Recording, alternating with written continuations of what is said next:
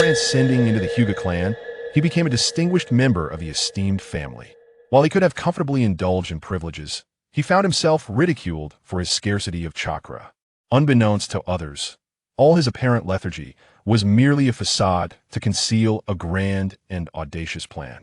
In the unnoticed corners, he employed the scientific reasoning from his past life to unravel the mysteries of ninjutsu. The quest for immortality, the modern way of life, the ultimate Sharingan. His aspirations were clear and lofty. While his peers were entangled in the hierarchy of their clan, his gaze had already ascended to the pinnacle of the shinobi world. Chapter 1. A Hyuga in the right place among the main family. Within the ancestral grounds of the Hyuga clan, a multitude of members from both the main and branch families gathered for a family meeting. The topic of discussion was undoubtedly centered around the matter of the caged bird. Disputes arose between the main and branch families, with voices raised in heated arguments over the imposition of the caged bird seal on the new generation. Some insisted that this seal should be applied as early as 1 year old, while others cautioned that doing so too soon could adversely affect the child's Byakugan development. The clamor grew so loud that it roused a child sleeping in a corner. "Where am I?" Chin-Woo slowly opened his bleary eyes, attempting to rise, but found himself utterly powerless. A pair of strong arms held him firmly, rendering him immobile. As he scanned his surroundings, Chin-Woo suddenly realized he was in an unfamiliar place, and his body seemed to have transformed. "Have I turned into a baby?" His eyes darted around, and his little hands flailed as he struggled to gather more information. Inside a traditional Japanese wooden house, a group of individuals clad in the clan's standard attire knelt solemnly on tatami mats, their expressions grave. Notably, their eyes were entirely white, devoid of any trace of color. This peculiar sight immediately invoked thoughts of transmigration within Chin-Woo. The voices he heard were even more alarming. Terms like main family, branch family, and caged bird echoed in his mind, stirring memories of an anime he had been watching, which featured a clan with similar attire and distinctive ocular traits. The Hyuga clan had a noble lineage with a history spanning millennia. They were also a family possessing the Byakugan. The clan was divided into the main family and the branch family, with the former residing high above, enjoying the protection of the latter. Meanwhile, the branch family bore the caged bird seal from a young age, their lives controlled by the main family, compelled to protect them at the cost of their own lives. This distorted system aimed to safeguard the Byakugan from being disseminated externally. However, as time progressed, the hearts of those in the main family shifted. Having been elevated for so long, they began to perceive the branch family as mere slaves to be manipulated at will. "Damn it! How did I end up here in the Hyuga clan?" Chin-Woo lamented. "Is today the day they apply the caged bird seal? Am I destined to be marked the moment I transmigrated?" He waved his tiny hands, his face a portrait of indignation. Just a moment ago, he had been at home watching anime, and now he found himself inexplicably transported. But as a mere infant, he was incapable of articulating his thoughts or orchestrating a means of escape. With his rosy cheeks and adorable cooing, he appeared utterly charming. Just as despair began to settle in for Chin-Woo, a kind and aged voice resonated. "Woo, are you hungry? Just wait a moment. Once the branch family finishes marking the caged bird, I will take you to eat." The voice was familiar. Chin-Woo turned his head toward its source, revealing the man who held him. A tall, handsome figure with a mix of black and white hair cascading down his shoulders, exuding an air of nobility. Despite his relatively youthful appearance, the lines on his forehead and strands of white hair lent him an aura of age. "Is my name Woo?" Chin-Woo pondered. "Hyuga Woo. That seems quite fitting." Drawing upon the information he had gathered, he began to contemplate deeply. Wait, if he mentioned waiting until the branch family finishes marking the caged bird, does this imply that I belong to the main family? In an instant, his heart raced with exhilaration. Previously, he had identified with the branch family's plight and felt a sense of trepidation. Now, as a member of the main family, he felt an entirely different sensation. The main family, exalted and wielding dominion over the branch family's fate, did not toil, but awaited offerings from the branch. Moreover, they were constantly safeguarded by the branch family members, ensuring their safety in the perilous and unforgiving shinobi world. Indeed, his thoughts were confirmed. He, Chin-Woo, now Hyuga Woo, was a bona fide member of the main family. Following the conclusion of the family meeting, he was spared the marking of the caged bird seal, thus avoiding the fate of confinement within a diminutive cage. As the days passed, Hyuga Woo diligently gathered information, gradually coming to understand his current circumstances and the era in which he lived. He was indeed a true member of the main family. The elder cradling him was none other than Hyuga Zoeming, the third elder of the main family, and his grandfather. His father had perished during the Second Shinobi War, and his mother succumbed to grief shortly after. He had nearly become a ward of the Tomato Orphanage. Fortunately, he had a grandfather from the main family, significantly improving his situation and status. The Second Shinobi War had recently concluded, leaving relations between the ninja villages tense and complex. However, as a member of the affluent Hyuga clan in Konoha, he was free from worries about sustenance and enjoyed a relatively safe standing within the family. In these tumultuous times, Hyuga Wu began to reminisce about his past life. Without experiencing the ravages of war, one cannot grasp its brutality. Whether from the branch or main family, all were compelled to heed the village's commands during wartime, thrust into the battlefield where everything became uncertain.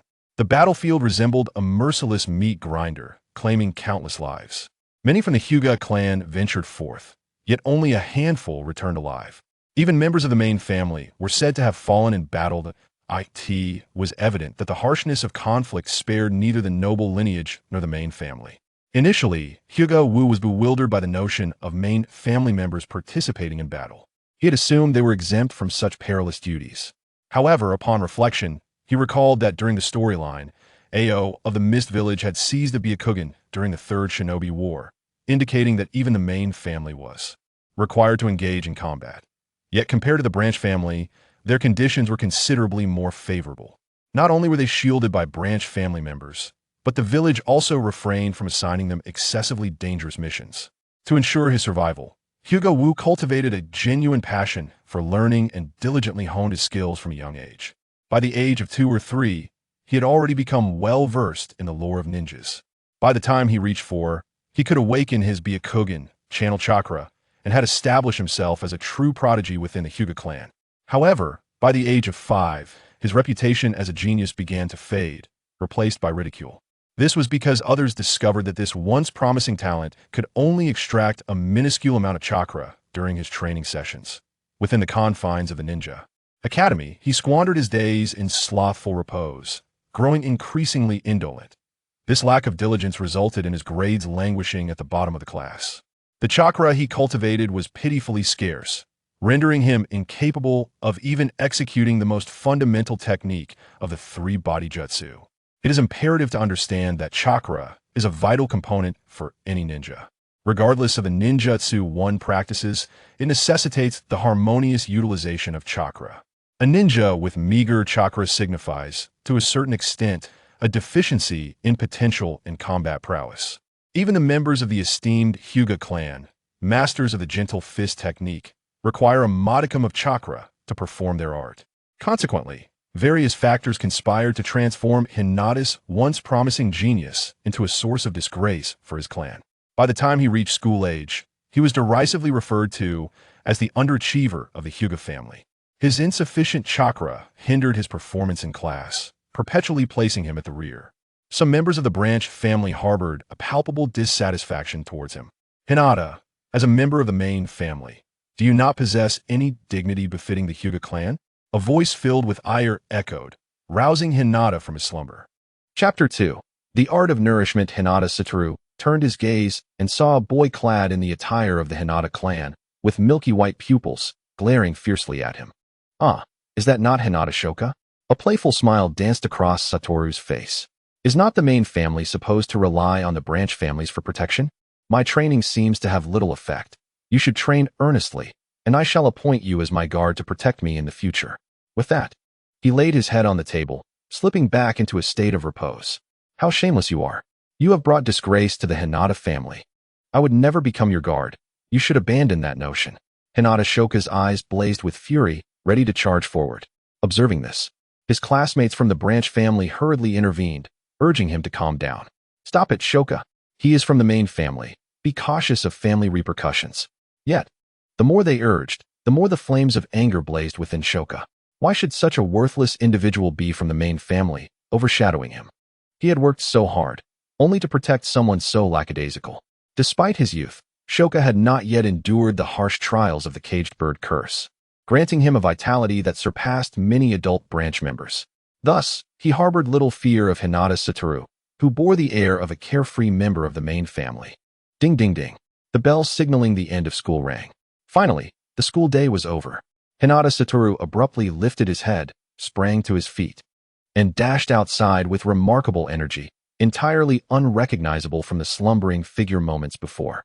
In truth, Satoru was not genuinely asleep. His apparent lethargy served a purpose. He was training in a particular ninjutsu.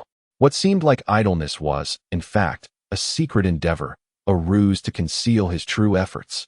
It appeared as though a prodigy had fallen, yet he had his own thoughts and considerations.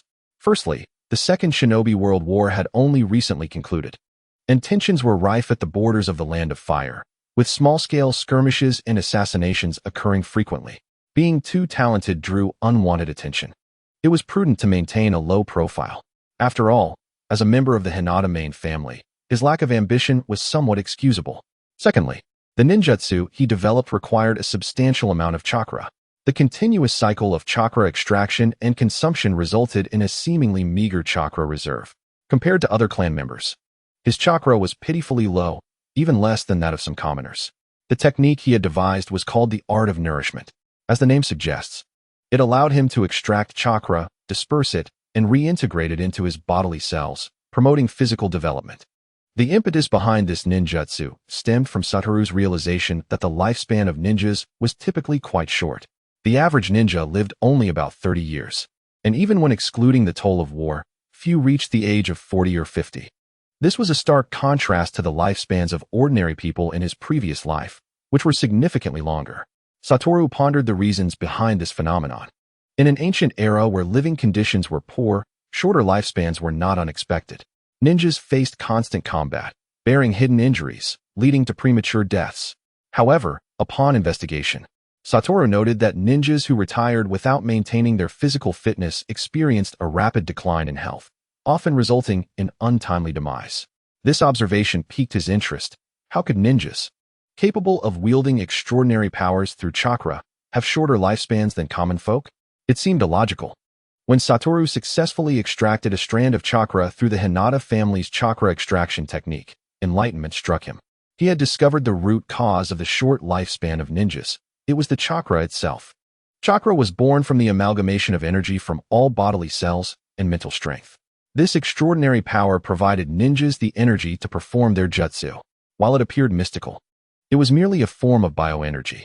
The chakra extraction technique represented a method of tapping into and exhausting the body's potential and energy. However, this was not the true cause of shortened lifespans.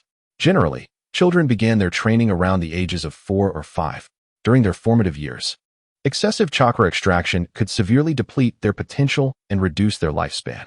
Satoru discovered that chakra, once extracted and stored within the body, would gradually dissipate if not utilized. Furthermore, extracted chakra remained within the body's meridians without providing significant nourishment. It primarily served as energy for releasing jutsu.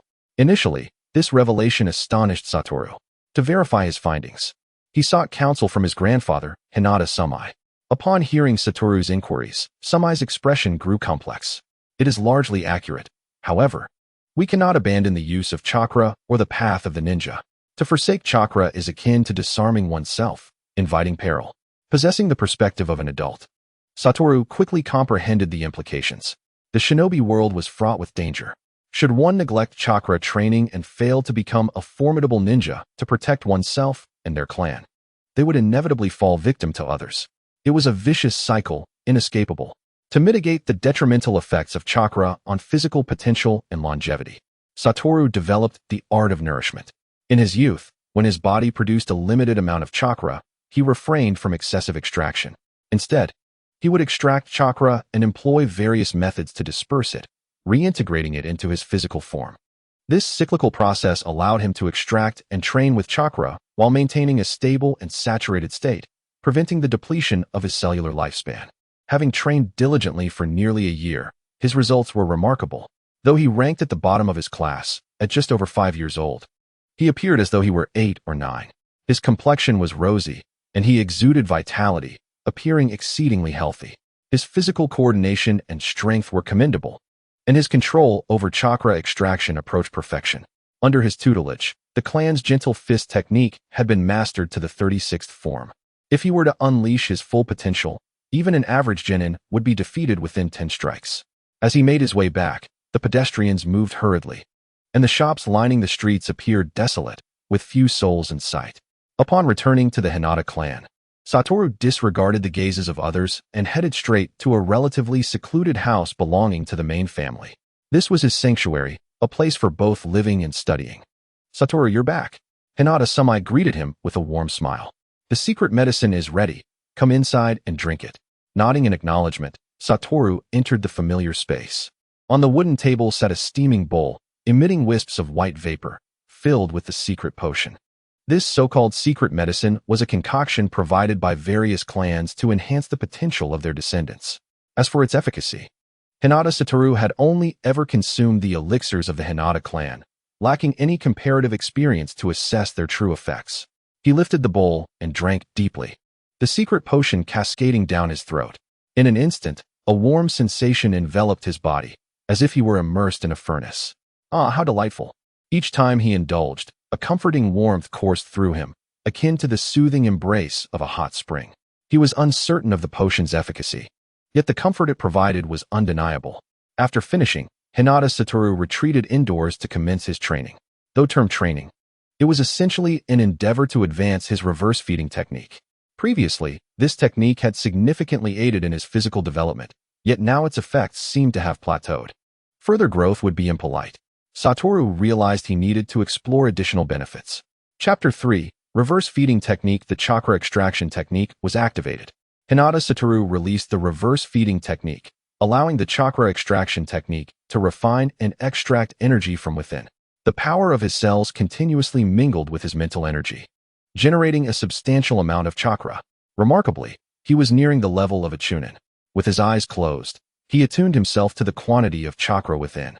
It far surpassed that of his peers, and even among the bloodline clans, it was formidable. This was a testament to Satoru's diligence, as he tirelessly extracted chakra daily, subsequently reintegrating it into his physical form. The cycle was endless, persistent.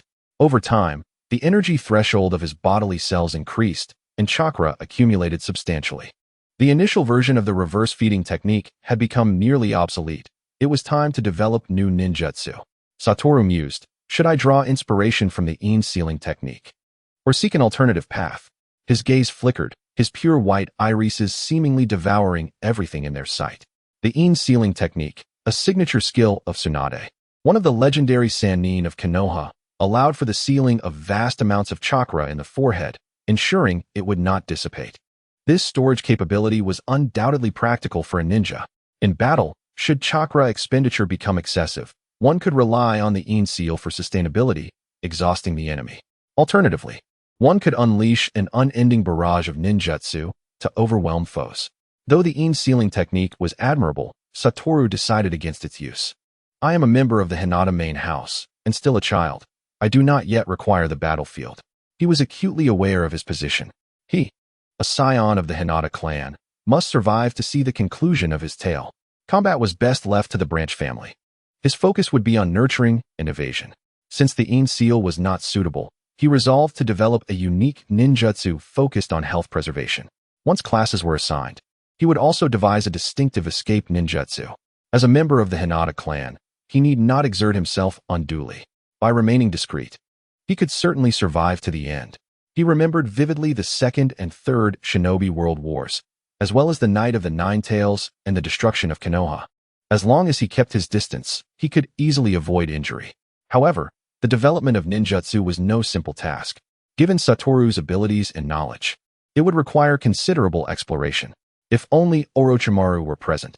He wondered if the legendary figure had begun his pursuit of immortality. Satoru dismissed impractical thoughts, immersing himself in serious contemplation and research. Engaging with Orochimaru was still far beyond his reach. For now, enhancing his strength and survival techniques was paramount. He also needed to further explore the potential of the Byakugan, though that too felt distant. A journey of 1,000 miles begins with a single step. For now, he must solidify his foundation. Previously, he had merely scattered chakra, allowing the dispersed energy to return to his bodily cells, a task too simplistic. To innovate new ninjutsu, He needed to forge a new path. Byakugan, activate. The veins in Hinata Satoru's pupils throbbed as a panoramic view unfolded in his mind. This was the visual experience bestowed by the Byakugan. Each time he utilized it, he marveled at its wondrous capabilities. Once activated, it granted the user remarkable insight, allowing them to perceive through solid matter and observe the flow of chakra within living bodies. When combined with the Hinata Gentle Fist, it enabled precise strikes against chakra pathways and points. For Satoru's experiments and research, this was immensely beneficial. In the absence of instruments, the Byakugan served as a unique observational tool. Within these extraordinary eyes, the fluctuations of chakra in the body could not elude his scrutiny, granting him the confidence to pursue research and innovation boldly. After countless experiments and trials, his eyes quivered as he finally discovered a method for chakra reversal, returning it to its essence and refining the body. This involved manipulating a diluted chakra mixed with mental energy to refine and merge with the bodily cells. The resultant cells not only exhibited increased vitality, but also a stable enhancement in strength and chakra production. Most astonishingly, introducing chakra infused with mental energy into the cells allowed him to exert a degree of control over his physical form. This peculiar sensation evoked a singular term in Satoru's mind: forging. He could mold his body into a weapon unique to himself, shaping it as he desired. Under his deliberate influence, the sleek musculature of his physique began to emerge. As he felt the 8 abdominal muscles, the V-line, and the chiseled contours of his form, a smile graced his lips. The Hinata clan's gentle fist did not emphasize muscle development, hence the lack of prominence. Moreover, muscle was of little utility to the Hinata clan. Satoru's intent was merely to sculpt his physique while experimenting with this newfound ability. He scrutinized the muscles nourished by reverse chakra, assessing the results. The improvements were notable. With consistent effort, his strength would experience significant growth. Crucially, practicing this ninjutsu would not harm his body. Satoru felt immense satisfaction with this outcome. Enhancing his physique was vital, as was ensuring his lifespan did not accelerate towards decay. He sensed the power surging within him and made his way to the outdoor training ground. As a member of the main house, his family possessed a modest training area. Though small, it sufficed for practice and learning. Satoru raised his hands, assuming a stance, his feet apart as his aura transformed. The gentle fist 8 trigrams 64 palms. With a thought, he moved like lightning, his arms swirling in the air, creating a flurry of afterimages that struck in rapid succession. The air trembled, producing a series of explosive sounds. The wooden post before him shattered, erupting into a cloud of splinters. Upon completing his set, Satoru inhaled deeply, regulating his breathing as he gradually lowered his hands. Clap, clap, clap. The sound of applause resonated as Hinata Sumai entered from outside. He gazed at Hinata Satoru, his eyes brimming with affection and delight. Excellent. Your mastery of the gentle fist has reached its essence. With further practice, you shall attain perfection. He looked upon his grandson with satisfaction and pride. Though he was an elder of the main house, the untimely loss of his son and daughter-in-law had left him with a heavy heart. Fortunately, my grandson is quite impressive, possessing such remarkable talent and potential. His mastery of the gentle fist technique has reached an extraordinary level, allowing him to unleash over 40 strikes in succession, now comparable to that of a fully fledged adult ninja. Moreover, he exhibits a capacity for developing ninjutsu, undoubtedly marking him as a new generation genius of the Hyuga clan. Grandfather, you're here, Hyuga Wudo exclaimed, wiping the sweat from his brow with a towel as he approached with a smile. He did not conceal his prowess from his grandfather. After all, within the Hyuga clan, he is his greatest ally. While it may be acceptable to deceive others, he could not allow his grandfather to truly believe he was inept. Despite the blood ties, feigning mediocrity would surely lead to diminished support from him. Only Hyuga Somei is aware of Wudo's concealed strength among the entire Hyuga clan. Wudo, your abilities are already comparable to a genin. With the gentle fist technique of our Hyuga family, even a chunin would find it challenging to contend with you. However, without the experience gained from actual combat, it remains insufficient. A ninja must rely on practical experience, Hyuga Somei stated, positioning himself to signal Wudo to attack. Chapter 4. Learning the heavenly spin. Wudo assumed the initial stance of the gentle fist, leaping into action and launching his attack.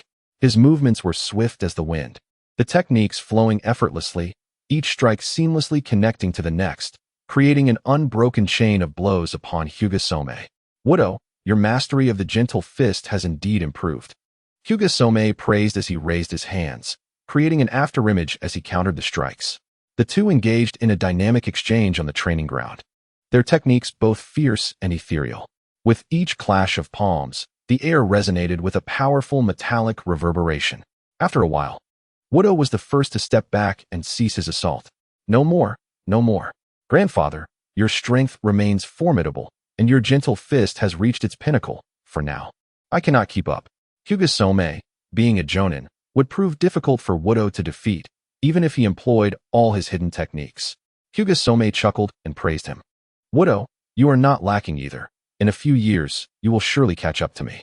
His words held truth, for Hyuga Wudo was exceptionally gifted, diligent, and intellectually agile. Had he not developed the reverse nourishment technique, he would likely have been renowned as a prodigy within the Hyuga clan or even in Konohagakure.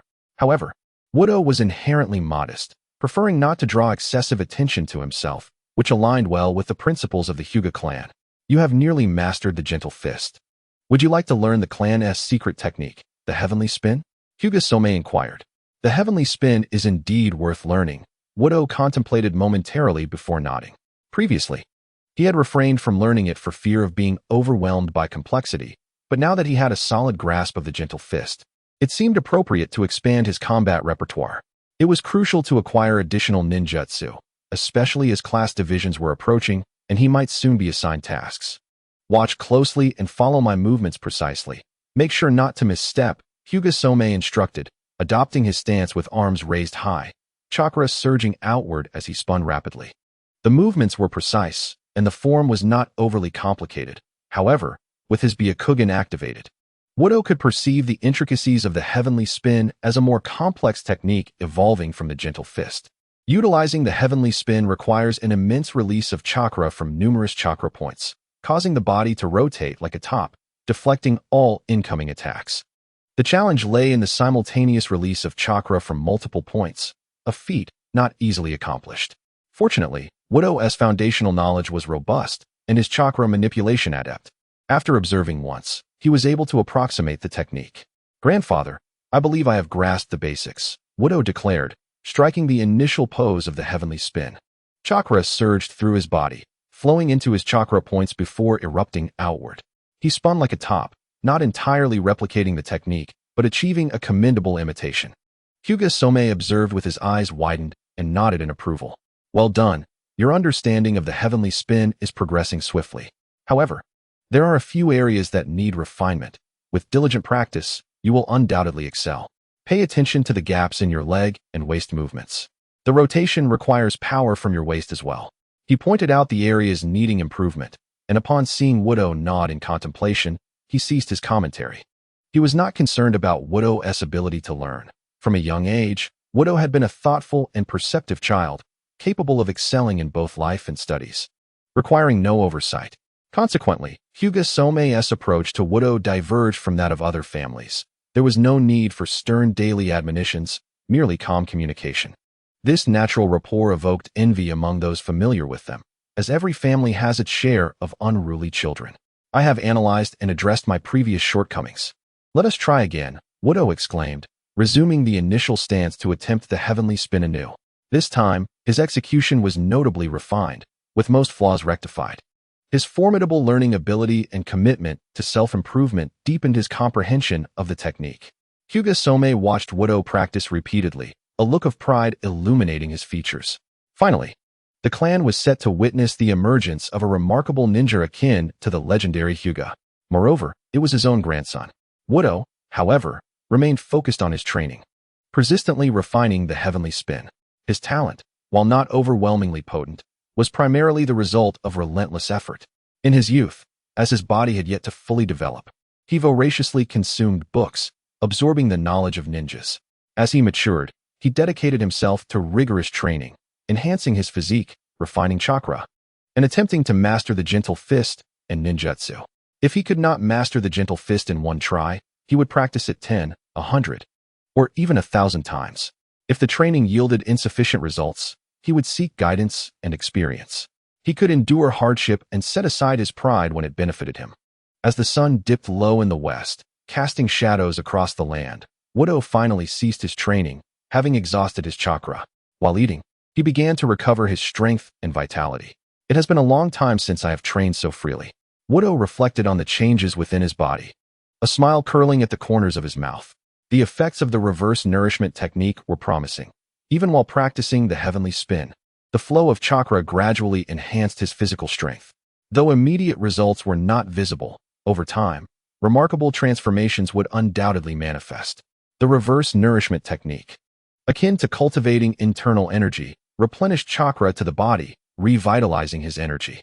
However, during combat, he needed to exercise caution, lest the chakra extraction outpace the replenishment to his body. After thorough contemplation, Wudo established guidelines for when to refrain from using the technique, ensuring that during battle, chakra extraction and replenishment would not conflict. The essence of the body is returned, so I shall extract a hammer. The following day, Hyuga Satoru slowly opened his tightly shut eyes, gradually sensing the changes within him. Indeed, the extraction and consumption of chakra were stable, without any deviations. He nodded in satisfaction. Approaching the dining table, he found that breakfast and lunch had already been prepared. Habitually, he picked up his breakfast and hurriedly made his way to the ninja school. As the third elder of the clan, Hinata-sama had a multitude of responsibilities to attend to, hence he left home early in the morning. Breakfast was the responsibility of the branch family, who prepared it for the main family to consume. It was not particularly delicious, but at least it was nutritionally balanced. Chapter 5. Hinata Hayashi. Upon arriving at the ninja school, Hinata Satoru was intercepted. The figure before him, clad in the attire of the Hinata family, wore a stern expression that belied his young age. Hinata Satoru, I have something to discuss with you, Hinata Hayashi declared, raising a hand to block Satoru's path with a serious demeanor. What is it, Hinata Hayashi? If there is nothing important, please do not obstruct my way to class. Satoru was indifferent toward this future clan leader.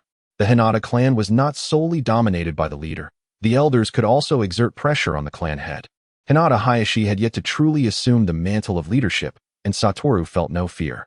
Given some time to develop, he would not only surpass Hayashi, but would do so without trepidation. Hayashi frowned upon hearing Satoru's words, looking at him with a mix of frustration and disappointment. I've heard about yesterday's events from the branch family. You have gone too far. As a member of the main family, how can you abuse the privileges of the clan? Moreover, your lack of ambition has turned our Hinata clan into a laughingstock at school.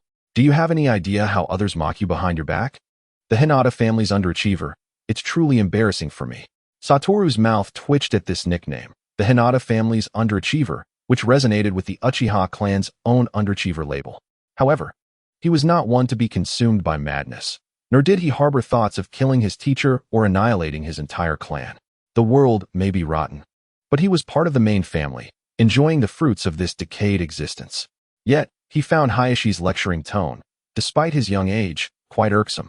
Hinata Hayashi, you are meddling far too much. You are not yet the clan leader. Wait until you ascend to that position before attempting to lecture me. After saying this, Satoru disregarded Hayashi's furious expression and walked straight toward his seat in the classroom. How infuriating. This guy acts as if he owns the world, far too arrogant. Does he believe he is still the praised genius of the Hinata clan? Hayashi seethed. The reason he believed the branch family's words and sought trouble with Satoru was rooted in his own selfishness. Since childhood, he had been reprimanded by his parents. Observing how obedient and studious Satoru was, who could understand the difficulty of being the lesser heir of the Hinata family, constantly subjected to comparisons and lectures. Satoru was the nightmare that kept him in the shadows, the child of another family. He had come to scold Satoru in hopes of shattering the shackles of his own nightmares, but he did not expect Satoru, this fallen genius, to regard him with such disdain. I must teach him a lesson, he vowed. In the afternoon, under the resigned gaze of their teacher, Satoru once again dashed out of the classroom first, only to collide with Hinata Hayashi, who was blocking the doorway. Ha ha ha, Hinata Satoru, are you afraid? Hinata Juka interjected, leaping out and laughing heartily. The young heir is here specifically to teach you a lesson, to remind you of the glory and dignity of our Hinata clan. The heir is the true genius, while you, a fallen genius, are utterly insignificant before him. As a member of the branch family, Juka was not normally permitted to engage in conflict with those of the main family. Thus, feeling increasingly agitated, he sought out the main family's heir, Hinata Hayashi. As the son of the current clan leader, Hayashi commanded respect among the younger generation, having honed his gentle fists to an extraordinary level, far surpassing Satoru, the fallen genius. Satoru cast a glance at Juka, muttering 2 words, fool. Yet, despite his dismissal, he found the situation rather amusing. The Hinata clan was a prestigious lineage in Konoha, steeped in strict traditions, with most members embodying a stern and unyielding demeanor. The younger members of the Hinata clan seeking trouble with him clearly indicated that they were infuriated by his laid-back lifestyle. Under normal circumstances, only the Uchiha clan, known for their eccentricities, would act in such a manner. Come with me, Satoru declared, leading the way outside, signaling for the others to follow. Hinata Satoru, what are you planning? Are you afraid of young Hayashi and attempting to flee? Juka shouted. Satoru chuckled, a wicked smile curling at the corners of his lips. Flee? Absurd. I intend to teach you all a lesson. Standing with his hands behind his back, he emanated an inexplicable aura of strength. Today, I shall make you understand that a fallen genius is still a genius, not something you mere mortals can belittle. The technique of feeding back to oneself had been activated, and he could now unleash some of his power. Dealing with a few young brats was trivial for him, given his mastery of gentle fist techniques. Furthermore, he was unwilling to bear the shame of being labeled as the Hinata clan's underachiever any longer. This title was oddly peculiar.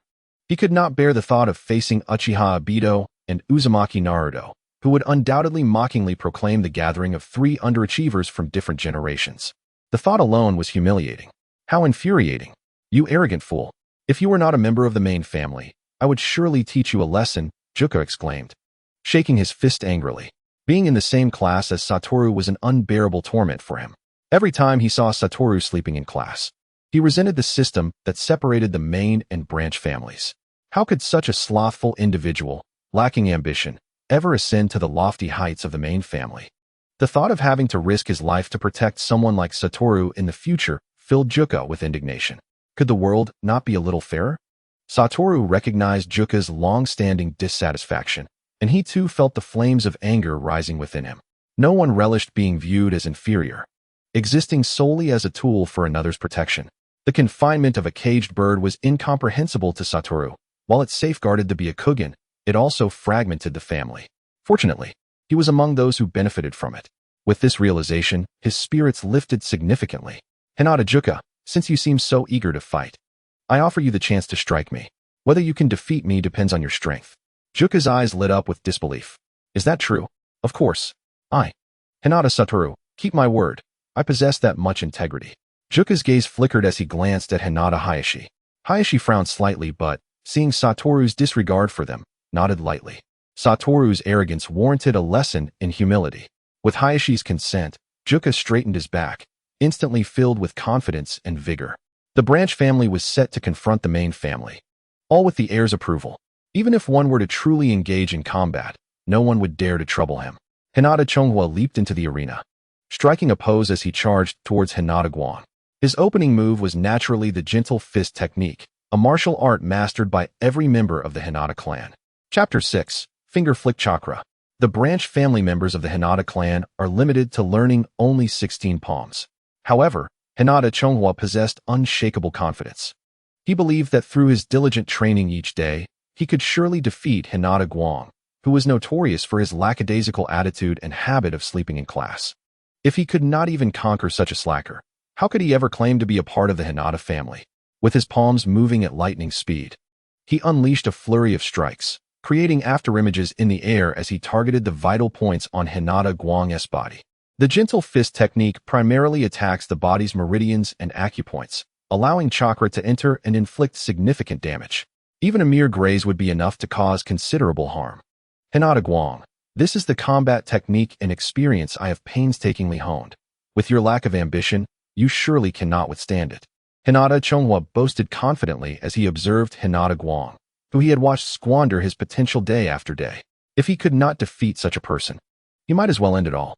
Hinata Rizu stood aside, nodding at Hinata Chonghua's movements. Though a branch family member, his mastery of the gentle fist was not to be underestimated. He discreetly glanced at his silent brother, Hinata Richa. As a branch family member marked by the caged bird seal, he too possessed great talent and potential. The bond between the two brothers had once been strong, but since the division of the main and branch families, Their relationship had visibly cooled. Diligent practice is commendable, but talent and intellect are equally crucial. Hinata Guang approached with an unperturbed demeanor, prepared to demonstrate the true essence of the gentle fist. Within him, chakra was continuously extracted, nourishing his body to enhance its strength and resilience. In the midst of combat, he momentarily halted this technique. Once his chakra reserves reached a sufficient level, Hinata Guang raised his hand in response. Using the same gentle fist techniques and acupoint striking methods, he stepped forward with an air of casual confidence, his pace quickening and his momentum intensifying. When he struck, it was like a tempest unleashed, his form darting like lightning, hands crashing down like thunder. What? How is this possible? Hinata Chonghua's eyes widened in disbelief. He found himself overwhelmed by a relentless barrage of attacks, feeling as though the very heavens conspired against him, leaving him with no escape. How can this slacker be so formidable? I refuse to believe it. Byakugan, activate! Hinata Chonghua shouted, veins bulging around his eyes. The Byakugan, unique to the Hinata clan, bestowed upon its wielder exceptional insight, allowing them to perceive the flow of chakra within the body and discern the weaknesses in their opponent's techniques. For those who practiced physical techniques, it was an invaluable asset. With his Byakugan activated, Hinata Chonghua's initial despair began to dissipate, replaced by a resurgence of confidence. Let me uncover your flaws, he thought, keenly observing Hinata Guang's movements and the fluctuations of chakra within him. However, the effect was minimal. The furious onslaught from Hinata Guang left him no time to react, plunging him into despair. How can I possibly be outmatched by this slacker? Just then, his Byakugan flared as he detected a critical weakness. Hinata Guang, I have identified your flaw, Hinata Chonghua exclaimed, his gaze fixed on the meridians and acupoints within Hinata Guang's body. Your chakra is insufficient for prolonged combat. If I can endure and deplete your chakra, your defeat is inevitable. Hinata Guang shot him a glare, feigning anger. How dare you use Byakugan to pry into others' bodies? Moreover, you are mistaken. All I need to do is defeat you before my chakra runs out. In truth, he was unconcerned by Hinata Chonghua's remarks about his chakra deficiency. The amount he possessed was merely recently refined, just enough for his needs. Furthermore, if one were to observe closely, they would find that the chakra within Hinata Guang remained constant, continuously replenishing itself. This was the unique ability he gained through his cultivation of the reverse healing technique. While others extracted chakra during battle, dividing their focus, Hinata Guang's body had developed a habitual response to chakra extraction, enabling it to generate autonomously without conscious effort, albeit at a slightly lower quantity. Do not boast. How could you possibly defeat me with such a meager amount of chakra? Hinata Chonghua shouted. Yet his actions were predominantly defensive, fending off Hinata Guang's relentless assaults. In his heart, he had already begun to acknowledge Hinata Guang's prowess. In the world of shinobi, strength reigned supreme. Hinata Guang's ability to force him into retreat was a testament to his capabilities. Nonetheless, he felt no regret. Had he not engaged, he would never have realized the extent of Hinata Guang's strength. Yet, it was unfortunate that Hinata Guang's limited chakra would hinder his potential as a shinobi. Not bad. You dodged quite well. Now let me show you this move. Hinata Guang swung his arm, pointing a finger at Hinata Chonghua. A fierce gust of chakra erupted, shooting from his fingertip towards Hinata Chonghua. The two were too close, and the speed of the chakra was too swift. Hinata Chonghua had no time to react and was struck at his acupoint. With a flurry of additional blasts of chakra following, they impacted his vital points, causing Hinata Chonghua to collapse, unable to rise. Hinata Chonghua, are you all right? Several classmates approached to check on his condition. Do not fear. He merely has been struck at his acupoints. He will recover in due time, Hinata Guang reassured them. Hinata Rizu approached, his expression a mixture of complexity. What was that technique just now? The Hinata clan possesses no such move. He had a vague suspicion but dared not confirm it, prompting him to inquire further. Hinata Guang smiled slightly at Hinata Rizu and replied, You mean the finger flick chakra? It is merely a small technique I stumbled upon. He spoke no falsehood. During his cultivation of the reverse healing technique, he had experimented with controlling a portion of chakra to create localized damage and rebound effects. Upon testing, he realized it was akin to the Six Paths Divine Sword, Ninja World version. However, the output of chakra was not particularly strong. Consequently, Hinata Guang attempted to infuse the technique with wind element chakra, giving rise to the finger flick chakra. While not as powerful as a bullet, It could inflict unexpected harm when striking an opponent's acupoint, and within a 3-meter range, its speed was astonishingly swift. Chapter 7. Variant Gentle Fist. You have indeed proven to be the prodigy of the Hyuga clan, Hinata Satoru. Hinata Hisashi gazed deeply at Hinata Satoru. Yet his expression shifted abruptly as he sternly admonished, "However, your arrogance is excessive. You show a lack of respect towards your kin and disregard the dignity of the Hyuga family. With such strength, you should not allow others to underestimate our clan." Hinata Satoru remained non-committal to Hisashi's words. He had no intention of forsaking his wellness regimen for the sake of so-called dignity.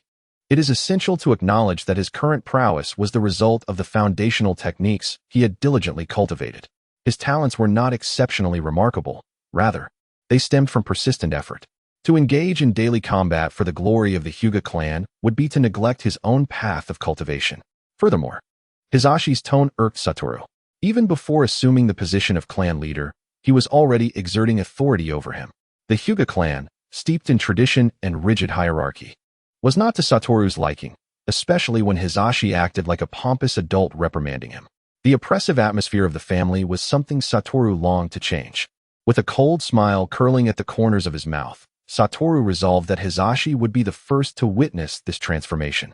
"Hisashi, do not speak to me from your lofty pedestal. If you wish for me to heed your words, then defeat me."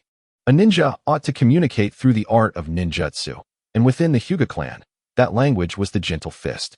As Satoru faced Hisashi, an intense aura emanated from him, enveloping Hisashi in its might. Hisashi's expression shifted, his eyes blazing with fury. "Satoru, allow me to teach you the etiquette of the Hyuga family." Hisashi, burning with anger, boldly advanced. In the Hyuga clan, the hierarchy was strictly enforced, and few dared to rebel. As a member of the main family and a strong candidate for the next clan leader, it was a rarity for anyone, particularly Satoru, whom he despised, to defy him. The two assumed their fighting stances, the tension in the air escalating. Their hair swirled as if stirred by an unseen wind, and their sleeves billowed dramatically. With a thunderous crash, Hisashi struck first, unleashing the gentle fist technique upon Satoru. Unfazed, Satoru raised his hand to block, countering each strike with precision. Hisashi's movements were rapid, his palms delivering a relentless barrage of gentle fist strikes, aiming to disrupt Satoru's balance. His techniques and angles of attack clearly surpassed those of Hinata Tomohiro, reflecting his commitment to swiftly conclude the battle. After all, as the young clan leader, he could not afford to lose. He had to win resoundingly. Impressive. The young clan leader's abilities are indeed formidable, Satoru thought, a smile gracing his lips as he marveled at Hisashi's skill. Each individual has their unique combat style and training methods, resulting in varying sensations and insights during battles. Against Tomohiro, Satoru had felt in complete control, yet facing Hisashi demanded a more thoughtful approach. Hisashi, being the young clan leader, was equipped with the finest resources and training the clan had to offer. With this in mind, Satoru divided his focus and began to increase his chakra extraction. As the chakra surged, Hisashi's expression shifted slightly. He had not anticipated Satoru's endurance against his onslaught. Where was the supposed deficiency in chakra? The situation felt increasingly unsettling. Moreover, Satoru's interpretation of the gentle fist diverged from the traditional teachings. His movements were like thunder in motion, yet as steadfast as a mountain when still. One moment, his strikes resembled a tempest, and the next, they were as solid as stone. His offense and defense were seamlessly integrated, leaving Hisashi breathless. "Is this truly your interpretation of the gentle fist?" Hisashi inquired, unable to contain his curiosity. "Of course, the techniques are not identical," Satoru replied casually. "But your execution of the gentle fist lacks authenticity," Hisashi countered. Satoru merely rolled his eyes and responded, "If you wish to learn my technique, you ought to pay for the information. Ninja secrets are highly confidential. However, as a courtesy to the young clan leader, I can offer you a 10 discount." Upon hearing the word pay, Hisashi promptly fell silent. The clan's resources were not as plentiful as one might assume. Despite being a young clan leader, his finances were limited. Ninja tend to have voracious appetites and must purchase various training elixirs, tools, and scrolls. He could not ask his father for money, as that would be too humiliating. With a haughty snort, he declared, "I have no need for your knowledge. Your gentle fist could never rival mine, the true and orthodox method of practice." Satoru merely smiled. His hands, now laden with chakra, intensified their force. His interpretation of the gentle fist extended beyond the clan's teachings. He had modified the principles derived from the 8 extremes fist and tai chi, creating a variant form of gentle fist. Its effectiveness against clan members was striking. The Hyuga clan, rigid and unyielding, produced techniques that were all too similar. By introducing variations, Satoru left them bewildered. Until now, he had always prioritized harmony. And aside from Hinata Shomei, no one had been privy to his innovations. This was the first time he unveiled his variant gentle fist to the public. Outside the arena, the members of the Hyuga clan watched in disbelief as Satoru's variant gentle fist unfolded. They clenched their fists, glaring with indignation. This audacious individual dared to alter the clan's sacred technique. It was an affront to tradition. They believed, without a doubt, that his improvised gentle fist could never match the teachings of the clan.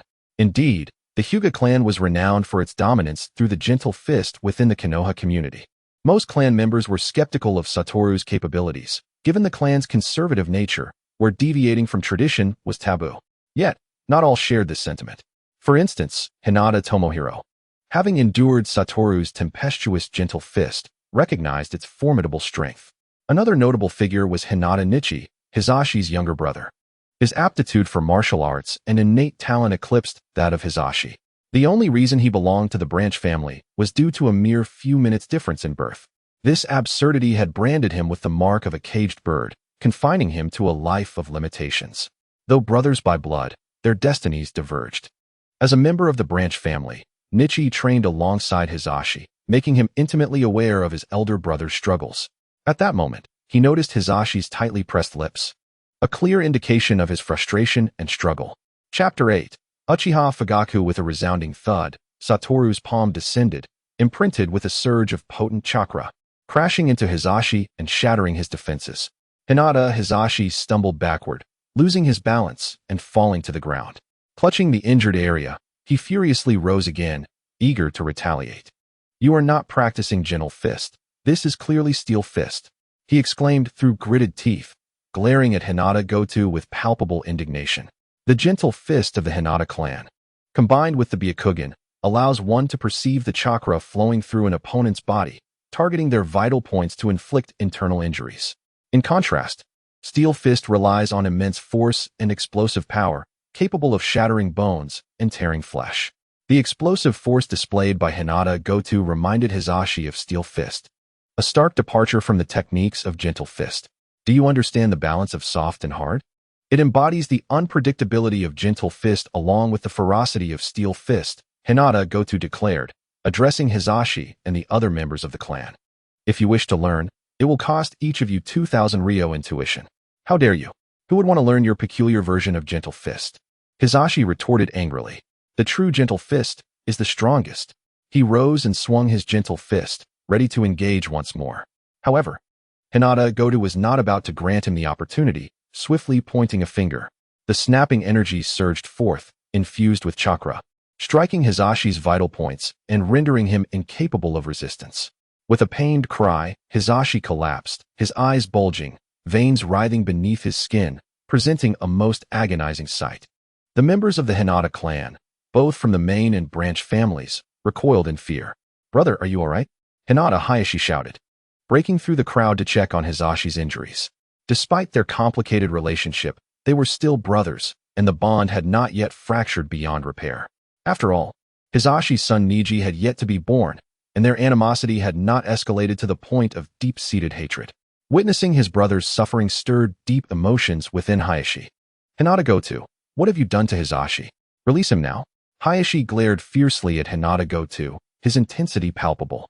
Hinata Goto clapped his hands together, a smirk playing on his lips. "Truly, brothers share a deep connection," he remarked, causing Hayashi's expression to flicker momentarily before he regained his composure. "Hisashi is the young head of the Hinata clan. He must not be harmed. Withdraw your methods at once. Fear not.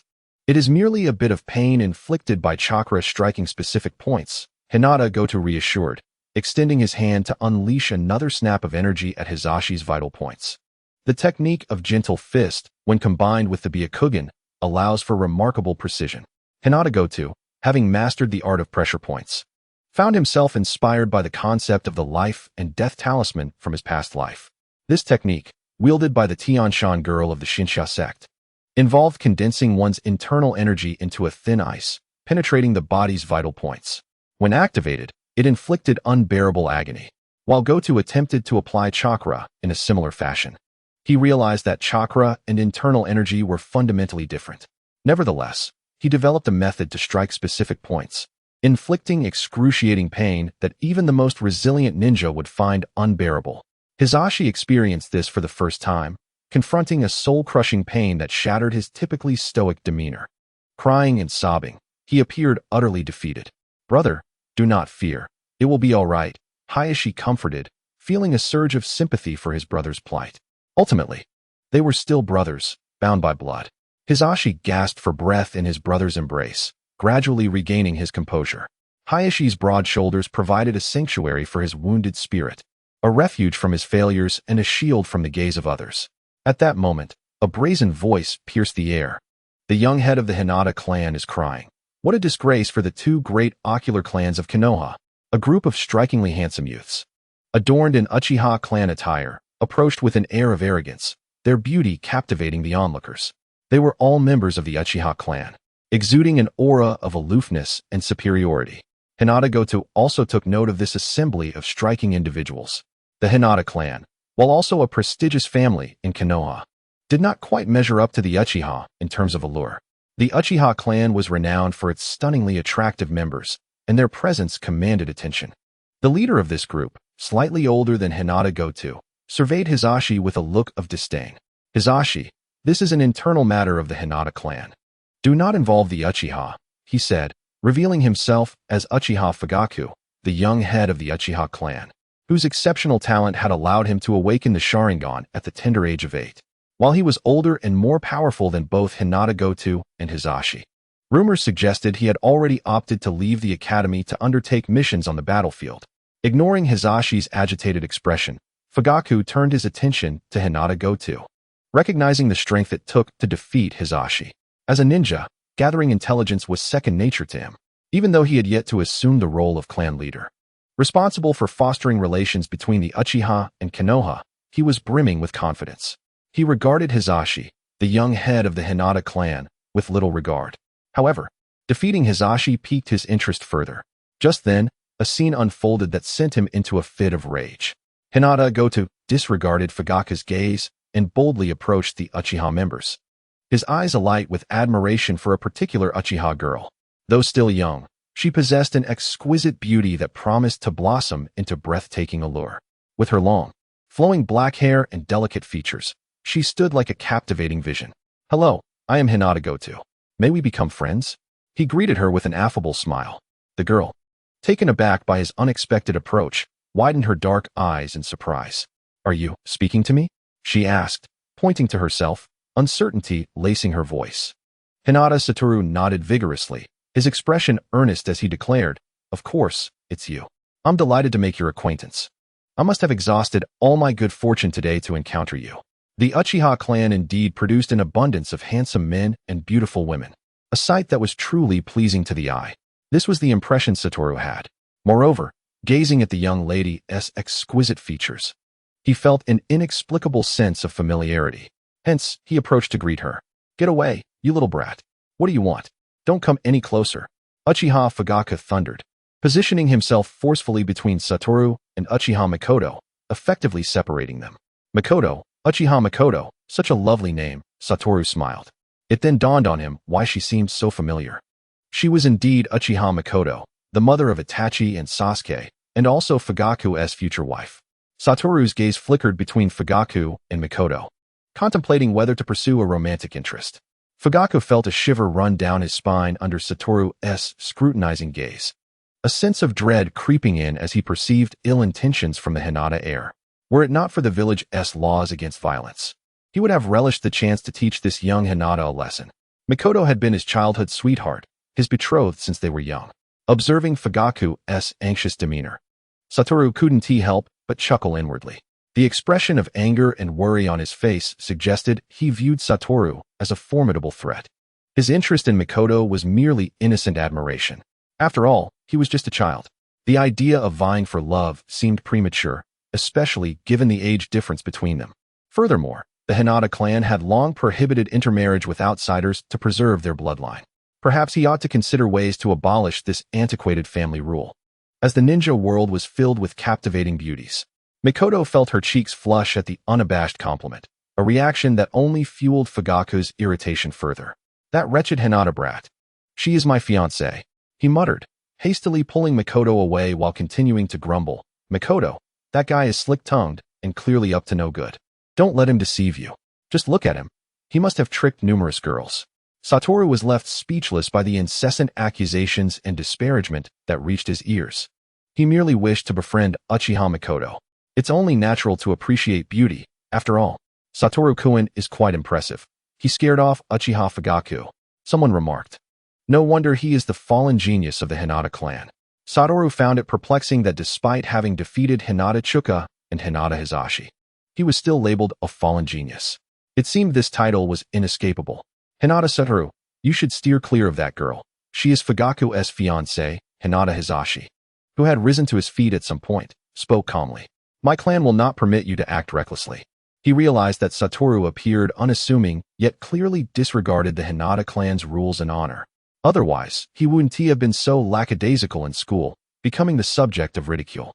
Furthermore, he sought friendship with a member of the Uchiha clan, which stood as one of the two great ocular jutsu clans alongside the Hinata clan in Konoha. While they appeared amicable on the surface, a fierce rivalry simmered beneath. The Uchiha Sharingan was formidable, rivaling the Byakugan. Relax, I currently have no such intentions. I'm just a child wanting to make a friend, Satoru waved dismissively. Observing the younger Hisashi, who was attempting to display maturity, was rather amusing. Yet, such was the ninja world, where many matured rapidly. Children as young as 5 or 6 were often sent to the battlefield, and it was not uncommon for individuals to establish families in their teens. Those ninjas who survived into their 30s were considered quite aged. This reality prompted Satoru to adopt various health practices to ensure he wouldn't meet an untimely demise. It was absurd that, despite having chakra, a great power, one's life expectancy was merely in the 30s. Satoru shifted his gaze to Hisashi, cheerfully draping an arm over his shoulder. To an outsider, it could easily be mistaken for a close camaraderie. His enhanced physique allowed him to easily drape his arm around Hisashi, who appeared slightly shorter. You brat, why are you getting so close to me? Hisashi protested, visibly uncomfortable with Satoru's proximity. However, Satoru remained unfazed. To him, Hisashi was merely a child attempting to act mature. Young clan leader, you must strive to ensure the Hinata clan does not fall behind the Uchiha. Hisashi huffed, lifting his chin defiantly. Of course. I will elevate the Hinata clan and ensure everyone knows who truly holds the title of Konoha's premier ocular jutsu clan. The youthful Hisashi displayed a spark of youthful pride, unlike the more conservative figure he would later become. Satoru applauded enthusiastically, praising him. Indeed, young clan leader. Such lofty aspirations will undoubtedly lead us to glory. In truth, the Hinata clan did achieve a measure of success, with Hisashi's descendants marrying into the family of the 7th Hokage, Naruto Uzumaki. Yet, as Hisashi regarded Satoru's compliments with a hint of unease, he questioned, what exactly do you intend to do? Satoru grinned mischievously, ready to pitch his idea. To lead the Hinata clan to glory, we must first enhance our strength, for a ninja's worth is measured by their power. You've witnessed my newly developed gentle fist technique. It's extraordinarily potent. If you could promote it within our clan, I could earn some tuition. Hisashi paused, astonished. You plan to sell your self-developed ninjutsu? This is a technique that remains unnoticed. In other words, no one is aware of its secrets. In the world of ninjas, intelligence and information are paramount. An unknown technique signifies an element of surprise. If utilized on the battlefield, it could become your signature skill and earn you renown. Yet, you intend to sell it outright? This is unfathomable. Such was the mindset of many in the ninja world. To them, their jutsu were treasures that required safeguarding. Even if they were to share them, it would be only with their students or children. Publicly selling such techniques was considered utterly outrageous. Indeed, I am a part of the Hinata clan, and I must contribute, Satoru asserted with conviction. In truth, his primary motivation was merely the pursuit of wealth. As one ages, desires tend to expand. The technique of reciprocal feeding proved remarkably effective, significantly enhancing physical prowess. However, According to the law of energy conservation, the energy required for consumption also escalates. Hinata Waka now perpetually experienced a gnawing hunger. He began to devise ways to earn money, rather than borrowing from his grandfather, Hinata Some. He preferred to rely on his own ingenuity. The newly devised gentle fist technique was an unintentional creation of his. Selling it did not evoke much regret. In contrast to truly formidable techniques, such as the chakra burst or the pain point striking method, it seemed trivial. Moreover, this endeavor would solidify his status and significance within the Hinata clan. Just imagine, one who has developed a new variant of the gentle fist would undoubtedly be nurtured as a prodigy. The resources of the Hinata clan, if tilted in his favor, would suffice to sustain him for a considerable time. Hinata Hizashi, reflecting on the previous battle, hesitantly nodded. I will advocate for you. As for whether the clan members choose to learn, that is beyond my control. This was precisely the affirmation Hinata Waka desired. He possessed unwavering confidence in his new gentle fist. With a balance of offense and defense and endless possibilities, once someone initiated their learning, many others would undoubtedly follow suit. His request for Hizashi's assistance was also a strategic move to silence the conservative faction within the clan. He had encountered those antiquated elders before, clinging tightly to outdated beliefs and reluctant to embrace new ideas, convinced that their ancestral teachings were the pinnacle of excellence, and resistant to change. This was a common flaw among most members of the Hinata clan. Hinata Some had once shared this mindset. However, after witnessing Waka's demonstration and suffering defeat, he ceased to voice his objections. Ultimately, everything came down to the demonstration of strength. Relying solely on himself to establish the gentle fist was impractical. Thus, bringing Hinata Hizashi on board would likely quell the conservative faction's dissent. Waka's idea was sound. Although Hizashi had been defeated by Waku, he bore no resentment and genuinely assisted in promoting Waka's endeavors. This significantly altered Waka's perception of Hizashi. While Hizashi's abilities and talent were somewhat lacking, he nonetheless possessed vision. What surprised Waku was that the first to seek instruction was Hinata Shuka, the very individual he had first defeated and someone who had always looked down upon him in class. Seated on a tatami mat, Shuka bowed earnestly, expressing his apologies. Waka-kun, I was short-sighted before. I sincerely apologize and hope for your understanding. Being of the same clan, Shuka was merely a hot-headed youth. Waka did not take it to heart, waving his hand dismissively. No problem, I accept your apology. Upon hearing this, Shuka's face brightened with joy, and he quickly asked, May I learn your new gentle fist? Recognizing a business opportunity, Waku readily agreed with a smile. Of course, but I do charge tuition, 2,000 ryo per person. Shuka immediately produced a stack of money from his robes. I have already prepared this. Please accept it, Waka-kun. Waka's eyes lit up. After a quick check to confirm the amount, he accepted it into his possession. 2,000 ryo may seem modest, yet it was sufficient for an ordinary person to live comfortably for a month. For him, it represented a considerable income, whether for food or purchasing medicinal herbs. With his first earnings, he stood up cheerfully. Shuka-kun, follow me. Since you've paid your tuition, I shall teach you my new gentle fist. I hope you learn it swiftly. At that moment, he transformed into a strict instructor, elucidating the principles and techniques of the new gentle fist. As Shuka listened, his eyes gleamed with excitement. Unable to fathom the versatility of the gentle fist, under Waka's guidance, he swiftly entered a state of focused training. Chapter 11. Hinata Waku. Disdained by Danzo in the Hokage office, Sarutobi Hiruzen, slender and sporting a small mustache, clad in the Hokage robes, perused a document in hand. It prominently featured information about Hinata Waku. Name: Hinata Waku. Age: 6. Date of birth: August 7th. Hailing from the Hyuga Main Family, both parents deceased, with his grandfather, Hinata Some, serving as the clan's third elder. Proficient in the Byakugan and gentle fist, having innovated a new variant of the gentle fist and ninjutsu. He defeated both Hinata Shuka and Hinata Hizashi, suspected to possess strength rivaling that of a lower-ranked ninja.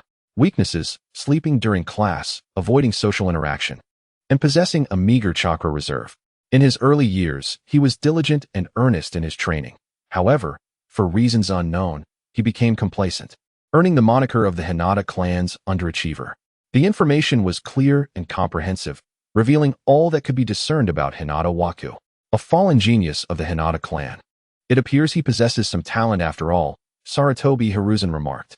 As the Hokage of Konohagakure, he was perpetually vigilant regarding changes and developments within the village. The Hinata clan was a prominent family, thus attracting significant attention. Previously, whispers had circulated about Waku being the future genius of the Hinata clan, but those rumors gradually faded, replaced by the label of underachiever. This dissuaded Hiruzen from further scrutiny. However, following Waku's recent rise to fame, having defeated 2 opponents with his new gentle fist, he was now the center of attention. At that moment, Danzo, the leader of the root, pushed open the office door and strolled in. At this time, he still appeared youthful, having yet to engage in human experiments with Orochimaru, leaving his right arm unbandaged and his eyes unobscured. "Danzo, my dear friend, you have arrived," Hiruzen greeted, setting the document aside. Danzo gazed at Hiruzen, his voice low and serious. "Hiruzen, have you secured the research talent I requested?" Hiruzen took a puff from his pipe and leisurely slid Waka's document across the table. "I have just discovered a prodigious talent in development. You might consider recruiting him for root." Danzo's eyes flickered with a glimmer of hope as he picked up the document. "Hinata Waku, from the Hinata Main Family. A student who sleeps through class every day?" The more he read, the angrier he became, slamming the document down onto the table. "Hiruzen, why would you suggest someone from the Hinata Main Family? They are far too protected to be suitable for my root."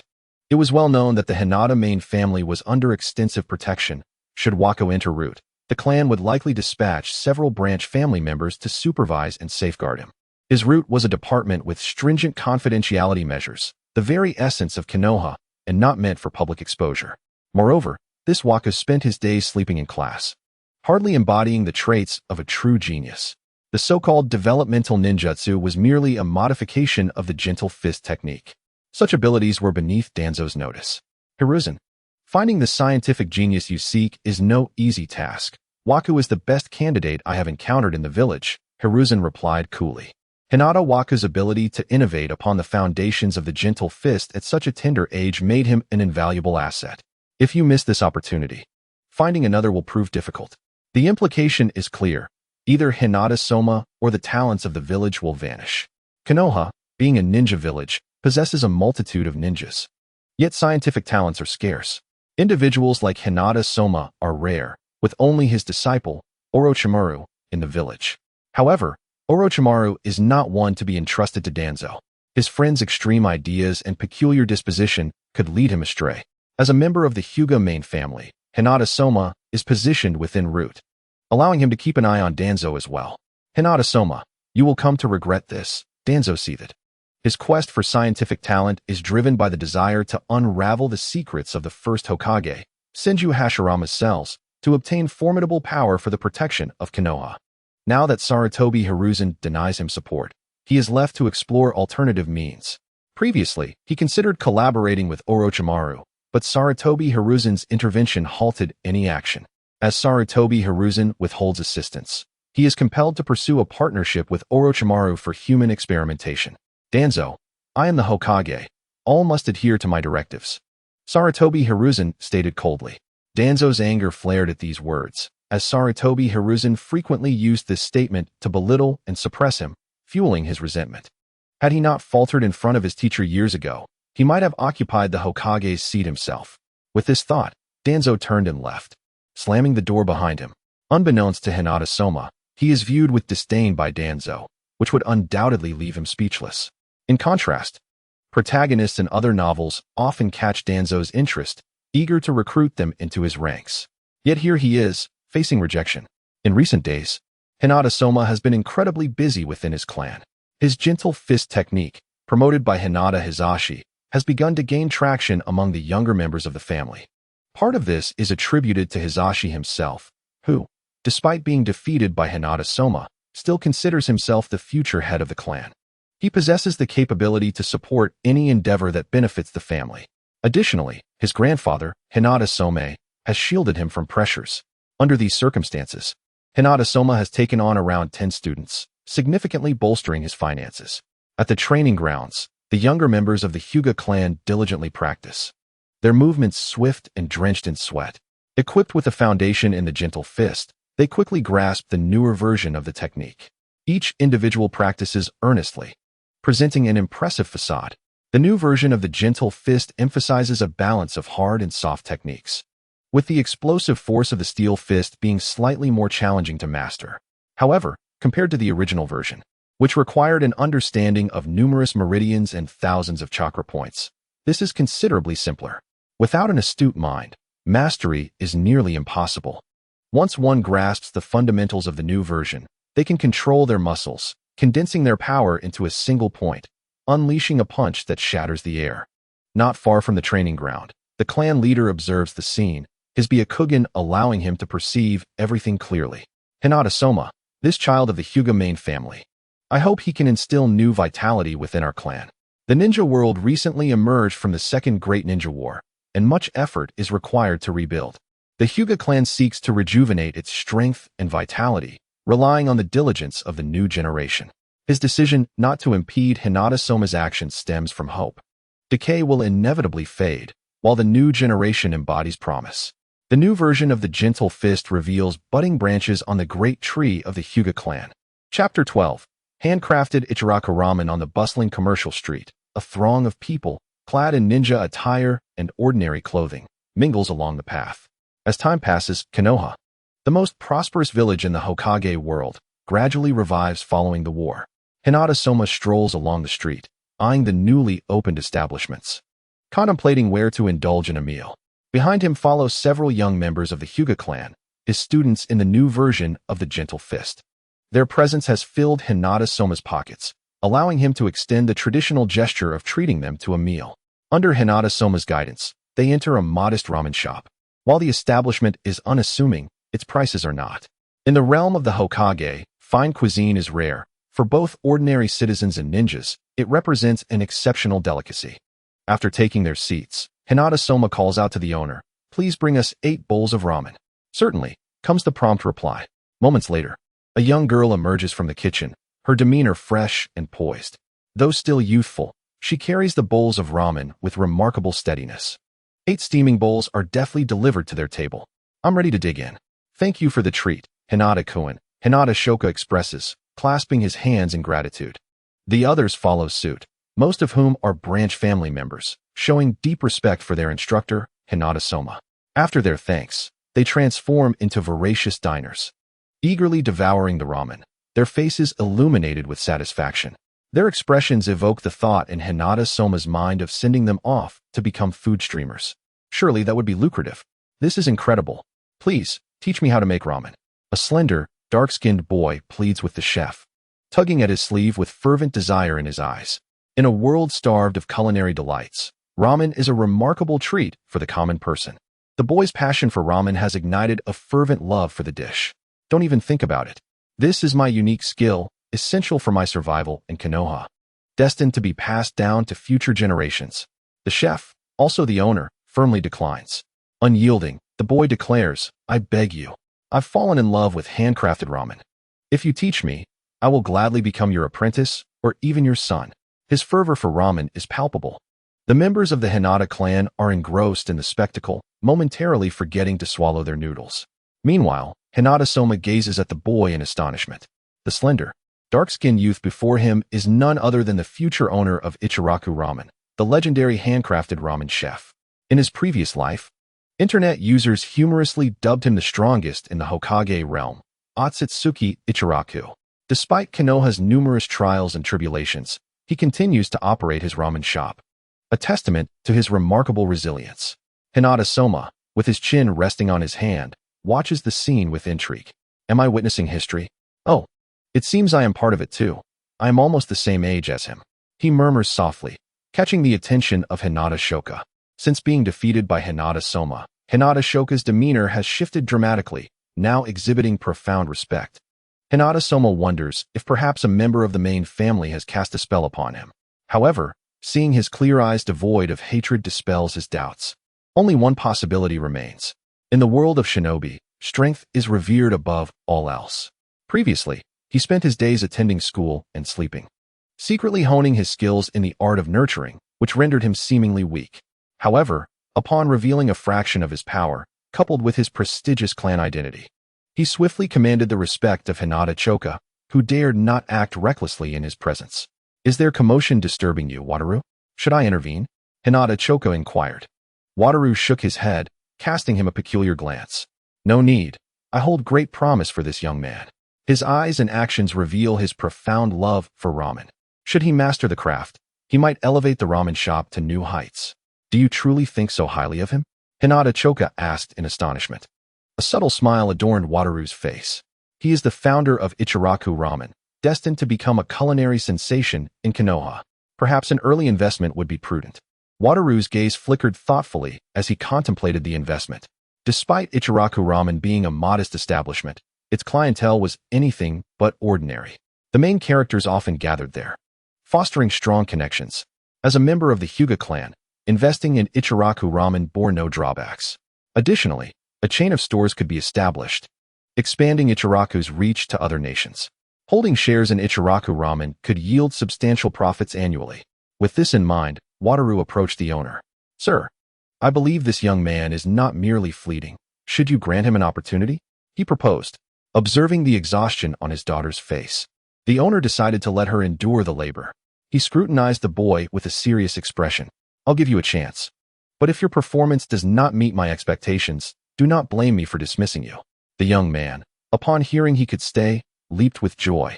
Thank you. I will exert my utmost effort to learn and work.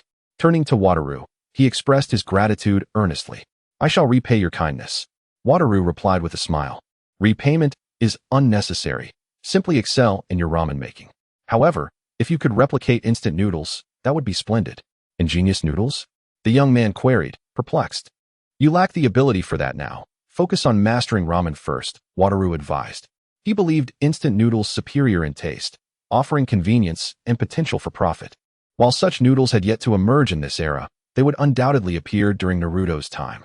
The world of shinobi is curious, while ninjas seem isolated from modernity.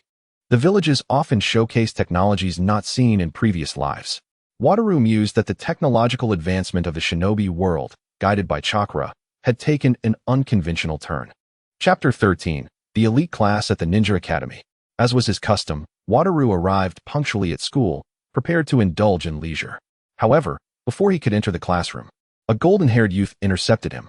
The boy, strikingly handsome with a determined gaze and radiant locks, exuded a warm, sunny aura. Recognizing him instantly, Wataru identified the boy as Minato Namikaze, a member of the elite class. The elite class was designed to cultivate the finest talents from various clans. Although Minato hailed from humble beginnings, his innate gifts earned him a place among the elite. Wataru had nearly joined the elite class himself, but his extensive training and nurturing had depleted his chakra, resulting in a classification downgrade to the regular class. What brings you to me, Minato? Wataru queried directly. Unable to ignore the golden-haired figure, Wataru had long desired to connect with Minato, the future fourth Hokage, yet the difference in their classes had limited their interactions. Today, however, Minato sought him out. Minato scrutinized Wataru, contemplating their teacher's words. Wataru, the fallen genius of the Hyuga clan, now shines anew, he mused. The Hokage has commanded me to bring you to the elite class for your development. Your talents have caught the attention of the third Hokage, Sarutobi Hiruzen, Minato stated gently. Please gather your belongings and accompany me to the elite class. Wataru was taken aback, quickly realizing the implications of his recent display of talent. As a member of the Hyuga clan, entering the elite class would allow him to forge connections with the future elite of Konoha, undoubtedly beneficial for a life of ease and enjoyment. Should he be assigned perilous missions, he would remind them that he is from the Hyuga clan and must prioritize safety to preserve the Byakugan. In an instant, Wataru weighed the pros and cons very well. I shall accompany you without delay. There is little to prepare, he replied to Minato, showing no sentiment for his former classmates, whom he regarded as mere children. Concepts such as friendship, bonds, and camaraderie paled in comparison to his pursuit of a fulfilling and leisurely life. The classroom served merely as a venue for his training. A change in environment would not alter his objectives. Upon entering the elite class, Wataru immediately recognized several children from Konoha. Each possessed either a bloodline limit or familial secret techniques, representing the creme de la creme of their respective clans. Although their appearances were not immediately recognizable, their names revealed their esteemed lineages: Yamanaka and Noichi, Akimichi Choza, and Nara Shikaku, future leaders of their families and wielders of significant influence. With this realization, Wataru felt a renewed sense of importance. Cultivating relationships with these individuals would ensure a prosperous future. Minato, too, was no ordinary peer. The title of the fourth Hokage, the Yellow Flash, was not merely a boast. Wataru shed his previous nonchalance, stepping to the front of the classroom to introduce himself to his peers. Greetings, everyone. I am Wataru Hyuga, from the esteemed Hyuga clan. I specialize in gentle fist techniques, enjoy nurturing, and prefer a life free from conflict. My aspiration is to live long and relish in life's pleasures. A soft chuckle echoed through the room, not far from the audience. A girl with vibrant red hair burst into laughter. I'm sorry, what you said is just too funny. Uzumaki Kushina exclaimed, covering her mouth as she couldn't help but tease. This is a ninja school, where we train ninjas, and you don't like fighting? You're thinking about health preservation instead? Hinata Gaku observed the nine-tails Jinchuriki, Kushina, and chose not to argue, quietly taking his seat right beside her. Coincidentally, Hinata Gaku sat next to Kushina. Minato Namikaze couldn't help but chuckle as he approached Kushina and whispered, Kushina, Hinata Gaku is from the main branch of the Hinata clan, protected by the branch family members. So he doesn't need to engage in fighting. Kushina's eyes glimmered with confusion. She was not well versed in the secrets of the Hinata clan. As the nine-tails Jinchuriki, she was prohibited from getting too close to the major clans, which resulted in her ignorance of many secrets within Konoha. Minato, being of humble origins, initially lacked understanding of these matters until teacher Yamada Takashi enlightened him about the differences between the main and branch families. These titles represented two distinct paths within a family, where the main family held dominion over the branch members, who were obliged to serve them unconditionally. This peculiar family structure left Minato feeling quite uncomfortable. Though he did not show it, he had assumed that someone like Hinata Gaku, raised under such a family system, would be exceedingly proud and difficult to deal with.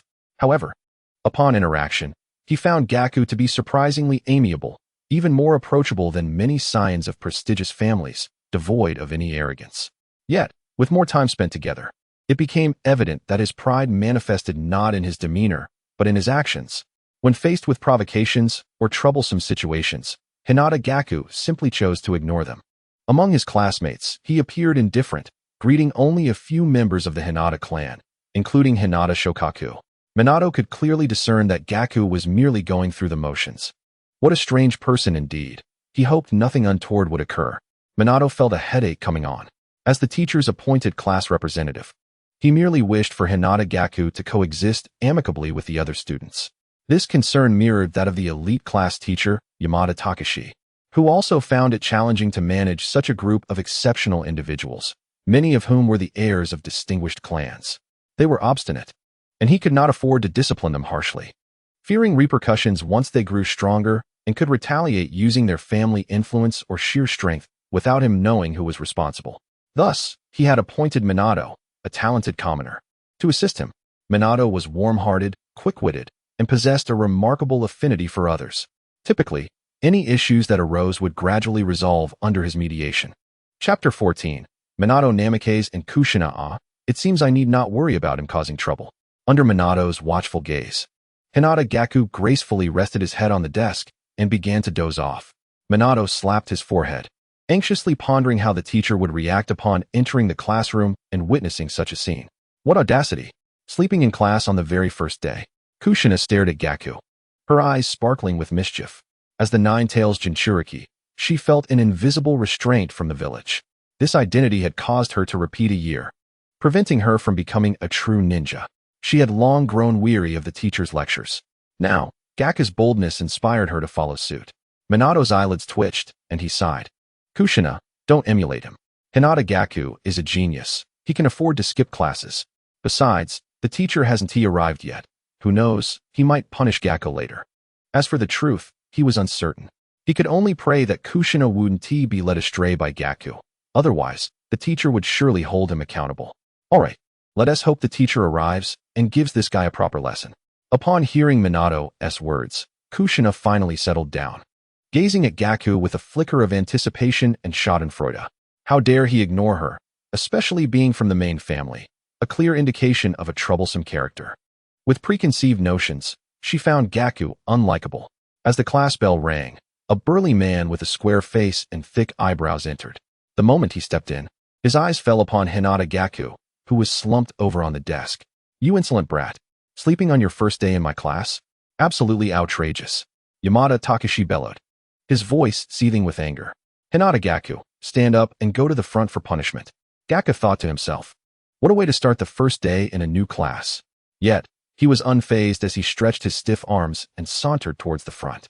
He truly hadn't intended to doze off. His rigorous training in the reverse feeding technique required complete focus to yield optimal results. Dividing his attention would not only waste a significant amount of chakra, but also diminish the efficiency of his training. Why settle for a mere 40 to 50% of training speed when he could achieve 100%? However, it was a delicate matter to articulate. Speaking of his training secrets would only arouse suspicion and wariness among others, leading them to probe further. Thus, he resolved to feign being a slacker, resulting in some surprisingly effective outcomes. The only downside was the teacher's potential displeasure. Gaku nonchalantly positioned himself at the front as a makeshift guardian. Standing there, he didn't mind as long as he remained focused. Whether standing or sitting, he could still practice the reverse feeding technique. However, the corner of his eye caught sight of Kushina, who was watching him with a gleeful expression. Kushina, how dare you mock me? Come here. Gaku made a silly face at the door, his expression utterly ridiculous. Kushina, unable to contain herself, burst into laughter at the sight. Kushina, not paying attention in class and laughing? You two step outside. Yamada Takashi pointed towards the door, sending Kushina out as well. But teacher Yamada. It was Gaku who made a face at me, and I couldn't hold back. You can ask Minato, he saw it too. Kushina spun around, dragging Minato along with her. Minato Namikaze, you and Kushina, step outside for punishment. Minato closed his mouth, suppressing the urge to explain, and with a wry smile, he followed Kushina to the door. Welcome, welcome. Gaku clapped his hands, warmly greeting the future little couple. You wretched brat, if it weren't for you, we wouldn't be out here. Kushina glared at Gaku, her expression filled with mock fury. Gaku rolled his eyes and retorted, if you hadn't laughed so easily, the teacher wouldn't have noticed. You see, Minato was caught in your trap and has said nothing about it. Kushina clenched her fists, her small face flushed with anger. You despicable little man. It's all your fault for making silly faces that made me laugh. Minato, you should join me in saying something to him.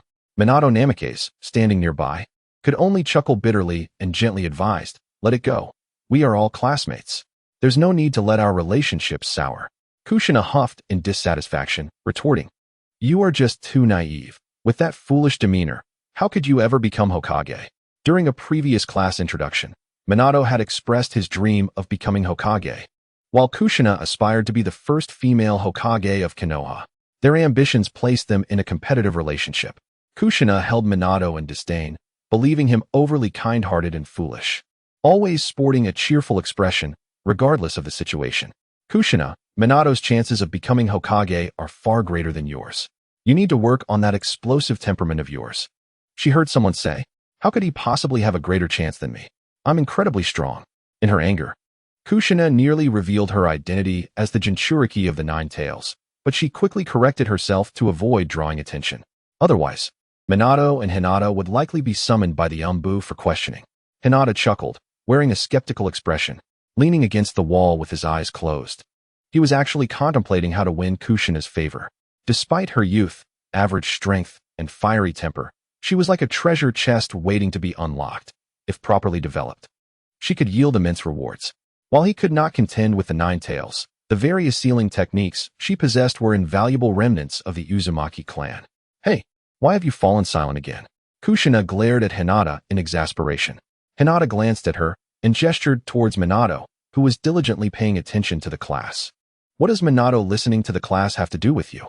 Minato, caught off guard by the shift in conversation towards him, quickly redirected his focus. What's wrong? He asked, noticing Kushina's gaze. Nothing. I just told Kushina to be quiet and not disturb your studies. You are different from us. You need to focus on your learning, Hinata stated. Kushina, mimicking Hinata's expression, rolled her eyes and replied, what is the point of what's being taught in class? I've heard it all 100 times over. Minato is not like us. Don't disrupt his studies, Hinata insisted. What makes him different? Kushina inquired, her beautiful eyes scrutinizing Minato, who felt a bit embarrassed under her gaze.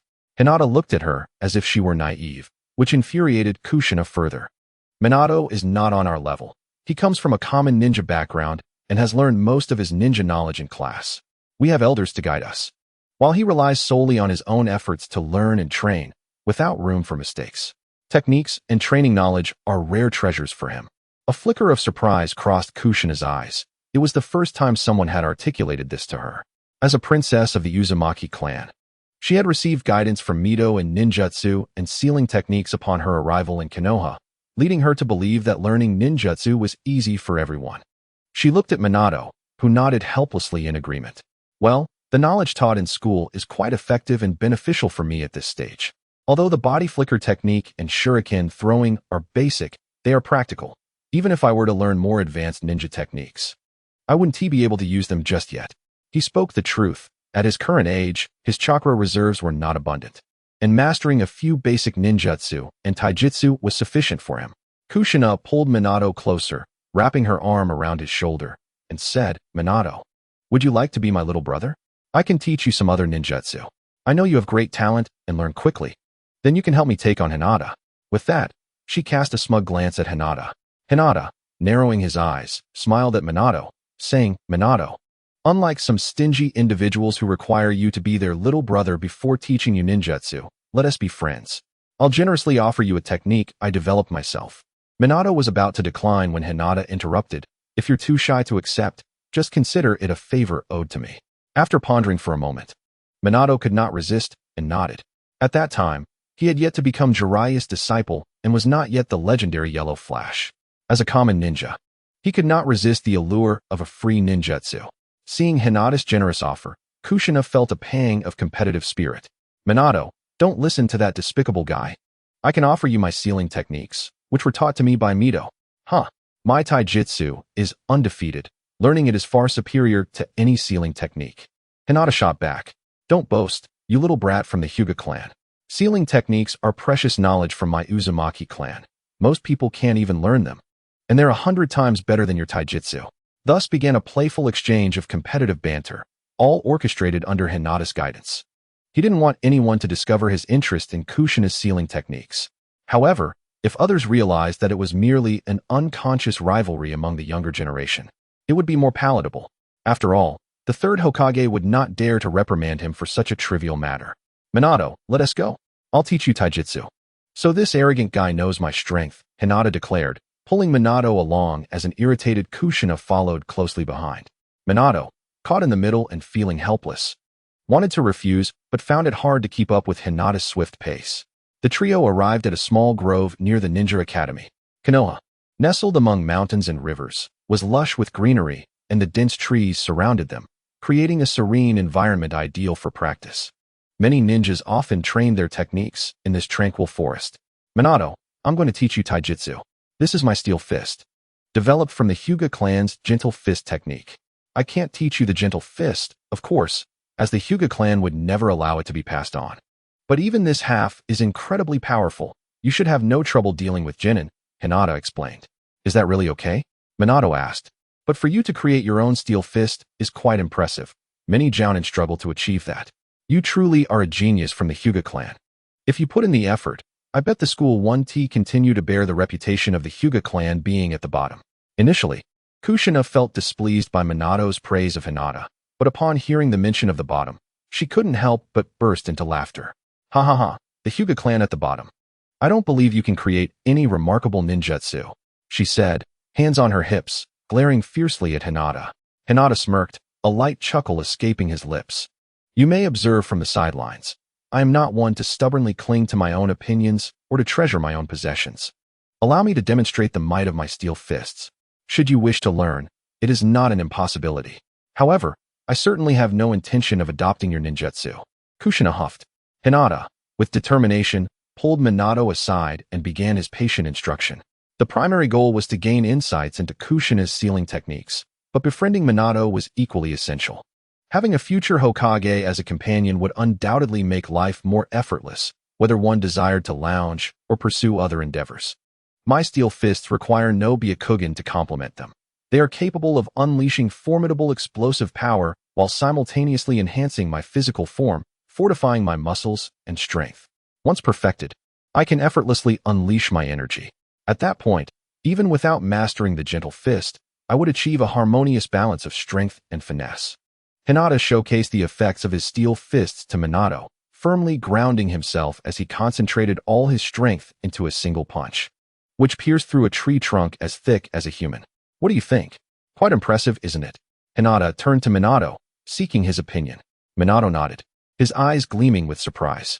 Though still young, he was not yet the legendary yellow flash of the future. Faced with such potent taijutsu, he found himself genuinely intrigued.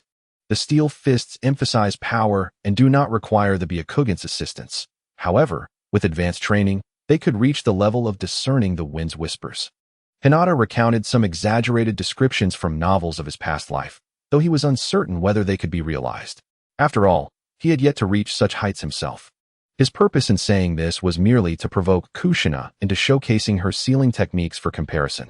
True to her fiery and competitive nature, Kushina was indeed stirred by Hinata's relentless teasing. With a dismissive pout, she retorted, "Your steel fists are akin to Tsunade's monstrous strength. Hardly anything remarkable. My sealing techniques, however, are unique. Ancient secrets of the Uzumaki clan capable of sealing legendary tailed beasts. Minato, come over, and I shall teach you the sealing arts, so you may witness true excellence." That may not be appropriate. These are the Uzumaki clan's secrets, and it would not seem right for an outsider like me to learn them, Minato replied. He had not anticipated his fortune in being offered instruction in both taijutsu and sealing techniques consecutively. Yet, this was consistent with the original narrative. His commendable performance in school was merely a prelude.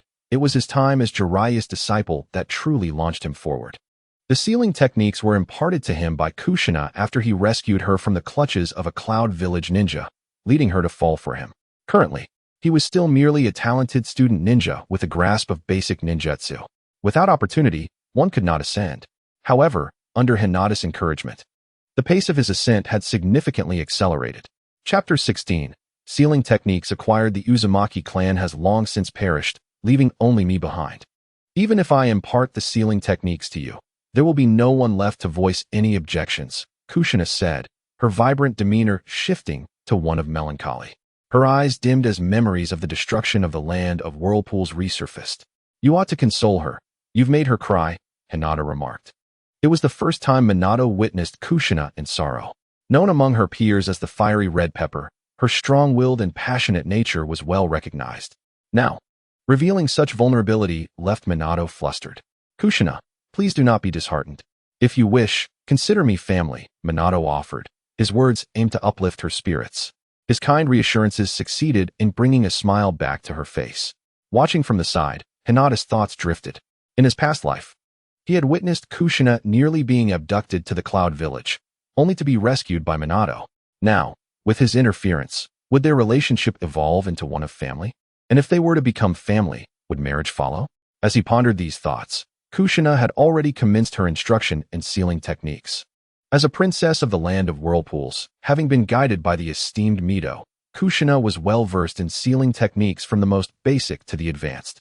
She unfurled a ninja scroll, diligently instructing as Minato attentively leaned against a nearby wall, absorbing the teachings. One taught earnestly, the other learned with diligence. Their relationship flourished in harmony. Ha ha ha, sealing techniques, here I come. Hinata cheered internally, maintaining a calm exterior as he positioned himself opposite them, ready to learn earnestly. His own clan possessed some sealing techniques, as the caged bird seal was a form of sealing art.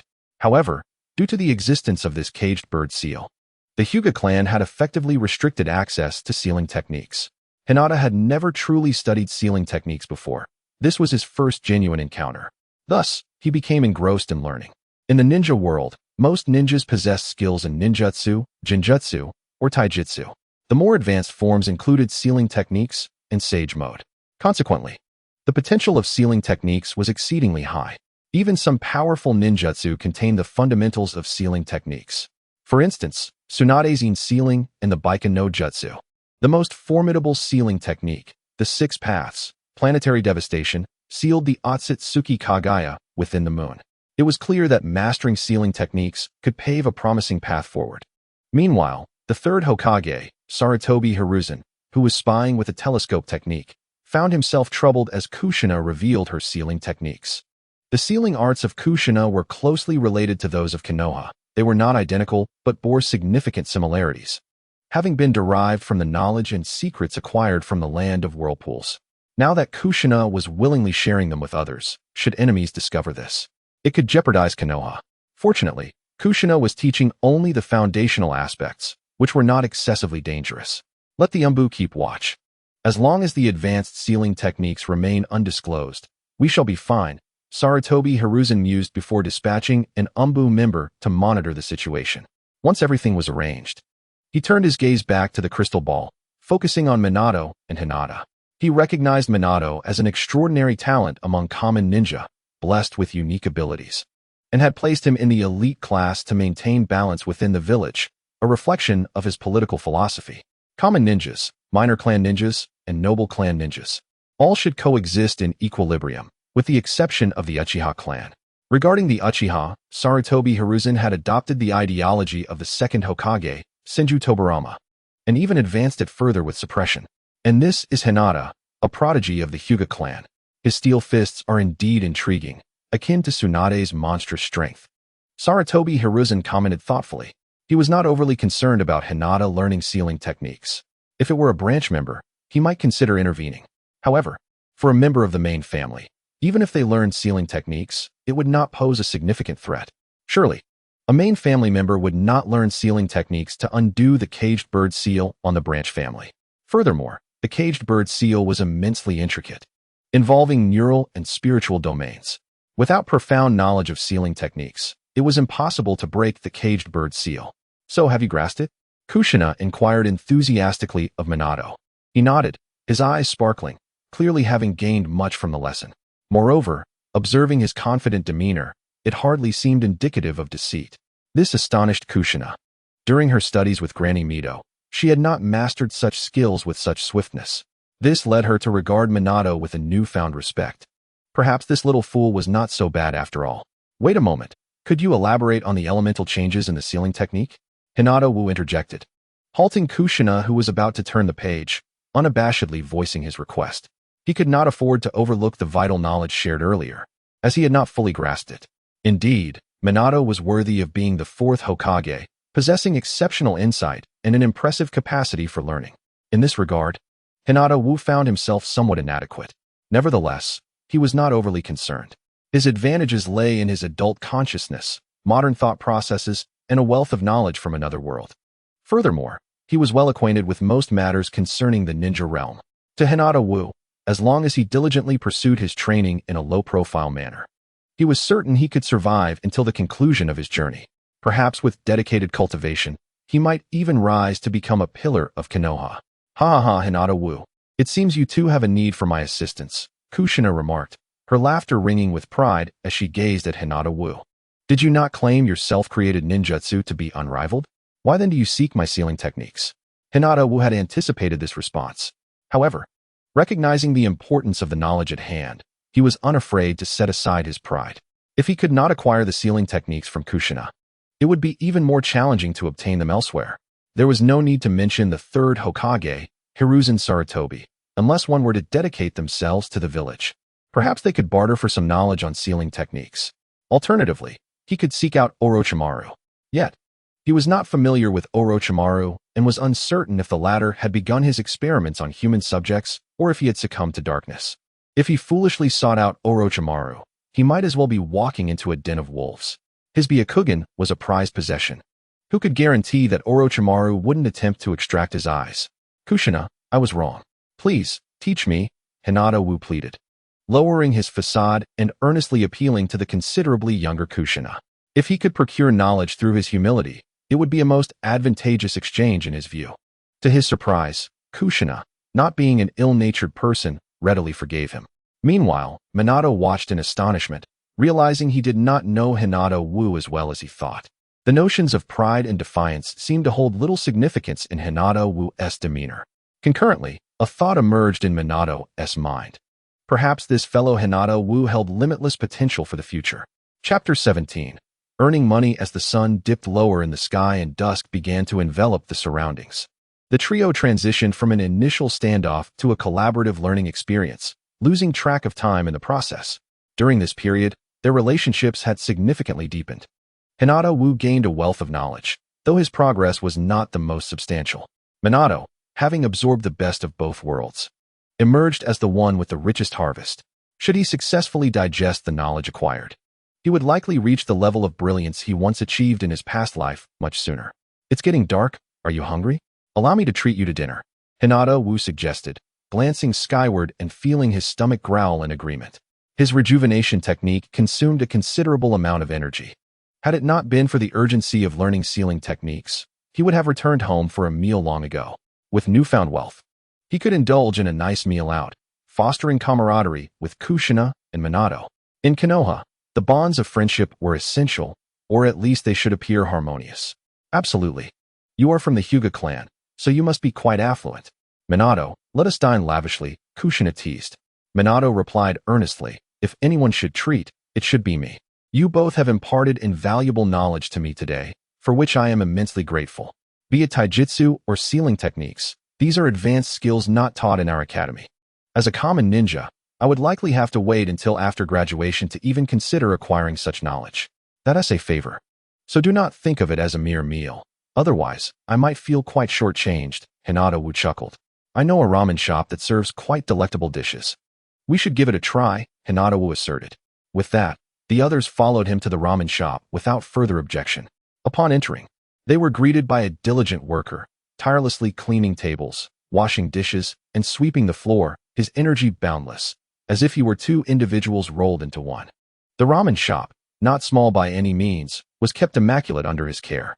This industriousness changed the owner's initial prejudice towards him significantly. Upon spotting Hinata Wu, the worker's face lit up. Wu-kun, you've come, he exclaimed, rushing over with a warmth akin to that of family. I cannot thank you enough. Had it not been for you, my uncle would not have allowed me to stay and learn the art of ramen. I have already begun mastering the techniques for kneading the dough, and once proficient, I shall prepare that instant ramen for you. His exuberance reminded Hinata Wu of Naruto Uzumaki. The resemblance was striking. No wonder, during a time when everyone harbored resentment towards the Nine Tails, this worker and his daughter looked after Naruto. Perhaps it was due to the stark similarities in their personalities during childhood that prompted their kindness. Keep up the good work. When the opportunity arises, I shall teach you the method for making instant ramen, and you can experiment with it, Hinata Wu encouraged, patting the worker's shoulder. He was genuinely pleased to have inadvertently met the future owner of Ichiraku Ramen. Once he ascended to prominence, he might even obtain a lifetime free ramen card. Much like Naruto, if the instant ramen project were to succeed, he could pivot into a business, producing and selling it nationwide, thereby amassing considerable wealth. With the influence and strength of the Hyuga clan, he could indeed earn a substantial fortune. This prospect filled Hinata Wu's mind with delightful possibilities, enhancing the flavor of his meal. In mere minutes, the table was littered with empty bowls, having been thoroughly cleaned out of ramen. Meanwhile, Kushina and Minato had also indulged heartily, with Kushina devouring an astounding 8 bowls, relishing each serving as if it were a divine delicacy. Perhaps Naruto's prodigious appetite was inherited from her. By the time they finished, Hinata Wu noticed a significant dent in his wallet. Although he had not gone bankrupt from the meal, it had still cost him quite a bit. Ninjas were notorious for their hearty appetites. No wonder characters in the series often lamented the cost of dining out. Occasionally indulging was manageable, but frequent feasting could be burdensome, even for ninjas who earned money from completing missions. While ninjas could earn substantial sums from missions, they also had numerous expenses. Even though tasks often paid in the tens of thousands, a portion was allocated to the village, another to the clan, followed by distribution among team members. The amount left to save was rather meager.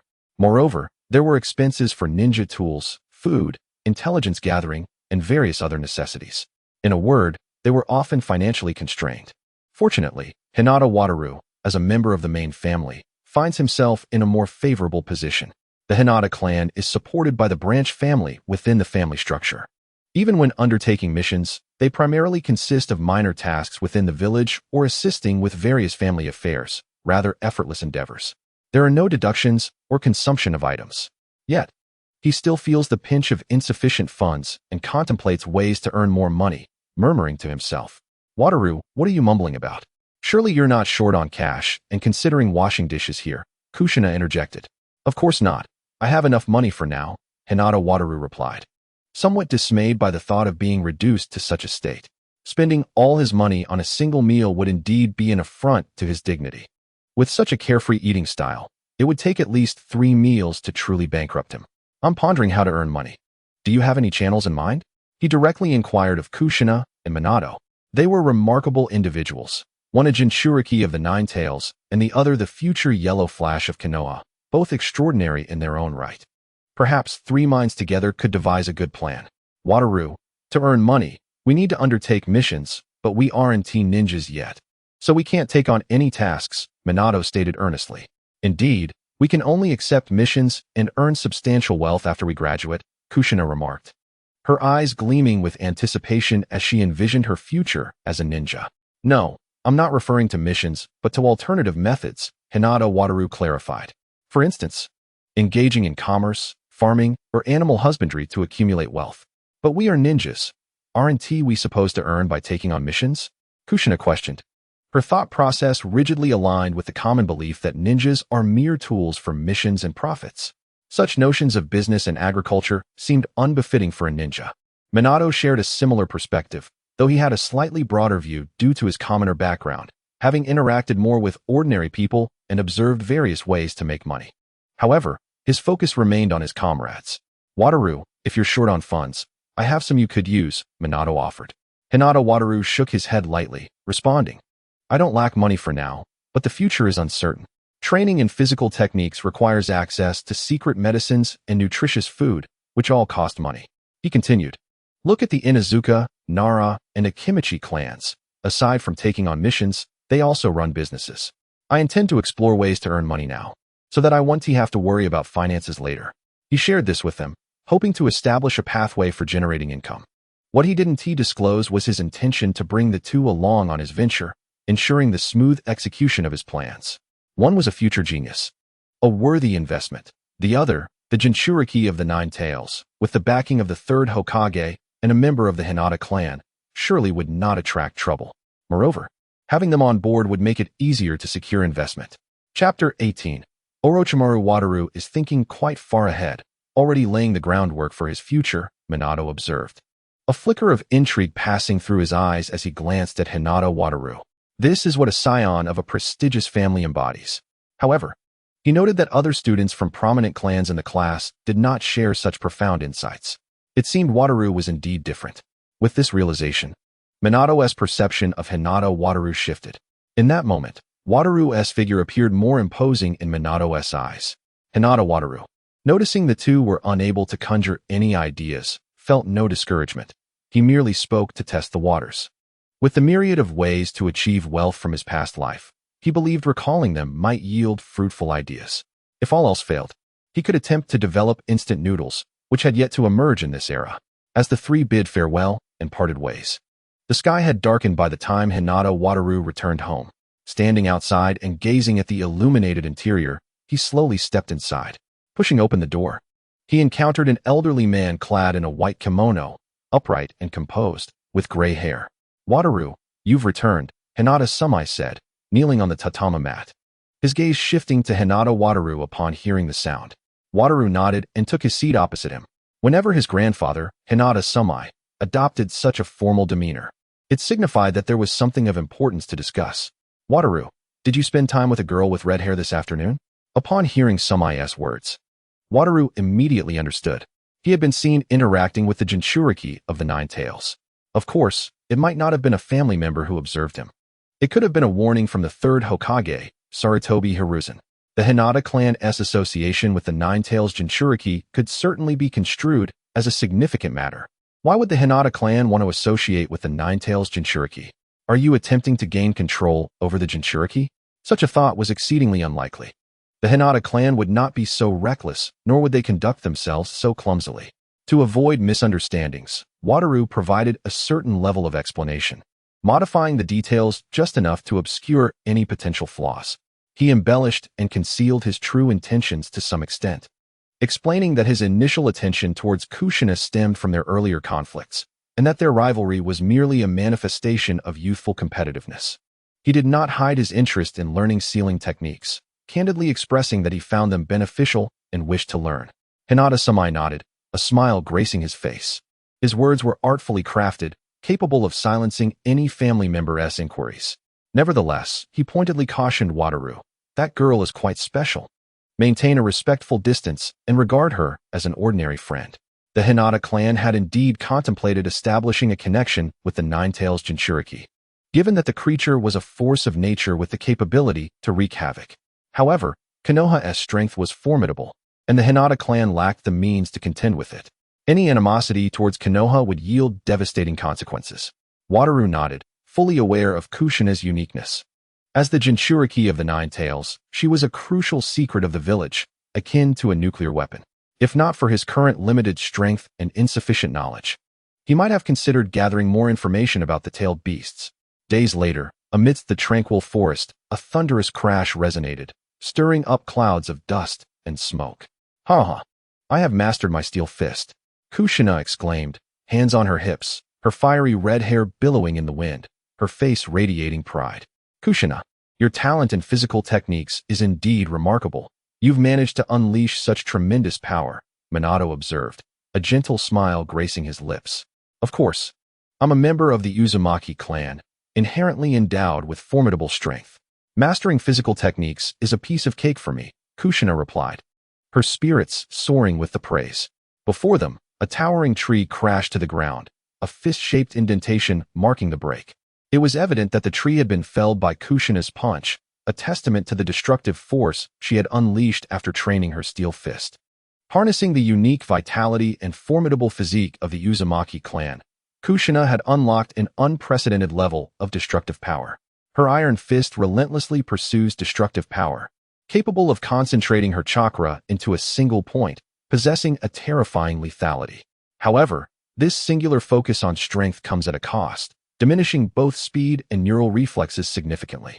In contrast, Minato Namikaze exhibits slightly less physical strength, but possesses astonishing speed and reaction capabilities, making him a formidable threat. One wields bloodline power, while the other boasts extraordinary talent. Hyuga Wudo watches in awe. Fortunately, he is not without merit himself.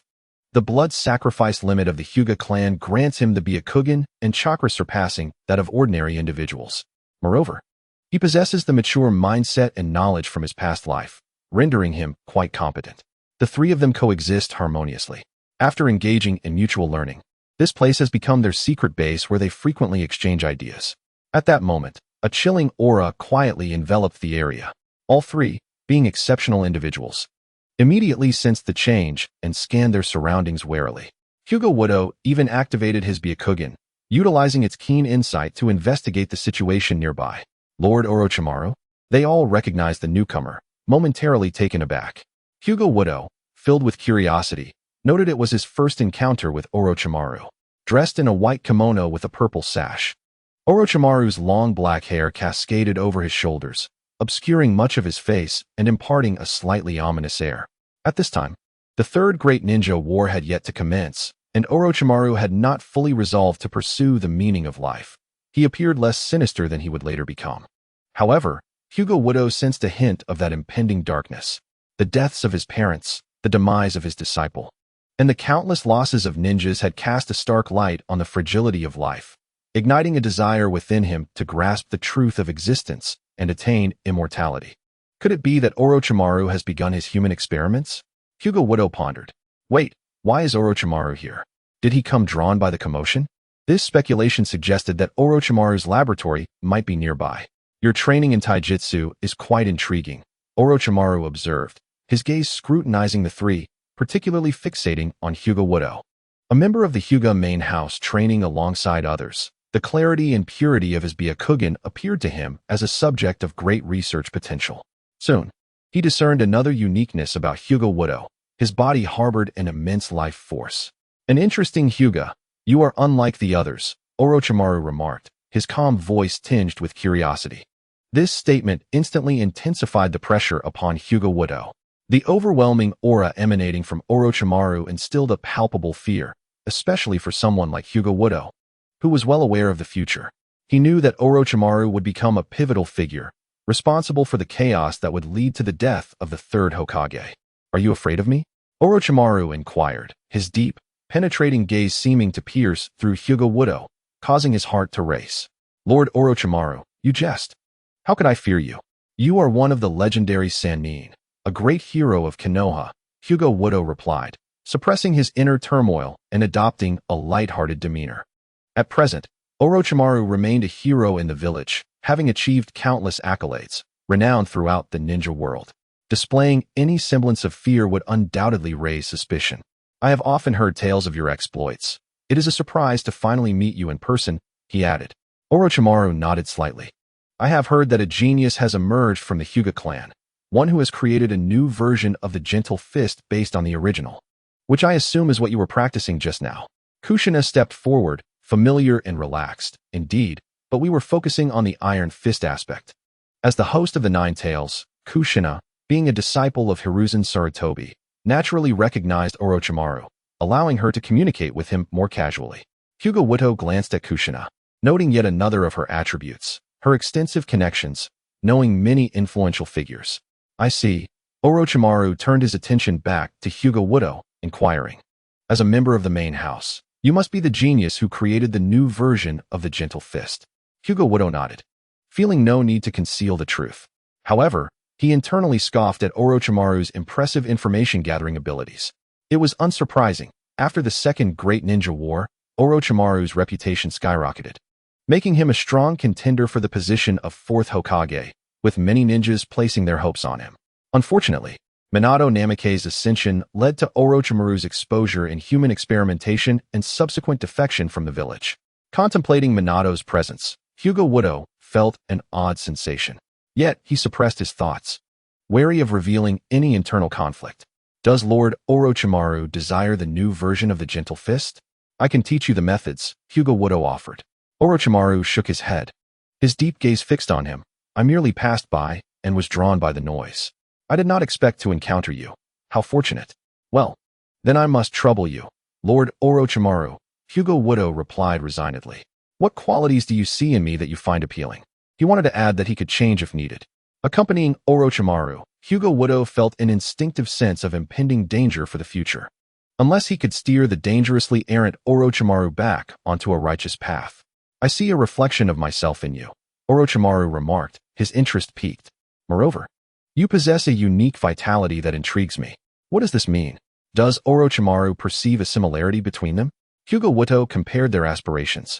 One seeks to grasp the truths of the world and attain immortality. The individual sought to harness the mystical power of chakra to prolong life, aspiring to live smoothly until the grand conclusion. Engaged in various clandestine experiments, he created serpent-style ninjutsu, drawing upon his past life experiences and knowledge. He innovated a technique based on his Byakugan, known as the nourishing technique, to promote health through ninjutsu. Curiously, Orochimaru was able to perceive the immense vitality lurking within him. Indeed, he was one of the legendary three ninjas. Hyuga Satoru gazed at Orochimaru and inquired. Kushina belongs to the Uzumaki clan, and her latent vitality should rival mine. Why did you not choose her? Upon hearing Satoru's words, Kushina turned her gaze towards him. Though she admired Lady Tsunade more, Orochimaru was still a celebrated hero of Konoha. Becoming his apprentice seemed quite appealing. Kushina possesses a bloodline limit. Unlike you, your abilities are likely the result of rigorous training, Orochimaru replied. I have perused your information. After refining chakra energy, you have consistently faced deficiencies, likely to master this ninjutsu. Hyuga Satoru shuddered, astonished by Orochimaru's insight. Truly, the esteemed Orochimaru possessed vast knowledge.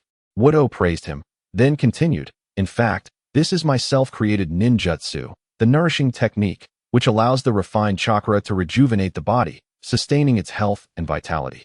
Realizing Orochimaru had made up his mind to take him as a disciple, Satoru decided to showcase his talents. Should he sufficiently demonstrate his capabilities, he might supplant Kabuto and acquire all the knowledge Orochimaru possessed, perhaps even utilizing it for self-transformation. The name Six Paths Hyuga Satoru had a promising ring to it. He articulated his health philosophy, which piqued Orochimaru's interest. You seek immortality? Orochimaru mused, surprised to find a disciple with a philosophy remarkably akin to his own. What merit is there in violence? Immortality is the ultimate truth. Only by living can one acquire greater knowledge and comprehend the world's truths, savoring all its beauty. Satoru smiled, asserting, living is the essence of everything. Only by living can one embrace a future filled with infinite possibilities.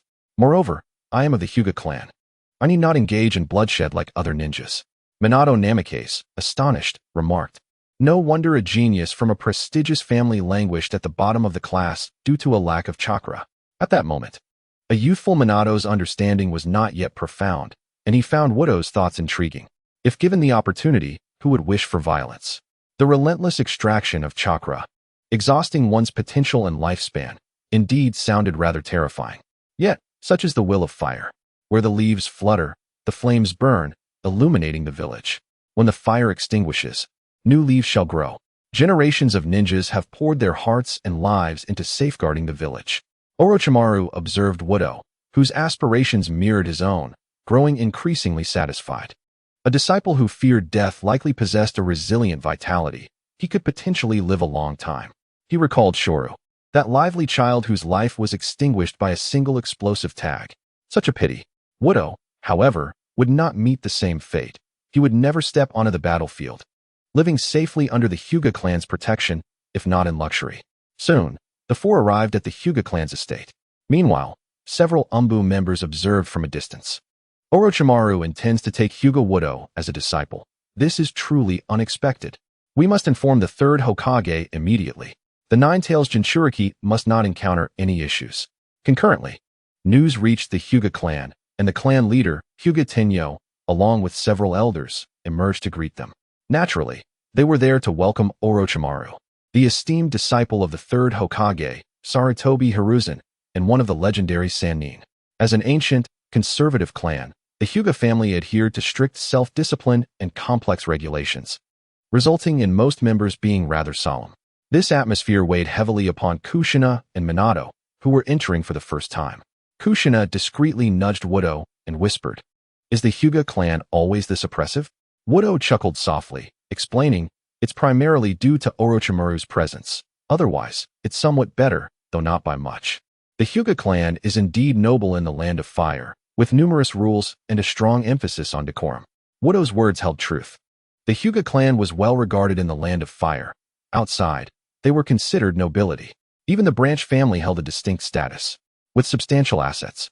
They owned vast tracts of land, shops, and taverns, rivaled in Konoha only by the Uchiha and Sarutobi clans. This strong foundation emboldened the Hyuga clan, often positioning them in competition with the Uchiha clan. "We welcome the esteemed Orochimaru. May I inquire about the purpose of your visit?" In the main hall, clan leader Hyuga Tenyo stood tall and composed, smiling as he addressed Orochimaru. "I have come to request the apprenticeship of Hyuga Wudo," Orochimaru stated. "His talent is remarkable, and he possesses significant potential in ninjutsu development. Under my tutelage, he will undoubtedly flourish." Upon hearing this, Tenyo's eyes widened in astonishment. He had long recognized Wudo's genius, but never anticipated that it would attract Orochimaru's attention. The fact that Orochimaru personally visited for Wudo was indeed extraordinary. He weighed the pros and cons in his mind and replied gravely, "If Hyuga Wudo has caught your eye, it must be fate.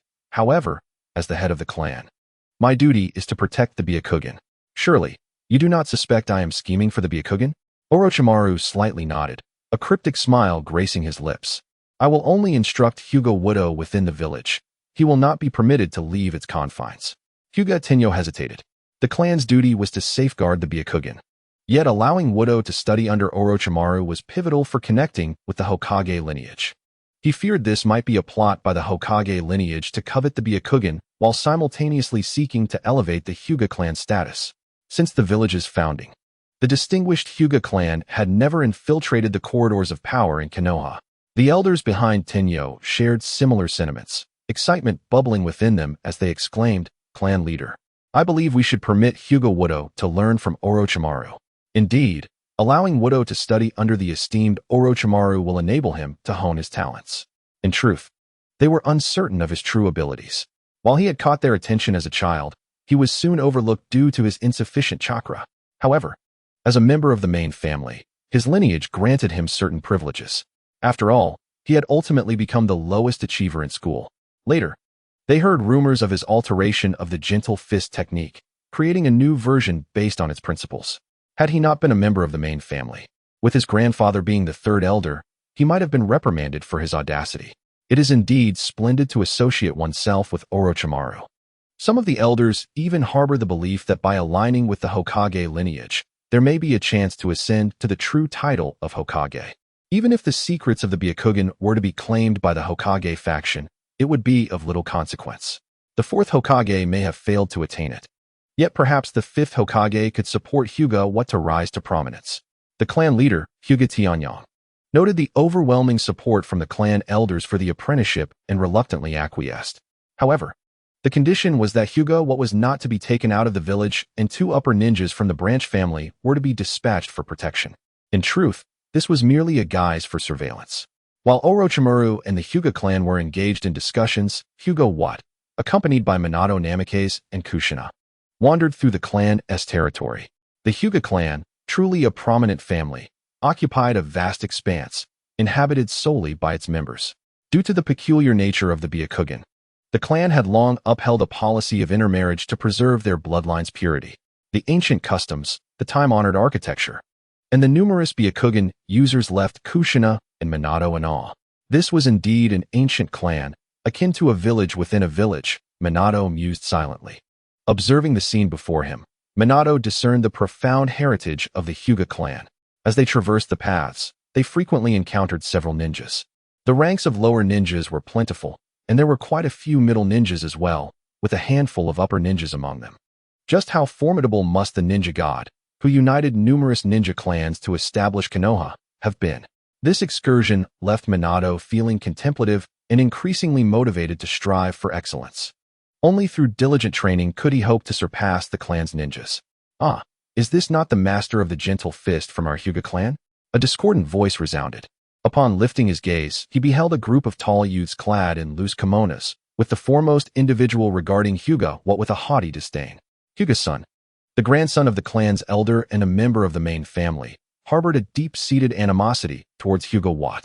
He had previously derided Hyuga within the clan, claiming that the new version of the gentle fist he developed was worthless and advising others against learning it. He had attempted to create trouble for Hyuga before, but his efforts had been met with indifference. His jealousy stemmed from Hyuga's prodigious talent and the fact that he had entrusted the new style of the gentle fist to those of the branch family, whom he regarded with contempt. In his eyes, the branch family members were akin to servants, only worthy of mastering the basic 16 palms. The idea of Hyuga sharing the refined techniques with those he deemed inferior was intolerable to him. Seizing the opportunity while the clan leader and elders were in session, he quickly gathered his companions to confront Hyuga. Hyuga, what are you up to? Hyuga responded with an air of calm. He had always held this fool in disdain. The fates of the branch and main families were intertwined, a fact that Hyuga's son failed to comprehend.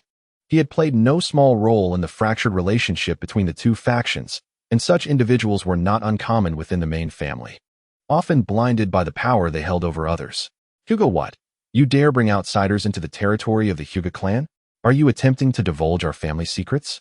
Hyuga's son arrogantly accused, attempting to pin a label on Hyuga. After all, they were both members of the main family, and to strike Hyuga, he needed a valid justification. Hyuga's son, if you have a problem, seek treatment for your madness instead of parading before me. If it weren't for your grandfather being the elder, I would have dealt with you long ago, Hyuga retorted bluntly, showing no respect. Having cultivated the reverse feeding technique to level 20, his chakra was no longer lacking as before, and his strength had significantly increased. He felt no fear of this individual who was 4 years his senior. Hyuga's son erupted into laughter upon hearing Hyuga's words. Strike me? With your laughable version of the gentle fist? He scoffed, arms crossed. Let me remind you, the family's ancient gentle fist is the foundation. Do not forget the roots. At that moment, Kushina could not restrain herself and stepped forward, pointing at Hyuga. Senator, you ugly fool. Hyuga's new version of the gentle fist is quite formidable. Do you dare challenge me with his techniques? Your kind is only capable of hollow threats. Hyuga-sen's irritation flared at being called ugly, and he immediately lost his composure. The Hyuga and Uchiha clans both descended from the Otsutsuki bloodline, renowned for their beauty. However, unlike the Uchiha's strikingly handsome members, the Hyuga clan was known for its ethereal beauty, producing many fair-skinned, noble-looking individuals. Yet, Hyuga-san had not inherited the clan's esteemed genes and was not particularly handsome. standing among a throng of striking individuals only accentuated his shortcomings. Thus, he loathed it when others commented on his appearance. That insufferable red-haired girl dares to be so brazen in the Hyuga clan. I shall teach you a lesson, he declared with a wave of his hand. Summoning a branch family member to assist him. Hyuga, go and teach this red-haired girl a lesson. As a guardian of the main family, Hyuga's strength was not to be underestimated. Swift as lightning, he darted towards Kushina, his palm enveloped in chakra as he aimed for her pressure points. You wretched red-haired girl, prepare to face my wrath. Kushina, possessing a fiery temperament, immediately clenched her fists and advanced. Her extraordinary strength rivaled that of Tsunade, and having trained in Hyuga What's steel fist, her power was astonishing. Her fists, infused with vast chakra, cut through the air with a thunderous roar. Hyuga's expression shifted as he evaded her strike. He could gauge the tremendous force behind her punches merely from the sound. Should he be struck? He feared his bones would shatter, and his flesh would be reduced to pulp. Why are you dodging? Wasn't it said that the gentle fist is superior? Kushina unleashed a flurry of punches, channeling all her strength into each blow. The power of her cells, combined with the steel fist technique, coalesced in her fists, capable of shattering gold and jade. Even as a middle ninja, Hyuga hesitated to engage with Kushina's blows.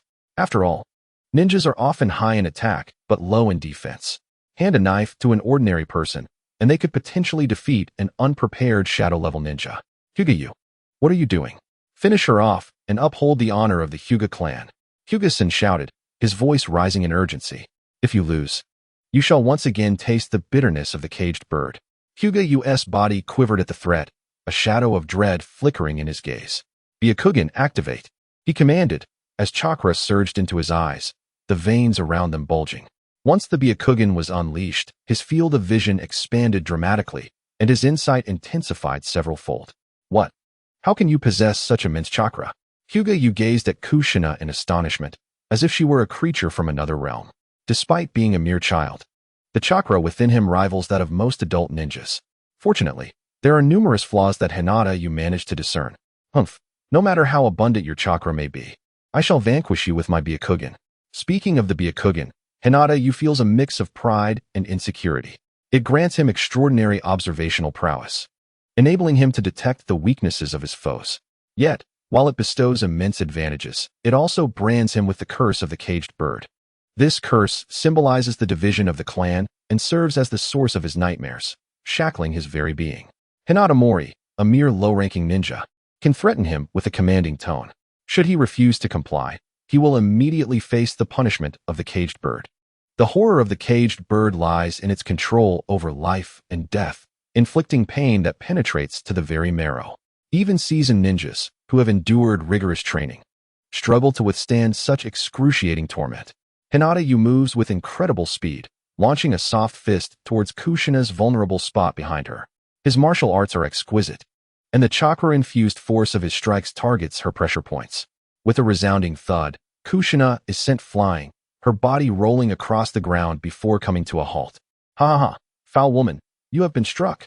The nine tails within Kushina roars with laughter, reveling in her misfortune. Once enjoying a peaceful existence, he now finds himself imprisoned within Kushina, akin to a convict in a cell. Consequently, the nine tails harbors no fondness for her. As Kushina is assaulted, the nine tails gleefully mocks her. Chapter 22, The Capture Foul Fox. Why are you so delighted that I've been struck? Kushina retorts angrily. She gazes at Hinata, who is launching another attack, and resolves to no longer hold back.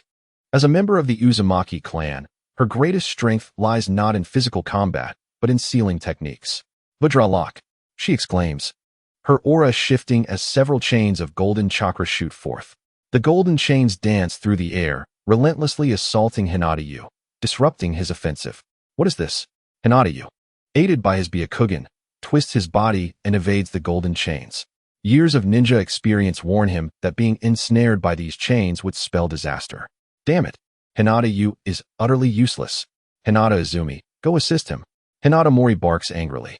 He did not anticipate that a young red-haired girl could withstand for so long within the Hinata clan, showing signs of a potential counterattack. Those from the branch family are nothing but trash. Hinata Izumi, his guardian, stands by his side. Upon receiving the command, his gaze sharpens, and he dashes forward like a swift rabbit. "You shall face me," proclaims Minato Namikaze, his golden locks billowing in the wind as he positions himself in front of Hinata Izumi. He resembles a radiant sun, resolutely blocking Hinata Izumi's path. "Get out of the way, or I shall deal with you as well," Hinata Izumi replies coldly. He does not wish to trouble them, but the orders of the main family are absolute. Minato assumes a battle stance, showing no intention of retreating or avoiding the confrontation. "Very well, do not blame me then."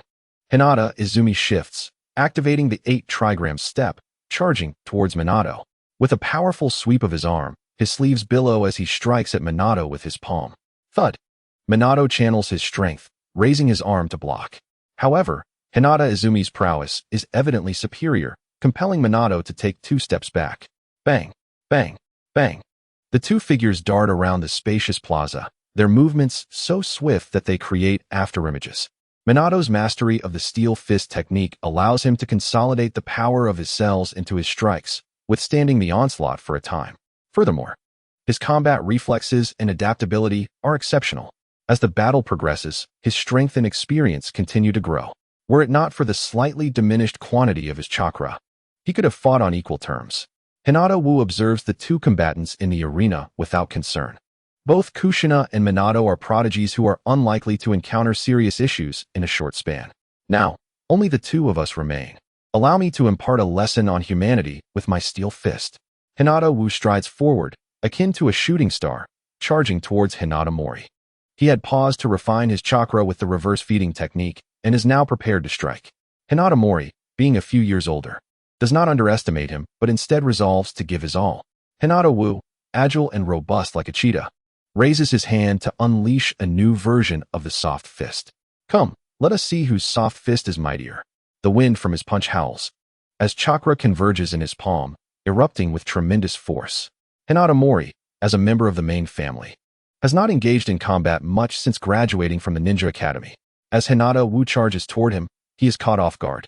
Only when Hinata Wu's massive fist looms before him does he regain his senses.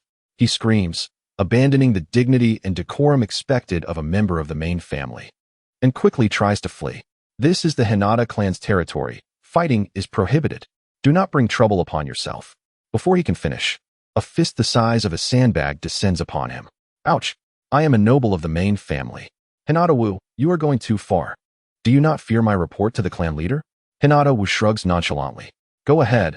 I am also from the main family. What can they do to punish me? The main family possesses privileges, and Hinata Wu is not at all intimidated. Moreover, Orochimaru is preparing to take him as an apprentice. At this critical juncture, he does not believe the clan would imprison or punish him for striking someone. That would be a grave insult to Orochimaru. It is worth noting that this is an era of great renown following the Second Great Ninja War, with the 3 legendary ninjas basking in glory. Even though the Hinata clan is a prestigious family, they would not easily provoke him. Hinata Wu acts swiftly, raining down punches upon Hinata Mori. The new version of the soft fist, combining gentleness and strength, enhances the impact of each blow, targeting pressure points with remarkable force. As he raises his fists, each strike lands with painful precision. Initially, Hinata Mori considers resistance, but after receiving a flurry of blows, he quickly discards that notion. The main family has become a group of individuals rendered ineffective by complacency. Perhaps a few remain formidable, but they have gradually dulled their talents and abilities in the comfort of stable lives. Branch family members, are you not coming to my aid? Hinata Mori bellows to the onlookers from the branch family, watching as Hinata Wu continues his assault. Allowing a member of the main family to be harmed will lead to dire consequences when I report this to the elders and the clan leader. His menacing tone causes the branch family members to hesitate. Knowing Hinata Mori's selfishness and vengeful nature, they fear retribution if they do not intervene. Branch family members, I command you to leave this place in the name of the main family. This is my affair with him. The branch family members exchange glances, uncertain of their next steps. I merely taught them a lesson. It was but a superficial injury and would not threaten his life, so you need not worry. Hinata Satoru. Upon hearing this, the members of the branch family immediately took their leave. The main family members engaged in conflict, and as branch members, they possessed no capacity to intervene. They fled, leaving the matter to be resolved by the clan leader and the elders. Moments later, all spectators had departed, leaving only 6 individuals embroiled in battle. You bunch of scoundrels, come back here. Hinata Mori shouted, his face swollen and bruised, with his violet eyes wide open. Yet, his cries fell on deaf ears, and the branch members hastened their departure. Hinata Satoru caught a fleeting glimpse of Hinata Hayashi, but it was gone in an instant. This situation clearly indicated Hinata Mori's unpopularity. Hinata Izumi. If you wish to prevent any harm from befalling Hinata Mori, then cease your actions, Hinata Satoru threatened, restraining Hinata Mori. The two were capable guardians, possessing considerable strength and combat experience. After contending with Namikaze Minato and Kushina for an extended period, they too found themselves somewhat overwhelmed. Release Lord Mori, Hinata Izumi declared loudly, halting his assault. Upon witnessing this, Hinata Yu also refrained from further attack, standing aside. However, Hinata Mori, displeased, cursed at them. You two useless fools, seize them. I cannot believe Hinata Satoru would not let me go. Hinata Satoru's gaze turned icy as he struck several of Hinata Mori's pressure points with chakra-infused fingers. It hurts so much. Hinata Mori's veins bulged. His face contorted in agony, clearly pushed to the brink of pain. Chapter 23, Reporting the Incident. The chakra pressure point technique, akin to a life and death symbol, heightened sensory perception, amplifying pain 100-fold. As a member of the main family, Hinata Mori had never endured such torment. Rolling on the ground, he gasped for breath and exclaimed, I concede. Please, no more torture. For the first time, he experienced profound agony that seemed to emanate from the depths of his soul. It could only be compared to the suffering invoked by the caged bird seal. Seeing this, Hinata Yu and Hinata Izumi dared not make another move, primarily due to the horrific cries of Hinata Mori, which sent chills down their spines. Yet, they also felt a subtle sense of satisfaction, which they did not display on their faces. To witness Hinata Mori, a member of the main family, suffer such torment akin to that of a caged bird warmed their hearts. The combatants ceased their actions, observing Hinata Mori writhing in pain on the ground. Namikaze Minato and Kushina arrived and stood behind Hinata Satoru. Kushina gazed at Hinata Mori with disdain and remarked, "So this is what a member of the Hinata clan looks like, truly a detestable fellow." Namikaze Minato chuckled softly and replied, "Such individuals can be found anywhere."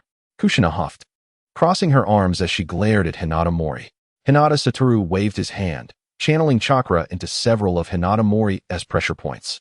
In an instant, Hinata Mori emerged from his endless torment, though he remained drenched in sweat, his body glistening.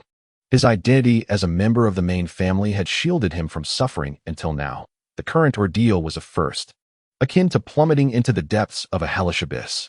After sitting for a moment, he suddenly sprang to his feet, turning to glare fiercely at Hinata Satoru. "Hinata Satoru, how dare you bring people into the Hinata clan's territory to bully me? I shall report this to the clan leader and the elders."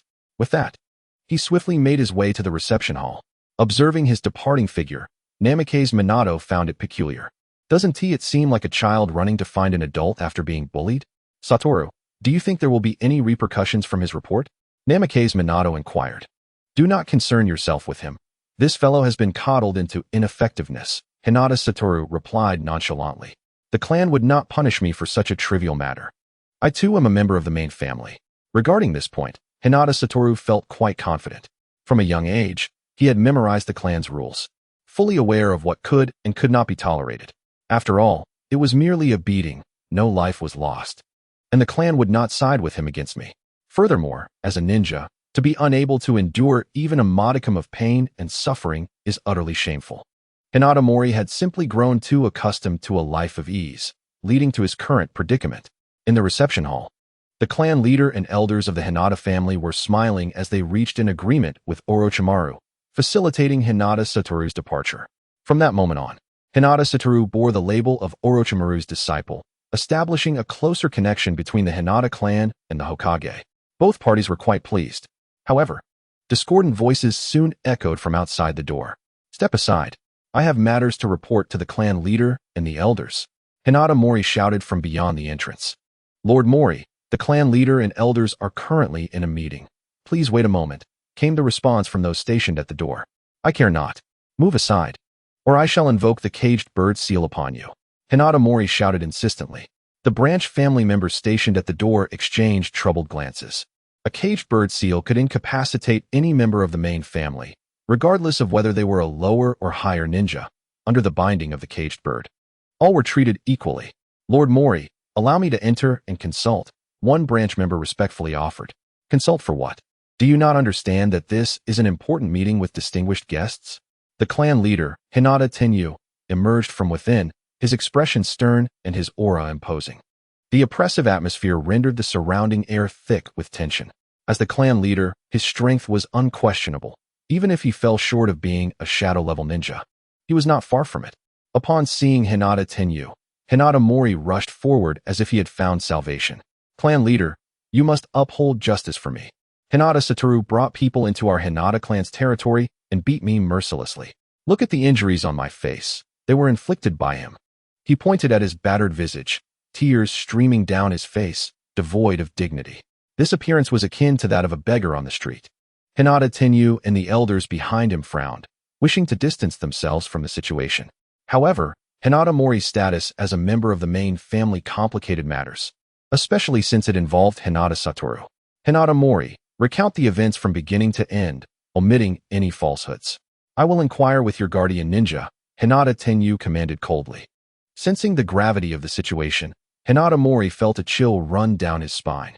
I saw him wandering around the clan's territory with two outsiders. Clearly up to no good, so I approached to intervene. To my surprise, that red-haired girl insulted me, and in my anger, I got into a scuffle with them. Look at my injuries. They were all inflicted by Hinata Satoru. How could he, a member of the main family, be so ruthless against a fellow clan member? Furthermore, he employed a special technique that caused me unbearable pain. Hinata Tenyu extracted two key pieces of information from Mori's account. The red-haired girl was Kushina, the Jinchuriki of the Nine Tails, and Hinata Mori had lost to Hinata Satoru. He gazed at Hinata-san, his eyes cold and profound. "What about that red-haired girl you mentioned?" "It's nothing. She is quite resourceful, managing to hold her ground against that useless Hinata Yu for so long." Hinata Tianyang sighed in relief. "As long as nothing happened, it's fine. If anything were to occur to the Nine Tails Jinchuriki within the Hinata clan, the third Hokage would undoubtedly not spare the Hinata clan." Despite his outwardly gentle demeanor and amiable disposition, the members of the prominent families knew that behind the scenes, he had Danzo helping him with unspeakable matters. The darkness of Konoha is not merely a facade. If one were to attract his attention, they could very well end up losing a significant piece of themselves. "Elder, what do you think we should do about this?" Hinata Tianyang turned to the elder, tossing the question his way. The elder's expression twitched as he felt the playful gaze of Orochimaru upon him, coupled with the scrutinizing stares of the clan members. Gritting his teeth, he stepped forward. "Unfilial child, are you trying to drive me to my grave?" A resounding slap struck Hinata-sen's face, leaving him dazed. He never anticipated that, as a victim, his family would not support him, and even his own grandfather would hit him. What has this world come to? Had he truly been disowned by the main family? He had provoked Hinata-yu, but was Hinata-yu blameless? At that moment, Hinata-sen fell into a deep sea of doubt.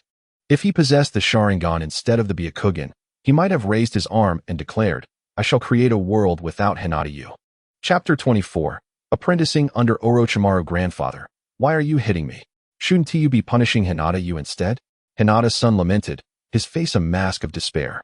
The elder, upon seeing his beloved grandson, felt his anger intensifying. Such disgrace. With so many clan members watching, he was bringing shame upon himself and the family. Orochimaru was still present. Now that Hinata-yu had become Orochimaru's disciple, how could Hinata's son dare to provoke him? "What punishment are you talking about? You're so much older than him, and yet can't even defeat him. How embarrassing. And who told you to stir trouble with Hinata-yu? He is now a disciple of Orochimaru, a jonin. You better be cautious when encountering him." The elder reprimanded him sternly. Hinata's son was left stunned. He never expected that not only would the clan leader not help him, but even his own grandfather would side with an outsider against him. After all, he was his own grandson. Moreover, when did Hinata-yu become Orochimaru's disciple? Orochimaru, one of the legendary Sannin and a significant figure in the Second Great Ninja War, now held an esteemed reputation in the village. In an instant, feelings of resentment and jealousy surged within Hinata's senator. Fortunately, he kept his head down, concealing his emotions. Hinata-yu, witnessing Hinata's son's punishment, remained unfazed. He felt no sympathy for the fate of someone like Hinata's son. It was only because he belonged to the Hyuga Main Family that he was not facing a dire outcome. Those from the branch family were bound by the caged bird seal, rendering them incapable of resistance. If he were from the branch family, he might have already been subdued by the caged bird, painfully losing his will to fight. The outcome would surely be betrayal of the clan, becoming a rogue ninja. Thankfully, his reincarnation brought him into the main family, allowing him to evade battles and dangerous missions, always under the protection of the branch family members assigned by the clan.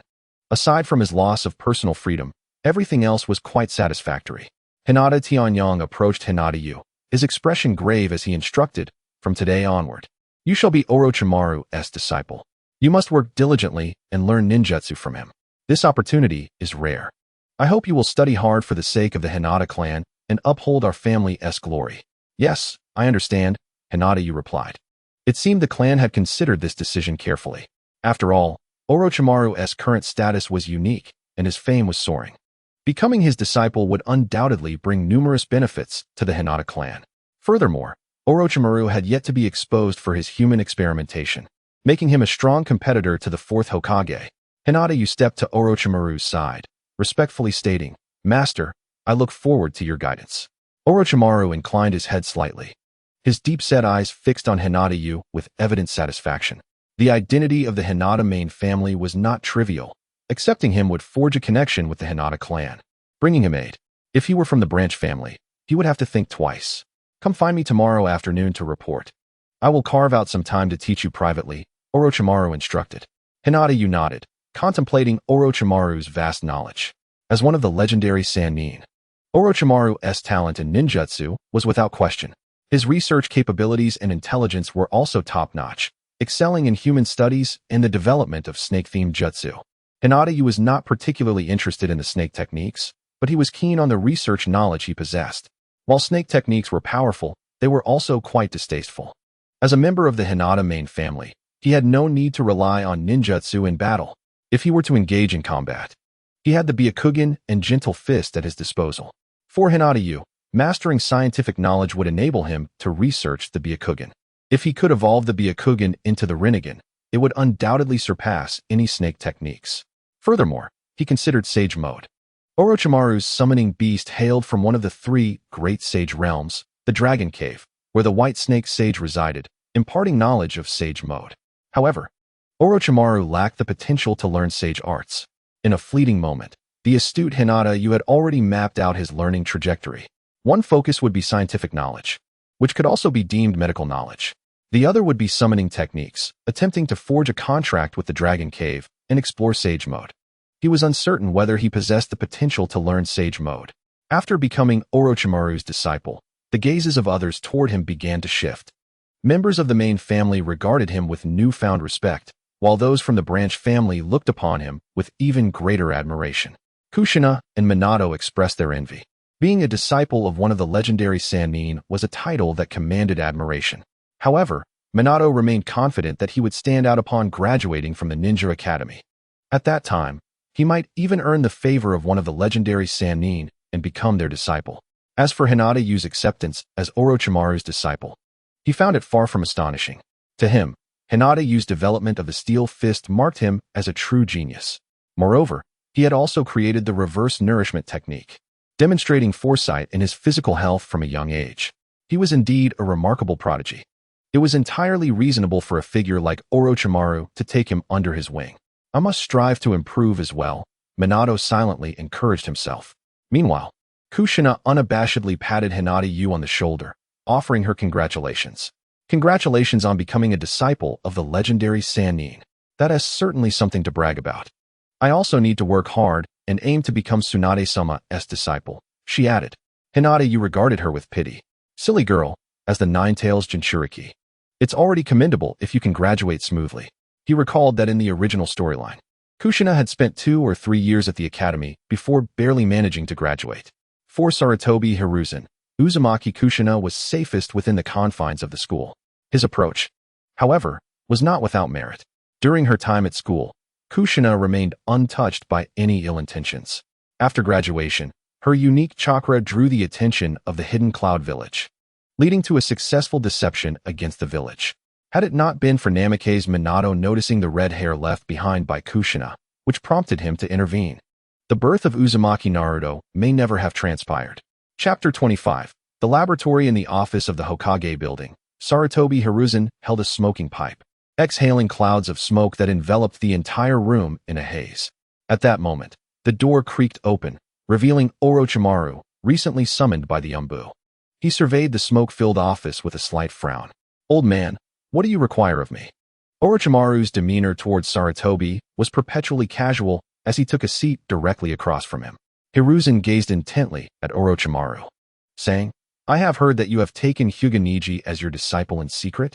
His penetrating gaze seemed to demand an explanation.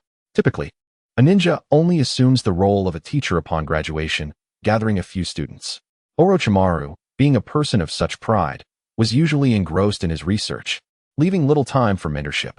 Previously, Sarutobi had inquired about his 3 students, only to receive dismissive responses, with none willing to assume the responsibilities of a teacher. Tsunade, burdened by the loss of her brother and lover in battle, suffered from hemophobia and could not lead. Jiraiya was preoccupied with traveling the world, seeking the fabled child of destiny. Orochimaru, shrouded in mystery, devoted himself to the study of forbidden snake techniques, often appearing more ghastly than human. Sarutobi had contemplated forcibly assigning his wayward students to teach, but he was taken aback by Orochimaru's unexpected decision to take Neji under his wing before the boy had even graduated. Yet, Sarutobi understood that Orochimaru was not one to abide by conventions. "Indeed, I encountered Hyuga Neji by chance and recognized his remarkable talent, sharing a similar philosophy with him." Orochimaru replied, "Let me guess, you are not also pursuing immortality, are you? Abandon that thought. The quest for eternal life is a misguided path, a desecration of death." Sarutobi admonished, fully aware of Orochimaru's ambitions. Witnessing the deaths of his parents and friends had warped Orochimaru's character, driving him to seek immortality, a pursuit that, Sarutobi believed, was unattainable. Even the illustrious second Hokage, Senju Tobirama, with his extraordinary talents and countless forbidden techniques, had failed to achieve it. Sarutobi doubted Orochimaru could succeed. While he initially felt a glimmer of hope that Orochimaru's mentorship might steer Neji away from his increasingly dark tendencies, he was dismayed to learn that Neji shared Orochimaru's fixation on immortality. The prospect of 2 troubled minds collaborating sparked deep concern within Sarutobi. "Old man, as a professor of ninjutsu, your vision and capacity are rather limited. You fail to comprehend my ideals," Orochimaru asserted calmly. "Once I attain immortality, I shall possess ample time to study and grasp the truths of the world, ultimately eradicating conflict." Sarutobi fell silent for a moment, inhaling from his pipe. "Orochimaru, I hope you remain true to your original intentions and do not stray from your path." Although he disapproved of Orochimaru's aspirations, he felt powerless to intervene. The desire for immortality was a distant dream. Discovering a means to achieve it would likely require numerous sacrifices. He could only hope that Orochimaru would not veer into darkness. Fortunately, Orochimaru had not yet succumbed to malevolence, which provided Sarutobi with a semblance of reassurance. As for Neji, Sarutobi regarded him with considerable importance. After all, Neji was not only Orochimaru's disciple, but also a friend of the Nine-Tails Jinchuriki, Kushina. His status as a member of the main branch of the Hyuga clan, coupled with his complex identity, warranted attention. However, upon reflection, perhaps it was better for Neji to be with Orochimaru than to fall into the hands of Danzo. With Neji as a bridge, the Hyuga clan might prove more compliant. If Danzo were to take him, who knew what schemes he might concoct? The following day, Neji arrived at the designated location half an hour early. The area remained a serene grove, and accompanying him were 2 members of the Hyuga branch family, both elite jonin. "Neji, you've arrived quite early," Orochimaru said, walking alone with a stoic expression along the tranquil path. His tall figure, long black hair cascading over his shoulders and pale skin, contrasted against the sunlight as he approached Neji. Neji squinted slightly, as if within this scene, he could glimpse the future incarnation of Orochimaru. Fortunately, as Orochimaru drew nearer, Neji snapped back to reality. The current Orochimaru was still far from the sinister figure he would later become. Seizing the opportunity, perhaps he could forge a positive relationship that might sway his darker inclinations.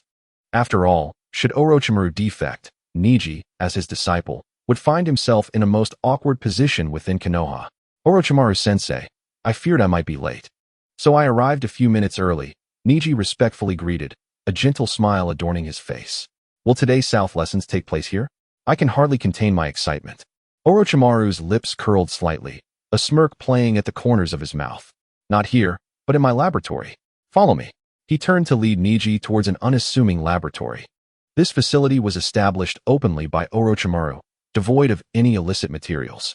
Niji hurriedly followed, with the two branch members trailing closely behind. Their role was ostensibly to protect Niji, ensuring his safety and preventing him from leaving the village. Accompanying Niji in his studies was out of the question. They were not even granted access to the laboratory. Upon entering the laboratory, Niji was struck by a sense of awe, though it appeared modest from the outside.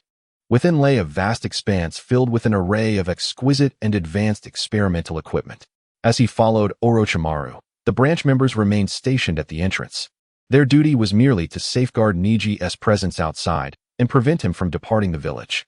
They had no rights to enter the laboratory. Niji marveled at the sophisticated instruments, his eyes shining with unprecedented enthusiasm. Konoha felt like an ancient world, while the advanced apparatus before him seemed to transport him to a modern era. The existence of such technology left Niji with a peculiar sense of disconnection. It was an incongruous world. Despite the presence of such advanced technology, the quality of life for the people had not improved in the slightest. Perhaps it was the short-sightedness of ninjas. They had yet to consider applying chakra techniques to everyday life. Welcome to my laboratory. These are the tools you will encounter and study in the future. What are your thoughts? Orochimaru gazed at Hinata Wuji with great interest, finding his previous demeanor quite amusing. Chapter 26. Ideals and Thoughts. Hinata Wuji's expression was peculiar as he surveyed the laboratory with an inexplicable gaze. Everything here seemed utterly alien to the shinobi world, as if ancient technologies had suddenly emerged. Yet upon closer inspection, it became evident that most of the instruments bore traces of chakra and ninjutsu. Curious indeed, Hinata Wuji mused. Everything was so novel, and outside, one could hardly glimpse such an array of technological devices. It felt as though he had stepped into another era. To be honest, I could almost believe it was a different world. Orochimaru chuckled at his words, rarely allowing a smile to grace his features. These are the most advanced instruments in the world, acquired at great cost. It is thanks to these devices that I can devote myself to the study of ninjutsu, exploring and mastering the truths of existence. The snake-style ninjutsu I excel in was developed right here in this laboratory. If you too wish for immortality and longevity, you must learn to utilize these instruments and master the knowledge and techniques of human research. Hinata Wuji nodded earnestly, saying, Master Orochimaru, please teach me. He had sought Orochimaru as a mentor precisely for this reason. Such an array of advanced instruments would undoubtedly assist him greatly in the future. With mastery, he might even attempt to evolve his Byakugan into a Rinnegan. The path to immortality would progress further. However, one thing piqued his curiosity. Why was it that amidst such advanced technology in the shinobi world, many outside struggled for basic sustenance? Despite possessing such means, the majority of people could hardly secure their daily meals. Unable to contain his curiosity, Hinata Wuji directly inquired. Ninjas are tools of slaughter. They merely need to complete tasks to earn their rewards, Orochimaru stated bluntly. The issues of food and sustenance fall under the purview of the daimyo and are not our concern as ninjas. Our duty is to perform our ninja tasks, enhance our abilities, and fulfill our assigned missions. He paused before continuing. The system of one country and one village was established by the first Hokage, and none dare to defy it. Ninjas are merely tools, was a phrase Hinata Wuji often heard in Konoha. He did not agree with it. In his previous life, he had deemed this system utterly foolish. He never imagined that the uncorrupted Orochimaru still subscribed to such beliefs. Powerful individuals, the ninjas, willingly subjected themselves to the control of the powerless ordinary folk. It was a warped worldview. Yet, as most people held this belief, Hinata Wuji felt powerless to change it. To speak out might lead others to deem him a fool. Those who diverged from the norm were often treated differently, only by wielding immense power. Akin to that of the first Hokage, could one hope to effect change. Wuji, do you harbor different thoughts? Orochimaru, with his exceptional intellect, quickly deduced Hinata Wuji's unspoken thoughts upon noticing his silence. Hinata Wuji nodded, contemplating for a moment before smiling. I merely find this world somewhat strange. The weak possess the ability to command the strong. Those with the power to change the world focus solely on destruction. Does this not only worsen the world? I wonder if there are alternative ways to make it a better place, devoid of so much war and death.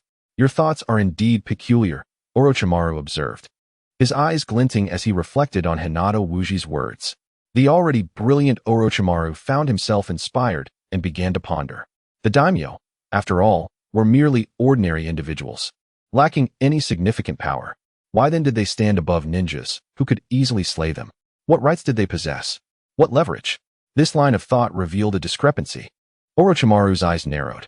Ever since he became a ninja, he had been indoctrinated with such ideals, leading him to accept them as truth.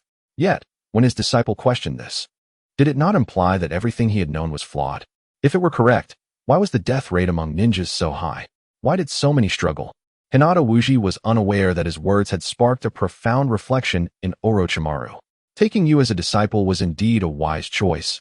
Orochimaru smiled at Hinata Wuji, as if he had uncovered a treasure. Your words are intriguing. When did you come to such realizations? Hinata Wuji smiled faintly and replied, once I realized I belonged to the Hyuga Main Family, I began to contemplate such matters. Why should the branch family, who are equally capable, be subjected to the commands of the main family and bear the caged bird seal? They possess ample manpower yet cannot resist, merely lamenting their fate. I then turned my gaze to the village, observing the relationship between Konoha and the Land of Fire, which deepened my confusion. Hinata Wuji had cleverly crafted an excuse for his musings. The main and branch family system of the Hyuga clan was equally archaic. Just as ninjas were constrained by the daimyo, it was a preposterous system. Yet, this absurd system remained intact. Orochimaru expressed surprise, saying, as a member of the main family, your foresight is remarkable. You do not confine yourself to your status. Have you considered solutions? Hinata Wuji shook his head, replying coolly, not really, or rather, I do not wish to change things. Currently, I lack the strength to instigate change. If I were to rashly stand out, the consequences might not be favorable. I understand the principle of being the nail that sticks out. Orochimaru nodded, licking his lips with a long tongue, his interest in Hinata Wuji growing ever stronger. Wuji, our thoughts are quite similar. I will teach you with all my might and see what transformations you can bring. It should prove to be quite fascinating. Orochimaru then introduced Hinata Wuji to the entire laboratory, instructing him on the use of various instruments. After a thorough explanation, he led Hinata Wuji to a small library. Upon entering, Hinata Wuji was astonished by the countless ninja scrolls densely packed within. The room was filled with hundreds, if not thousands, of scrolls, containing an array of ninjutsu attributes. Master Orochimaru, you did not collect all these, did you? Hinata Wuji exclaimed in surprise. Orochimaru nodded, pride evident in his gaze as he surveyed the room filled with ninjutsu. I painstakingly gathered these. Some were rewards for completing missions, others purchased, and some acquired through less savory means. You may examine any ninjutsu here. While mastery is not required, you must grasp the theory and methods of response. I will conduct periodic assessments. Hinata Wuji foresaw a busy academic future ahead of him. Chapter 27. The new invention of the massage chair. Indeed, that was the case. Within the confines of the school, the once lackadaisical Hinata Wuji found himself embarking on a time of unprecedented busyness.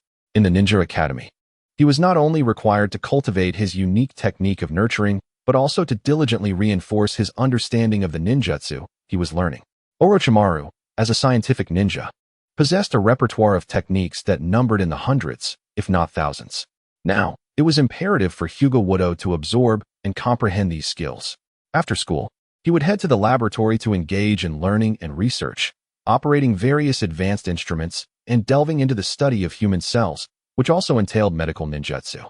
One layer after another, the volume of knowledge surged beyond the skies. The simultaneous pursuit of learning and cultivation had inevitably slowed the pace of Hyuga Wudo's development. Under the pressure of intensive study, he began to question whether he had chosen the right path. The Hyuga clan's main family lived a life of ease. Why subject himself to such hardships? Initially, he found it excruciating, but as time progressed, he gradually adapted. The enriching hours of study, the allure of unknown knowledge, and experimental research filled his mind with a continuous stream of insights.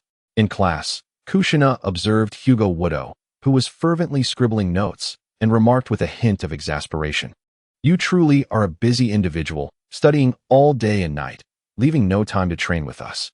Well, you can't blame Wudo. He is under the tutelage of the erudite Orochimaru, after all, and must devote himself to learning, commented Minato with a gentle tone. Kushina replied, fortunately, under Tsunade's guidance.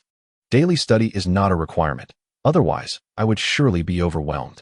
I find learning so much to be rather pointless. It would be better to request Lord Orochimaru to teach some powerful techniques. Hyuga Wudo paused, glancing at the two with a resigned expression.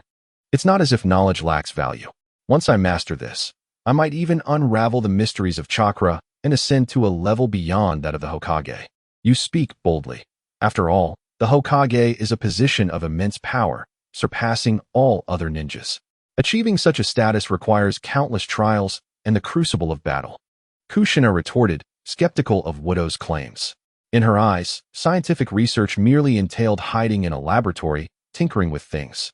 While it held a certain mystique, it seemed of little aid in enhancing one's strength. Shaking his head, Hyuga Wudo resumed his intense study, refining and developing his ideas. The more he learned, the more he recognized the superficiality of his knowledge. The deeper his understanding, the more he admired his accidental development of the nurturing technique. However, as his studies progressed, he delved further into the intricacies of ninja chakra. Chakra is the fusion of the body's cellular energy and spiritual energy, which can also be manipulated to alter the human body. Aside from the yang release, other elemental chakras were less effective. The representative figure of this was the first Hokage, Hashirama Senju, renowned for his sage body and his ability to heal without hand seals. Hyuga Wudo was striving toward this direction in his studies. Yet, as a member of the Hyuga clan, he lacked the formidable vitality and yang release chakra that characterized the Senju and Uzumaki clans. Nevertheless, through his research, he contemplated the Hyuga clan's acupoint and meridian techniques, which were now nearing perfection. He turned to his two companions and murmured, I am not merely focused on study. I have also created a supplementary ninjutsu that can help regulate the body, heal hidden injuries from training, and even increase chakra quantities. Would you care to try it after school? His words immediately piqued the curiosity of Kushina and Minato. Is that true? You've only been studying for less than half a month, and you've already developed a new technique? Kushina exclaimed. Minato regarded Hyuga Wudo with approval, given Wudo's talent. It is indeed plausible. Excited by curiosity, Kushina urged, what are we waiting for? Let us go right now. Under Hyuga Wudo's guidance, she had long since accepted skipping class as a norm.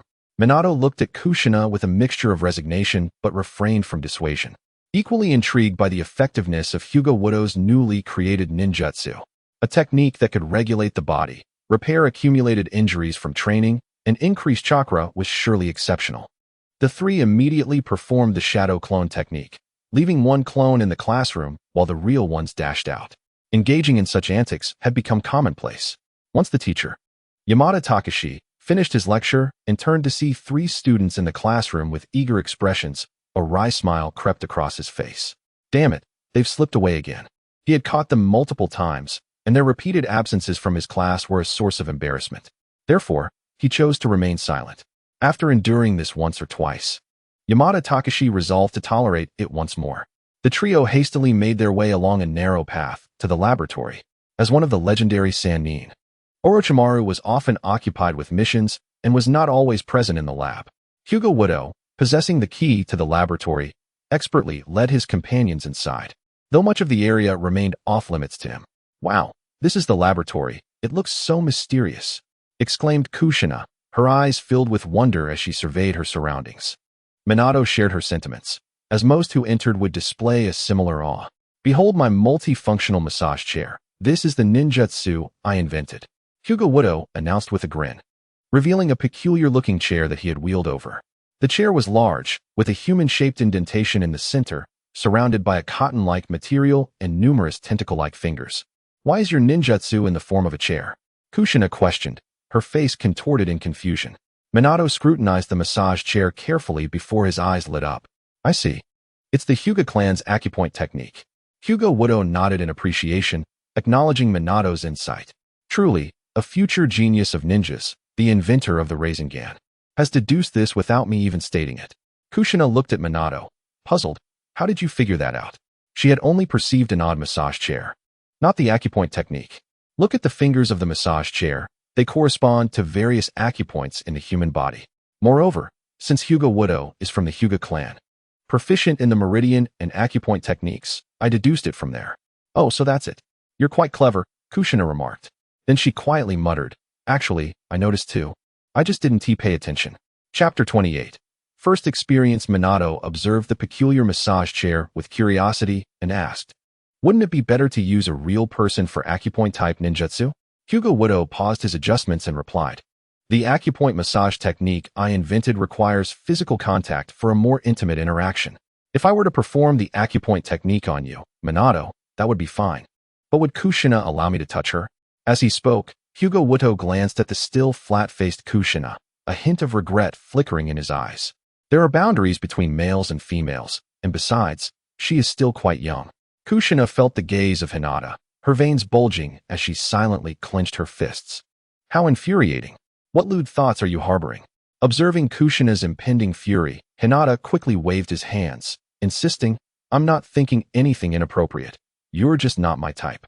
However, Minato should be quite fond of you, considering you're his favorite redhead. Hinata deftly redirected the conversation. Indeed, in the original story, Minato had expressed his admiration for Kushina's crimson locks. The two eventually fell in love and successfully wed. How dare you fabricate such tales about Minato? He could never fancy red hair. Kushina shot a glare at Hinata before turning her eyes towards Minato. Yet, Minato's astonished expression immediately betrayed his true feelings. How did you know what I was thinking? He blurted out. Upon hearing this, Kushina stared at Minato in shock, her fair complexion flushing a deep crimson. You like me? No, wait, do you like my red hair? Minato offered an awkward smile, neither confirming nor denying, simply nodding. Indeed, your red hair is quite beautiful. As radiant as a burning flame. His words caused Kushina to blush furiously, her entire being radiating warmth, steam seemingly rising from her head. In the sealed space, Kurama shouted in exasperation, calm down. He likes your hair, not you. Being sealed within Kushina's body, he sensed the fluctuations of her emotions. Kushina's excitement was so overwhelming that it was affecting him as well. Kurama's comment managed to temper her exhilaration slightly. This was the first time someone had complimented her hair. Akin to a confession, filling her with delight. You wretched fox, what do you know? Kushina huffed. In the outside world, Kushina turned her head away, feigning annoyance as she softly murmured, you have good taste. The girl's shyness made it momentarily difficult for her to face her training companion.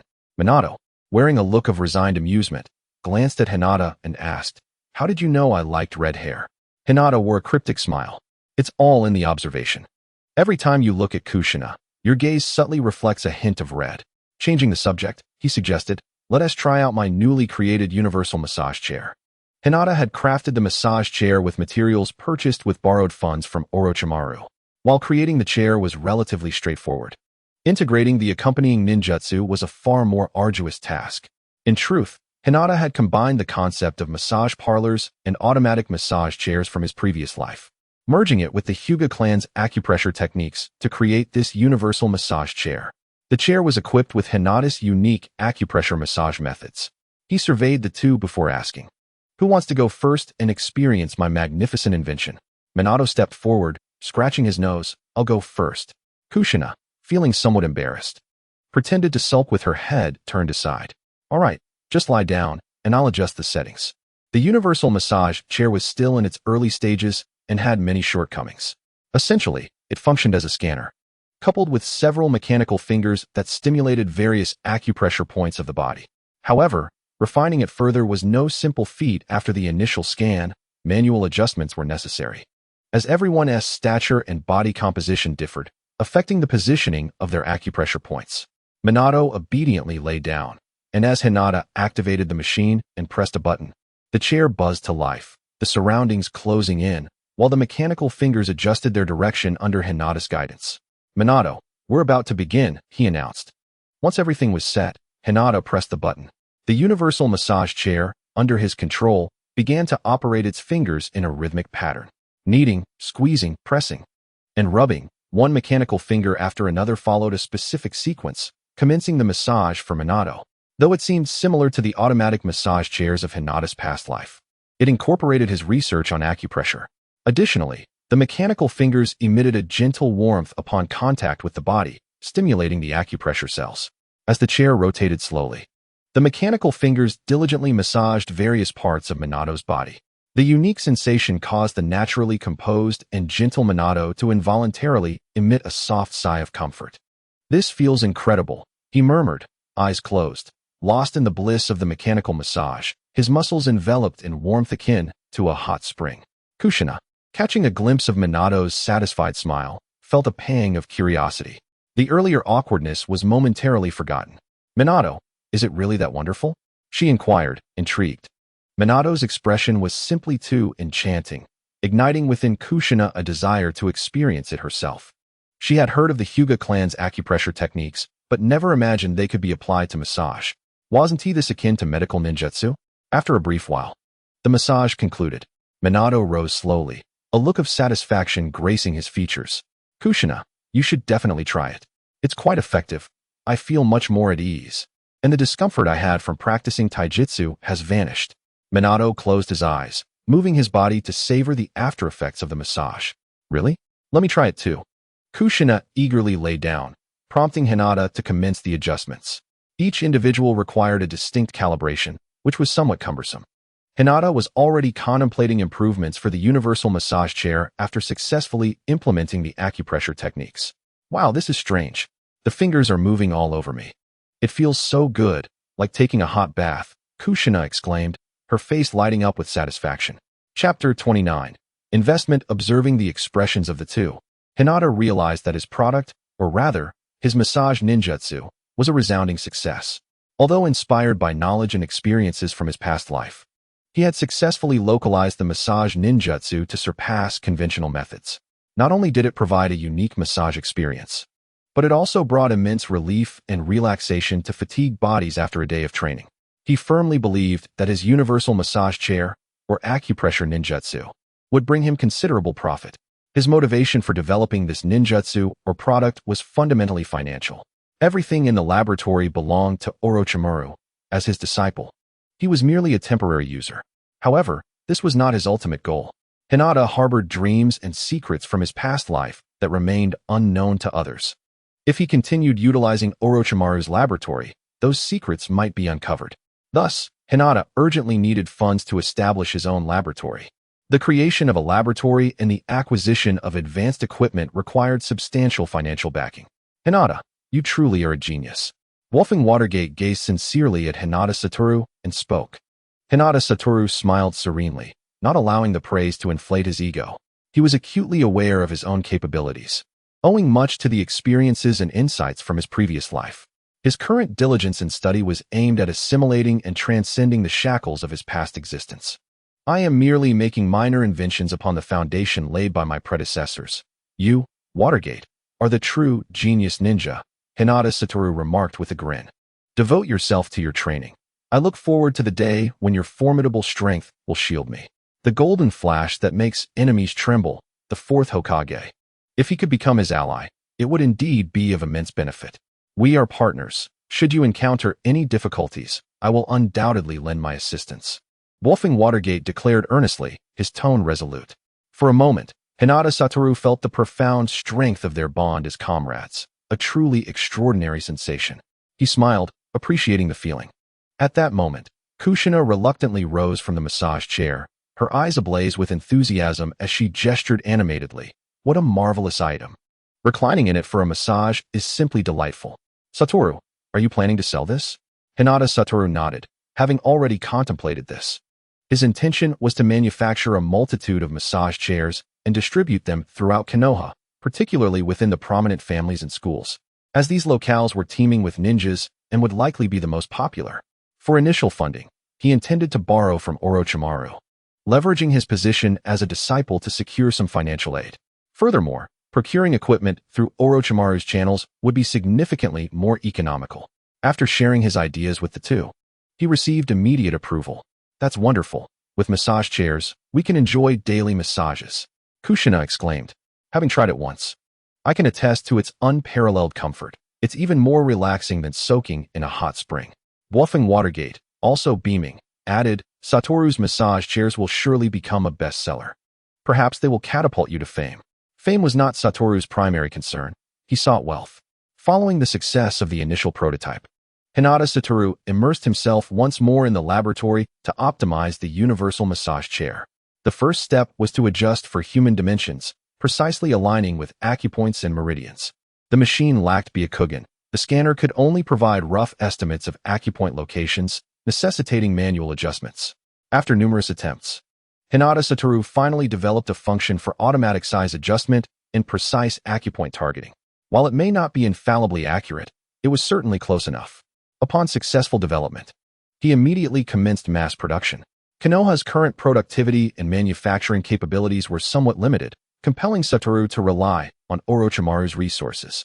As a fervent researcher with extensive connections across various nations, Orochimaru could place orders from the Land of Fire, the Land of Iron, the Land of Craftsmen, and more. When Orochimaru arrived, Hinata Satoru presented him with the procurement list. Orochimaru's indifferent gaze swept over the list before he looked up at Satoru. "Is the device you are working on ready for use?" He was well aware of Satoru's endeavors within his laboratory. A chair capable of massaging various acupoints of the human body. He had speculated on its effectiveness, concluding it wouldn't achieve immortality. However, as a commercial product, it held promise. Ninjas practicing physical techniques would likely be eager to purchase it after experiencing its benefits. Hinata Satoru had no intention of concealing anything from him and nodded, saying, "It's successfully in its preliminary stages. Now we await the production of a batch to gauge market response. If sales are promising, I will have funds for future research, alleviating my financial concerns and eliminating the need to undertake missions for income." Satoru's words resonated with Orochimaru, who recalled his own slow learning curve due to limited funds, which compelled him to accept missions for income. Even now, as one of the legendary 3 ninjas, the budget allocated for specific ninjutsu research was often insufficient. Only during collaborations with Shimura Danzo on the initial Hokage cells had he managed to secure substantial funding. "Your idea is commendable. As your teacher, I shall cover the expenses this time," Orochimaru's cool voice stated matter-of-factly. Upon hearing this unexpected windfall from Orochimaru, Hinata Satoru was overjoyed. What a stroke of luck, an angel investor. He patted his chest, assuring Orochimaru, "Rest assured, teacher, should you invest, I will share the profits equally if sales are successful." His words were intended to forge a stronger bond with Orochimaru through mutual interests. With Orochimaru's backing, he could confidently claim that this product was endorsed by one of the legendary 3 ninjas. Given Orochimaru's reputation in Konoha, it would undoubtedly attract significant attention and potential buyers. This was the star effect. Though not a celebrity, Orochimaru's stature in Konoha carried distinct implications. He was a disciple of the Hokage, often regarded as the Prince of Konoha. Moreover, he possessed a compelling charisma that had garnered many loyal followers. Orochimaru's expression remained impassive as he returned to his composed demeanor, folding his arms behind his back. He looked at Hinata Satoru and advised, "Do not lose sight of the bigger picture. The pursuit of knowledge and mastery of ninjutsu is paramount. Engaging in commerce for profit is merely a means to an end. Strive to enhance your strength. For it is in times of peril that one must safeguard oneself and rectify the peculiar contradictions of this world." His words carried an underlying message that momentarily left Hinata Satoru taken aback.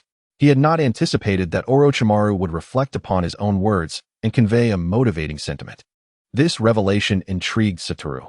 Could it be that Orochimaru harbored aspirations for reform, to create a peaceful and prosperous world? However, it was not entirely implausible, as Orochimaru had been redeemed in later narratives, harboring a vision for the greater good. At present, he had yet to succumb to darkness. Chapter 30. Might Guy. With Orochimaru's assistance, resources and production were secured. Under Hinata Satoru's supervision, the universal massage chairs began to be manufactured at an astonishing pace. The initial batch of trial products comprised just over 100 units, with further production contingent upon market response. Although he was not an expert in marketing strategies, he was familiar with basic promotional methods. He placed some universal massage chairs at the entrance of the Hyuga clan store for public trial, while others were donated to schools under the guise of philanthropy.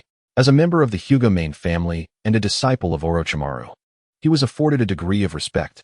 Upon learning that Hinata Satoru had developed a massage ninjutsu and created a massage chair for sale, clan leader Hyuga Tenyong wholeheartedly supported the initiative, decisively approving its placement in the Hyuga clan store. However, Hyuga Satoru had devised a plan. He positioned the universal massage chairs at the store's entrance, ensuring they did not occupy space or disrupt customer transactions. Moreover, the novelty of the massage chair irresistibly draws onlookers who are eager to inquire about it. As a result, the number of customers purchasing items from the shop steadily increases. Under the suggestion of Hinata, a promotional strategy was proposed whereby customers who spend over 1,000 ryo in the store could enjoy a complimentary trial of the massage chair. This distinctive marketing approach immediately garnered public interest in the versatile massage chair. The offer of a free trial with any purchase evokes the charm of supermarkets giving away small gifts. Since the massage chair is a recent innovation, most people approach it with a sense of curiosity, leading many to give it a try. As time passes, those waiting in line begin to multiply, and the shop attracts a significant number of patrons. What is this miraculous massage chair? A man clad in a snug green outfit and sporting a center-part hairstyle stands at the shop entrance, gazing intently at the massage chair. He is Might Guy, a perennial genin of Konohagakure, well-versed in the 8 gates technique. Having just completed a mission, he was drawn to the bustling crowd before him. Humans, by nature, are filled with curiosity and gossip. Observing one person after another reclining on the device, allowing the machine to knead them, he wears an odd smile. Hinata Matsushita, the shop owner, approaches with a warm smile, eager to introduce the product. This is our Hinata clan's newly launched versatile massage chair. Crafted through the ancient acupressure techniques passed down within our clan, combined with modern medical ninjutsu. It offers extraordinary benefits, such as unblocking meridians, promoting blood circulation, and enhancing cellular vitality. In fact, Orochimaru, one of the legendary Sannin, has praised it highly, claiming it to be a revolutionary advancement in the ninja world. Currently, we are in the trial phase. Simply spend 1,000 ryo in my shop to experience it for free. Seize this opportunity, esteemed ninja, and give it a try. The shop owner's pitch is meticulously crafted by Hinata to generate buzz and promote the product. With the involvement of the Uchiha clan and Orochimaru, the attention and trust of the public are assured.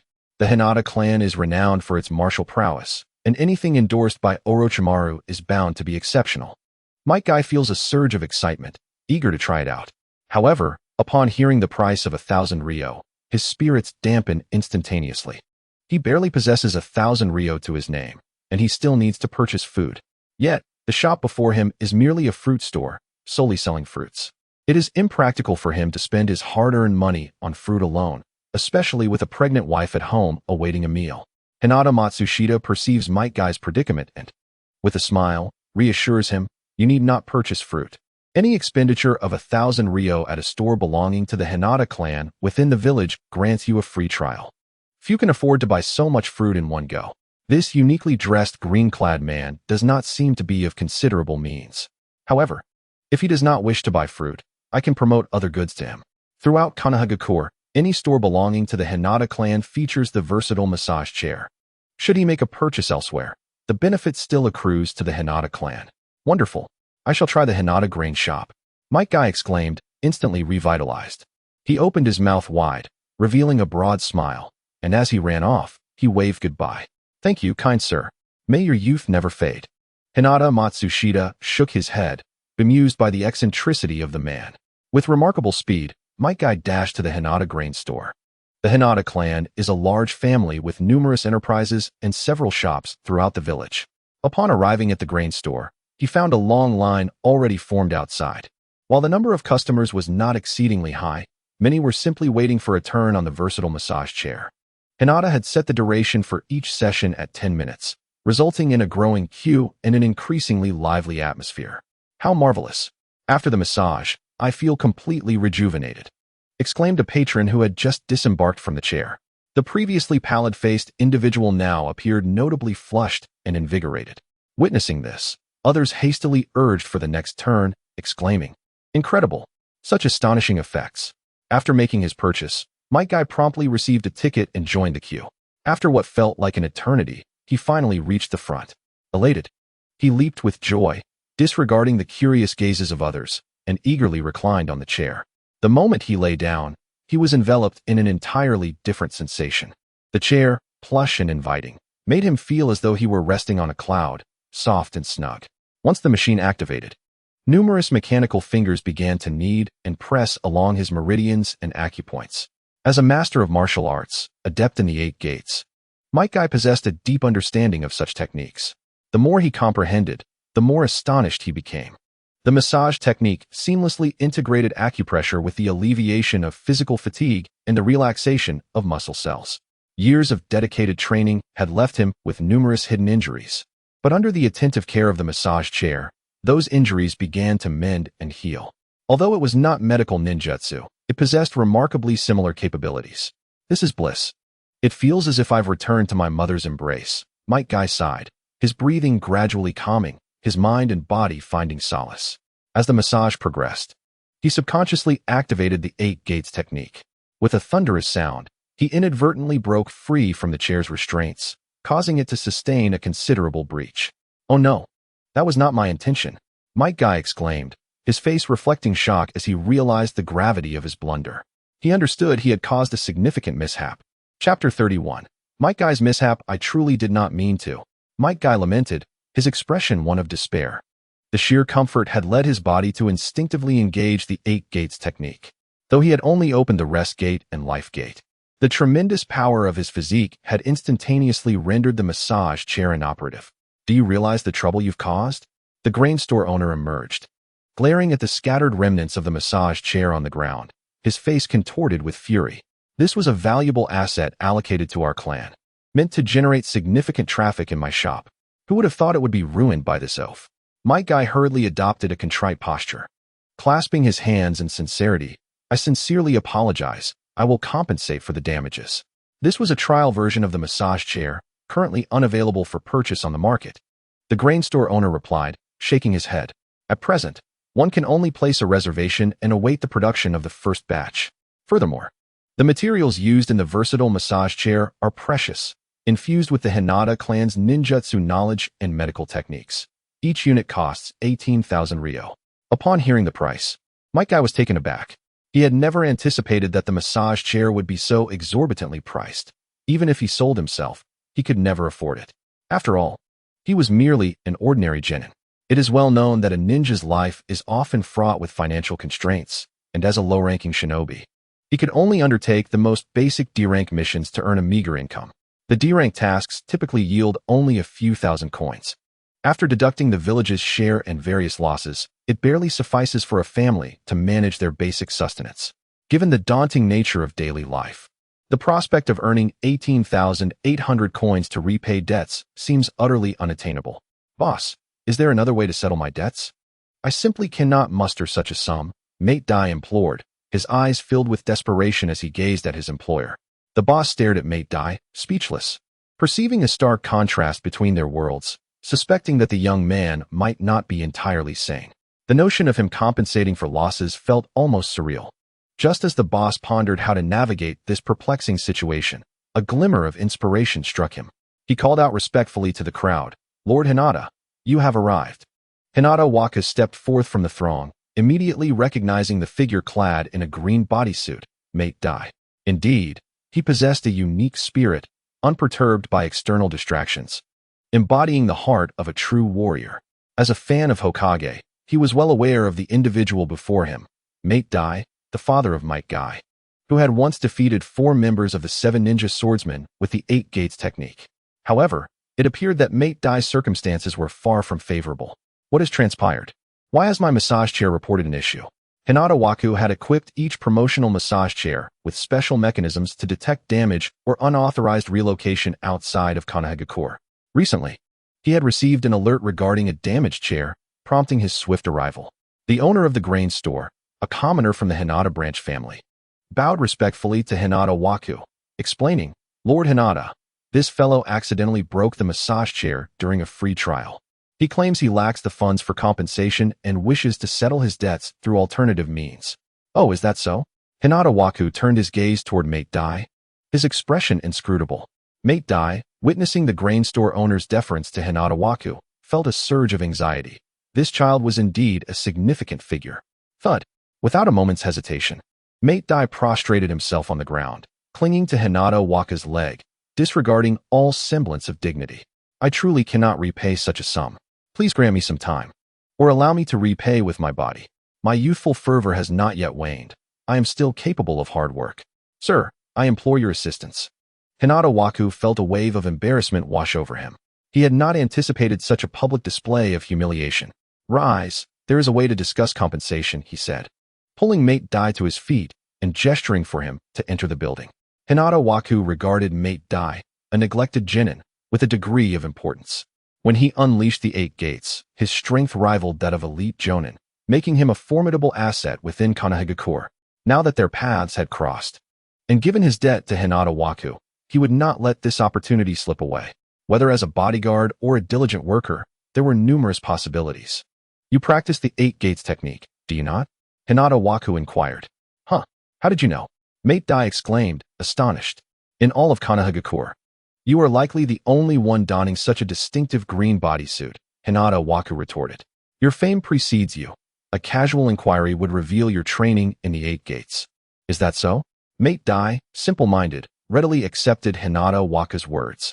I also practice martial arts.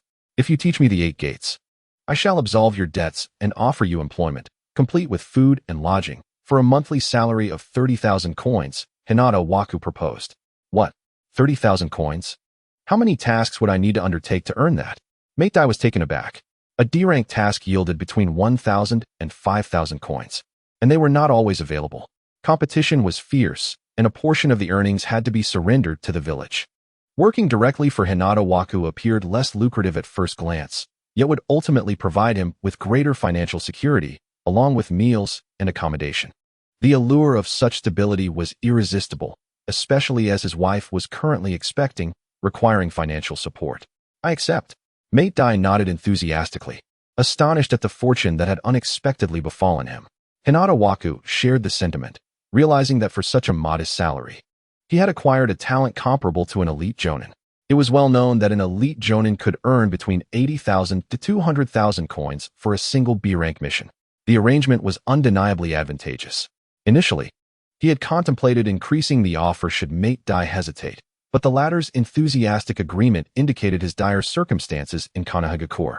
Work diligently alongside me, and by the year's end, there will be bonuses and various rewards, enabling you to become a financially secure individual, Hinata Waku assured, patting Mate Dai on the shoulder, embodying the role of a benevolent elder.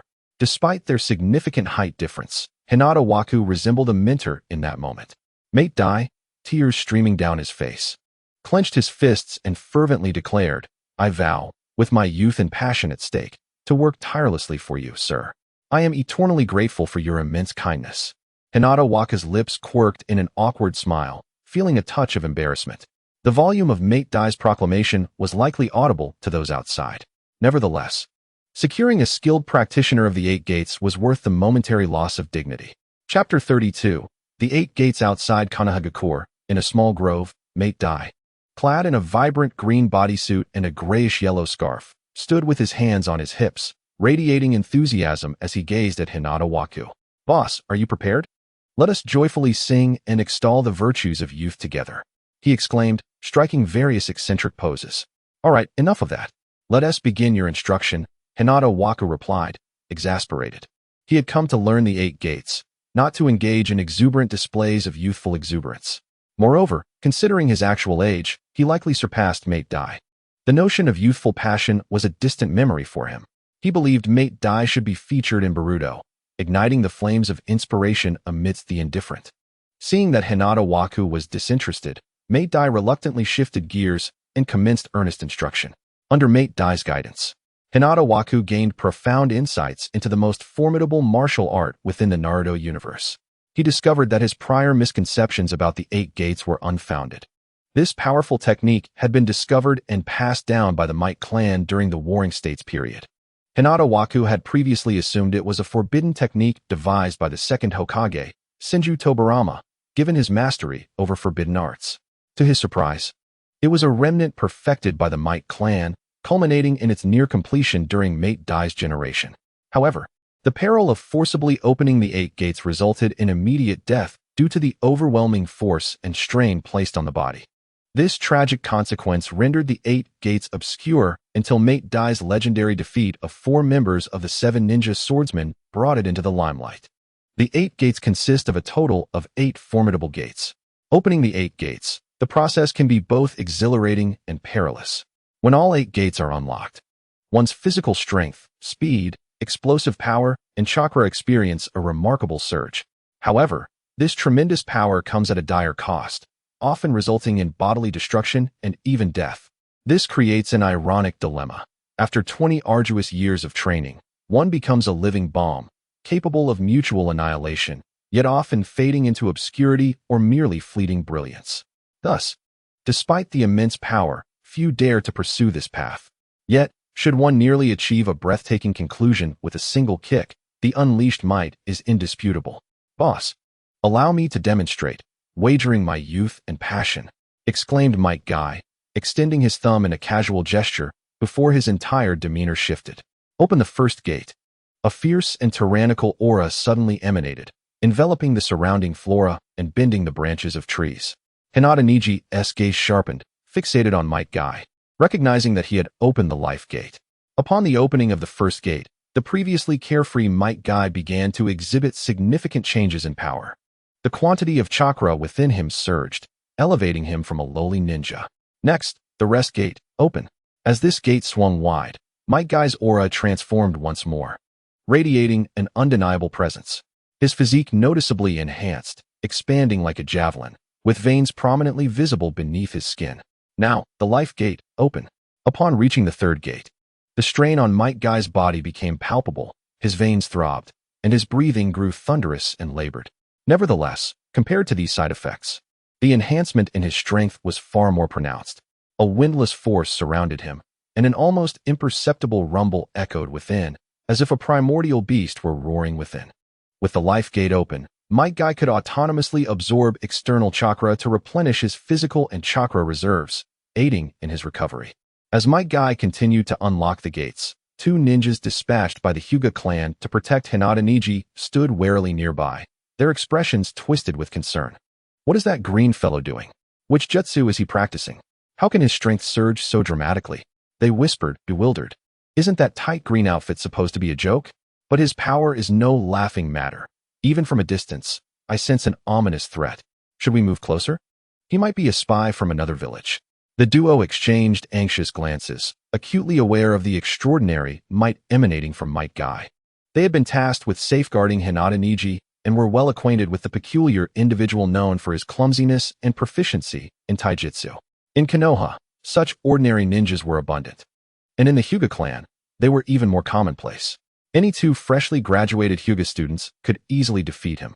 Yet, the intensity of Might Guy's escalating power was undeniably alarming, provoking a sense of danger even among the seasoned shinobi. Boss, I've reached the 5th gate. You should step back a bit, Might Guy declared, his expression fierce yet feigning nonchalance as he gestured for Hinata Niji to move aside. He complied promptly, retreating several meters. After all, observation need not be too close. As a member of the Hyuga clan, he possessed exceptional observational skills through his Byakugan. As Might Guy unlocked the gates, Hinata Niji meticulously scrutinized the transformations in his physique. He noted that upon reaching the 5th gate, Might Guy's body was beginning to falter under the strain. A deluge of chakra surged violently within him, creating a chaotic cycle. This state activated his cellular structure immensely, enhancing his strength and speed, yet imposed a significant burden on his entire being. Through the Byakugan's lens, his cells appeared to burn like kindling, gradually approaching demise. The 8 gates of death, truly a formidable technique that consumes life to achieve glory, Hinata Niji mused. He looked at Might Guy, who was eager to open the 6th gate, and immediately intervened. Might Guy, that's enough. If you push further, you may not survive. He halted Might Guy's reckless endeavor, not wishing for his newly acquired subordinate to suffer any ailment. Each gate unlocked exacted a toll on the body, a profound strain. Ultimately, the principle behind the 8 gates of death is to shatter the body's protective mechanisms, unleashing forces that transcend mere flesh. Hearing the call to halt, Might Guy felt a wave of relief. Each gate posed a severe burden. As he closed the 6 gates, his control over his body and consciousness sharply diminished, and he collapsed to the ground. Oh no, my muscle cells are strained. Chapter 33. The study of the 8 gates of death. Having exhausted the 8 gates of death, Might Guy lay on the ground, utterly drained and pallid. Fortunately, The steady rise and fall of his chest indicated he was still alive. "Are you all right?" Hinata Niji inquired. "No worries, my youth shall not waver. Thus, it shall never end," Might Guy proclaimed, straining to raise a clenched fist in a spirited declaration. Hinata Niji felt he could never attain such a unique mental state. Perhaps his own heart was too cluttered. "Might Guy, your 8 gates of death are impressive. Yet your physique seems inadequate. Haven't you been eating enough?" Hinata Niji's comment was devoid of malice. It merely stemmed from a perception of Might Guy's apparent malnutrition. The activation of the 8 gates consumes one's cellular energy, and through the Byakugan, he observed that Might Guy's cellular vitality was not particularly robust. It could be a result of past injuries or prolonged hunger. Might Guy, brimming with energy, clearly leaned toward the latter explanation. "Oh no, boss. My training regimen is too intense. I often expend my energy, leaving me perpetually hungry." Might Guy hastily clarified. "But I don't need to eat too much. Just enough for a normal person." Hinata Niji was momentarily baffled by the peculiar logic, but soon comprehended. Might Guy believed he was concerned about overfeeding him. Being able to eat is a blessing. Don't starve yourself. Only when you are well fed can you train and enhance your strength. So let us go eat. Hinata Niji encouraged, patting Might Guy on the shoulder. The cost of meals was a trivial matter for him. However, that was contingent on the sale of the universal massage chair.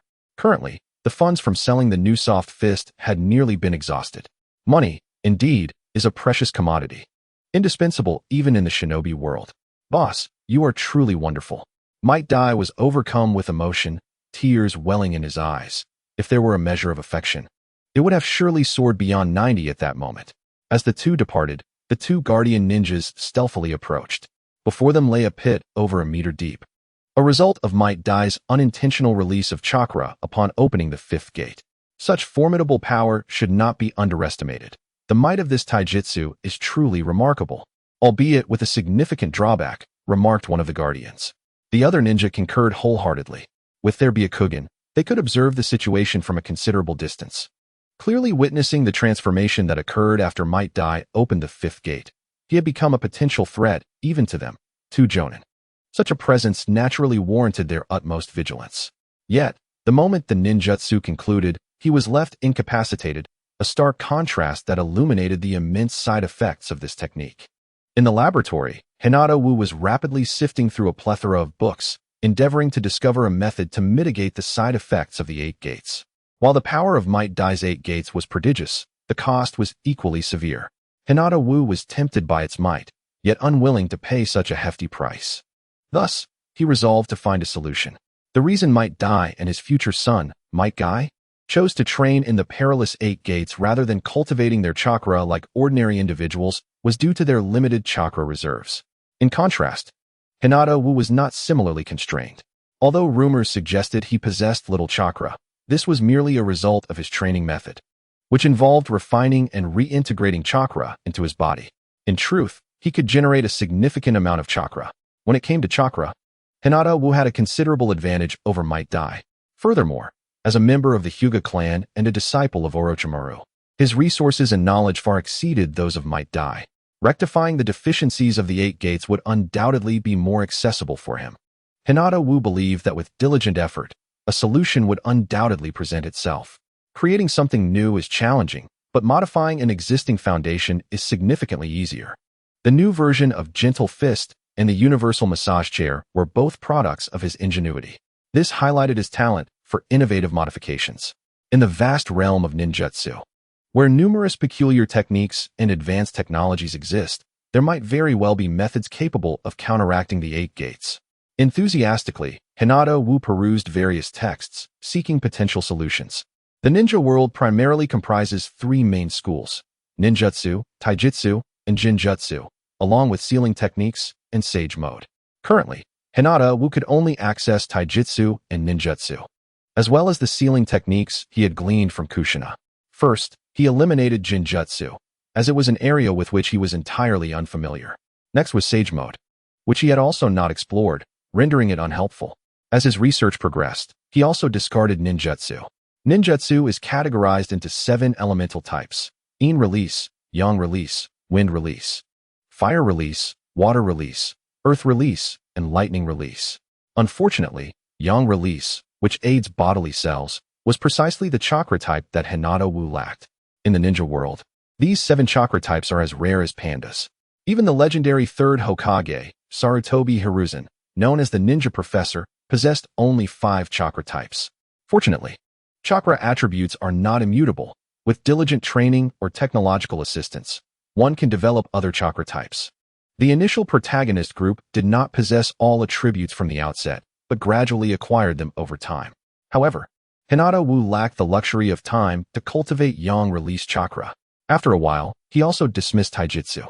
The 8 Gates is a form of steel fist taijutsu that relies on unlocking the body's limits to unleash immense physical strength to obliterate foes. Ordinary taijutsu would provide no assistance to the 8 Gates, even in terms of inspiration. Hinata Wu then turned his attention to sealing techniques. Sealing techniques possess a high ceiling and are remarkably practical. Their manifestations are quite intriguing, involving the sealing of various items. From sealing scrolls and military rations to ninja tools and explosive tags, all the way to the earth-binding heavenly star and the sealing of Kagaya Otsutsuki by the Sage of 6 Paths essentially. Sealing techniques involve placing objects within a box-like containment and sealing it shut. While this may not seem directly applicable to compensating for the 8 Gates flaws, Hinata Wu had an epiphany. While it may not eliminate the drawbacks entirely, it could impose limitations. The strength of the 8 Gates derives from its ability to push the human body beyond its protective limits, inflicting irreparable harm. Conversely, sealing techniques can seal chakra, meaning they could potentially restrain the power of the 8 Gates. Could sealing techniques allow the 8 Gates to retain their potency while simultaneously reducing bodily harm?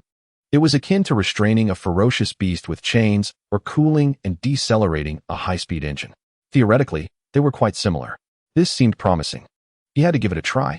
With newfound motivation and direction, Hinata Wu embarked on his experiments. Naturally, the test subject would be Might Dai. Initially, Hinata Wu had considered sending him on errands, but now he would serve as a guinea pig for his experiments.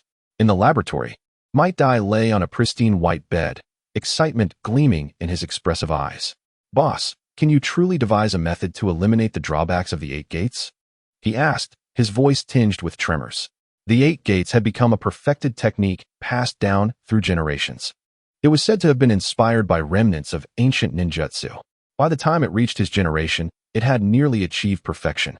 With relentless effort and training, one could successfully unlock the 8 Gates within the human body. However, opening all 8 Gates simultaneously would overwhelm the human body with violent power, tearing cellular structures apart.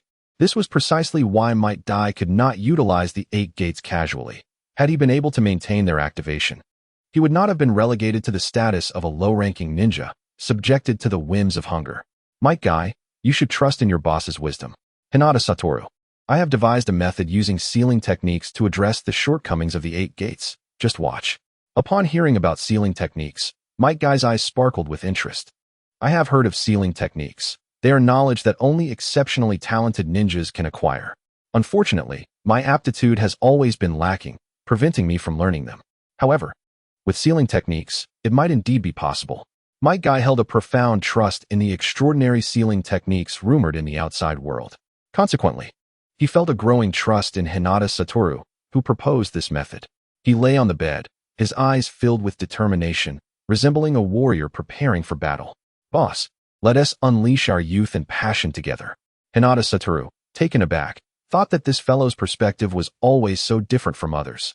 Before unleashing passion, you might want to take off your clothes. "Wait, no, boss, I'm not that kind of person. What are you thinking? Sealing techniques need to be inscribed on the body." "Oh, I thought my guy fumbled, successfully removing his green spandex outfit. Despite his unassuming appearance, akin to a bamboo pole, years of relentless training had rendered his muscles incredibly firm. However, his body often appeared slender due to burning fat when he opened the door. Hinata Satoru squeezed Might Dai's taut muscles and began his intricate work with special ink. One unique pattern after another was inscribed on Might Dai's body, transforming him into a muscular figure adorned with tattoos. The 8 Gates started from the head, and Hinata Satoru shaved off most of Might Dai's hair. Fortunately, Might Dai was not overly concerned with hairstyles. As long as the spandex remained green, his youth and fervor persisted. Circular patterns were inscribed on his forehead, extending down to his navel and heart. "All right, Might Dai, let us see how it works." Hinata Satoru patted Might Guy, signaling him to activate the 8 gates. Is this it? Might Guy executed a vigorous leap from the bed. First gate, open, he shouted, his muscles tensing, veins bulging. Yet, despite his efforts, he could not open the first gate, feeling as if he were constipated. Might Guy looked at Hinata Satoru with a pitiful expression and said, "Boss, did you draw the sealing technique incorrectly?" He seemed like an ordinary person suddenly afflicted with constipation, unable to produce satisfactory results. The 8 gates appeared to be blocked by an invisible force, unable to open. Hinata Satoru scratched his head, closing his Byakugan. His understanding of sealing techniques was still rudimentary. Having only studied briefly with Kushina, he had merely grasped the basics. Now, applying it in practice, he realized he was somewhat out of his depth. When Might Guy attempted to open the 8 gates, Hinata Satoru discovered that he had inadvertently sealed several of Might Guy's meridians and chakra points along with the sealing technique. This resulted in Might Guy being unable to activate the 8 gates. "Don't panic, let me erase it and redraw." Hinata Satoru instructed Might Guy to lie down, continuing as his test subject. Might Guy, being rather simple-minded, was also swayed by the generous salary Hinata Satoru offered, making it hard for him to refuse. With a child on the way, Might Guy needed to earn some money for baby supplies. "If I erase this part and replace it here, it should work, right? Why isn't it working? There must be something wrong. What is still wrong?" Hinata Satoru modified the drawings repeatedly until he successfully inscribed the original version of the sealing technique. Might Guy managed to activate the 8 gates. The effect was mediocre. He could only open up to the 4th gate before it became uncontrollable. This outcome was not what Hinata Satoru desired. However, his knowledge was insufficient to accomplish this technique alone, leading him to a decision that contradicted tradition, to seek external assistance. He brought Kushina and Minato into the lab as his consultants. After all, Kushina was from the land of Whirlpool, proficient in various sealing techniques from basic to advanced levels, with a comprehensive knowledge base. Moreover, during their discussions, Hinata Satoru could learn about intricate sealing techniques such as 5-element sealing, diamond sealing, for symbol sealing, and contract sealing. Minato was also a master of sealing techniques in the future, providing practical advice. With their help and the meticulous observations of the Byakugan, Hinata Satoru made significant progress in learning and mastering sealing techniques. He also achieved research results regarding the sealing techniques following the activation of the 8 gates. Finally, after much effort, Hinata Satoru created the 9-binding seal. This 9-layered seal encircled 9 parts of the body, restraining the explosive chakra unleashed after opening the gates. Although it could not completely bind or seal, it alleviated the damage to the body by simultaneously activating the berserk mode while imposing restraints. The power of the 8 gates was reduced by half. Nevertheless, even halved, the enhancement in strength was sufficient for an ordinary ninja. Most importantly, it no longer resulted in death after use, unlike the original version. Having reached this point was already Hinata Satoru's limit. To advance further, he would need to seek another external ally, his current teacher, Orochimaru. Chapter 35, Inspection. First gate, open. Second gate, open. Up until the 7th gate of the 8 gates, the 9-binding seal began to struggle to maintain control, teetering on the brink. "Boss, this 9-binding seal is amazing. I can now easily open the 6th gate. Though the power wasn't as strong as before, my body and chakra have seen comprehensive enhancements. Even when facing an ordinary jonin, I can fearlessly compete," Might Guy exclaimed, flashing a wide grin. "That's great. The ninjutsu development has been quite successful. However, it has been 3 days. You should take a shower before heading home." Hinata Satoru advised Might Guy. "No need, boss. I want to rush home to share this joy with my wife," Might Guy shouted. With all 6 gates open, he darted homeward like a bolt of lightning. With the 9-binding seal in place, the destructive power of the 8 gates was significantly reduced, allowing him to utilize it like an ordinary ninjutsu. Hinata Satoru watched the impatient Might Guy, shaking his head helplessly. "I've told you to take a shower first. We don't want you startling anyone in the village." Meanwhile, Kushina and Minato exchanged knowing glances, struggling to suppress their laughter. Soon, Kushina could no longer contain herself and burst into laughter. "This is hilarious. Do you think he'll be mistaken for a spy from the Cloud Village?" Minato, typically gentle and sunny, who rarely displayed emotions, couldn't help but chuckle at this moment. "Let us go out and see. We can explain things to him later." It was only natural for them to think this way. After the head shaving and tattooing, Might Guy's external appearance had undergone a dramatic transformation. His entire body was marked by various ink seals, repeatedly applied and wiped away numerous times, which gradually stained his skin a deep black, making him appear almost like a person of African descent from a distance. Nonetheless, his vibrant green skin-tight sportswear remained strikingly conspicuous. Previously a deviant, he now resembled a menacing thug. The three pursued him and soon arrived at the village entrance, where the Konoha police department was interrogating Might Dai. Evidently, Might Dai was oblivious to the circumstances, offering various explanations. Hyuga Widow's discerning gaze fell upon three members of the Uchiha clan, one of whom was a familiar face, Uchiha Fugaku. To his surprise, this fellow had just graduated and had already joined the Konoha police department. However, it made sense. The Konoha police department was an organization exclusive to the Uchiha clan, responsible for managing the affairs of the village. This privilege was bestowed by the second Hokage, Senju Tobarama.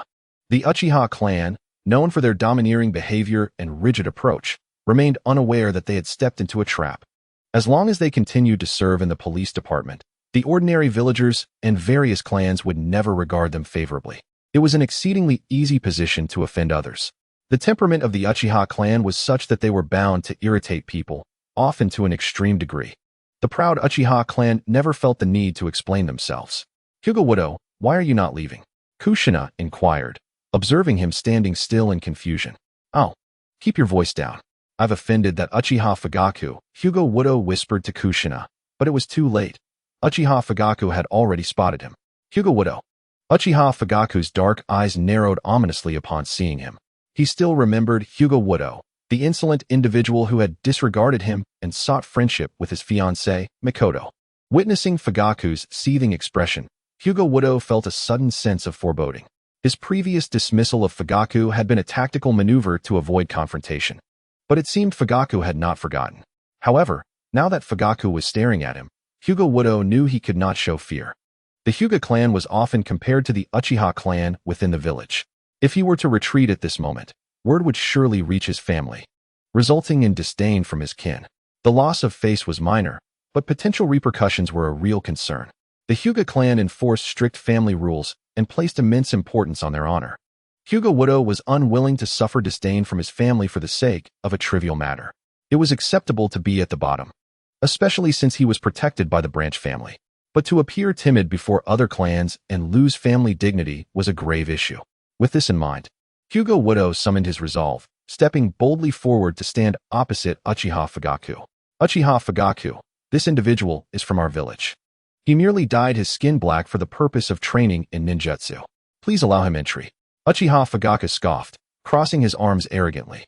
Just because you say he is from the village, does that make it so? He could very well be a spy from the Cloud Village. Everything must be investigated by our police department. I now suspect you of colluding with the Cloud Village spies. Please accompany me to the police department. What a cunning opportunist. Learning to slander others right after joining the force, Hyuga Widow thought, feeling a begrudging respect for Fugaku's audacity. However, he was not intimidated by Uchiha Fugaku. As a member of the main family of the Hyuga clan, he could not be easily apprehended by the police department. Unbeknownst to him, two Hyuga elite jonin had appeared behind him, standing resolutely beside him, opposing the Uchiha members of the police department without any intention of backing down. Your Uchiha clan is far too arrogant. Such behavior will surely invite calamity, Hyuga Widow declared. Humph, do not indulge in alarmist rhetoric. The Uchiha clan is the foremost clan in Konoha. How could we possibly face disaster? Uchiha Fugaku retorted coldly, fixing his gaze on Hyuga Widow. If you refuse to go to the police department, then we can engage in combat. Should you defeat me, I will allow you and that black man to enter the village. In truth, Uchiha Fugaku was merely seeking an opportunity to teach Hyuga Widow a lesson. The two branch family guardians behind Hyuga Widow exchanged worried glances, frowning at the prospect of conflict. As protectors of the main family, they knew they would face severe consequences from the clan should anything happen to Hyuga Widow. The Uchiha clan's combat prowess was well known throughout the ninja world. It typically took 3 ninjas of equal rank to subdue a single Uchiha. Fight me? Hyuga Widow narrowed his eyes, surveying Uchiha Fugaku. Very well, let us engage in battle. I am eager to witness the prowess of the Uchiha clan's young leader. He gestured to the guarding ninjas to remain calm, offering them a reassuring glance. He, too, wished to test the extent of his recently acquired strength. Although it appeared he was constantly studying and engaged in research, his time spent in training was equally fruitful. The life of a ninja, an assassin with high offense and low defense, did not rely solely on age or chakra as measures of power. With proper strategy and skill application, defeating a more formidable foe was a common occurrence. Chapter 36. Confrontation. The two stood facing each other, the surrounding atmosphere heavy with an eerie silence.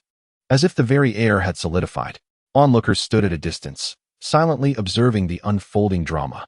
Members of the Uchiha clan regarded Hyuga Wudo with a sense of amusement, as if Uchiha Fugaku's victory were a foregone conclusion. It was understandable, having just graduated from the ninja academy. Fugaku possessed extraordinary talent and was a few years older than Hyuga Wudo. With more training under his belt and the Sharingan awakened, it seemed improbable that he would lose. Meanwhile, Kushina, Minato, and Might Dai silently cheered him on, having spent considerable time with Hyuga Wudo and recognizing his uniqueness. His keen insight and inventive thinking fostered a strong trust among the trio. Hyuga Wudo's willingness to propose a duel indicated a corresponding confidence and capability. The branch family guardians were particularly anxious. Should the main family members sustain injuries, they would undoubtedly face severe repercussions. Yet, as members of the branch family, they could not obstruct Hyuga Wudo. The commands of the main family were absolute, and since the Uchiha clan initiated the conflict, refusing would be tantamount to conceding. This was a battle for family honor. Let loose your prowess. Allow me to witness the might of the Uchiha Sharingan.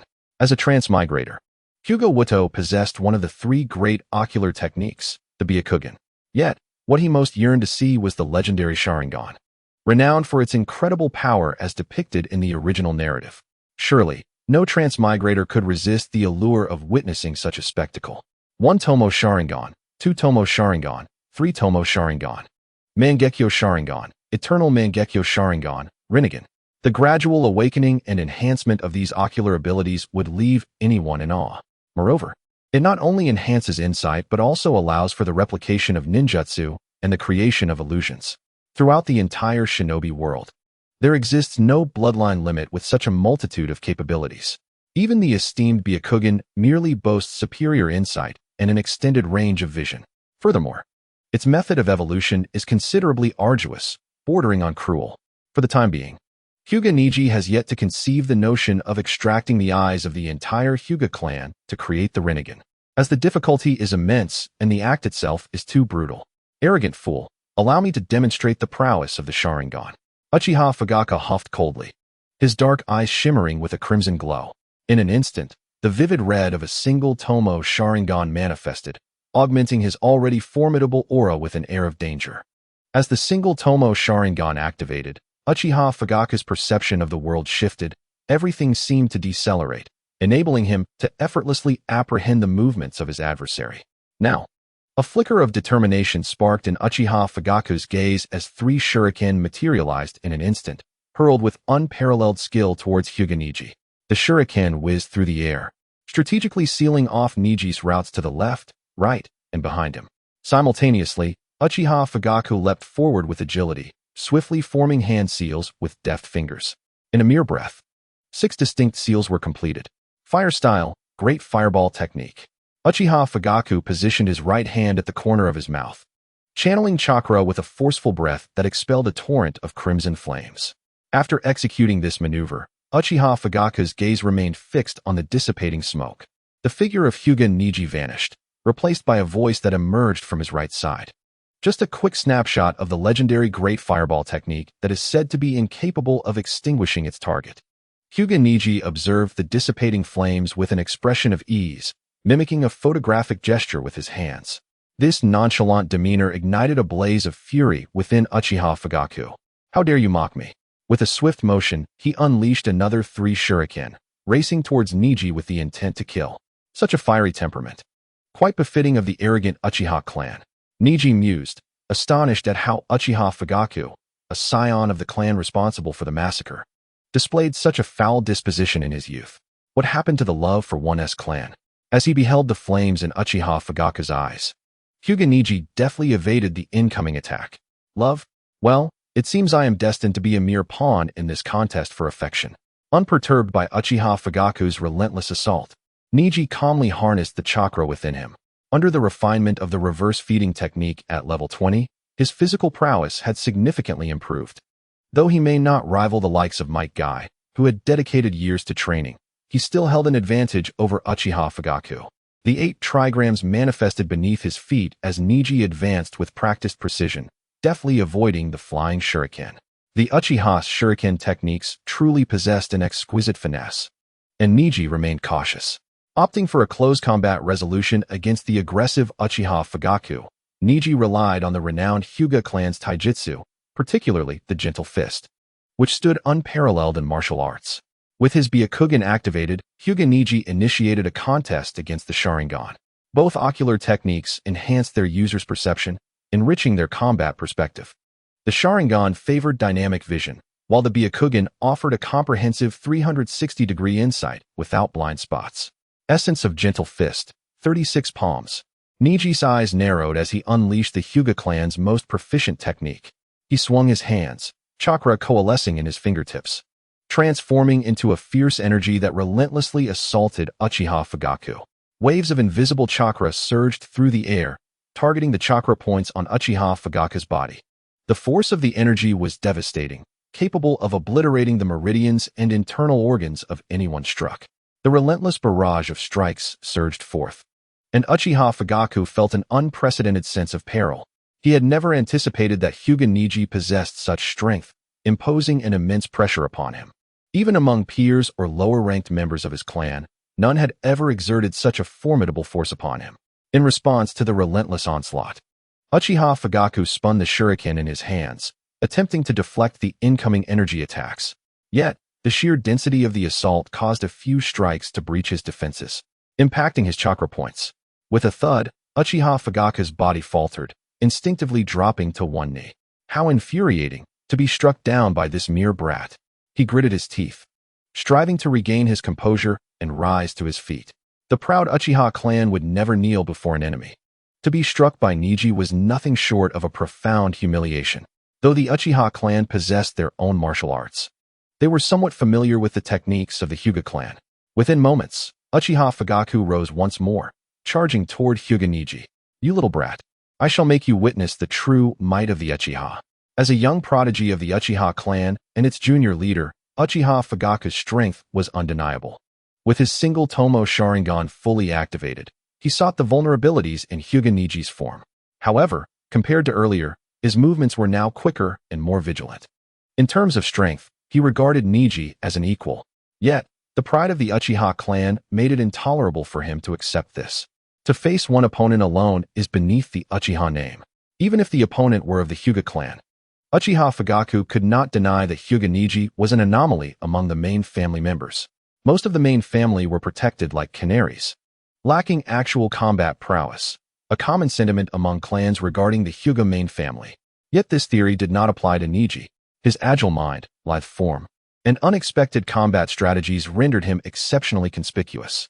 Furthermore, Niji's idiosyncratic nature obscured his true intentions. Despite this, Uchiha Fugaku harbored a deep-seated disdain for Niji. After all, Mikoto was his fiancée, a childhood friend, and a bond forged in innocence. This scoundrel was clearly no good. With a swift motion of his wrist, Uchiha Fugaku sent shuriken and kunai soaring through the air like a flurry of butterflies, directed at Hyuga Niji. The Uchiha throwing techniques were formidable, and his wealth allowed for the rapid deployment of such a multitude of weapons. As Niji deflected the incoming projectiles from every direction, he noted, "I have heard that the Uchiha clan's summoning beast is quite impressive. Might I also forge a contract with one?" The Hyuga clan had not established contracts with special summoning beasts, leaving Niji without such an ally. However, the thought of Uchiha Fugaku brought to mind the allure of a cat girl. If only he could summon a ninja cat to transform into a cat girl for his amusement. That would certainly bring him joy. Even if one cannot achieve much, there is still a certain allure in the spectacle. "Hinata Satoru, you are merely dreaming." Uchiha Fugaku, filled with fury, unleashed a powerful fireball jutsu. As the signature technique of the Uchiha clan, Fugaku had mastered this ninjutsu to perfection. While it seemed that Hinata Satoru was unfazed, the strength of the attack was indeed considerable. The flames erupted in a brief moment, with a range suitable for mid-distance assaults. scorching waves of heat searing through the air, depleting the oxygen in its wake. If struck, one would certainly face severe burns if not death. Kushina watched with deep concern. The battle appeared to ignite with genuine flames, as Uchiha Fugaku launched relentless and merciless attacks, leaving no room for leniency. Minato Namikaze observed the skirmish, gently reassuring. Do not fret, Hinata Satoru's prowess is not as simple as it seems. He possesses numerous hidden strengths and techniques. Over time, Minato had discerned that Satoru was concealing an array of abilities. Despite having many methods at his disposal, he refrained from revealing them. As a friend, Minato chose to remain silent, opting instead to learn in secrecy. Concealing one's true capabilities, leaving foes in the dark, is indeed a vital survival strategy for a ninja. Was it true that the Hinata clan only knew how to evade?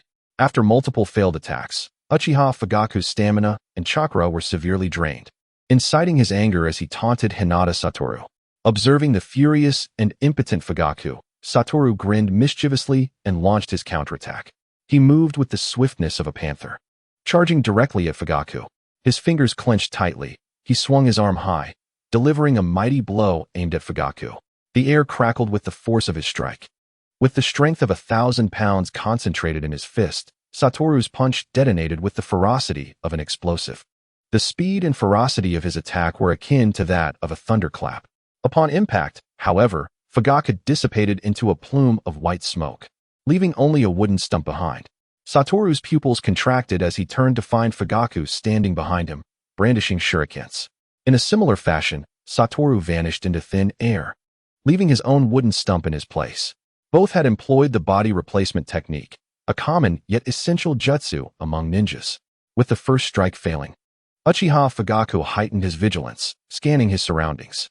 As he cast a glance at the wooden stump, his pupils contracted, and he dashed away. Yet, his reflexes were a beat too slow. Hidden upon the stump were several explosive tags. As the explosions erupted, clouds of smoke billowed forth, accompanied by bursts of flame. Coughing violently, Uchiha Fugaku was caught off guard by the smoke, his body rocked by the residual force of the blast. Despite his injuries, he immediately began to scrutinize his surroundings. In the midst of the dust, visibility was severely compromised, creating an optimal environment for a ninja's ambush. Fugaku considered this advantage, his Sharingan scanning the area intently. However, after waiting in vain, he failed to catch sight of Hinata Satoru. Could it be that he had fled? As Fugaku prepared to rise and ascend to the treetops for a better view, his expression changed once more. A sense of dread washed over him. He had been poisoned. His body swayed, dizziness overwhelming him, rendering him powerless despite the chakra surging within. Cursed be the timing. Just then, a shadow darted past him, and he felt a strike aimed at him. The assailant was none other than Hinata Satoru, who unleashed a rapid succession of 12 strikes. With a series of thuds, Fugaku's chakra points were struck, sending him hurtling away, stripped of his combat capability. Young lord. Members of the Uchiha clan from the Konoha police immediately rushed to block Satoru's path. They glared at him fiercely. Yet, the guardians accompanying Satoru stepped forward to counter the hostility of the Uchiha members. Uchiha Fugaku, you have lost. May I take my leave? Satoru asked with a smile.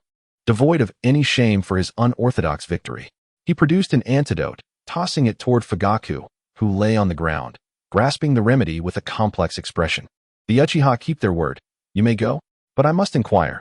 How did you poison me? Why did I not detect it? Fugaku's curiosity was piqued. Indeed, what he truly wished to understand was how the esteemed Hyuga clan had resorted to such underhanded tactics.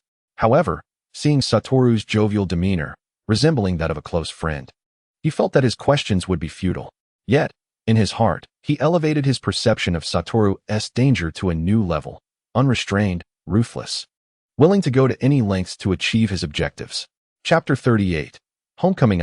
Well, that is a secret I cannot divulge, unless you procure me a summoning cat. Hinata Satoru seized the opportunity to request a summoning scroll to contract a ninja cat. As the young heir of the Uchiha clan, Fugaku surely possessed the means to comply. However, he scoffed, outright refusing. He would never allow those adorable summoning cats to fall into the hands of such a despicable individual. Who could say whether he would cherish them? Seeing Fugaku's resolute stance, Satoru relented, departing with Might Guy. In truth, the poison had been concealed within the wooden stump, which he had meticulously modified to possess unique functions. For instance, it was equipped with explosive tags and had been filled with toxic powder. Upon detonation, the poison would swiftly disperse into the air, being colorless and odorless. Even the most seasoned ninja might not detect it. As for the poison itself, Satoru had learned its formulation in Orochimaru's laboratory. Knowledge and wisdom are vast reservoirs. It is merely a matter of how one wields them. Even a simple body replacement technique can unleash varying powers in different hands, as exemplified by Satoru's explosives and toxins, or Naruto Uzumaki's seductive techniques.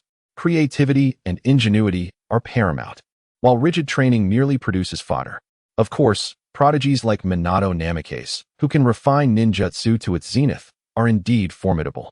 Shortly after their departure, Kushina erupted with excitement. "Hinata Satoru, you actually defeated the older Uchiha Fugaku. He is a freshly graduated genius of the Uchiha clan." From Kushina's perspective, Fugaku seemed a distant figure, an entity not to be trifled with. Yet, Satoru had managed to best him. While the means of victory might not have been entirely honorable, a win is still a win. Ninjas do not concern themselves with the fairness of their methods. The focus remains on the outcome. Let us remain discreet. It was merely a routine spar. Satoru waved his hand dismissively. He would not allow pride to consume him. After all, Fugaku's Sharingan had only activated a single tomo. When it comes to the second and third tomo, they become rather formidable adversaries. The second tomo excels in replicating ninjutsu, allowing one to outmaneuver opponents with preemptive strikes.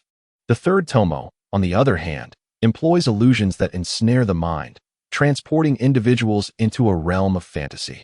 These abilities are particularly effective against the Hyuga clan. While the Hyuga's gentle fist technique is indeed powerful, should it be recognized and replicated by others, it would expose their vulnerabilities. Of course, fully replicating the gentle fist is not guaranteed, but even a partial replication could significantly heighten the threat level. Illusions, in particular, are exceedingly difficult to counter, and Hyuga Wudo has not devoted much study to this art. However, when the Eight Gates technique is mastered to its zenith, the body undergoes chakra transformation, which can block the intrusion of illusions. Wudo resolved to research this further, contemplating whether he could bypass the initial gate and directly simulate a similar effect. Interestingly, his reverse feeding technique seems to be progressing in the direction of integrating physical cells with chakra. Upon entering the village, Might Dai inevitably attracted a considerable amount of attention.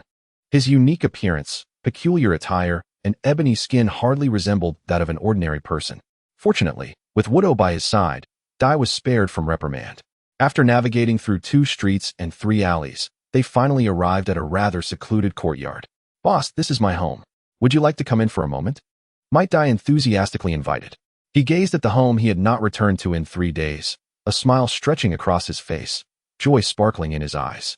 Inside awaited his wife and their unborn child. He wondered if they had missed him during his absence. Just then, a commotion erupted not far from the courtyard. "Might Dai? You poor wretch. Where have you been? You haven't paid this month's rent yet. When will you settle it? I mean, come on, you're a genin. And you can't even afford your rent. Dressing like a weirdo, you look like a freak." A fierce-looking middle-aged woman approached, unleashing a tirade upon Might Dai. His face paled with panic as he quickly turned to her, bowing in apology. "Landlady, please grant me a little more time. I promise to pay once I receive my salary." Upon hearing this, the woman exploded with fury. "Landlady? Am I that old? You pervert, calling me that." She picked up a wooden stick that had been resting against the wall, ready to strike, but was startled when she saw the unusual Might Dai approaching from behind. Recognizing him in his conspicuous green tracksuit, she finally acknowledged him. Dai, once again, bowed profusely in apology, causing her to overlook his appearance. Now, upon closer inspection, his body was adorned with bizarre black tattoos, his skin as dark as ink, and his gleaming white teeth shone in the sunlight, making him appear far from ordinary. "What happened to you? Your clothes are strange enough, but you've changed too." The woman shuddered, her grip on the stick faltering, causing it to clatter to the ground. Chapter 39. A heart longing for home. To be honest, Might Dai's appearance is indeed peculiar. However, Wudo understood that the blame lay with himself. Thus, he stepped forward, positioning himself protectively in front of the middle-aged woman. "I am Hyuga Wudo of the Hyuga clan. Might Dai is my employee, and I will cover his rent." His presence immediately commanded the woman's attention. Clad in a traditional Hyuga kimono, with pure white pupils and an air of nobility surrounding him, He exuded an unmistakable aura of grandeur, especially with 2 bodyguards flanking him. You are his employer? How could anyone accept him? The woman muttered, incredulous. This guy is notorious in Konoha for being a freak. Don't let him deceive you. However, upon observing Widow's lavish attire and the sharp glint in his eyes, her demeanor shifted. Just as she was about to speak, Widow interjected, I advise you against harboring any ill intentions. The consequences may be unpredictable. Clenching his fist, the sound of cracking bones echoed ominously as his pure white gaze bore into her. Though his face wore a serene smile, the middle-aged woman felt as though she had plunged into an icy abyss. No, that won't happen. I'm merely collecting rent. She hastily denied, waving her hands in explanation. Initially, she had considered taking advantage of the situation, but Widow's threatening words snapped her back to reality. The Hyuga clan is a prestigious family in Konoha with immense power. It would be child's play for them to crush her, a widow reliant on rent. After settling Might Dai's rent, a plain-looking young woman emerged from the house. With a pronounced belly, Widow immediately recognized her as Might Dai's wife, bearing the future Might Gai. Indeed, Might Gai is truly remarkable. Once the 8 gates technique is unlocked, his combat prowess reaches unparalleled heights. Compared to Dai's own abilities, he is far superior. After all, one has defeated 4 members of the 7 ninja swordsmen and managed to escape from 3 others. Another has shattered a significant portion of Uchiha Madara's body, a testament to their strength. Seeing his wife, Might Dai rushed forward, tears welling in his eyes.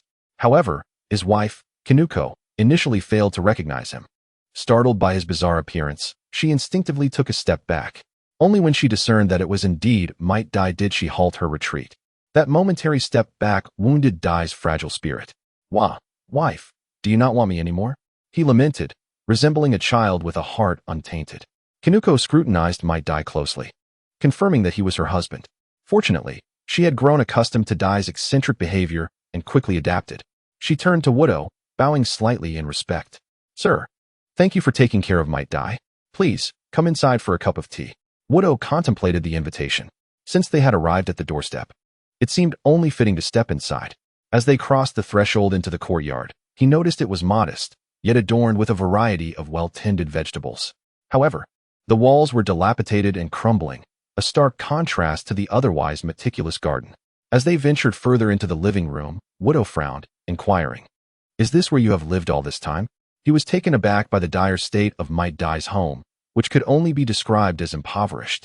Yes, this house is the cheapest in the area. We've been living here for quite some time, Might Dai replied, standing proudly with his hands on his hips. Would you like to move to the Hyuga clan? I can provide you with free accommodation, Widow proposed. This thought had emerged in his mind as soon as he entered. Given Might Dai's current financial struggle, it would be advantageous to bring him into the Hyuga clan's fold. There, he could have a roof over his head.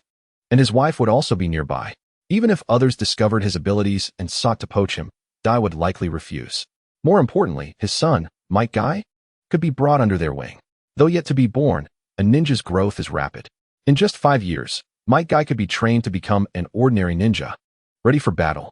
After nurturing for 2 decades, the 8 gates of Duanjia would be unleashed, leading directly to a grand conclusion. Moreover, Might Gai was a prodigy in physical techniques, having invented several formidable martial arts. Despite Might Dai's initial reluctance, Hinata Widow interjected, stating that the Hinata clan had numerous vacant houses, conveniently located near the Konoha commercial district, thus offering a comfortable lifestyle. Additionally, the Hinata clan possessed medical ninjas who could assist during childbirth. Work for me, and I will ensure your meals and housing are provided. All you need to do is dedicate yourself to your duties, he assured, framing it as part of the employment benefits. Might Dai gazed at his pregnant wife and, swayed by the generous offer, bowed his head in gratitude. He performed a standard Dajiza, expressing his heartfelt thanks to Hinata Widow, proclaiming, Rest assured, boss. I shall devote my entire youth to diligent labor in return for your kindness. At that moment, Might Dai truly pledged his loyalty to Hinata Widow. Chapter 40. The reward from the Hinata clan. Seizing the opportunity, Hinata Widow guided Might Dai's family into the Hinata clan's territory. As they traversed the clan grounds, Hinata Widow inexplicably sensed several pairs of eyes observing them. Had those gazes not been friendly, he would have likely fled the scene. The Hinata clan had many vacant houses, and Widow quickly applied for a spacious residence for Might Dai. Considering the recent end of the Second Shinobi War, which had left many homes unoccupied. Once Might Dai's family was settled, Wudo was summoned to the clan council hall by the clan leader and elders. Upon entering the hall, he immediately garnered the attention of numerous elders and senior members. "Our clan's prodigy has arrived," remarked clan leader Hinata Tianyang, a smile gracing his face. The elders, who maintained a dignified demeanor, softened their expressions as they regarded Hinata Wudo. "Greetings, clan leader and esteemed elders," Hinata Wudo said, shedding his previously nonchalant attitude and adopting a serious demeanor. He discerned the warmth in their gazes and understood the reason for their delight. There were not many occurrences that could elicit such joy from them. The improvement of the 8 gates of Duinjia surely did not account for it, as he had kept that to himself. The only logical explanation was his recent victory over Uchiha Fugaku, which must have been relayed to the clan by the 2 guarding ninjas. This was, after all, a sensational topic. The Hinata clan's triumph over the Uchiha clan was noteworthy, and both individuals involved held significant status, one being the heir of the Hyuga Main Family, the other the Uchiha's deputy clan leader. Defeating the Uchiha symbolized the Hinata clan's superiority. It was well known that the Hinata and Uchiha clans were the 2 great ocular jutsu families of Konoha. Historically, the Uchiha clan had boasted a formidable reputation, while the Hinata clan maintained a low profile, adhering to decorum. This led outsiders to perceive the Uchiha as the more powerful clan, which gave rise to the theory that the Sharingan was superior to the Byakugan. The members of the Hinata family had long harbored a sense of resentment. Now, with Hinata Wudo reclaiming their pride, he had become a hero of the Hinata clan. "Hinata Wudo, you have defeated Uchiha Fugaku, bringing glory to our clan. You are a true benefactor," declared the 3rd elder, Hinata Zongming, with a smile. "Your remarkable achievement warrants a reward from the clan." Hinata Wudo's eyes lit up with interest. Titles of heroism and glory meant little. Only tangible rewards held true value. He trusted that his grandfather understood him best and would provide him with what he desired. As expected, the rewards were plentiful. 500,000 ryo, a shop, 10 acres of land, and the freedom to learn any single ninjutsu from the clan. Such rewards were undeniably generous. "Thank you, clan leader and esteemed elders. I, Hinata Wudo, shall strive diligently in my training, continuing to contribute greatly to the Hinata clan," he vowed, thumping his chest in assurance. The 50,000 ryo was equivalent to half an S-rank mission. Coupled with the land, shop, and ninjutsu, it rivaled the rewards of completing an S-rank mission within the village. S-rank missions were not trivial. Generally, only jonin could apply to participate. Moreover, it was not a straightforward matter of receiving a full 100,000 ryo upon completion, as the rewards were shared among teammates and the village. Hinata Wudo had not anticipated such abundant rewards from a single battle. In novels, other protagonists often struggled to achieve basic sustenance, while he had effortlessly acquired such benefits, leading him to ponder the nature of existence. Those who traversed worlds were truly exceptional, and those fortunate enough to be reincarnated were even more so. Observing Hinata Wudo's elation, Hinata Tianyang cautioned, "While you have triumphed over Uchiha Fugaku, do not allow pride to cloud your judgment. I have heard that upon returning to his clan, he immediately awakened his 2-tomo Sharingan. The Sharingan of the Uchiha clan was renowned alongside the Byakugan, and its power after activation was formidable." "Oh, a 2-tomo Sharingan.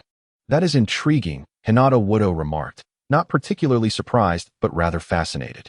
The Sharingan, known as the eye that reflects the soul, could evolve into a 2-tomo form when a proud individual like Uchiha Fugaku experienced a setback. "Rest assured, clan leader, I shall redouble my efforts. Even if he awakens the 2-tomo Sharingan, he will not be my match," Hinata Wudo confidently assured, his conviction unwavering. He felt no trepidation in his words. Despite the might of the Uchiha clan, he possessed the confidence to stand against them. While the 2-tomo Sharingan was impressive, he believed he could handle it with relative ease. As long as he amassed sufficient knowledge, he could devise a strategy. For instance, employing a ninjutsu that the Sharingan could not replicate would render it ineffective. Hinata Wudo had precisely such techniques at his disposal, such as the 8 gates of Duinjia. Mastering this technique was exceptionally challenging, as opening the gates brought significant repercussions. If Uchiha Fugaku dared to replicate it, he would surely face dire consequences. After all, even future possessors of the Mangekyo Sharingan, like Kakashi Hitaki, had only utilized the 8 gates once and never again. This demonstrated the arduous nature of mastering the 8 gates, and the considerable harm it inflicted on the body. Having recently improved the 8 gates of Duinjia, Hinata Wudo could now open up to the 6th gate without difficulty, and the 7th and 8th gates could be opened while still providing some protection to vital areas. However, the aftermath would undoubtedly be severe. The key, however, was survival. As long as he lived, there would always be methods to heal his body, be it through medical ninjutsu, technology, or even Orochimaru's forbidden jutsu of reanimation. The shinobi world offered countless solutions. There was bound to be one that suited him. Nevertheless, Hinata Wudo intended to experiment by combining the rebirth technique with the 8 gates of Duinjia. The 8 gates served to unlock the body's limitations, and the more gates opened, the greater the chakra produced within. Conversely, the rebirth technique refined the extracted chakra and reintegrated it into the cells for enhancement and evolution. This is akin to the lightning release body refinement technique of the Cloud Hidden Village, enhancing both physique and strength. If these two elements were to converge, unlocking the 8 gates technique would allow for the substantial absorption of chakra, which would then be redirected to fortify the physical body, amplifying muscle strength. This reciprocal enhancement would lead to a more formidable physique, increasing resistance and adaptability to chakra. With a body as resilient as iron, one could aspire to unlock the 7th and 8th gates. Upon opening the 7th gate, the chakra reserves would undoubtedly swell, further augmenting physical prowess. A robust physique would then pave the way to attempt the 8th gate. By placing the left foot over the right, one could take off from a standstill. While the concept is splendid, its execution demands a monumental effort. Chapter 41. The Akimichi clan with the family-sponsored shop. Hinata Wu promptly transformed it into a universal massage chair establishment. The majority of residents in Konoha, both ninja and civilians alike, became acquainted with the existence of these universal massage chairs. Many affluent merchants, upon hearing the news, were filled with curiosity and clamored to place orders. After all, with the backing of the Hyuga clan and Orochimaru, the establishment's credibility was beyond reproach. Before the official launch, dozens of units had already been reserved. Upon the arrival of the materials and components for the universal massage chairs, Hinata Wu swiftly organized a team to commence assembly and testing. He called upon the younger generation from the Hyuga clan, who had previously supported him with initial capital, thus considering them his loyal followers. Hinata Wu was certainly not one to forget their contributions. By employing them, he not only offered handsome wages, but also fostered closer ties. Despite the clan's esteemed status, commanding the branch families as if they were mere grandchildren, this was merely a reflection of Hinata Wu's exceptional identity, compelling the branch families to heed his directives. However, when faced with opposition from other clan members, the support of the branch families would prove pivotal. Hinata Wu's objective was to win their hearts, thereby cultivating his own influence. In the spacious and well-lit warehouse, a number of Hyuga youths with pure white eyes worked diligently. Despite their youth, they displayed remarkable agility and strength, effortlessly lifting ordinary components that would have been unmanageable for an average person. Under Hinata Wu's arrangement, the warehouse personnel transformed into an assembly line, with some tasked with assembly, others with tightening screws, and some with spray painting. Although the work appeared chaotic, they were all eager to contribute. The branch families often received poor treatment, and lacking the status of a ninja, they were unable to undertake commissioned tasks and earn money. Yet, under Hinata Wu's employment, they enjoyed not only free meals, but also generous compensation. Most importantly, the work was simple and devoid of peril, compared to the mentally and physically taxing, perilous missions. Tightening screws in the warehouse was indeed a pleasant endeavor. Reckless fire, gather your team, and complete the assembly of these items. Leave the rest to Might Guy. And once assembled, remember to use your Byakugan to check for any missing screws or overlooked components. Hinata Wu commanded within the spacious warehouse, directing the members of the Hyuga branch family. With the inherent Byakugan, the Hyuga clan members were naturally adept at assembly. After completion, they could utilize their Byakugan to inspect for any missing screws, thereby eliminating the need for quality inspectors. Might Guy, having trained in the 8 gates technique, would act as a courier, delivering the goods. Once the 8 gates were opened, his speed was astonishing. On the streets of Konoha, people often caught a fleeting glimpse of a green figure, only for it to vanish in an instant, startling many. He became known as the Green Phantom of Konoha. Of course, all of this was merely a prelude. Under Hinata Wu's guidance, the first batch of universal massage chairs was successfully assembled and dispatched. Haha, I've done it. exclaimed a member of the Hyuga clan, rising with a triumphant laugh after completing his assembly. Gazing at the massage chair he had personally crafted, a profound sense of achievement welled within him. Most ninjas primarily trained in assassination, reconnaissance, and other destructive tasks. Now, assembling massage chairs provided an entirely different experience. Another Hyuga member, witnessing this, hastened his pace and completed his own massage chair. I'm done too. The speed of a ninja was indeed remarkable. One massage chair after another was assembled under their diligent efforts. Observing the industrious labor of his peers, Hinata Wu felt a surge of joy and waved his hand. To celebrate the successful sale of the massage chairs, when Might Guy returns with the deliveries, let us all feast on some barbecued meat. At the mention of a barbecue meal, the group erupted in cheers. Even in the bustling Konoha, procuring meat was a relatively challenging endeavor, a reflection of the backwardness of agriculture and livestock in this world. Despite possessing chakra, a force capable of altering the very fabric of nature, the populace struggled to secure adequate sustenance. And it was not as if there were no scientists. However, their knowledge and intellect were predominantly directed toward the creation of increasingly powerful and destructive ninjutsu, like those of Hashirama Senju and Orochimaru, who concocted bizarre forbidden techniques that even resurrected the deceased. Yet, no one sought to innovate a rapidly growing poultry species for meat or utilized wood release to cultivate bountiful crops. Amidst the throng, Hinata Wu led his entourage to the barbecue restaurant. This establishment, owned by the Akimichi clan, boasted freshly killed and sold meat. Given the Akimichi clan's well-known penchant for food, it was unlikely any unsold meat would remain, as it would typically find its way into their own stomachs. Upon entering the barbecue restaurant, Hinata Wu was warmly welcomed by a stout, yet slender figure. Please, have a seat, Akimichi Tozen beckoned, ushering them to a spacious table. Observing the Hyuga clan members before him, he felt a surge of delight, speculating that they would undoubtedly spend generously. As a member of the Akimichi clan, he had always harbored a keen interest in commerce and was assigned to manage the barbecue restaurant's operations. His attention was drawn to the group, and upon hearing Hinata Wu's name, he immediately recalled the news that had circulated within the clan. Hinata Wu, a member of the Hyuga clan's main family, a young prodigy, and a disciple of Orochimaru. His awareness of Hinata Wu's mentorship stemmed from his family's close ties to the Hokage. Leveraging the Hyuga clan's chakra point techniques, he had developed massage chairs that garnered widespread attention. It was said these chairs could adapt to an individual's physical condition, providing therapy and massage effects comparable to certain standard medical ninjutsu. Akimi Tozen had previously seen massage chairs on the streets, yet his considerable size rendered him unable to utilize them. While Akimichi Tozen scrutinized Hinata Wu, the latter also cast a glance at him. The Akimichi clan was no ordinary family, being one of the Ino, Shika, Cho trio in Konoha. When Hinata Wu initially learned of their codename being Butterfly, he was somewhat taken aback, as their physique and appearance seemed more akin to that of a pig. Yet, this was indeed the case, attributed to the Akimichi clan's butterfly mode, which enabled the conversion of internal fat into vast reserves of chakra, manifesting as butterfly wings sprouting from their backs.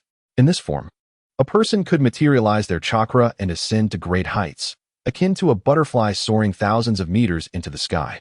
This also represents the pinnacle of the physical techniques of the Akimichi clan. As one of the secretive clans, the Akimichi are adept at employing the art of multiplication, enabling them to convert their body fat into a vast reservoir of chakra. Additionally, they possess 3 unique medicinal pills. It is precisely through these methods that they have distinguished themselves among the many clans of Konoha, becoming a family closely associated with the Hokage. The physical prowess of the Akimichi clan is formidable, particularly their extraordinary secret medicines, which I must find a way to acquire for further study. Hyuga Wuji quietly pondered while savoring grilled meat. Chapter 42. Challenge. The meat sizzled and wafted a rich aroma. The Akimichi clan must possess remarkable skills to run a barbecue shop in Konoha. Their charcoal and grill are specially customized to ensure the meat remains succulent and perfectly charred on the outside. Oh, this grilled meat is simply divine. My youth is utterly regret-free. Might Guy chewed a slice of grilled meat with great satisfaction, a look of indescribable contentment on his face. The taste and texture evoked memories of physical training, perspiration, and the celebration of youth. Other members of the Hyuga clan, unaccustomed to such exuberance, cast sideways glances. One bashful branch family member discreetly shifted away, pretending not to know him. Is it really that extraordinary? Hyuga Chuwa mused as he chewed on the grilled meat, acknowledging its deliciousness but thinking it might be somewhat exaggerated. Naturally, I feel a surge of enthusiasm and an urge to exercise immediately, Might Guy declared, making a fist gesture. However, he soon lowered his head and earnestly resumed eating. Having fallen to the lower ranks in Konoha, how could Might Guy enjoy free barbecue? It is only since aligning with Hyuga Wuji that he has experienced such favorable circumstances. Is this guy a bit unhinged? Hyuga Chuo whispered, tilting his head. Where did you find this genin? He seems rather different from other ninjas, almost eccentric. He appears perpetually energized, shouting phrases like youthful passion, especially in that bizarre green jumpsuit and his plethora of tattoos. He hardly resembles a normal person. Yet, when it comes to work, he is remarkably diligent, akin to 10 individuals combined. A massage chair that would typically require several of them to deliver, he managed to transport dozens single-handedly in just one morning. Such efficiency is truly astonishing. Hyuga Wuji chuckled softly while savoring a piece of grilled meat. Do not judge by appearances. When he unleashes his full strength, he stands among the elite, even within the Hyuga clan. Others should take note and treat him with respect. Might Guy's comical appearance and his generally low profile have led most to misunderstand him. People often assume he is eccentric or mentally unbalanced. However, it was only when he opened the 8 gates that the people of Konoha began to truly recognize his power. With Hyuga Wuji's intervention, the 9 seals were created, allowing him to partially release his strength. Each gate opened in the 8 gates inflicts damage and causes exhaustion, yet the 9 seals minimize this depletion, transforming Might Guy from a nuclear bomb into a missile. Nonetheless, while his power may be diminished, his combat endurance has significantly improved. Hyuga Chua's eyes widened in disbelief as he watched Might Guy revel in his grilled meat. Could someone like him possess strength rivaling the top-tier members of the Hyuga clan? Hyuga Wuji, noticing Chua's skepticism, suggested, once we finish eating, you may engage in a spar with him. Might Guy is also a master of physical techniques, specializing in the steel fist, making him an excellent instructor for you. He has trained for over 20 years, surpassing my own mastery of the steel fist. In the realm of the steel fist, Hyuga Wuji actually finds himself outmatched by Might Guy. The so-called new version of gentle fist blends rigidity and flexibility, drawing from the explosive techniques of Baguazhang and Tai Chi learned in his past life. However, the physical strength and cellular vitality of individuals from 2 different worlds differ significantly, preventing Hyuga Wuji's new gentle fist from fully adapting. Should they train under Might Guy for a while, they might be able to elevate the new gentle fist to a higher level. Hyuga Chua nodded, suddenly intrigued. He was eager to witness the prowess of this master of the steel fist. After all, based on his appearance and strength, Might Guy was merely a lowly genin. Even if he had yet to graduate and become a qualified genin, the Hyuga clan's gentle fist and Byakugan would allow him to match ordinary genin. Upon hearing this, Might Guy was equally enthusiastic, raising his hand in cheer. All right, young lads, let us get moving.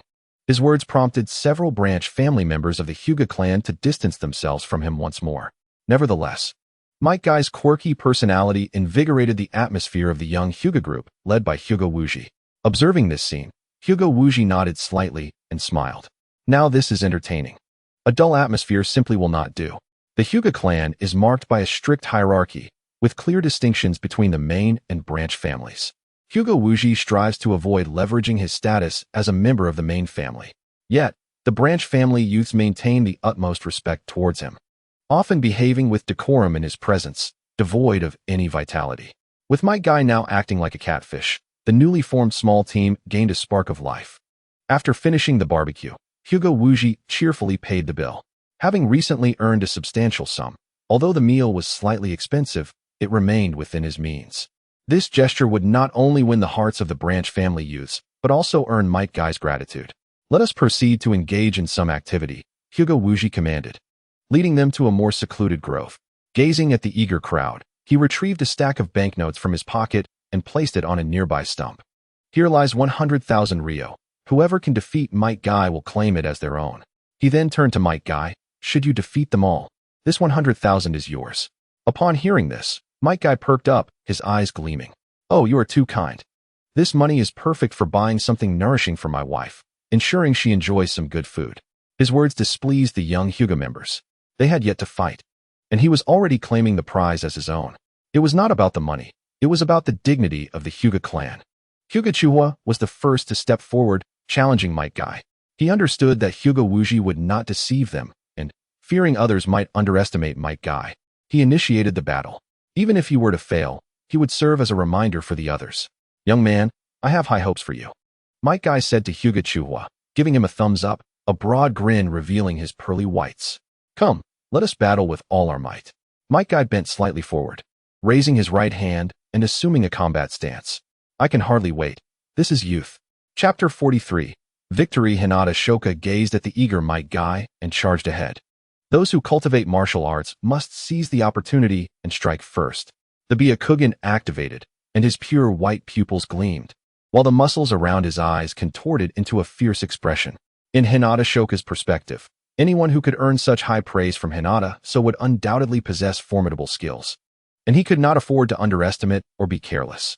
Thus, he immediately unleashed the signature techniques of the Hyuga clan.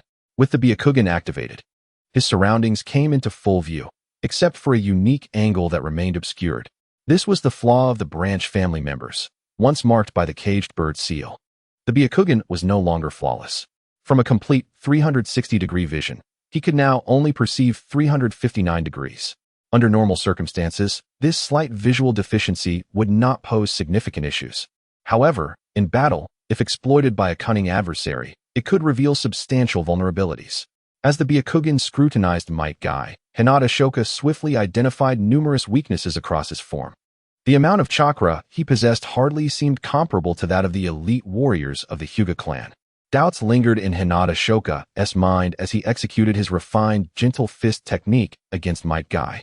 Observing through the Byakugan, he noted that the chakra within Might Guy's acupoints and meridians was indeed lacking. However, one commendable aspect was the remarkable density and strength of his muscles, which surpassed that of an ordinary ninja. It was evident that Might Guy had devoted himself to rigorous training as a martial arts ninja.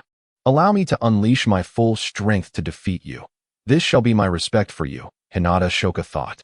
His chakra-infused palm struck at Might Guy's acupoints and meridians, initiating immediate destruction. Yet, Might Guy stood unfazed, seemingly indifferent to the assault. Such audacity immediately captured the attention of the onlookers. "Brother Shoka has struck his acupoints and meridians. Victory is surely secured now," one exclaimed. "Had I known, I would have been the first to step up. 100,000 ryo is no small amount." Another chimed in. "Indeed, I never expected him to be so arrogant as to not even attempt to evade," yet another remarked. The young members of the Hyuga clan, having trained in the gentle fist since childhood, possessed a clear understanding of its potency. Typically, if anyone were to be struck, their acupoints and meridians would be obliterated by chakra, leading to severe injury. Might Guy appeared merely as a low-ranking ninja, devoid of any remarkable techniques. Under the gentle fist's acupoint striking method, he seemed utterly defenseless. However, at that moment, Might Guy's expression twisted in excitement as he exclaimed, "Truly, this is the legendary gentle fist. My body's acupoints and organs have been severely impacted. Yet, fortunately, I can still endure." With that, he shouted with vigor, "The 8 gates. First gate. Open." In an instant, an invisible force enveloped him, elevating his aura significantly. Upon opening the first gate, the pain and injuries he had sustained partially healed. "Not enough. Let us continue," he bellowed. "The 8 gates. Second gate. Open. The 8 gates. Third gate. Open." With each declaration, the intensity of the energy radiating from Might Guy intensified, his presence surging once more. As observed through the Byakugan, an invisible green ripple enveloped him, causing Hinata Shoka to gasp in astonishment. The opponent's strength visibly soared, and his muscle cells appeared invigorated. Through the Byakugan's lens, he resembled a blazing flame, albeit one shrouded by 9 dark seals, preventing the full extent of his power from manifesting. "Young man, I shall now take the offensive," Might Guy declared, raising his arm and clenching his fist, directing his voice toward Hinata Shoka. With that, he lunged forward like lightning, charging toward Hinata Shoka with astonishing speed, his fist enveloped in green energy. His movements were as fluid as flowing water, precise and decisive. Upon witnessing this, Hinata Shoka felt a chill run down his spine and instantly shifted into a defensive stance. He employed the latest version of the gentle fist technique, utilizing a method inspired by Tai Chi to redirect the force of Might Guy's attack. His arm, infused with chakra, gradually deflected Might Guy's rapid strikes to the side. The sound of colliding muscles echoed as the two engaged in a flurry of exchanges, their combat escalating to dozens of encounters in mere moments. Sweat beaded on Hinata Shoka's forehead as he watched Might Guy with wide, unblinking eyes. Without the Byakugan's insight, he feared he would not withstand even 10 of his powerful blows. In contrast, Might Guy had only opened 3 gates and was seemingly unburdened. The 9 seals acting like a firewall, effectively containing the unleashed ferocity of his newfound strength. It is essential to understand that opening the gates not only grants power, but also inflicts damage upon oneself. Consequently, he had to endure rigorous training year after year to withstand the adverse effects of the 8 gates technique. Now, with the presence of the 9 seals, the negative impact of the 8 gates was considerably mitigated. He had maintained this transformation for a considerable duration, continuously drawing strength without feeling the least bit strained. Let us conclude this swiftly. Might Guy roared, striking the injury gate once more. The 8 gates. Injury gate. Open. As the injury gate opened, his muscle cells were instantly liberated, bursting with vitality and energy. A surge of chakra flowed forth as the activity of his muscle cells soared, transforming his aura yet again. Merely standing there, the formidable energy generated a massive crater in the ground. How is this possible? Can you grow stronger indefinitely? Hinata Shoka gazed at Might Guy in disbelief. Again and again, Might Guy's strength seemed boundless, climbing relentlessly, as if it had no end. Standing before him felt akin to facing a ferocious beast, sending shivers through his very core. Might Guy struck a dashing pose, revealing his pearly white teeth as he grinned. Not so. I cannot grow infinitely stronger, only 8 times. This is my 4th increase. What? Hinata Shoka was taken aback by this revelation. 8 times. 3 increases had already left him overwhelmed. If he were to grow 8 times stronger, he would rival the Hokage. This thought rekindled Hinata Shoka's memory of Hinata So's words. In that moment, he felt no lingering doubts. Come, defeat me. Let me witness your strength. He shouted, charging directly at Might Guy. Even knowing he could not win, he was determined to give it his all. The outcome was inevitable. The Might Guy who had opened 4 gates displayed strength and speed far beyond that of a mere genin. Hinata Shoka expended all his energy to block a punch, only to be met with a relentless barrage of strikes. Shall we all join in? Might Guy called out to the others, his demeanor relaxed. The young members of the branch family exchanged glances, as if reaching a silent consensus, and surged forward in unison. The air was filled with the sound of fists whistling through the air, forming shadows of punches that repelled the oncoming youth. Having expended significant stamina, Might Guy defeated them all, successfully claiming the reward of 100,000 ryo. This battle has led the young members of the Hyuga branch family to recognize Might Guy. The respect for formidable ninjas prevails, and Might Guy's terrifying prowess swiftly won over the crowd. What of the green spandex? Surely, it carries profound significance. And what of the tattooed bald head? It must be a powerful method of cultivation. What was once a point of ridicule has instantaneously transformed into an interpretation of Might Guy's formidable secrets. Brothers, please add this to your bookshelf and encourage updates. I beseech you. Chapter 44. Troubles from the family. With the proliferation and sale of the universal massage chair, an increasing number of individuals have come to recognize Hinata Goto. However, the general perception of Hinata Goto is that he is a business prodigy rather than a ninja genius. His ability to apply the family's acupuncture techniques to massage represents an exceptionally unique approach. Of course, this success is also attributed to Hinata Goto's strategic advertising. In a fleeting moment, households that purchased the universal massage chair seemed to be at the forefront of the Konoha trend. Merely mentioning the universal massage chair evokes an impression of something extraordinarily sophisticated. As its popularity surged, so too did the number of buyers. With increased sales, Hinata Goto's wealth multiplied. However, being but a child, the more he earned, the more he attracted the prying eyes of others. Externally, things appeared easier than they were internally. The Hyuga clan serves as both a shield and a community of shared interests for Hinata Goto. Many within the clan, upon witnessing Hinata Goto amassing considerable wealth, became envious. In the clan's assembly hall, the clan leader and numerous elders convened to discuss the profit implications surrounding the massage chairs. Clan leader: Hinata Goto has unilaterally commercialized our family's acupuncture techniques, which is a violation of our ancestors' teachings.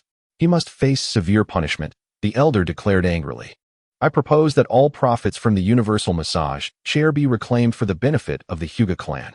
After all, this device is the crystallization of our clan's wisdom, and its dissemination undermines our interests." Hinata Zoming retorted vehemently.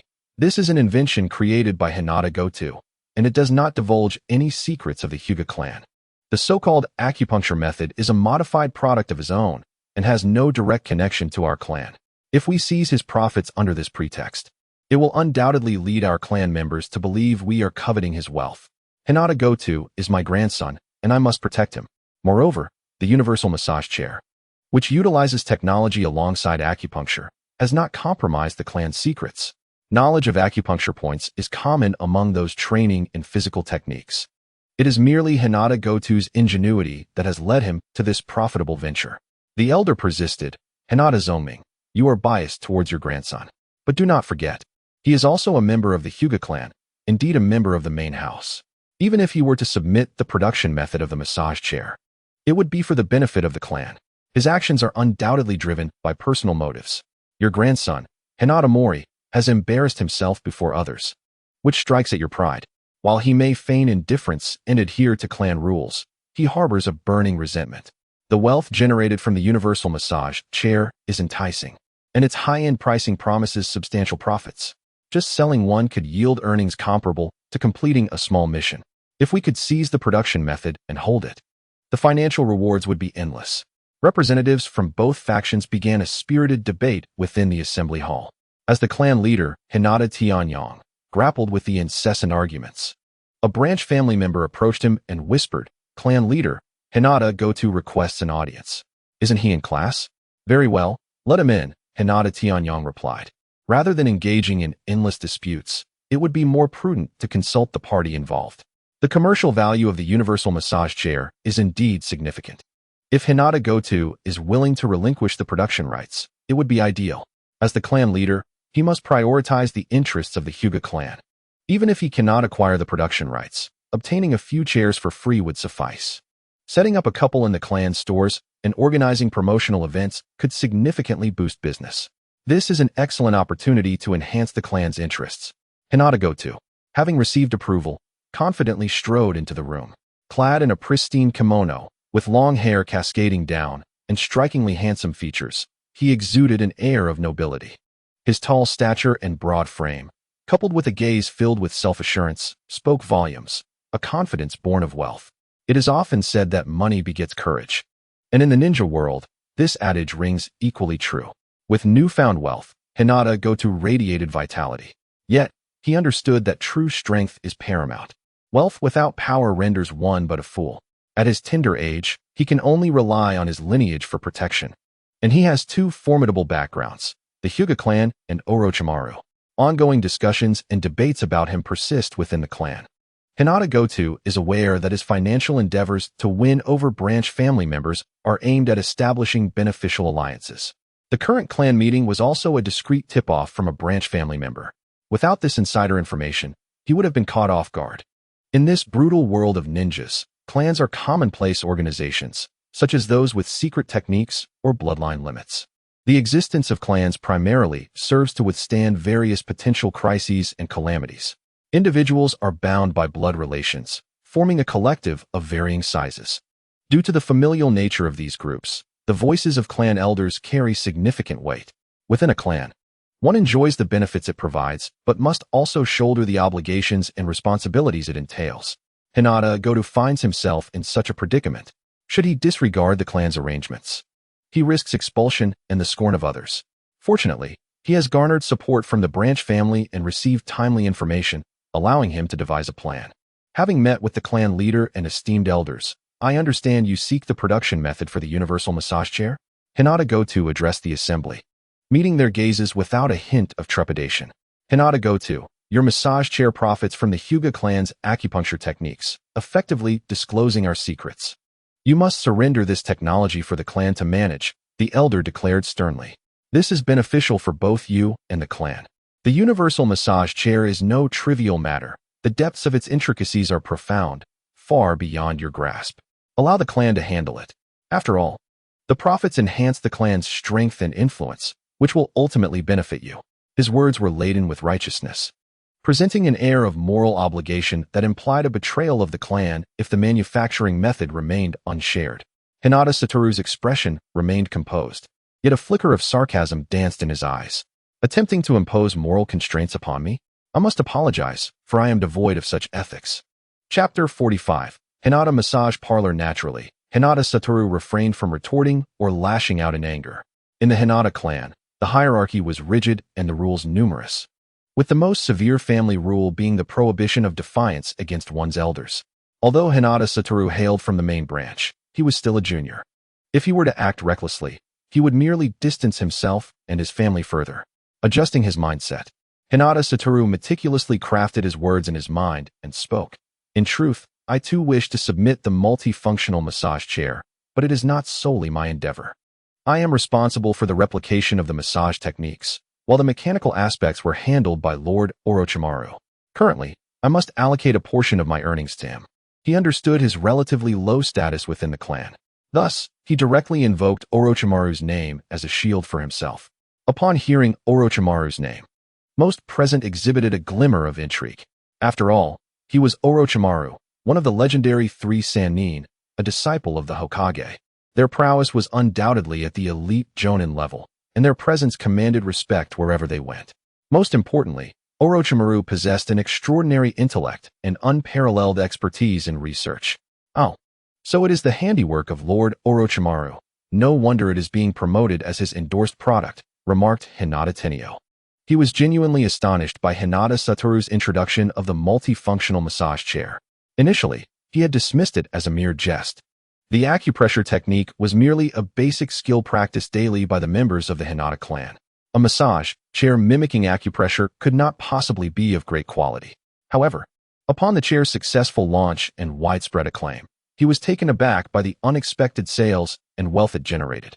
Now, learning of Orochimaru's involvement, he couldn't help but believe it. Hinata Satoru, being still quite young, likely could not have accomplished this alone. The expression of the clan's elder shifted, his eyes glinting with consideration.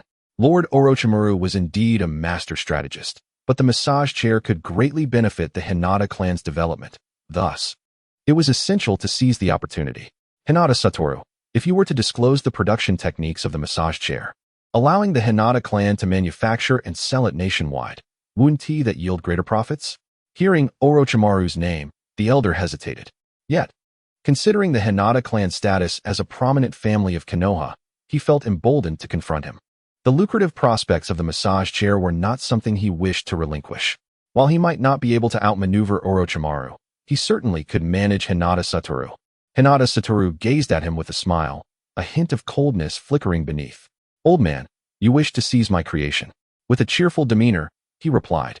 Lord Orochimaru stated that the multifunctional massage chair contains his secret techniques, which cannot be easily shared with others. The elder's expression darkened, ready to scold. But Hinata Satoru swiftly changed his tone. The multifunctional massage chair cannot be entrusted to the clan. I too am filled with trepidation, which led me to consider another method for generating income for the clan. Oh, what method might that be?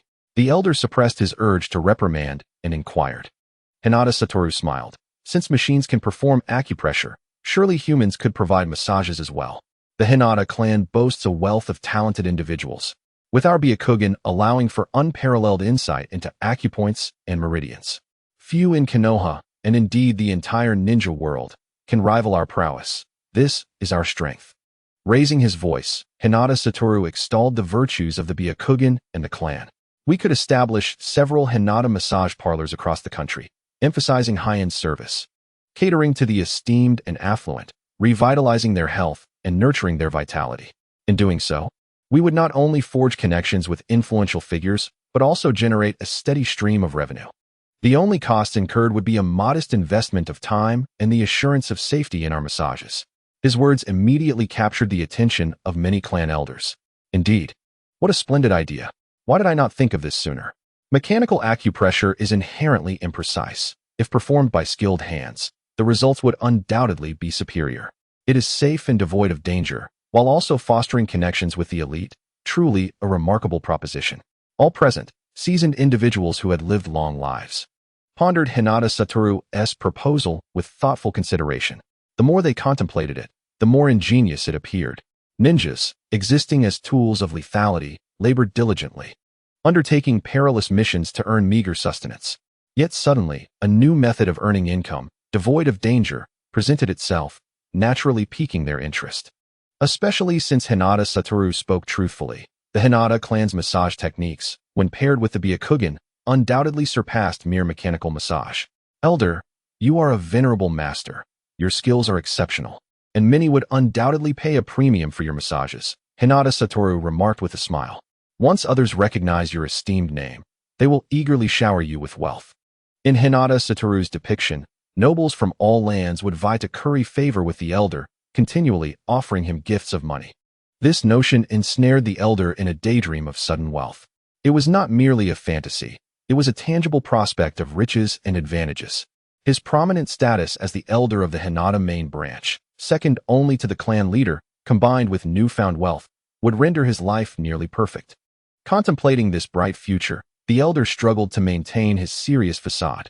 Fortunately, he understood they were in the family meeting hall and refrained from laughing, instead adopting a pose of solemn contemplation. Hyuga Satoru, you present a compelling argument, yet we must deliberate with the clan's elders. Should this idea come to fruition, the Hyuga family will surely acknowledge your contribution. In truth, he had already begun to devise plans in his mind on how to secure this profitable venture for himself. It resembled an unexploited gold mine, after all. Within the ninja world, none could rival the Hyuga clan's acumen in acupoint analysis, and the art of massage was a skill easily mastered. Observing the elder's expression of confidence, Hyuga Satoru subtly smirked, a trace of irony playing upon his lips. Opening a massage parlor was feasible, as was providing massages to the nobility. However, with so many members in the Hyuga clan, the question of profit distribution became paramount. If handled poorly, a golden opportunity could sour into resentment. Furthermore, should they advance too swiftly, they risked dire consequences. As members of the Hyuga clan, they were also guardians of peace in Konoha. A large-scale detachment of ninjas to provide massages to the elite would surely displease the higher-ups in Konoha. Should the elders' massage business flourish, the higher-ups would undoubtedly harbor dissatisfaction. Conversely, if the venture faltered, clan members would surely express their discontent, left with no favorable options. The elder was poised to step into a trap. Chapter 46. The infected. Having deftly navigated the family matters, Hyuga Satoru returned to his assembly warehouse. This is indeed his current economic lifeline and source of income. It is essential to check on it regularly to ensure its security. Naturally, with Might Guy present, there is generally little cause for concern. Even if elite shinobi were to come to pry, they would likely find no advantage in confronting Might Guy. The 8 gates can be opened at will, granting him greater autonomy and reducing the constraints he faces. The damage to his body from opening the gates has significantly lessened. Upon arriving at the warehouse entrance, he was greeted by the fervent shouts emanating from within. The exuberance of youth, a celebration of vitality, aligns perfectly with Might Guy's persona, which is hardly surprising. What struck Hyuga Wataru as peculiar, however, was the presence of several familiar voices alongside Might Guy's. They seemed to belong to the young members of the Hyuga clan. Could it be? Had they all succumbed to this peculiar enthusiasm? Hyuga Wataru pushed the door open and was immediately confronted by a rather startling scene. The young Hyuga clan members had, unbeknownst to him, donned green spandex outfits modeled after Might Guy's. They had transformed from their typically elegant and refined appearances into something reminiscent of eccentric clowns. Witnessing this spectacle, Hyuga Wataru's mouth twitched, and he struggled to maintain his composure. What on earth is this? Might Guy, spotting Hyuga Wataru, rushed over with palpable excitement. Boss, look at our new attire. How vibrant and full of youthful energy. Would you like to join us in donning a set? With that, he produced another green spandex suit from behind him. This outfit was lightweight, breathable, and elastic, making it the ideal choice for physical training. Everyone chose this outfit to enhance their physical prowess, he boasted, turning to display the others clad in similar green suits. The expressions of the branch family members were awkward. They dared not meet Hyuga Wataru's gaze, fearing reprimand from the main family member regarding their bizarre attire. Yet, to their relief, Hyuga Wataru did not scold them. With a wry smile, he quickly declined Might Guy's offer. No, just focus on your training. I am currently occupied with ninjutsu research and scientific studies, and I have no time to wear that for physical training. However, it's fine to wear during workouts, just refrained from wearing it in the clan grounds. The elders might not handle such a shock well. He had no desire to see the members of the Hyuga clan transition from their traditional black and white attire to garish green spandex. Even though he was practicing physical techniques, he felt that the green spandex was not quite his style. He preferred loose-fitting sportswear. The young Hyuga members exchanged awkward smiles and nodded in agreement. Rest assured, we only wear these underneath. We keep them concealed until it's time to train, Hinata Shoka explained. When within the clan, we are quite covered and show no signs of our peculiar outfits. They were not oblivious to the oddity of their attire. However, Might Guy's overwhelming prowess and his insistence that wearing such clothing enhances strength led them to give it a try. After all, the words of a strong individual must carry some weight. Nonetheless, most of the boys maintained a facade of seriousness in front of outsiders, reserving the silliness for when they were in the warehouse or training. Only Might Guy, with his unwavering optimism, embraced the ridicule as encouragement, his resolve to pursue the ninja way unshakable. Unfortunately, his innate talent and background were somewhat lacking. Otherwise, his potential would surely have soared higher. Thankfully, he had encountered Hinata Wataru, who understood the narrative and improved his living and training conditions. As long as he continued to embody a spirit of perseverance and rigorous training, his strength would undoubtedly grow, surpassing the original story. Observing the determined youths, Hinata Wataru refrained from discouraging or reprimanding them. The fact that they wore the green spandex indicated their steadfast resolve to enhance their abilities. Following Might Guy's training would ultimately benefit them. And as a member of the main family, as well as their teacher and mentor, he could be assured that they would align themselves with him. They were all donning green spandex to elevate their strength. He couldn't afford to lag behind. The thought of being surpassed by his subordinates was simply unacceptable. After leaving the warehouse, Hinata Wataru contemplated his path and resolved to engage in diligent training. He was not like those who merely drifted through life, akin to caged canaries. While he appeared modest and amiable on the surface, beneath lay an unyielding pride. As a reincarnated individual, he could not allow himself to be outshone by his peers. Particularly now that the 8 gates had been modified, the physical toll of opening them had significantly diminished, making it far less life-threatening. There was no reason for him to neglect his training. Training was vital, and scientific exercise was equally important. He considered customizing some training equipment to maximize the efficiency of his workouts. Surely the fitness equipment from his previous life would prove effective. He would simply need to double the weight and hardness. Hinata Wataru sketched out some workout equipment from his past and sought someone to create them for him. Currently, having sold a considerable number of massage chairs, he was not financially constrained. Numerous merchants sought him out for agency and sales rights. Thus, for him, matters that could be resolved with money were trivial. The process of opening the 8 gates was essentially a series of surpassing human limits, breaking through the thresholds of physical endurance. In the original narrative, Might Guy and Might Guy trained by running laps around Konoha, performing squats and frog leaps. While such training was not ineffective, it was rather slow. Given the formidable strength and recovery of ninjas, reaching physical limits would require countless repetitions. Hinata Wataru could not afford to wait that long. Nor did he wish to be ridiculed by others while running laps around Konoha like a monkey. Acquiring a treadmill from a gym would be far superior to running outdoors. Furthermore, with specific equipment tailored for particular muscle groups, he could easily target his desired areas. The diversity of equipment in a gym was vast. As long as he could replicate it, physical training would become a breeze. However, what Hinata Wataru desired most was the gravity chamber from Dragon Ball. In a Wagakure, there existed a technique known as the earth release, weight increase technique, which could augment an object's weight, akin to the effects of gravity. The Rinnegan and the Tenseigan also possessed similar repulsive and attractive forces. Unfortunately, Hinata Wataru currently had no means to acquire any of these techniques. The earth release, weight increase technique was a signature ninjutsu of the 3rd Tsuchikage and would not be easily divulged. Moreover, as a member of the Hyuga clan in Konoha, he had even less chance of obtaining the Rinnegan or Tenseigan.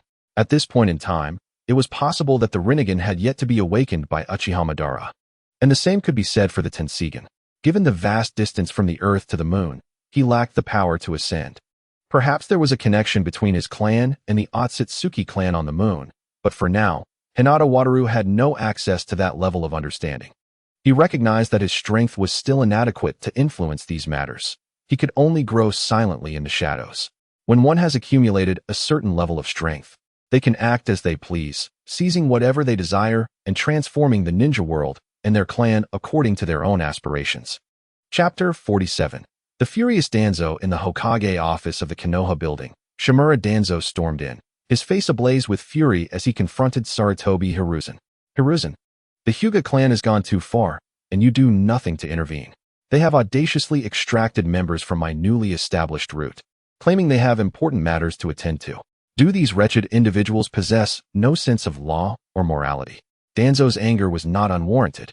The Hyuga clan had acted with utter disregard. Having recently founded root, he was still lacking in depth and personnel. He had painstakingly recruited several branch family members from the Hyuga clan to serve him, only to have them recalled. The pretext of a significant family mission was nothing more than a childish ruse to deceive him. His nascent root was well informed. He was acutely aware of any stirrings within Konoha. It was clear that the Hyuga clan was promoting their massage parlors nationwide, necessitating the mobilization of personnel. That wretched elder of the Hyuga clan showed him no respect, disregarding him as the shadow of the Hokage. Calm down, Danzo. Do not let your anger affect your health. Sarutobi Hiruzen consoled his friend. I am aware of the Hyuga clan's actions. It is merely a matter of a few personnel. I can summon some from the Anbu for you shortly. This is not merely a matter of manpower. The Hyuga clan's influence stretches too far. They have even infiltrated my root. Danzo retorted angrily. As the shadow of the Hokage, buried beneath the flourishing tree of Konoha, he safeguarded the village from the darkness. To have his personnel extracted so easily was a blow to his dignity. Friend, the Hyuga clan's venture into the massage business is quite beneficial. It can nurture more civilian ninjas. They have also stated that a portion of the profits will be contributed to Konoha. Everything is for the sake of the village. You must endure a little, Hiruzen argued with a sense of righteousness. But the Hyuga's Byakugan is a crucial asset for Konoha. Can we allow them to neglect their duties in such a manner? Even if they contribute taxes, how much could that possibly amount to? Danzo gritted his teeth, striking his cane forcefully against the ground. The Byakugan was invaluable for reconnaissance and insight, a strategic resource that other ninja villages coveted. What value is there in a massage parlor? Is that a task befitting a ninja? The Hyuga clan has descended further into debauchery. The previous uproar caused by their universal massage chair could be overlooked, but now they seek to open a store? They have truly succumbed to the allure of wealth. As he spoke, his peripheral vision caught sight of a brand new universal massage chair lying in the corner of the office, its model evidently the latest version. Hyuga Niji had been diligently researching and upgrading the universal massage chair, attempting to create 3 distinct versions: a civilian version aimed at affordability, a ninja version focused on premium service, and a luxurious version catering to indulgence. The massage chair in the Hokage office was, in fact, the luxurious model, crafted with the highest quality materials and top-tier functionality. Hiruzen, have you two fallen into decadence? Have the Hyuga offered you a bribe? Danzo's frustration was palpable as he struggled to articulate his disbelief. Despite the darkness encroaching upon him, he still held a deep-seated affection for the village. To see his childhood friend openly accepting bribes from the Hyuga clan was a bitter pill to swallow. How could Hiruzen, with his strong brow and bright eyes, succumb to such corruption? Was it so easy to be swayed after becoming Hokage? Hiruzen, where is your will of fire? Danzo lamented. After enduring a torrent of Danzo's complaints, Hiruzen hastily attempted to clarify. Friend, please do not misconstrue this. I have not accepted a bribe. This is a donation from Hyuga Niji, given in gratitude for the Hokage's contributions to Konoha. Not only do we have one in the Hokage office, but the medical department and Ninja Academy have also received similar gifts. He refrained from mentioning that the other massage chairs were not as exceptional. Danzo's eyes burned with indignation, nearly compelling him to confront Hiruzen physically. It was clear that the matter of the Hyuga extracting personnel from root must remain hidden from Danzo. Hiruzen had known about the Hyuga clan's plans to open a massage parlor for some time. Initially opposed, he was ultimately swayed by the clan's generous offer, seeing it as a means to mitigate the influence of noble families within the village. However, he would never allow any Anbu personnel to be reassigned. Only the branch family members of the Hyuga would suffice. He could endure discomfort himself, but would not allow his friend to suffer. Do you not realize this is their scheme? Today they gift you a massage chair, and tomorrow they will bribe you. You are being naive. Cease this folly and return to your senses, Danzo urged. Hiruzen appeared to heed his friend's advice, yet his resolve remained unshaken. He took a puff from his pipe and replied nonchalantly, I am well aware. A mere massage chair cannot sway my will of fire. Depart now. I shall arrange for new Umbu members to be sent your way.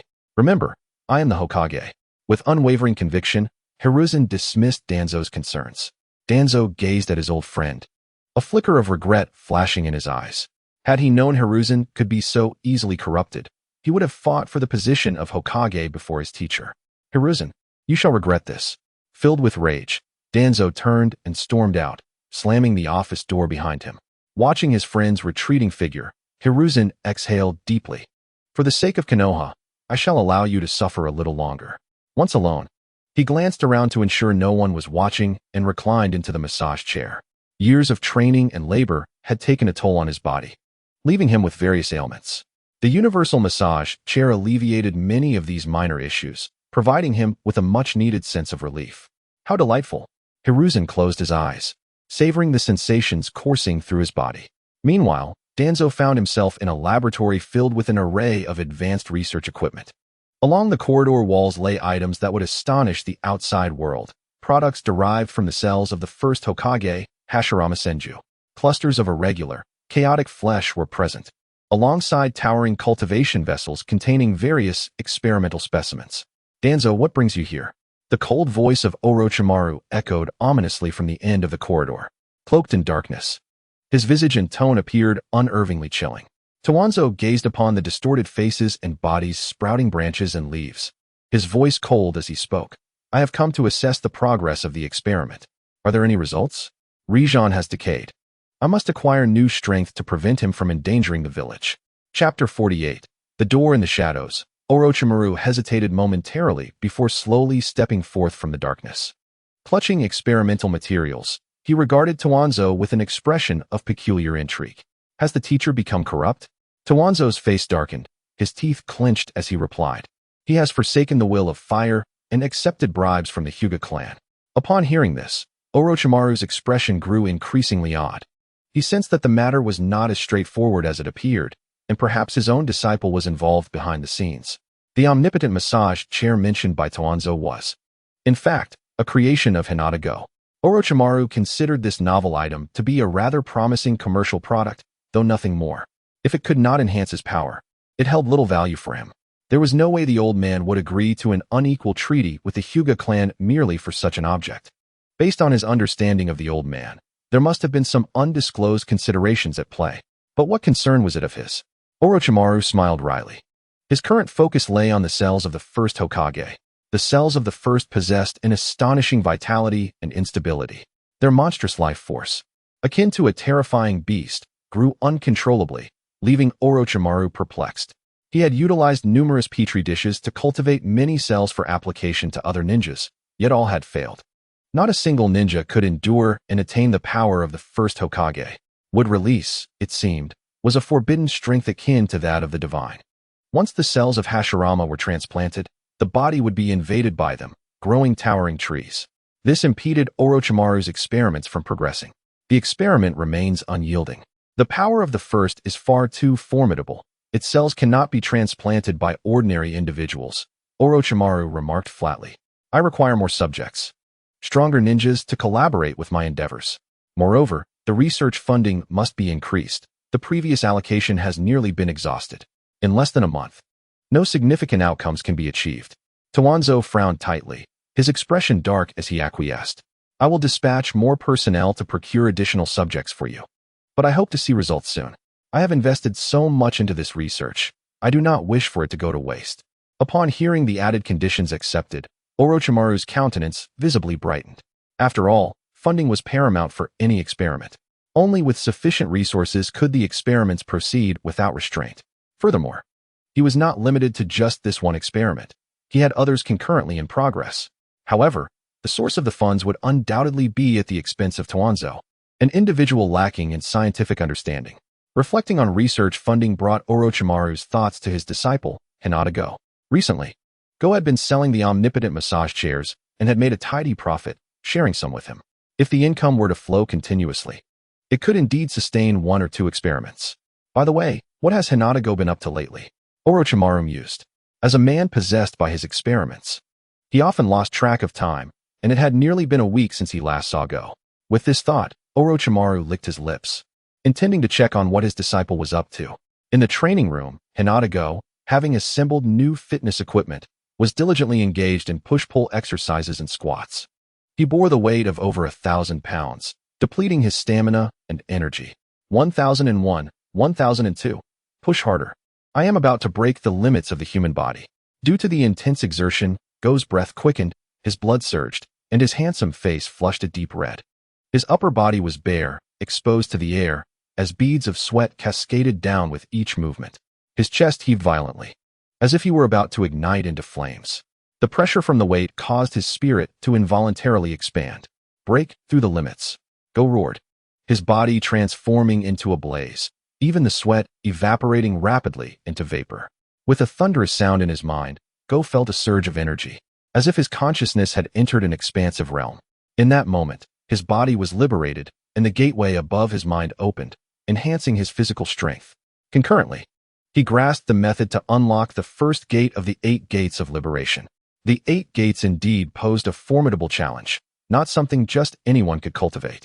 Upon opening the first gate, Go's mind seemed to sharpen, and his physical vitality surged. Already possessing more chakra than the average person, he now leaped to the level of a chunin.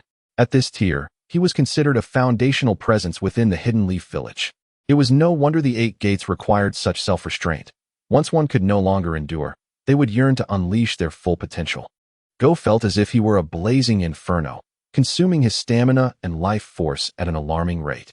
Within his perception, it seemed as if a dam within him had burst, releasing an unstoppable torrent. Fortunately, this was merely an illusion. Having only opened the first gate, he could still maintain control without significant consequence. After stabilizing the first gate, Go promptly closed it. He aspired to a long and healthy life. He could not afford even the slightest harm to his body. Once the gate was sealed, Go took a moment to reflect.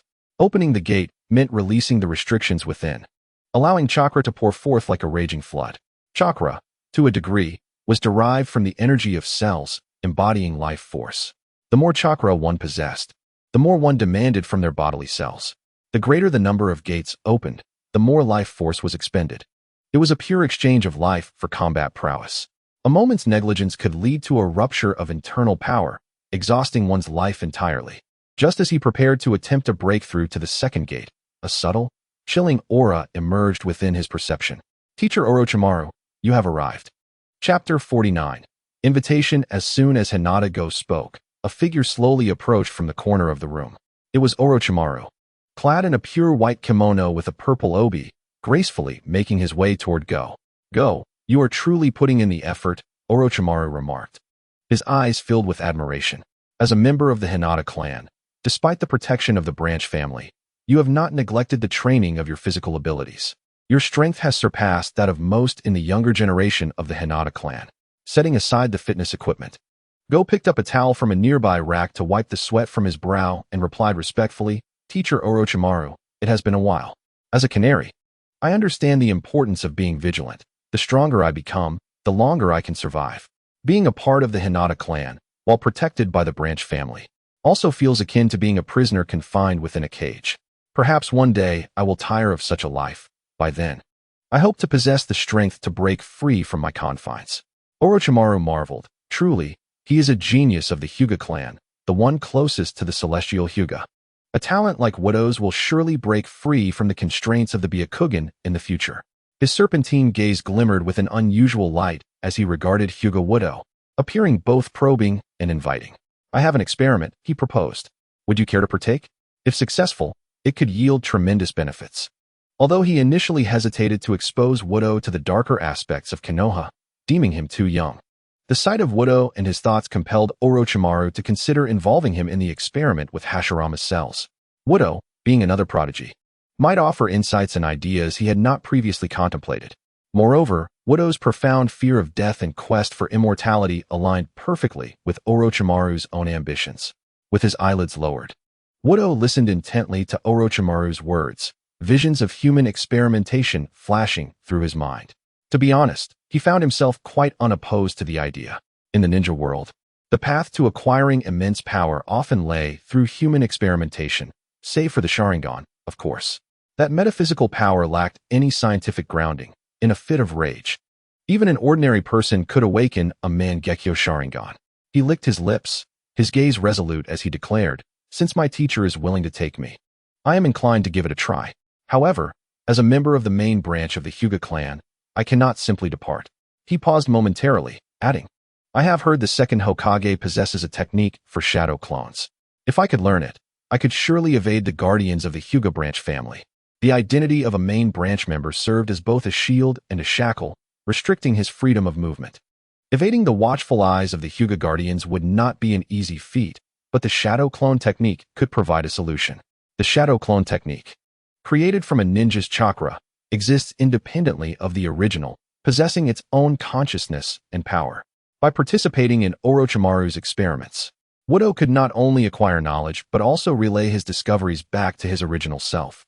It was an unequivocal means of mastering ninjutsu. Naturally, the technique had its flaws. An overwhelming influx of knowledge could easily disorient the user, even leading to brain death. Yet, Wudo remained undeterred, reasoning that with careful application, such minor side effects were manageable. Besides, he was not engaging in combat, and thus the likelihood of triggering a fatal outcome remained low. The shadow clone technique was indeed a viable option. Orochimaru remarked, "Since my disciple Wudo has agreed, a B-rank ninjutsu is nothing to me. Let Danzo procure a copy of the shadow clone technique scroll for me." He grinned broadly. At the root headquarters, Danzo was approached by a masked subordinate, who whispered something to him. Why did Orochimaru suddenly desire this ninjutsu? Regardless, Danzo decided to oblige, prioritizing the experiment above all else. With a wave of his hand, he ordered the copy of the shadow clone technique scroll to be handed over to his subordinate for delivery to Orochimaru. Little did he realize he had become a mere financial resource and supplier of ninjutsu for Orochimaru. Here it is, the shadow clone technique. Trained diligently, Orochimaru instructed, having swiftly acquired the technique and dispatched it to Wudo via a white snake. Wudo gazed at the slimy ninja scroll, suppressing his nausea as he unrolled it to study. The serpent-themed ninjutsu was quite practical, albeit slightly off-putting. The fearsome aura of the slithering serpents, coupled with their capacity to expel viscous fluids, could challenge the resolve of even the most steadfast individuals. Those of wavering minds would find their combat prowess severely diminished upon witnessing such techniques. Nonetheless, Wudo was not particularly fond of it. He lowered his head, delving into the intricacies of the shadow clone technique. This B-rank ninjutsu posed some difficulty, but fortunately, Wudo had recently unlocked the first gate of the 8 gates, allowing his chakra to reach the level of a chunin, alleviating concerns about insufficient chakra. As he examined the scroll, he formed hand seals, aligning his index and middle fingers and crossing his hands into a cruciform shape, channeling his chakra rhythmically. With a resounding pop, a cloud of white mist enveloped him, and an identical Wudo materialized beside him. "How marvelous!" he exclaimed, captivated by the spectacle. The shadow clone possessed a portion of his consciousness and chakra, capable of both combat and learning. It was no wonder that protagonists in novels often sought to master this technique. It was an unparalleled choice for enhancing strength and gathering intelligence. "Orochimaru-sensei, I shall leave this clone in your capable hands," Wudo smiled, addressing Orochimaru. The clone echoed, "Teacher, I shall be your assistant from now on." Observing his identical disciple, Orochimaru's lips curled into a subtle, pleased smile. "Wudo, I look forward to your guidance, and I hope you can surprise me." As Wudo watched Orochimaru and the shadow clone depart, his gaze flickered with contemplation. Strength is of utmost importance, he resolved, refocusing on his training in the 8 gates. He set aside his schemes and plans, recommencing his rigorous exercises and studies. The pursuit of knowledge was boundless. The 8 gates technique, a powerful yet crude method for unlocking the body's potential, prompted Wudo to dissect its components, aiming to integrate them into his own ninjutsu framework.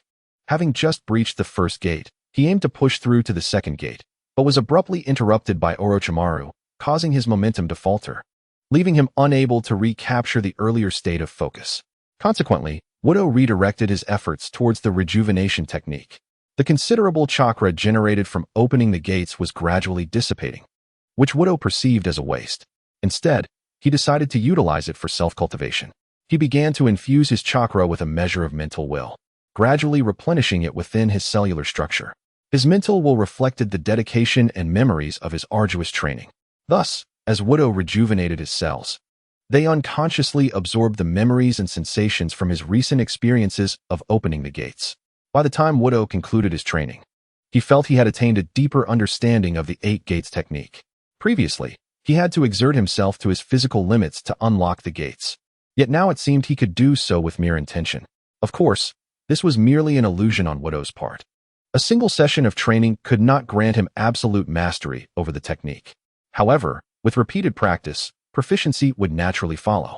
This newfound realization reinforced Wudo's conviction that his rejuvenation technique complemented the Eight Gates. The rejuvenation technique honed the body and augmented experience, while the Eight Gates unlocked the body's limits, enhancing combat prowess. At that moment, the rumbling of his stomach jolted Hyuga Wudo back to reality. The grumbling of his belly sounded like a protest, as if demanding sustenance. Alas, the Eight Gates technique has its drawbacks, primarily the excessive energy consumption it entails. Wudo patted his rather hollow stomach, already contemplating where to dine. After deliberating, he ultimately decided on the ramen shop. He did occasionally consider supporting local businesses, but truth be told, Konoha lacked many delightful dining options. Among the various establishments in Konoha, the ramen shop stood out as a rare culinary gem. As for the barbecue shop of the Akimichi clan, its prices were exorbitant. Indulging in it once or twice was acceptable, but frequent visits would certainly burden Wudo's wallet. The cost of living in the ninja world is exceedingly high, and I must devise a strategy to lower those prices someday. However, Wudo understood that the elevated costs were not without reason. The antiquated feudal system and years of warfare and famine had severely hindered productivity in this world. Furthermore, the powerful feudal lords, in an effort to suppress the ninja, would secretly intervene to ensure they remained mere instruments of war. This resulted in ninjas undertaking high-paying missions yet living in dire straits. If only I had been reborn as a Uchiha, I would surely exclaim that the fault lies within this world, unleashing my Sharingan in anger, perhaps even earning the favor of Uchiha Madara. Alas, I am but a member of the decayed feudal Hyuga clan, born into comfort and without worries of sustenance. With this thought in mind, Wudo called out to the kitchen, "Please bring me another bowl of tonkatsu ramen." Hearing his voice, the chef promptly emerged from the kitchen, presenting a steaming bowl of tonkatsu ramen. "Brother Wudo, your appetite is astounding. This is already your 8th bowl. Is it not a bit alarming?" Generally, ninjas possess considerable appetites, akin to competitive eaters, yet they do not consume with such ferocity. Wudo devoured enough for 2 or 3 people, rivaling even the members of the Akimichi clan. "I am still young. I must eat more to grow, and growing stronger enhances my abilities. Chef, you too should eat well. Your handmade ramen still lacks a bit of elasticity. You need to eat more and train harder," Wudo remarked to the future Otsutsuki chef. The chef stood up straight, visibly anxious, and bowed in apology. "I will strive to improve." The chef was diligent in his work, tirelessly learning the art of ramen making. After more than a month of effort, he finally had the opportunity to put his skills to the test. Upon learning this, Wudo would occasionally sample and provide feedback, helping him build a reputation. In doing so, he also encouraged his progress and dedication. The birth of the future strongest Otsutsuki under his guidance would indeed make for an intriguing tale. Yet it may not be so. With my presence in this world, it is likely an unknown parallel universe, unnoticed by others. Chapter 51. Experiment. After a bout of musings, Wudo's thoughts expanded once more, leading him to contemplate the secret techniques of the Akimichi clan. The Akimichi possess the ability to convert food into fat, storing it within their bodies. Should he obtain this secret, it would significantly expedite the activation of the 8 gates and replenish expended energy. However, to plot such a scheme would be a formidable challenge. The Akimichi clan is a family of secret techniques, passing down unique skills through generations to maintain their superiority, much like the Byakugan bloodline of the Hyuga, which is fiercely protected from outsiders. No matter how much Wudo desired it, he could not circumvent the Akimichi clan and Konoha. The Akimichi are not a minor clan. They are deeply entrenched in Konoha, unshakable in their influence, especially with the alliance formed with the Yamanka and Nara clans, known as the Inoshikacho trio. They are regarded as the strongest combination. Their harmonious relations fuse offense and defense seamlessly. It would be remarkable if they did not bully others. Attempting to acquire their secret techniques would be a Herculean task. Nevertheless, Wudo would not abandon his ambitions due to obstacles. The Sharingan is so rare. Yet Danzo secretly possesses several on his own arm. Ultimately, it comes down to one's strength. If one were strong enough, it would be a matter of demanding those techniques outright, and these clans would have no choice but to comply. Besides the Akimichi's techniques, Wudo also coveted the mind control techniques of the Yamanka and the shadow techniques of the Nara clan. Each ninja clan, recognized as a family of secret techniques, possesses a unique heritage, with every technique intricately woven into a comprehensive combat system. Meanwhile, Wudo's shadow clone stealthily followed Orochimaru into his clandestine laboratory. Upon entering the lab, Wudo immediately sensed something amiss. An aura of dread enveloped him, invoking a sense of trepidation. Fortunately, as a mere shadow clone, he was unafraid of death or danger. Stepping forward, he was met with a dark and grotesque experimental scene. Various intricate instruments were meticulously arranged, and numerous test subjects lay contorted within their containers. Wudo gazed at the unsettling sight, his pupils constricting. He had long suspected the truth, but witnessing it firsthand stirred a deep emotion within him. Why? Perhaps it was the sorrow of the fallen. As a member of the main branch, Wudo had always been well protected, shielded from the dark underbelly of the ninja world. How do you feel? Is it overwhelming? Orochimaru inquired, watching Wudo with a hint of amusement. Wudo, rather than feigning strength, nodded in acknowledgement. Although he had read about various human experimentation data in books, seeing it in person was undeniably shocking. He steadied his breath and approached the test subject, silently observing the faint rise and fall of its chest. It was so fragile. Human life was akin to a flickering flame, easily extinguished. This reflection was genuine, not merely to appease Orochimaru's inquiries. Humans are remarkably delicate beings. Whether due to natural disasters, illness, injury, or internal strife, countless lives are lost. Yet, their existence is equally resilient and unyielding, sprouting anew like the weeds by the roadside. I didn't expect you to have such insights. I thought you might deem these experiments too cruel. Orochimaru chuckled lightly. He gazed at the test subject, his eyes glimmering. When he first established the laboratory, he had to acclimate for quite some time.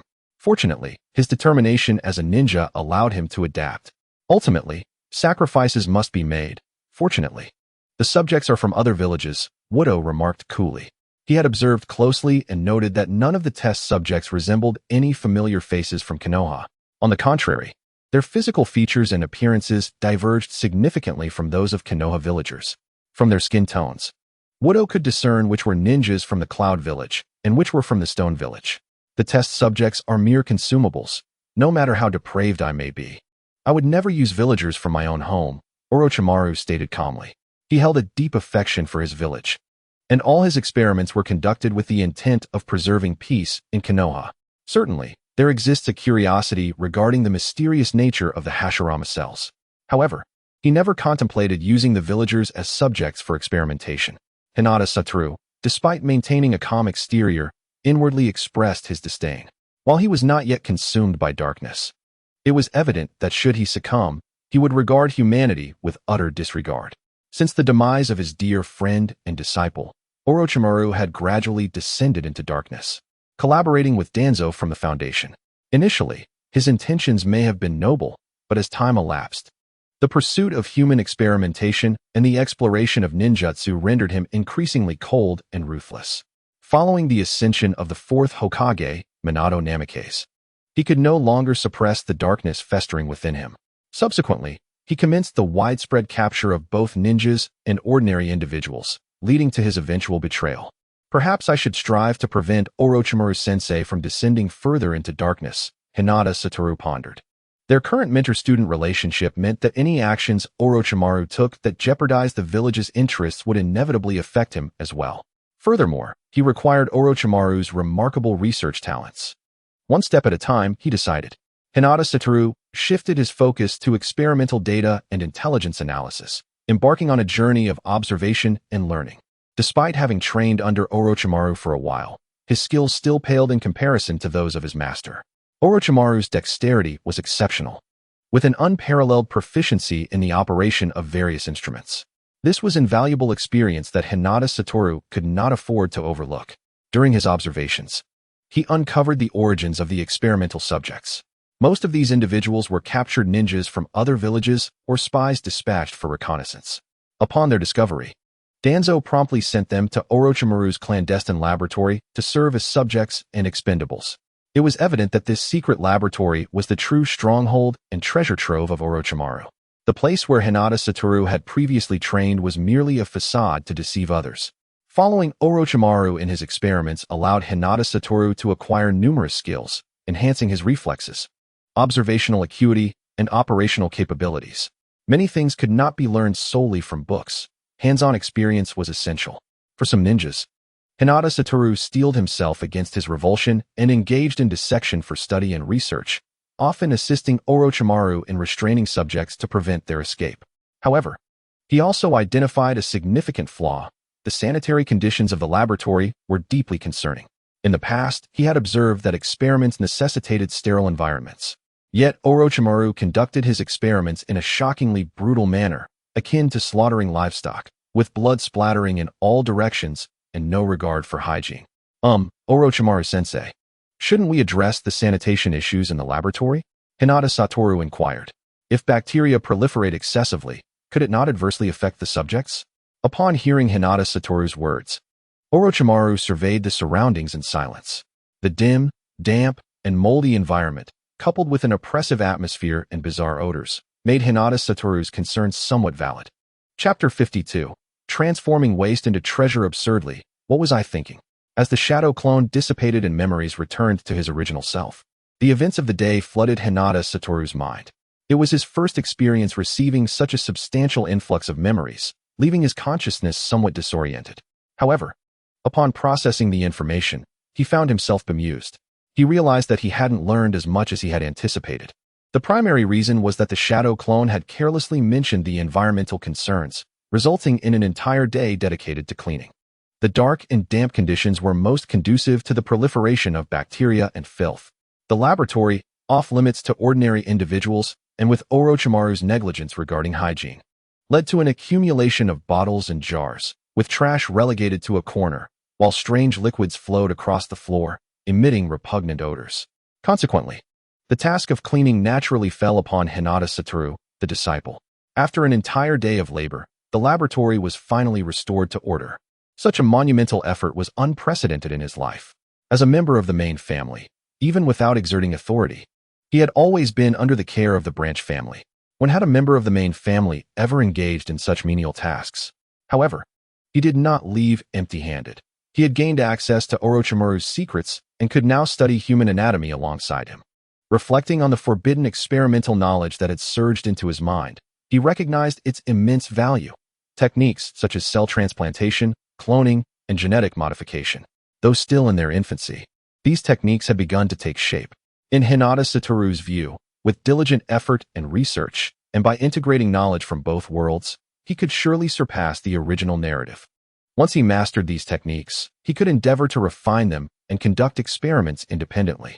In the future, perhaps he could emulate Orochimaru and achieve a flawless transformation of his own body, rendering it perfect, youthful, and vigorous, while simultaneously enhancing his combat prowess. With the Rinnegan in his left eye, the Sharingan in his right, the corpse bone of the Shikatsumiyaku, and the flesh of Hashirama cells, of course, he could gradually incorporate other potent bloodlines. A sealing of the 10 tails within him would complete the transformation. At that point, the ninja world would be his to command. Yet, these musings remained mere fantasies. The future was uncertain. Only by seizing the present and advancing steadily could boundless possibilities unfold. In the ensuing days, Hinata Satoru's life became increasingly fulfilling. With the aid of shadow clones, he embarked on a multifaceted journey of learning and training. The shadow clones honed his ninjutsu and physical prowess, while he diligently practiced the 8 gates technique. Under the strain of weighted equipment, his mastery of the 8 gates surged, ultimately breaking through human limits and unlocking the 4th gate. However, upon reaching this stage, he slowed his training, gradually learning to harness this newfound power. The 8 gates technique, particularly in its sealed state, posed risks and demands on the body. Though the dangers were subtle, Hinata Satoru preferred to avoid recklessness. He deliberately slowed his training to allow his body to adapt to the changes and enhance his control over it. Meanwhile, his shadow clones followed Orochimaru, participating in various experiments and acquiring extensive knowledge in anatomy and medical ninjutsu. The scarcity of experimental subjects necessitated the preservation of every single one. A resounding crash echoed as a massive glass petri dish shattered, and vibrant green tendrils erupted from within, following the branches and trunk. A vague human figure could be discerned at the source. His body had long since twisted and contorted, his skin covered in countless saplings, voraciously consuming the nutrients within the dish. Observing this scene, Orochimaru remained expressionless and unmoved, clearly desensitized to such occurrences. However, Hinata Satoru frowned at the sight. He was acutely aware of the Hashirama cell's dominance. If this continued, it would likely yield no fruitful results. Yet, expressing his concerns directly to Orochimaru would likely elicit disbelief. Could it be that I must claim to be a time traveler? Such an assertion would be utterly misguided. Orochimaru might very well think I've lost my wits. More importantly, it would mean more cleaning duties for me. Each day is filled with failure, forcing Hinata to clean up the mess, which detracts from his ability to focus on his studies. The path to mastering the truth is always fraught with challenges. One must exhibit patience, Orochimaru observed, gazing at Hinata. Hinata, with a dejected expression, lamented, "Honestly, I believe it makes little difference whether I clean or not. The cells of the first Hokage are far superior to any bacteria born from refuse." Orochimaru regarded him with a knowing smile, as if to say he had seen through Hinata's facade. "If you refuse to comply, I might just have to take matters into my own hands," he warned. Feeling a shiver run down his spine, Hinata grabbed a broom, prepared to tidy up the battlefield, but suddenly an idea struck him. "Orochimaru-sensei, isn't this experiment of yours aimed at harnessing the first Hokage cells as weapons? Why must they be implanted in a human host?" Orochimaru's eyes glimmered with intrigue as he urged, "Continue." Hinata articulated, "The first Hokage cells are exceptionally formidable and notoriously difficult to manage, as you've observed. They are not the subject of research we should be pursuing at this moment. Instead of grappling with this issue, why not adopt a different approach? We could directly fabricate weapons from the first Hokage cells and deploy them against our enemies. A small fragment of the Hashirama cells combined with a vial of nutrient solution could be fashioned into a grenade. When confronted by adversaries, we could simply activate it and hurl it their way." Under Orochimaru's manipulation, the Hashirama cells exhibited myriad forms, some resembling blades and spears, perfectly suited for weaponry. The enemy would never suspect that a mere vial contained the potential to grow into lethal weaponry. This concept is not dissimilar to explosive tags, which cost 100 ryo each and require various labor and material fees. However, the Hashirama cells require none of this. Merely a touch of nutrient solution allows for their boundless proliferation, saving on material costs. As for labor, we could establish an automated production line, yielding a continuous supply akin to printing money. Orochimaru clapped his hands in approval of Hinata's suggestion. "Hinata, I never anticipated your intellect to be so sharp. You certainly possess a knack for securing funding in the future, transforming waste into treasure, utilizing the Hashirama cells as explosive tags. This is a brilliant idea." His experiments with the Hashirama cells had stalled, and he had been troubled by how to extract more funding from Danzo. With this idea, his other experiments could now be financed. Given Danzo's lack of sophistication, this notion would surely suffice to placate him, perhaps even prompting him to allocate additional funds. Chapter 53. Konoha Bomb. Within the headquarters of the Root organization, Danzo scrutinized Orochimaru's research findings with a furrowed brow, his expression dark and contemplative. What he held was a small green vial containing a fluid with an indistinct pale pink impurity. "Orochimaru, this is your research achievement? This concoction took me considerable time to perfect. It has the potential to enhance the overall strength of Konoha's ninjas. Do not be deceived by its seemingly simple creation. It is the result of countless procedures," Orochimaru stated, his pale skin and indifferent gaze betraying no emotion. As he spoke, he produced another small green vial. "This is a ninja weapon derived from the first Hokage's cells, possessing immense lethality. I have named it the Konoha Bomb." Channeling chakra into the vial, he hurled it into an empty space. With a sharp crack, the green vial shattered, the glass fragments exploding outward as deep green branches shot forth like blades. In an instant, a massive wooden spike formation emerged, its tips sharp and menacing, resembling a cluster of blades. The ground beneath bore the scars of the explosive force, leaving a sizable crater. The power exhibited by this creation far surpassed that of ordinary explosive tags. Danzo's pupils constricted slightly as he observed the Konoha Bomb's potency. He had not anticipated such a small item, devoid of any chakra response, could unleash such formidable force. Yet, he sensed something amiss. "Orochimaru, Your creation is impressive, but it does not align with my expectations, Danzo remarked. He had commissioned Orochimaru to conduct experiments on human subjects to cultivate super ninjas, not to develop weaponry. Isn't the aim to utilize the first Hokage's cells to enhance our ninjas' capabilities? Orochimaru replied confidently. The Konoha bomb serves the same purpose. It allows lower-ranked ninjas to wield destructive power comparable to that of Chunin and Jonin without posing any risk to our own forces, thus avoiding any opposition from the elders. Imagine the village's ninja strength if this were distributed throughout the entire village. Each of Orochimaru's assertions held merit, stirring something within Danzo. Ninjas are but tools. They must learn to make sacrifices. However, if they need not sacrifice themselves, that would indeed be preferable. Constantly replenishing his ranks with fresh blood was a tiresome endeavor. Given the Konoha bomb's considerable power, it could easily incapacitate most ninjas. Despite their speed and prowess, ninjas are often fragile, and the odds of survival when struck by a Konoha bomb are slim. Orochimaru, what are the production costs for this weapon? Danzo inquired. Orochimaru raised his head slightly, a glint of brilliance in his eyes. For mass production, the cost is remarkably low, merely half that of an explosive tag, at 50 Ryo. If one desires increased potency, adding some poison raises the price to 80 Ryo. For a bespoke, more powerful Konoha bomb, the cost would be 200 Ryo. However, this would require special preparation, which only I can undertake. He proceeded to share his disciple Hinata's ideas about 3 tiers of Konoha bombs, each sold at different price points, while retaining manufacturing rights. In reality, the cost of a single vial is only 20 Ryo, and once mass production commences, the price will plummet even further. A small vial combined with a bit of nutrient solution is astonishingly inexpensive. Upon hearing such a low price, Danzo straightened his posture, visibly intrigued. Affordable production, high yield, and immense power. This seemed perfectly suited for Konoha's ninjas. With the Konoha bomb, the overall strength of Konoha's ninjas would undoubtedly surge. Even untrained ninjas wielding the Konoha bomb could pose a threat to Chunin and even Jonin. Clearing his throat, he commented, "Your invention sounds promising. Let us begin production on a small batch for testing. I shall allocate 50 million Ryo for you to manufacture some.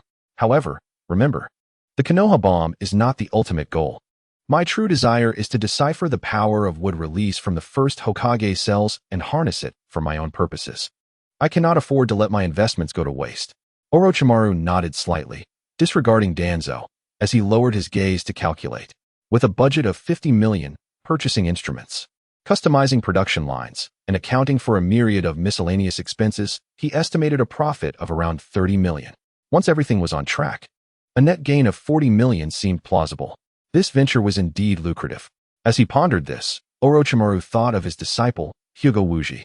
Wuji, you truly possess a remarkable talent for business. Even the failed experiments can be packaged and sold as products under his clever guidance. It is no surprise he managed to merge his family's acupuncture techniques with machinery to create massage chairs for others. He always conjures ingenious ideas, perceiving possibilities where others see none. In the laboratory, upon witnessing Orochimaru's cheerful demeanor while entering through the corridor, Hyuga Wuji immediately sensed success. "Master, did we succeed?" Orochimaru nodded and tossed a scroll to him. "This is an order I procured from that old codger Danzo. Prepare accordingly and contact a few suitable manufacturers." "Oh, is it me who will handle this?" Hyuga Wuji was taken aback by the order. "Of course, it falls to you. The master has matters to attend to while the disciple does the work." Hyuga Wuji grimaced but nodded. "All right, I will reach out." He had come to learn. Yet it seemed he was perpetually engaged in menial tasks. Although liaising with wealthy merchants was beneficial, it was still outside his area of expertise. Observing his reluctant expression, Orochimaru placed a hand on his shoulder, encouragingly stating, "Work diligently. Once the task is completed, there will be rewards for you as well. I must now proceed with the serpentine experiment, and since you lack interest in snake-style ninjutsu, arrange things well and await your share." Upon hearing about the serpentine experiment, Hyuga Wuji lost interest. The prospect of monetary gain was far more enticing than the eerie and sinister world of snake ninjutsu. After all, money exerts an irresistible allure. With a substantial fortune, Hyuga Wuji might even unlock another money-loving character, Kakazu. Previously, he had contacted several merchants through Orochimaru's connections. This time, negotiating and bargaining was a familiar endeavor, expanding his network while acquiring resources. After comparing several options, Hyuga Wuji opted for a robust merchant from the Land of Fire and placed an order for glass vials, while sourcing the nutrient solution from within the Land of Rain. Brothers, on the first day of our debut, I humbly request your support to power our love. Please lend a hand. Chapter 54. The Gamble in the Ninja School Classroom. Hyuga Wuji, weren't you supposed to be studying every day? Why are you slacking off again? Kushina cast a sideways glance at him, muttering softly. Hyuga Wuji lay on his desk, rubbing his temples and taking a deep breath. This is called relaxed diligence, not slacking off. Moreover, I am indeed striving. You just cannot perceive it. His words held a kernel of truth. His shadow clone diligently followed Orochimaru, earnestly learning and developing experiments, while his main body rested at school, recuperating through sleep and meals to recover from the energy expenditure of opening the 8 gates. The 8 gates indeed proved to be a formidable forbidden technique for surpassing levels. Burning oneself to momentarily gain chakra power exponentially exceeding that of a shadow clone was no trivial feat upon reaching the 4th gate. He felt his body nearing its limits.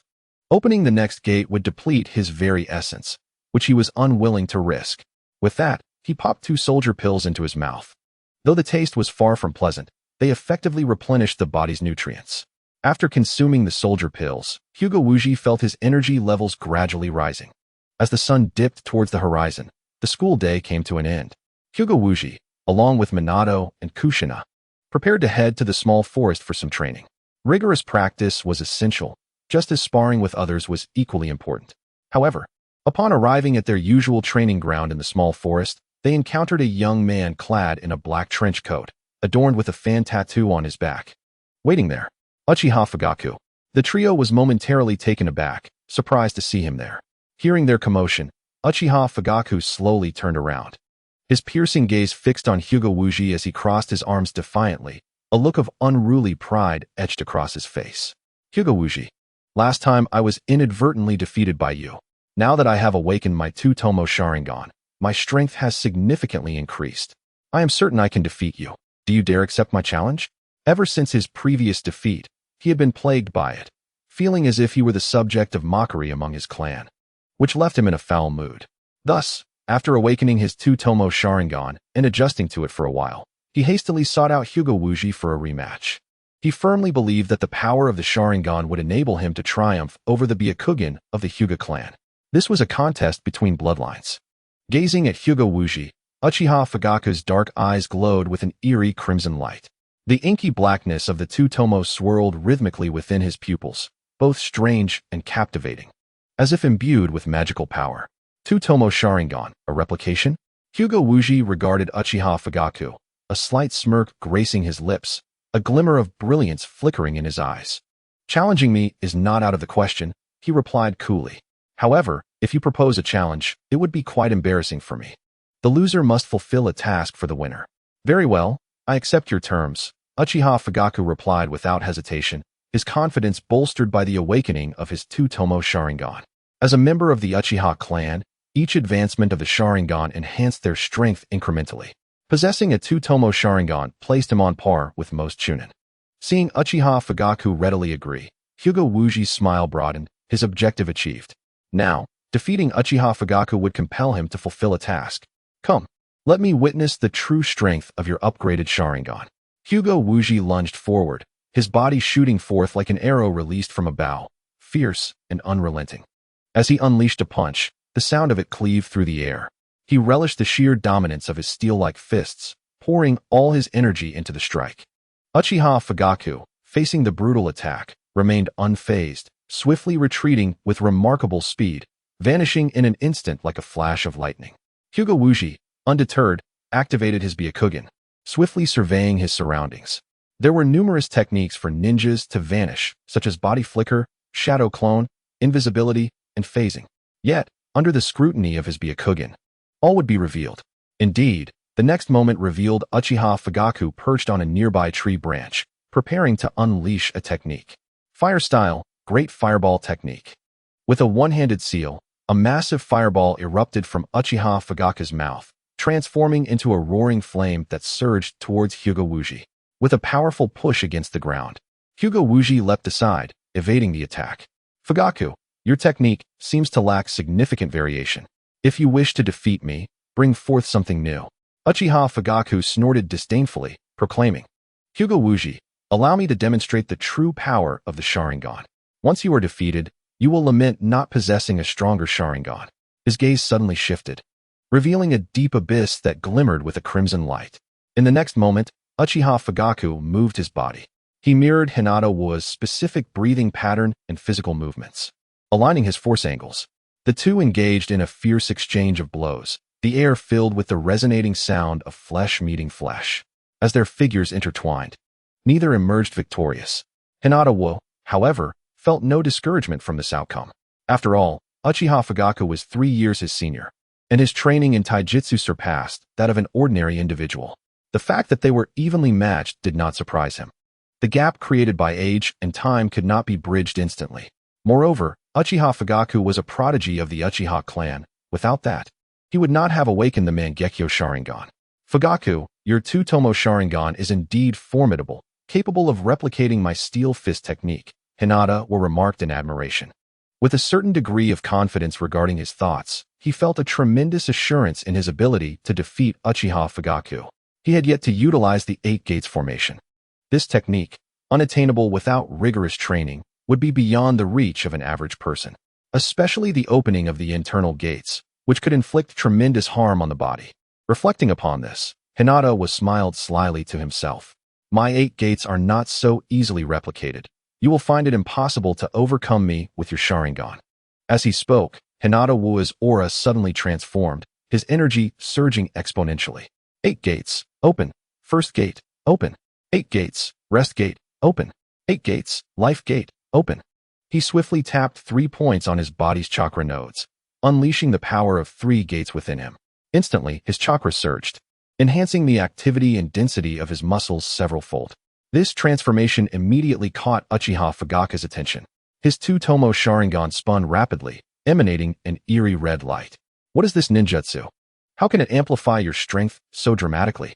Uchiha Fugaku gazed at the transformed Hinata Wu with astonishment. Under the scrutiny of the Sharingan, Hinata Wu appeared to have undergone a metamorphosis. However, Uchiha Fugaku quickly regained his composure, bursting into laughter.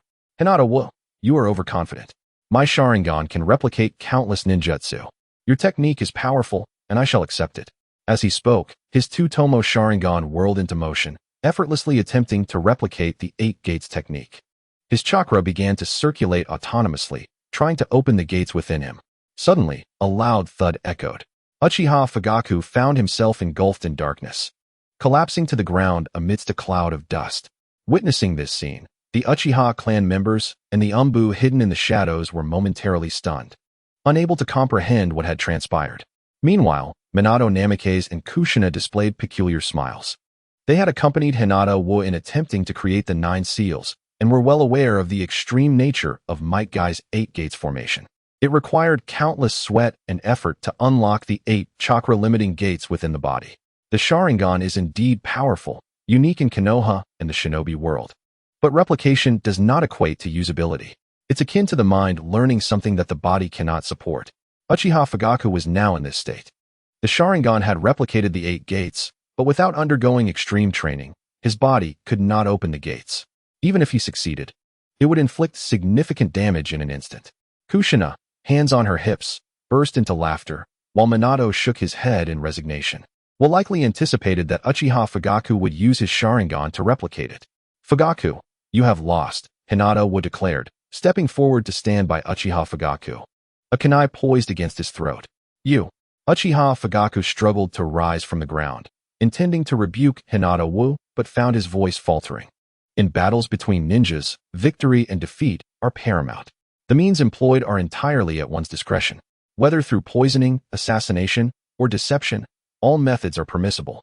Uchiha Fugaku had initially believed that after his previous experience of being poisoned, he would not fall for the same trick again. Yet, unexpectedly, he found himself defeated once more, this time by Hinata Wu's cunning strategy.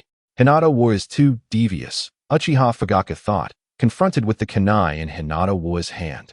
Reluctantly, he had to acknowledge his defeat. He lost to that peculiar ninjutsu, one that even the Sharingan could not replicate. Hinata Wu, I concede. As the young clan leader of the Uchiha He naturally adhered to his promises. While the Uchiha are often characterized by their pride and arrogance, they place great importance on keeping their word. Once a promise is made, it must be fulfilled. Excellent. True to the Uchiha clan, you accept defeat gracefully and uphold your commitments. Hinata laughed heartily, leaning in to whisper something in Uchiha Fugaku's ear. His voice was soft, inaudible to any third party. Uchiha Fugaku's expression shifted, revealing an inner conflict. That request of yours? He struggled to ask Hinata for an alternative, as it was rather troublesome. What? Are you backing out on your earlier promise? Hinata crossed his arms, his expression one of displeasure. I thought the Uchiha were people of their word. It seems you are merely a coward. His provocative words instantly flushed Uchiha Fugaku's face with anger, and he retorted, Who is the coward? Your request is absurd. If discovered, it would lead to dire consequences. He fretted at Hinata's demand, feeling a chill run down his spine. Even though he was the young clan leader of the Uchiha, and Hinata hailed from the esteemed Hyuga clan, exposure would undoubtedly create an uproar. Hinata snorted dismissively, taunting, If you are unwilling, then you shall never again appear before me. You are but a coward. Uchiha Makoto deserves better than to be with you. Perhaps I should pursue her myself, to show her what a true man is. Upon hearing Hinata's intention to encroach upon his territory, Uchiha Fugaku became agitated. Someone as pitiable as Hinata might genuinely attempt such a thing. This prompted Uchiha Fugaku to seize Hinata's arm, gritting his teeth as he said, Wait. I can do it. His demeanor deflated, akin to a deflated balloon. I knew you were bold, Uchiha Fugaku.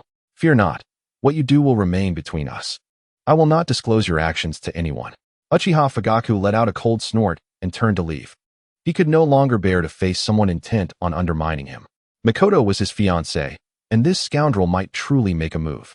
Perhaps I should discuss with my father the prospect of formalizing my union with Meichin sooner rather than later, to thwart any nefarious individual who might seek to steal her affection.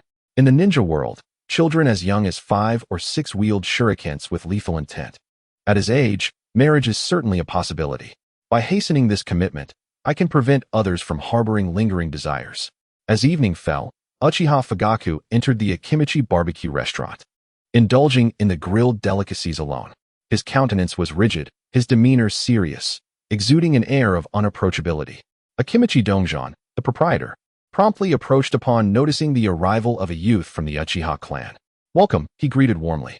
Uchiha Fugaku's eyes flickered momentarily as he discreetly assessed the corpulent figure before him. So, this is the individual Hinata spoke of. He chose a table with a broad view of the establishment, allowing him to observe all patrons with clarity. Before long, an assortment of charcoal and grilled meats was presented, their delectable aroma tantalizing his appetite. The Akimichi clan's culinary prowess was indeed profound, their barbecue exquisitely savory. Uchiha Fugaku picked up a piece of grilled meat, savoring its flavor. Once assured that no one was watching, he quietly activated his Sharingan. The crimson light flashed as he focused intently on Akimichi Dongjan, surreptitiously studying the clan's secret techniques. After his previous dining experience, Hinata had become intrigued by the Akimichi clan's research into taijutsu, particularly after discovering the considerable energy expenditure associated with the 8 gates. He became increasingly invested. The Akimichi clan's secret technique enables the conversion of food into fat, which can later be transformed into chakra and stamina during combat. It was akin to possessing a miniature power bank. Given the substantial energy depletion caused by the 8 gates, substituting fat could undoubtedly prolong its efficacy. Unbeknownst to Akimichi Dongjan, as he dined, his clan's secret technique was being quietly replicated by Uchiha Fugaku. I can't fathom what that guy intends to do with such techniques, Fugaku mused internally. Even if he successfully copied the Akimichi clan's methods, they would be of little use without proper training.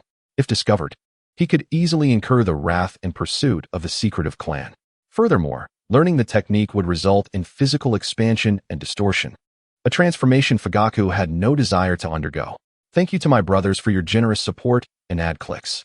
Chapter 56. The Akimichi clan's secret technique. In the dead of night, beneath a hazy moonlight, 2 shadowy figures, having altered their appearances, convened in a secluded grove. Here is what you requested.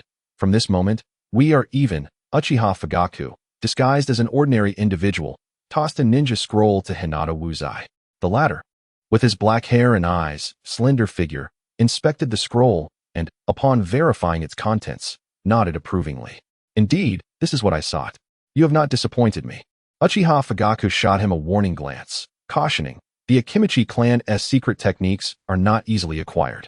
Should you be exposed, do not implicate me. This is a hereditary secret, something not meant for the uninitiated. Though it may appear rudimentary, it forms the very foundation of our clan's legacy. If it falls into the wrong hands, it could be exploited to develop counter-ninjutsu.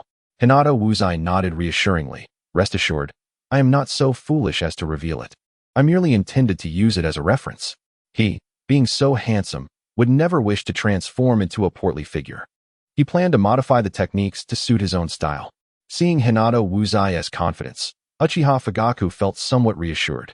He feared that Wuzai might inadvertently expose the techniques they had illicitly studied.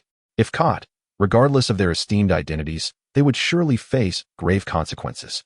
With the exchange complete, Uchiha Fugaku vanished in a cloud of smoke.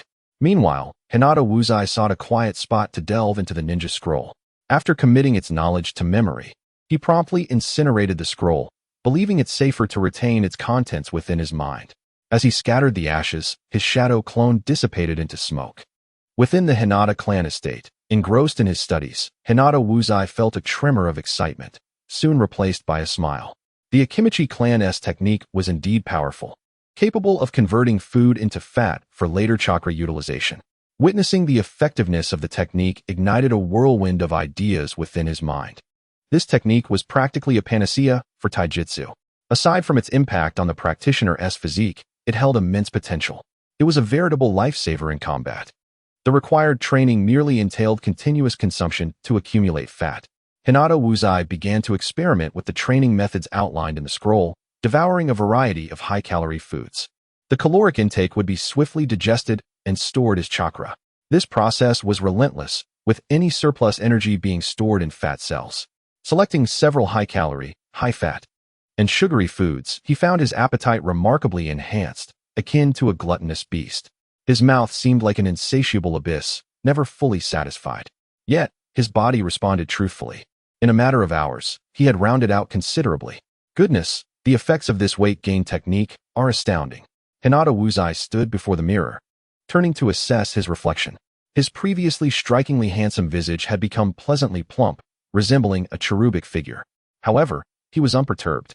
He removed his forehead protector, exclaiming, and instantly activated the first gate of the 8 gates. In an instant, his internal limitations were lifted, and vitality surged forth. Unlike before, the special fat he had synthesized now played a unique role. It supplanted his body's natural energy, acting as fuel for opening the 8 gates. Though not a perfect match, it sufficiently offset some of the energy expenditure. As his expanded form gradually reverted, the 8 gates functioned like a hybrid vehicle, now capable of operating on both fuel and electricity. It was not about efficacy, but rather the flexibility it provided, especially as energy prices rose.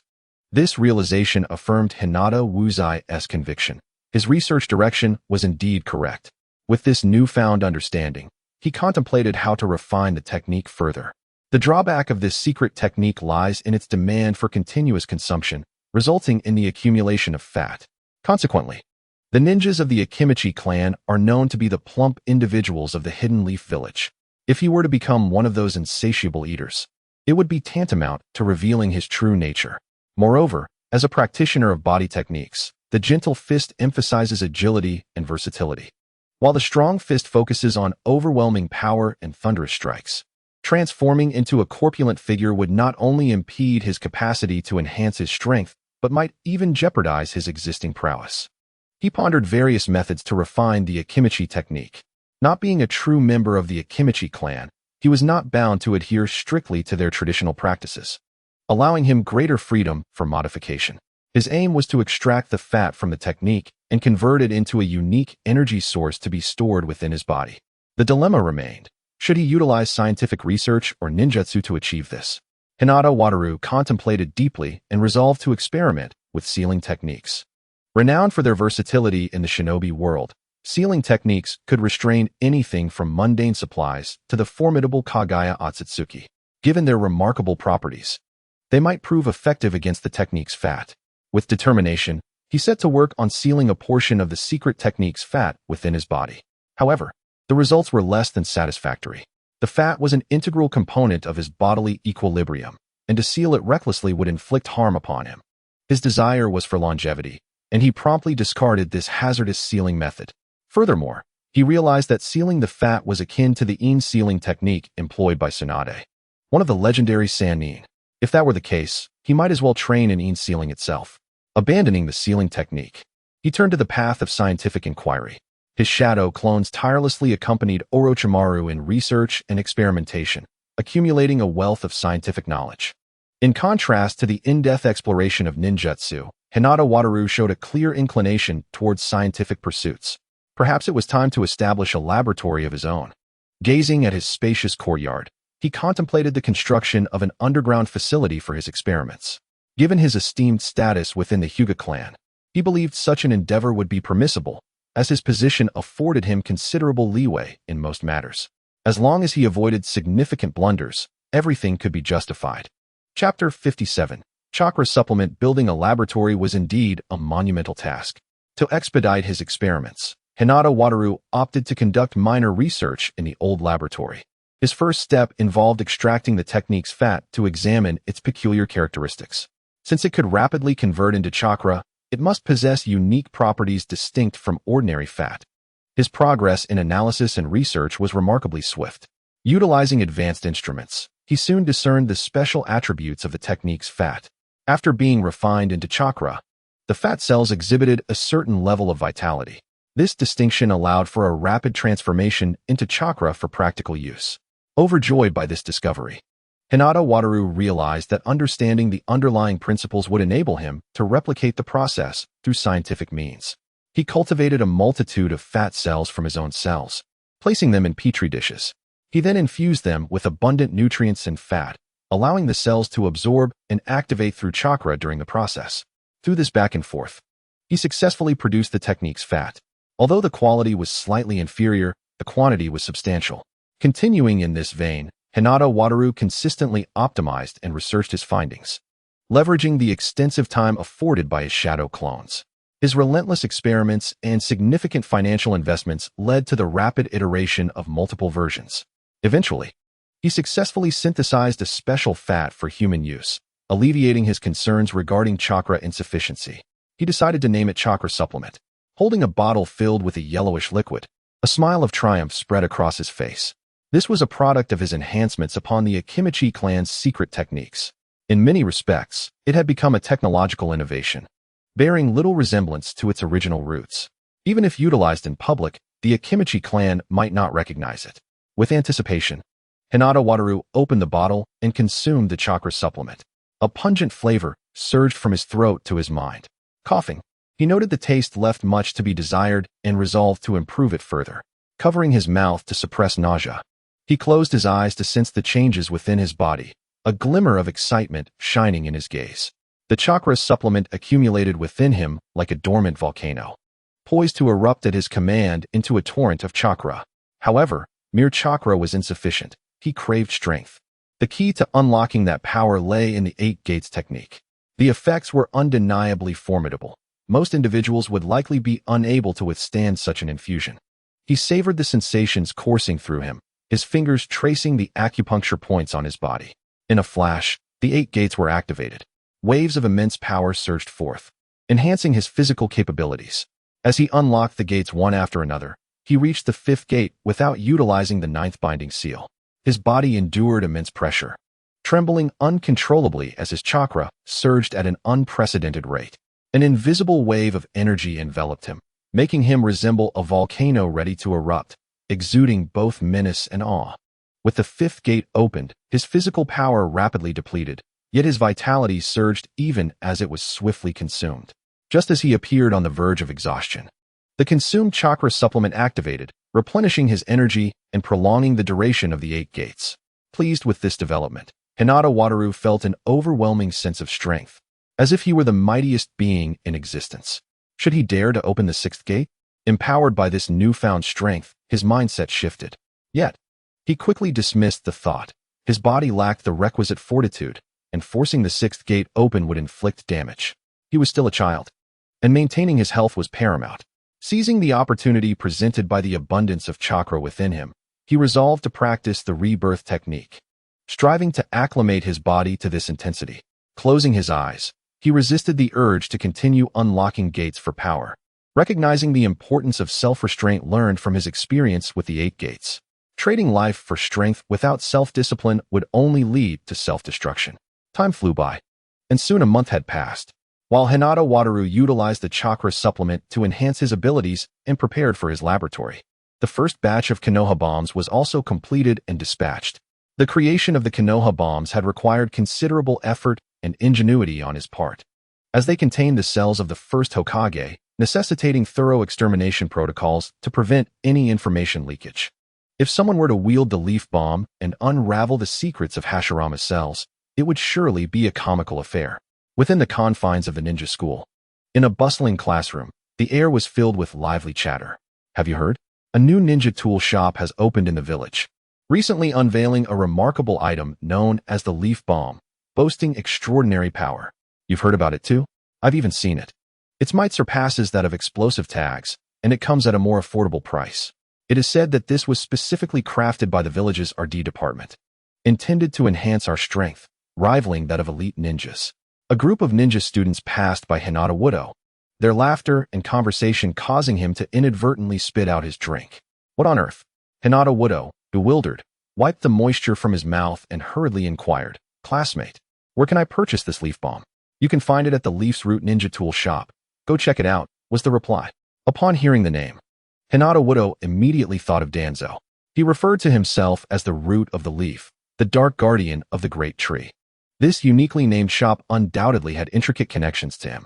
Perhaps it was indeed a venture opened by Danzo himself. The notion that Danzo would sell such items directly to the ninjas of the leaf was utterly absurd. Yet, upon reflection, it did seem somewhat justified. After all, the intent was to bolster the strength of leaf ninjas, so selling it to them appeared reasonable. Arriving at the leaf's root, Hinata Wataru discovered the initial batch of goods neatly displayed on the shelves, priced at 80 ryo. Upon seeing the price, he exclaimed, "Goodness!" Selling for 50 ryo himself, while Danzo set the price at 80 ryo meant everyone could profit. But was Danzo truly in such dire need of funds? Meanwhile, in the Hokage's office, Danzo was engaged in a heated debate with Sarutobi Hiruzen, neither willing to yield. "Do not presume I am unaware of what the leaf bomb is made from. It derives from the first cells," Sarutobi Hiruzen snapped, his expression filled with fury. While he accepted that Danzo's research on the first cells was for the village's benefit, he was appalled that Danzo would so brazenly sell the results without hesitation. In his view, Danzo should have financed the research, and once results were obtained, they would rightfully belong to the leaf. "I am working for the greater good of the village," Danzo retorted. "With the leaf bomb, the strength of our ninjas will significantly increase." He glared at Sarutobi Hiruzen, showing no sign of retreat. The emergence of the leaf bomb could not only enhance the overall power of leaf ninjas, but also provide him with a substantial profit. Since the Hyuga clan distanced themselves from his root, many other clan members had followed suit, resulting in a visible decline in the root's strength. The primary cause of this decline was the root's relatively recent establishment and its insufficient deterrent power. Furthermore, Sarutobi Hiruzen's failure to support Danzo led the clans to find an excuse to withdraw from the root. What could he do? Without the developed jutsu to eradicate such dissent, he could only watch as his subordinates fled one by one, while the remaining small clans were also restless. To retain their allegiance, he had to employ both kindness and severity. Yet, he was short on funds, as most of the resources had been invested in strengthening his power and in Orochimaru's human experiments. The advent of the leaf bomb presented him with new hope. If members of the Hyuga clan could earn money, so too could he, the shadow behind the village. Moreover, the leaf bomb was originally intended to enhance the strength of leaf ninjas.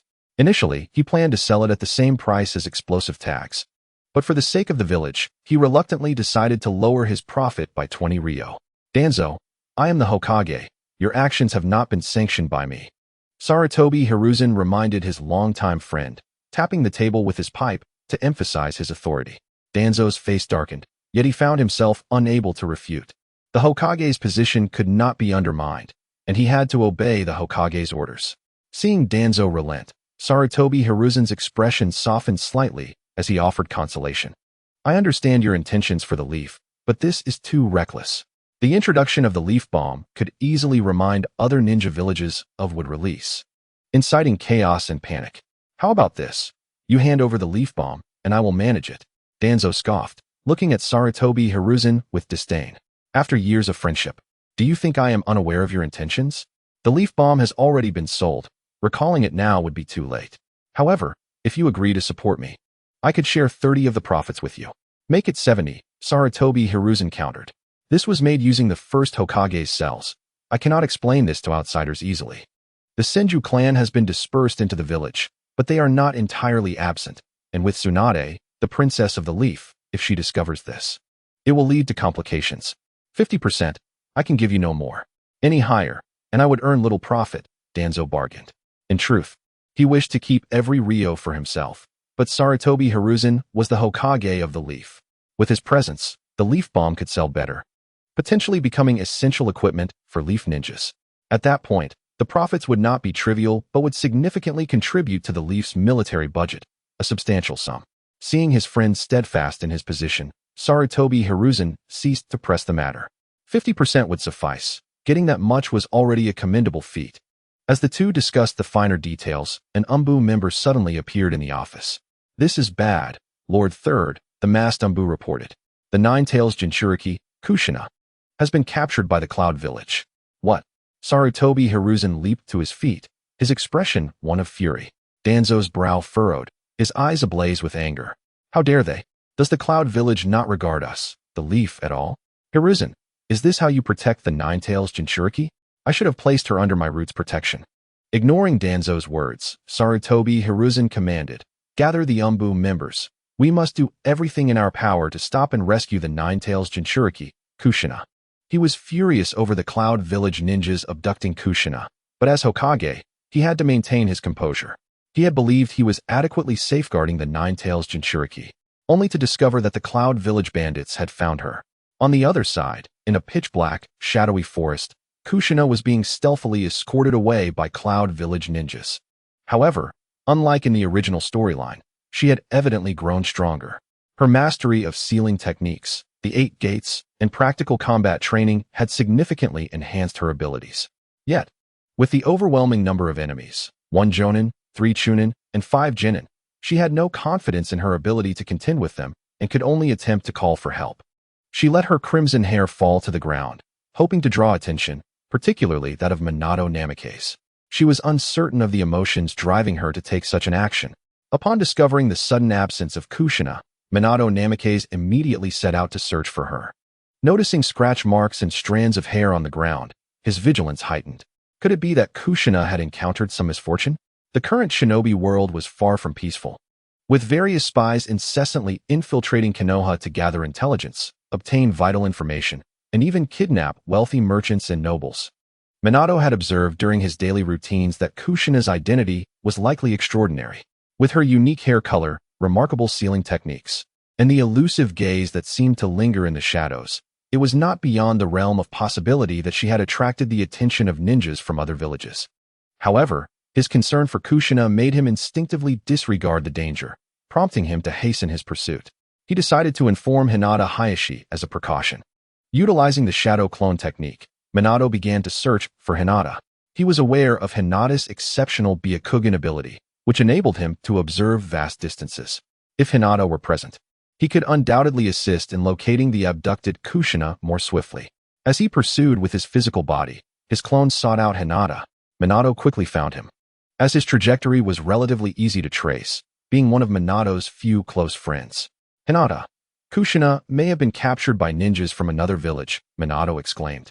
Grasping Hinata's arm urgently, Hinata was momentarily taken aback. He hadn't anticipated that Kushina would be captured at this moment, believing that the timeline was still some time away from such an event. Nevertheless, realizing that his very presence might have caused a butterfly effect, he became acutely aware of the gravity of the situation. He followed Minato, moving at an incredible speed towards the village's outskirts. Hinata was undeterred by the prospect of confronting the ninjas from Kumogakure.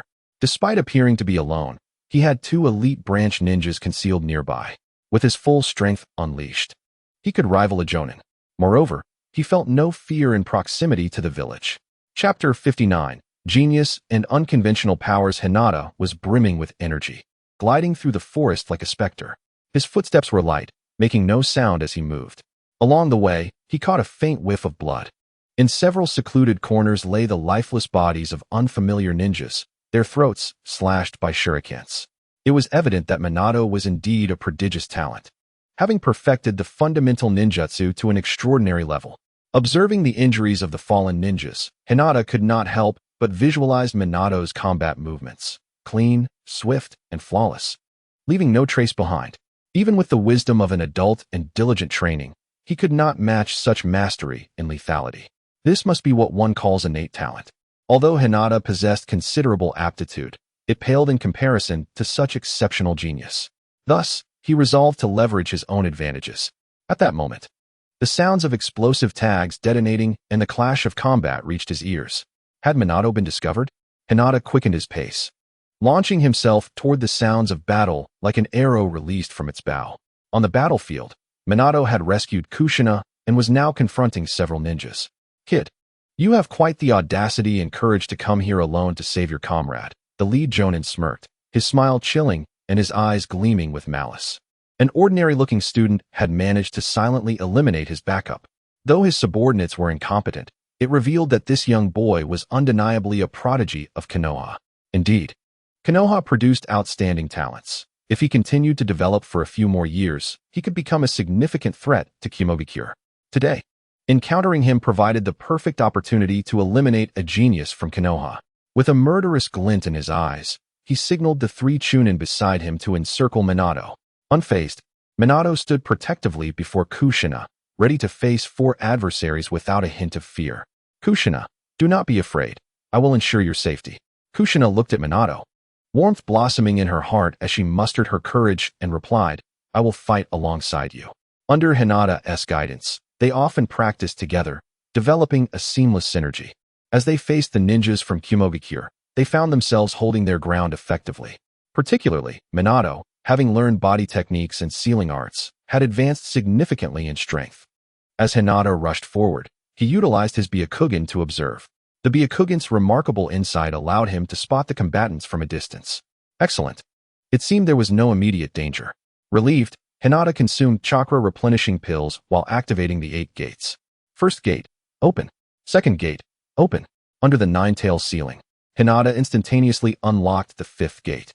In this state, chakra coursed through his body at an unprecedented rate, as though he had been equipped with an accelerator. His overall strength surged to an entirely new level. In a flash, Hinata vanished from his previous location. Moments later, 2 figures arrived, perplexed by the sudden absence. Weren't they just here? How could they disappear in the blink of an eye? The branch ninjas stared at the empty space, momentarily stunned. My Byakugan detected a vague trace. Could it have been Lord Hinata? They exchanged incredulous glances, their eyes reflecting disbelief. This speed surpassed that of most ninjas, unless one had trained in specialized techniques that enhanced speed. Unbeknownst to Hinata, he had already left his guardians far behind. His body was filled with an inexhaustible force, and his neurons were electrified with excitement, prompting him to release his energy. Ahead lay enemies awaiting him. Hinata's Byakugan flared, his veins bulging, muscles swelling as if they were small hills, stretching his clothes tightly. This was a result of overwhelming internal power seeking release after being sealed. Charge! Hinata locked onto the strongest target, a jonin from Kumogakure, and propelled himself forward, leaping and crashing into the enemy with sheer brute force. There was no finesse, no technique. He charged in like a bull.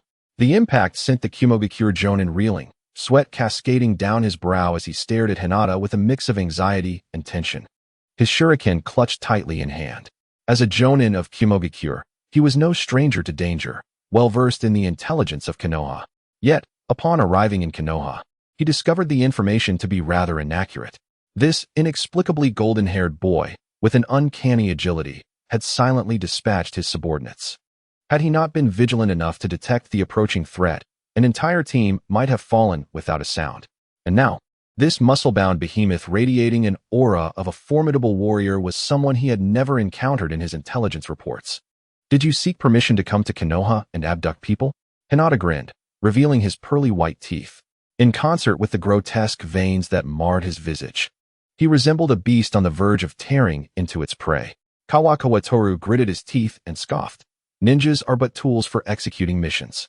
Even if Konoha is a den of dragons and tigers, I shall strive to fulfill my duties to the best of my abilities. This, indeed, is my ninja way.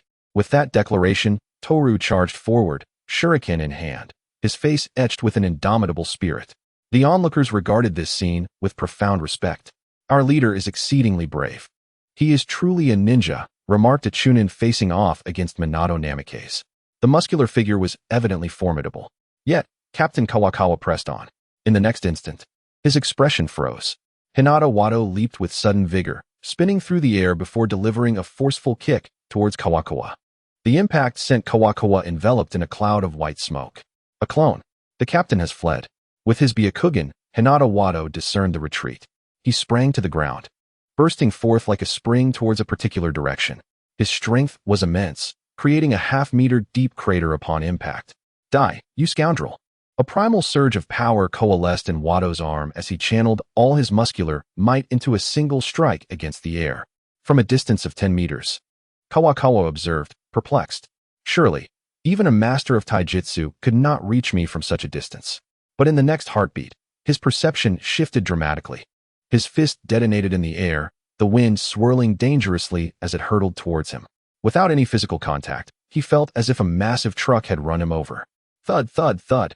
His body tumbled through the air like a rag doll before finally crashing to the ground. What manner of monster are you? Kawakawa stammered. Blood spilling from his lips, his gaze locked onto Hinata Wado. You speak too much. It's time for you to perish, Wado declared. Advancing and delivering a powerful kick that sent Kawakawa flying once more, his body shattering like fragile glass. The chaotic force within Wado stirred a transformation in his demeanor, igniting a more savage and impulsive nature. His inner desire for destruction seemed magnified manifold. In his inaugural act of killing, Wado felt no remorse. It was as effortless as squashing an insignificant ant. The elite ninja from the Cloud Village faltered due to a lack of intelligence. Wado's initial strike and commanding presence had intimidated Kawakawa, robbing him of the courage to resist. Furthermore, he was unprepared for the fact that Wado could strike him even from a distance without evasion. The T-Zero fist technique was indeed terrifying.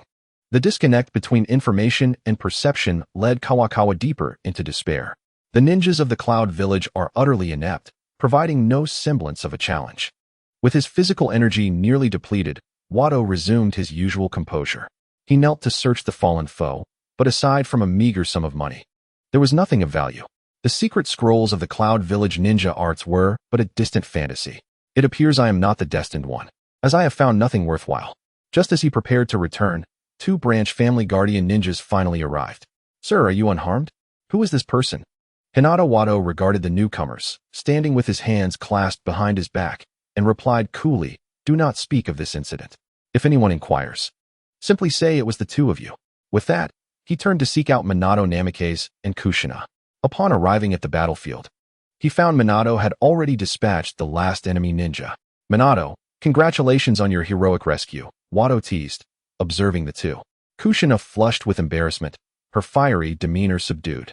Minato, accustomed to Wado's jests, regarded him with a mix of exasperation and amusement.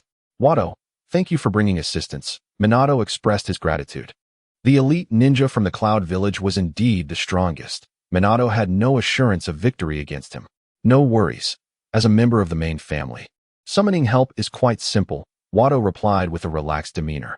The main family within the Hyuga clan wielded considerable influence. While the branch family appeared to be part of the same household, they lived in a cage-like existence, suffering more than dogs. The main family could dictate the actions of the branch family members at will. Fortunately, Wado was not of that ilk. He occasionally defended the branch family. Kushina peered out and asked curiously, who was that person earlier? It was evident that she did not recognize Wado. His transformed appearance was indeed peculiar, with significant alterations in physique, temperament, and looks. A casual observer would not easily recognize him. He was my guardian ninja, Wado replied with a gentle smile. No wonder he was so formidable. He scared the enemy away upon arrival. Kushina seemingly accepted this explanation without doubt. The Hyuga clan truly deserved its status as a prestigious family in Konoha. Such masters of taijutsu were indeed rare in the ninja world. She regarded Wado as a powerful figure of the Hyuga clan, harboring no suspicion. Minato glanced at Wado's tattered clothing, but chose not to comment. The trio walked back, engaged in light-hearted banter, as if the threat of pursuit had vanished, akin to a spring outing. This reflects the character of those in the ninja world. As they approached the gates of Konoha, they encountered members of the Umbu. The three were escorted to the Hokage's office. Wado surveyed the office with curiosity, noting the arrangement of items within. Among them was the third Hokage, Hiruzen Sarutobi. This was Wado's first encounter with the living Hiruzen, who, contrary to his later depiction in the series, appeared quite vibrant, clad in the Hokage's ceremonial robes. Third Hokage, sir, the three greeted respectfully. Hiruzen Sarutobi had excelled at instilling the will of fire, successfully indoctrinating Minato and Kushina, who revered him. In contrast, Wado's respect stemmed from Hiruzen's strength and authority. The will of fire seemed nonsensical to him, akin to a pyramid scheme. It sounded better than it was executed. Hiruzen's gaze swept over the trio, a glimmer of satisfaction flickering in his eyes. Kushina, the Jinchuriki of the Nine Tails. Minato Namikaze, a ninja prodigy from humble beginnings. Hinata Wado, from the main family of the Hyuga clan and a disciple of Orochimaru. Each of these individuals, if brought forth alone, would possess immeasurable potential. Together, they formed a unified group, which Hiruzen envisioned as the next generation of Hokage. You are known as Namikaze Minato, correct? Sarutobi Hiruzen cast a friendly gaze upon Namikaze Minato, his face adorned with a warm smile. Indeed, Lord Hokage, Minato replied. I have heard from the Umbu members that you immediately rushed to rescue your companion upon realizing Kushina was in danger. Minato responded, we are comrades. It is my duty to act. The will of fire is about safeguarding the village and our cherished allies. Hiruzen nodded, his eyes glimmering with unreserved admiration. Well done. Your understanding of the will of fire is profound. A common ninja, yet a combat prodigy, and one who comprehends the will of fire. Truly a formidable candidate for the next Hokage. Hiruzen had already decided that upon Minato's graduation, he would have Jiraiya take him as a disciple, integrating him into the Hokage lineage. Should Orochimaru stray from the right path and become unfit for the Hokage position, Minato could serve as a worthy substitute. Hiruzen's choice of Minato was also influenced by his humble origins. Unlike Kushina or Hyuga, he would not select them. Hyuga, being a member of the Hyuga clan, might favor his kin should he ascend to Hokage, leading to an imbalance of power. Humans are inherently selfish. Even Hiruzen could not escape this truth. As for Kushina, there was no need to elaborate. Being the Jinchuriki of the Nine Tails rendered her a strategic asset to Konoha. Elevating her to Hokage would compromise her utility as a weapon. Moreover, she hailed from the Uzumaki clan, remnants of the land of whirlpools, with Konoha's tenuous foundations. No one would support her. Hiruzen held high hopes for Minato, yet outwardly, he lavished praise on both Kushina and Hyuga. Kushina, devoid of guile, beamed with joy, while Waku feigned delight in alignment with Hiruzen's sentiments. Chapter 61. Peering into the Hyuga clan, the third Hokage, known for his kindness and affability, truly embodied the essence of a village leader. Upon exiting the Hokage's office, Kushina exclaimed joyfully. Minato nodded in agreement, a smile gracing his face, his spirits lifted. The third Hokage was a legendary figure within Konoha, celebrated as its mightiest ninja, with numerous titles such as the Ninja Hero, Doctor of Ninjutsu, and Master of Ninjutsu. It could be said that Minato had grown up hearing tales of his exploits. Now, encountering the man himself, who was as benevolent as the stories suggested, felt akin to meeting an idol. Hyuga, why do you seem less than pleased? Kushina inquired, observing his demeanor. I am quite happy. It's just that the rewards were not as expected, Waku replied, nursing a desire for recognition for saving the Nine Tails Jinchuriki, hoping for substantial rewards. To his dismay, the third Hokage merely summoned him for commendation without further elaboration. It felt rather stingy to him. He wished to peruse the Book of Seals to learn forbidden techniques. Yet fate had not aligned with his aspirations. Once everyone departed, the Hokage's office settled into tranquility. At that moment, Danzo emerged from the shadows, leaning on his cane. Hiruzen, allow me to train Minato. I shall ensure he becomes a commendable ninja. Without a moment's hesitation, Hiruzen firmly declined. No, I have already decided on Minato's path. Once he graduates, Jiraiya will guide him. Danzo, do not meddle in their affairs. I will oversee their training. Danzo's demeanor grew cold, and he retorted angrily. Jiraiya is no fit teacher. Minato may well turn into a peeping Tom under his tutelage, a complete pervert. Entrust him to me, and I shall mold him into an indomitable blade. He had learned of Minato's accomplishments and recognized his potential, feeling a strong urge to recruit him. Having saved the Nine-Tails Jinchuriki from the hands of the Cloud Village ninjas before graduation, with further cultivation, Minato could soar to great heights. Danzo intended to invest all resources to develop Minato into a key member of his faction, with plans to eventually usurp Hiruzen's position as Hokage. No, you are utterly incapable of nurturing ninjas, Hiruzen stated decisively. Minato possesses a steadfast will of fire, and his understanding surpasses that of most. He will not remain in your route. Furthermore, the accusations of peeping are mere slander.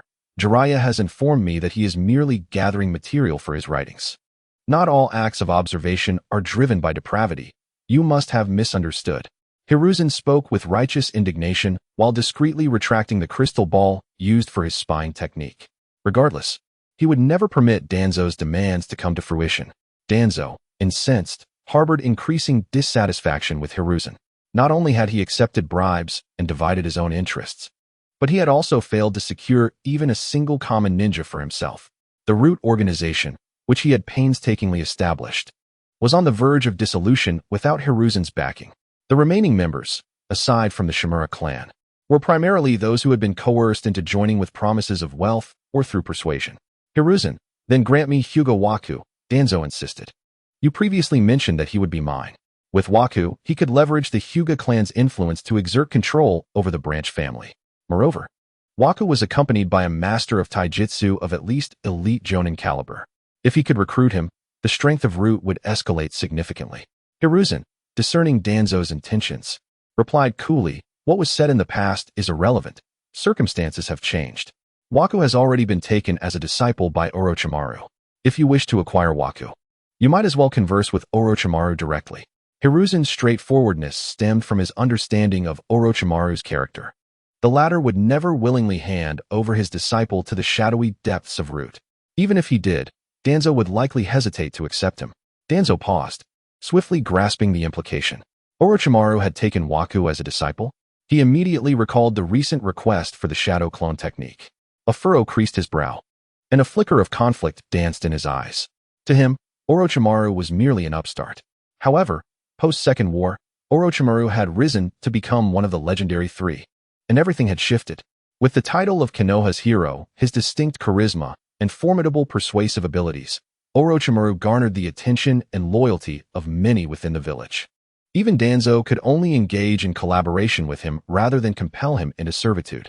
Recruiting his disciple would undoubtedly pose a significant challenge. Who could say if Waku might become a planted spy within Root? In that moment, Danzo's inherently suspicious nature was laid bare. Waku was momentarily dismissed from his considerations.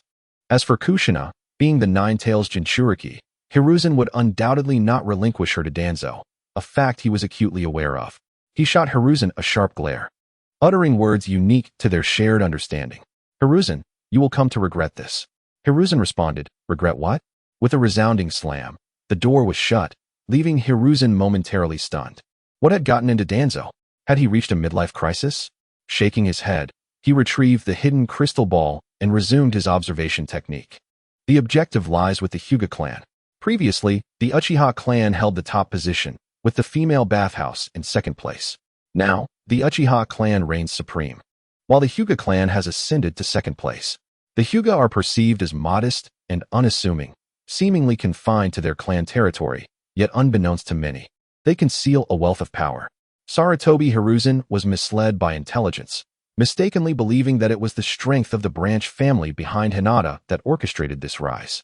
Consequently, he began to regard the Hyuga clan, a family of second-tier ocular practitioners, with increasing seriousness. Ah, my eyes. Hiruzen shielded his gaze, as if plagued by mental pollution. His telescope technique swept back and forth across the Hyuga clan, inadvertently revealing a secluded training ground. This place was remote and hidden, as though it harbored secrets. Upon witnessing the scene, Hiruzen was taken aback by a group of individuals resembling green kappa, engaged in frog jumps. What an eye-watering spectacle! Dressed in tight green suits and adorned with various designs on their faces, They were not merely performing frog jumps, but rather stacking upon one another, layering themselves like a human tower. At first glance, Hiruzen could have sworn that the Hyuga territory had been overrun by monsters. Upon a few more glances, he recognized the leader. He seemed familiar. Wasn't he that Might Guy? What was he doing in the Hyuga clan with such an eccentric appearance? Hiruzen was somewhat acquainted with Guy, a lowly shinobi lacking in ninja prowess, often seen training his taijutsu around Konoha. Although he hadn't noticed Guy in some time, he was surprised to find him among the Hyuga. Hiruzen, perplexed, continued to observe despite the unsightly scene. As he watched, his brow furrowed. Were they training in physical techniques? These branch family youths were not practicing the Hyuga's gentle fist, but rather adopting the steel fist under Guy's tutelage. What was the Hyuga clan attempting? A deviation from their ancestral legacy? In Hiruzen's recollections and gathered intelligence, the Hyuga held their gentle fist in high esteem, according to their decaying customs and principles. It was inconceivable to allow the learning of other martial arts. Only Hinata, being of the main family, had dared to innovate with a new version of the gentle fist without facing backlash. How could these branch youths stray to learn the steel fist from Might Guy? Even if Guy possessed the forbidden 8 gates technique, it was a risky choice. Hiruzen's vigilance heightened. The 8 gates technique burned one's life force in exchange for immense power, a path few shinobi would willingly tread. It was excessively arduous to cultivate, and no one wished to become a fleeting firework. Unlike other clans, the Hyuga's main and branch family distinctions allowed the main house to exert considerable control over the branch, enabling them to dictate their fates. With such authority, the main family could easily compel the branch members to practice the 8 gates technique, transforming them into one-time formidable warriors, a terrifying prospect indeed. As Hiruzen scrutinized the faces of the youths, glistening with sweat and tears, he discerned the unmistakable signs of coercion. The audacity of the Hyuga clan was alarming. With a firm thud of his hand upon the table, Hiruzen believed he had unraveled the Hyuga clan's scheme. The so-called massage chairs and establishments were merely ruses to amass wealth, funding the branch youth's training in the 8 gates technique. Once the younger generation honed their skills, the Hyuga clan could potentially overturn their status, wielding significant influence within Konoha. Even a poorly trained individual could possess the combat prowess equivalent to that of a shadow. And with 8 such practitioners, their collective strength could rival that of Konoha's ninjas, including himself and the elder Danzo. The Hyuga's grand design and ambition sent a chill down Hiruzen's spine. He realized he had overlooked the development of this ostensibly inconspicuous clan while focusing on maintaining balance with the Uchiha. Should their scheme succeed, it would pose an even greater threat than the Uchiha. Hinata Tenyu, this individual was indeed a master of concealment. As the Hokage, Hiruzen could not remain passive.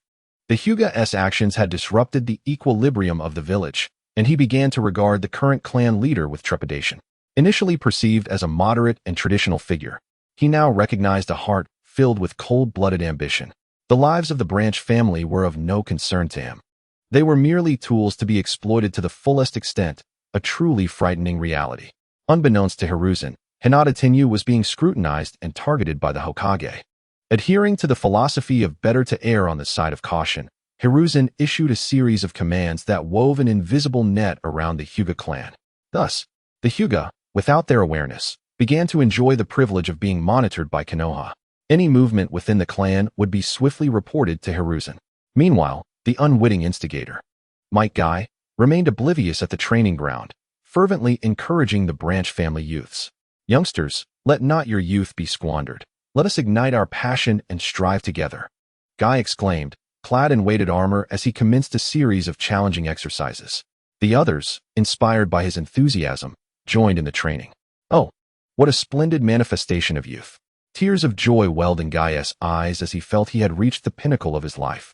Surrounded by those who resonated with his beliefs, all while being compensated by his employer and provided for. Oh, youth must not be wasted.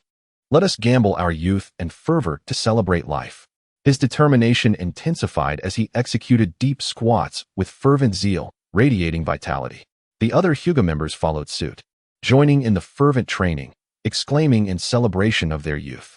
Their exuberance starkly contrasted with the reserved demeanor they typically displayed, a sight that would surely astonish those familiar with them.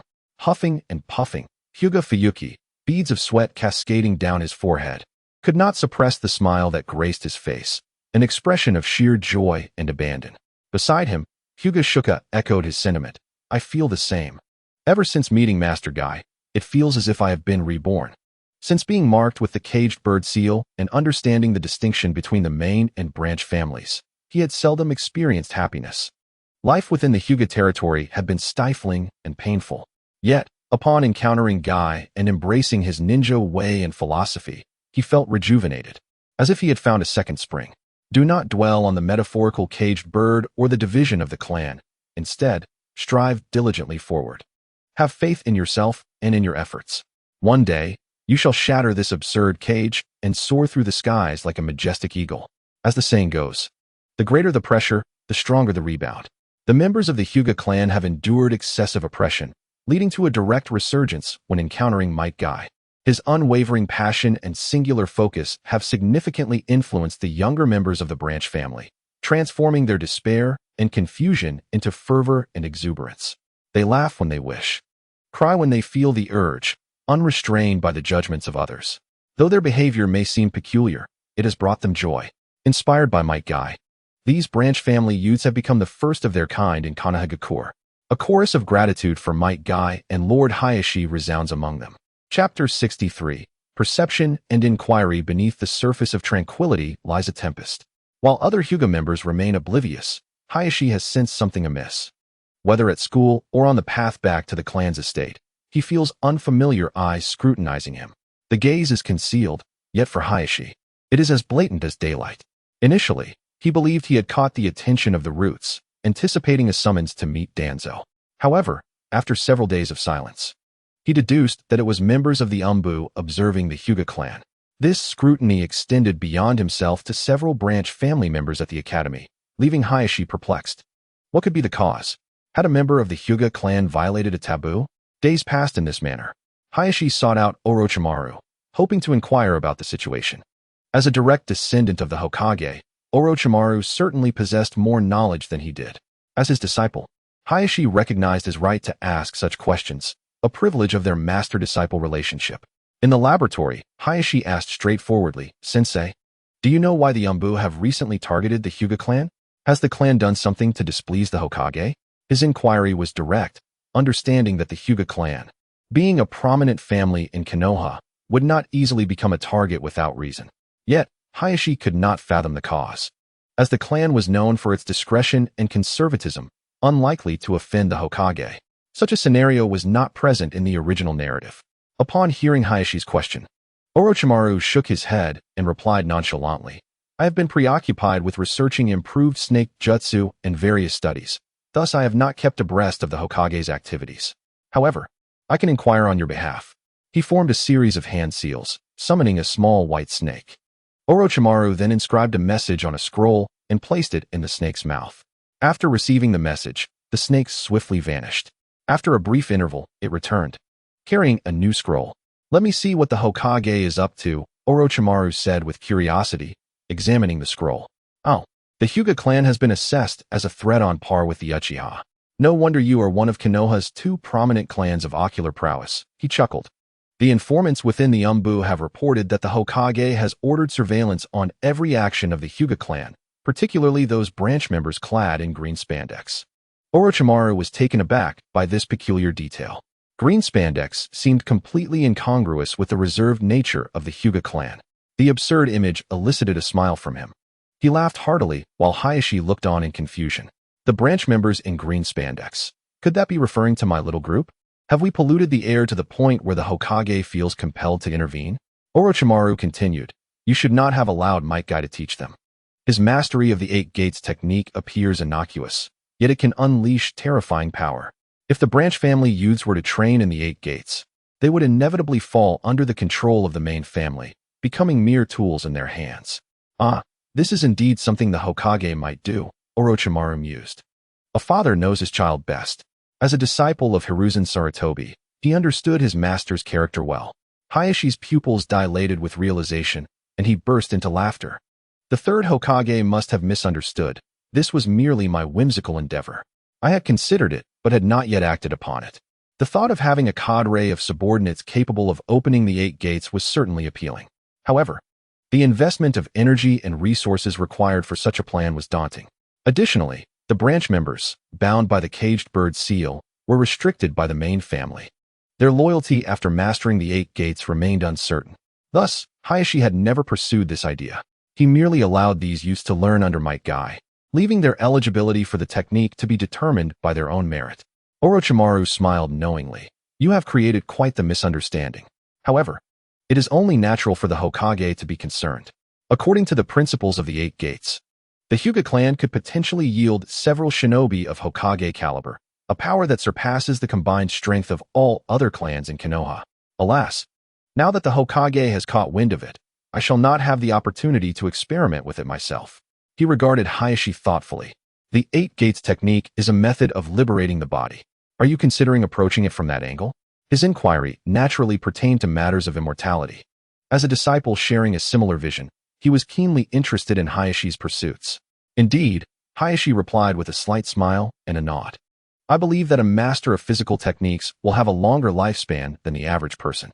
The apparent lack of longevity is primarily due to the physical toll of training and battle, which leads to cumulative damage and hidden injuries that shorten one's life.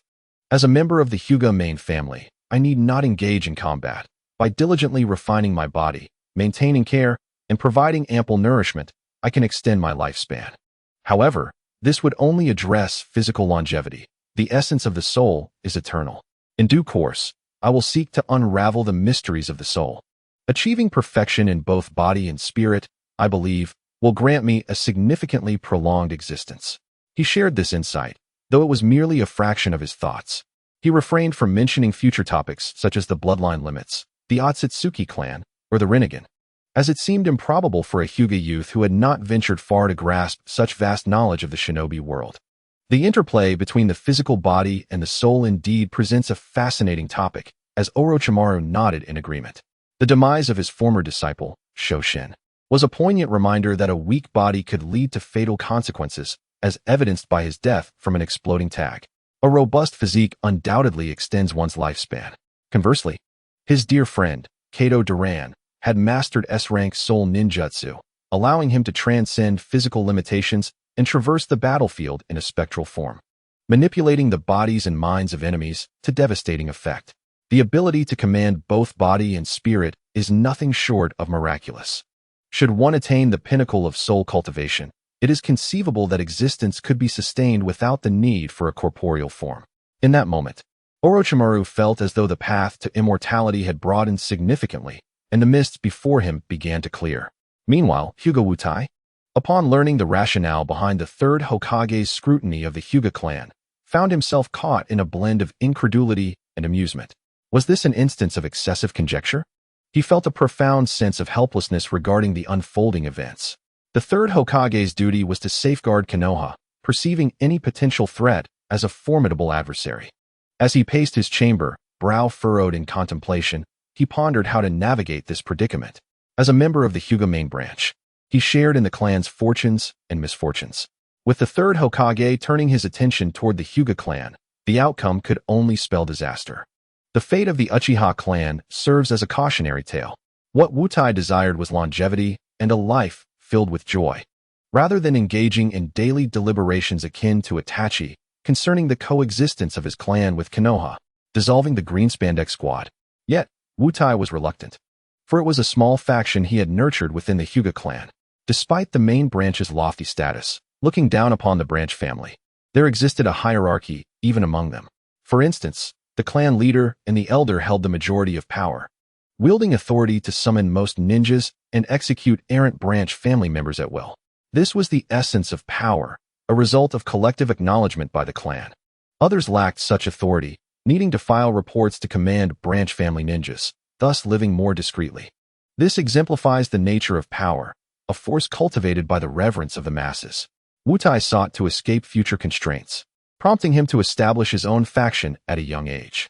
Once these individuals matured and stood behind him, they would wield considerable influence within the clan.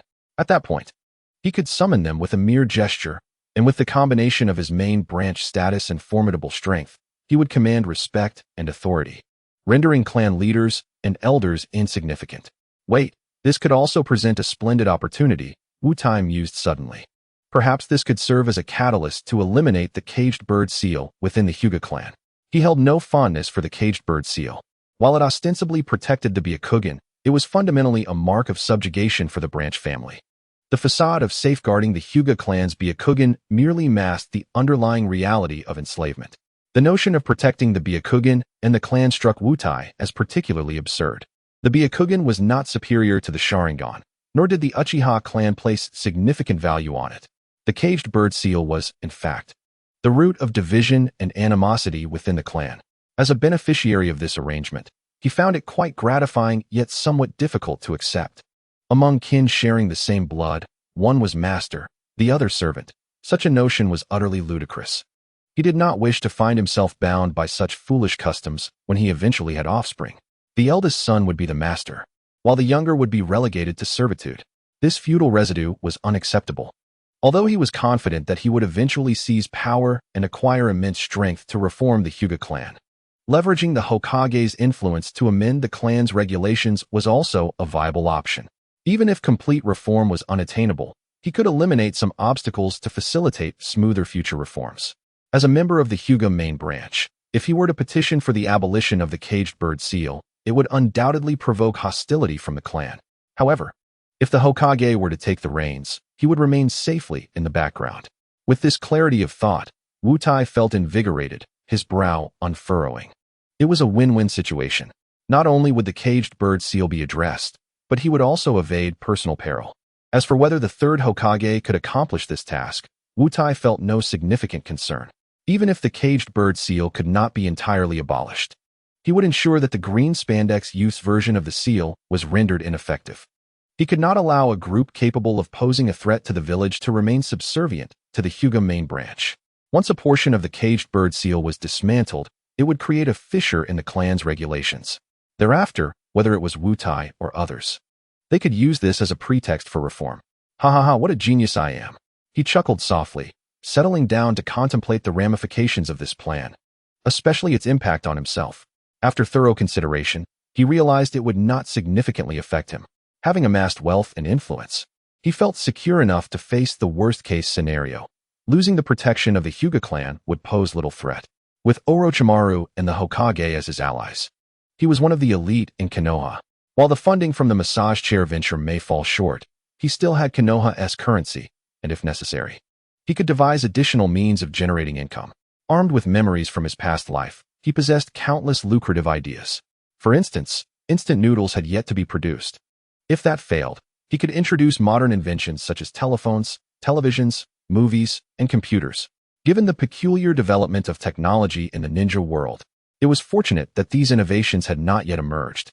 By strategically positioning himself ahead of time, he could undoubtedly reap substantial rewards. Thus, even if the Hyuga clan experienced some adverse effects, he could extricate himself unscathed. In light of this, Wutai mused to himself, I may well become the family's prodigal son before Itachi. As a member of the main branch, any actions detrimental to the clan's interests would undoubtedly incite animosity. He took out paper and pen, contemplating as he wrote. Esteemed Hokage, I am Hyuga Wutai. He began by establishing his identity and expressing his respect, emphasizing that he was of the same generation as the Hokage's disciples. He then recounted the events leading to this misunderstanding, asserting that it was a mere miscommunication. Following that, he expressed his commitment to improvement, redirecting focus toward the caged bird seal within the Hyuga clan. Wutai passionately expounded upon the detrimental aspects of the caged bird seal, imploring the Hokage to advocate for the branch family. Had it not been for the caged bird seal, this misunderstanding would not have arisen. The existence of the caged bird seal was a divisive force within the village, an affront to the will of fire. After composing the letter, Wutai meticulously reviewed it multiple times, making several revisions until he was satisfied. With this correspondence in hand, he hoped the third Hokage would resolve any misunderstandings regarding the Hyuga clan. Even if misunderstandings were not fully cleared, the Hokage would likely refrain from further targeting them. Once completed, Wutai carefully stored the letter, intending to entrust it to his mentor, Orochimaru, for delivery to the third Hokage. This illustrates the advantages of having influential connections. As a disciple of the Hokage lineage, one possesses a degree of authority and the ability to reach great heights. Moreover, Having Orochimaru vouch for the matter carries significantly more weight than delivering the correspondence alone. Shortly after passing the letter to Orochimaru for delivery, the hidden gazes lurking in the shadows vanished, considerably uplifting Hyuga Watt's spirits. It seems that the message I sent has had an effect. I wonder how the third Hokage will respond. Hyuga Watt waited in silence, not feeling anxious. The situation, while not trivial, was somewhat of a misunderstanding. For an ordinary ninja, this could have led to swift and severe consequences. However, the Hyuga clan is a prestigious family in Konoha, renowned for their ocular techniques. Standing shoulder to shoulder with the Uchiha clan, the Byakugan, a treasure of the Hyuga clan, is indeed a vital strategic asset for Konoha, regardless of the circumstances. It is unlikely that any drastic measures would be taken. Additionally, his identity as part of the Hokage lineage demands a certain level of respect. In the Hokage's office, Sarutobi Hiruzen gazed at the letter in his hand, smoke curling from his pipe, filling the room with a pungent aroma. Beside him, Orochimaru crossed his arms and remarked with a smile, "Old man, I never imagined you would send the Umbu to observe the Hyuga clan for an unverified notion." Sarutobi exhaled a puff of smoke and shook his head. "You fail to comprehend. The Eight Gates formation, when combined with the caged bird seal on members of the Hyuga branch family, can unleash tremendous power. It is a forbidden technique recorded in sealing arts that burns one's life force to release the body's ultimate potential. With proper training, even opening 7 gates can pose a significant threat to shadow-level ninjas. The Hyuga clan, coupled with the 8 gates, becomes even more formidable. They have cultivated martial arts for generations, possessing an exceptional understanding and talent for physical training. Might Guy, a mere genin, lacks the capacity to unleash its true potential. However, bestowing the 8 gates upon a Hyuga member transforms the scenario entirely. With such innate talent, the Hyuga clan could potentially yield 8 shadow-level or even super shadow-level warriors. Even if it is a one-time use, it could serve as a devastating weapon in warfare. At that point, the balance of the village would be irrevocably disrupted, and the danger from the Hyuga clan would far surpass that of the Uchiha clan. After all, the Uchiha can only awaken their eyes on the battlefield, while the Hyuga can achieve shadow-level status with just a few branch members dedicated to training the 8 gates formation. Observing Sarutobi's serious demeanor, Orochimaru's smile faded somewhat. His gaze sharpened as he recalled Hyuga Watt's previous experiments on Might Guy in the laboratory. He had initially deemed the ungraduated children as incapable of causing any significant stir and thus did not scrutinize their activities closely. In hindsight, it seems they were attempting to improve the 8 gates formation. A ninjutsu that could render even the old man solemn and attentive must indeed be extraordinary. "My disciple, you never cease to surprise me," Orochimaru mused, astonished by Hyuga Watt's ability to discover and attempt to refine such powerful techniques. "Old man, how do you intend to address this situation?" Orochimaru inquired once more. The Hyuga clan is a prestigious family in Konoha, not to be trifled with lightly. Moreover, Hyuga Watt is my disciple, and also your grand disciple. Sarutobi's gaze flickered as he contemplated the letter, hesitating to reach a decision. Just as Orochimaru had mentioned, the Hyuga clan is indeed a prominent family in Konoha. His previous doubts were merely illusions, not enough to warrant criminal charges. Yet once suspicion arises, the stigma is established. Sarutobi's perspective towards the Hyuga clan became tainted, wearing a colored lens of skepticism. After all, the existence of the caged bird seal had long bred discontent within him. The branch members, caught between the village and their family, are compelled to choose loyalty to their clan. Should the day come when the Hyuga clan seeks to rebel, it would be all too easy. Furthermore, due to excessive protection of the main family, many significant meetings in Konoha are often attended by the Hyuga clan. Now, with Sarutobi's newfound thoughts, his displeasure regarding the caged bird seal grew even stronger. The existence of the caged bird seal has already endowed the Hyuga clan with the potential to threaten Konoha. After a moment, Sarutobi remarked, "Hyuga Watt has a heart for Konoha. He is a good child. I have read the suggestions he proposed in the letter, which brim with affirmation of the will of fire and love for the village, to alleviate concerns for the village. He even suggested I issue an order to abolish the caged bird seal to prevent unnecessary misunderstandings." Yet he became conflicted. When Konoha was first established, the first Hokage had assured the major families that there would be no interference in their internal matters. Should I intervene directly, it would undoubtedly provoke resentment and hostility from the other clans. The issue of the caged bird seal requires careful deliberation. As Hokage, I do not possess absolute authority in the village. If the major clans were to unite, I would have to tread carefully. Orochimaru looked at him incredulously. Old man, show some of your Hokage's spirit and wisdom. Even if you cannot abolish it, you must find a way to weaken the main family's control over the branch families. Are you unable to do so? He had been persuaded by Hyuga for quite some time to speak on his behalf, urging Sarutobi to find resolution. Although he was unsure of Hyuga's motives, it was clear that he was a person of ideas, and as his mentor, it was only natural to assist him. Sarutobi shot Orochimaru a glare, irritated. I am concerned about the impact on the village. Do you think this is an easy matter? The caged bird seal has been entrenched for ages, granting the main family the power to control the lives and deaths of the branch families, and it has never been unraveled. However, there has been research on the caged bird seal within the village's secret chambers, albeit without conclusive results. He raised his gaze to Orochimaru, his expression becoming stern. Orochimaru, I require you to resume the experiments and discover a method to break the caged bird seal. Curiosity flickered in Orochimaru's eyes as he readily agreed. I never anticipated that there was research on the caged bird seal hidden within the village. It truly runs deep. And I had no inkling of it. Sarutobi formed hand seals, and a puff of smoke dissipated, revealing a long dormant scroll on the table. The scroll was yellowed and bore the marks of age. Sarutobi brushed off non-existent dust before handing it to Orochimaru. This is a research manual left by the second Hokage. My mentor, Senju Tobirama. Take it and study it. Orochimaru regarded the scroll with intense interest. The second Hokage, Senju Tobirama, a master of forbidden jutsu in Konoha, was a figure who had ventured far into the realms of scientific inquiry and ninjutsu. For Orochimaru, the second Hokage was a pioneer, a possessor of profound truths. And he had always been curious about his legacy. Most of the forbidden jutsu from Konoha originated from the hands of the second Hokage. As Orochimaru unrolled the scroll, he was immediately captivated by the data and records inscribed upon it.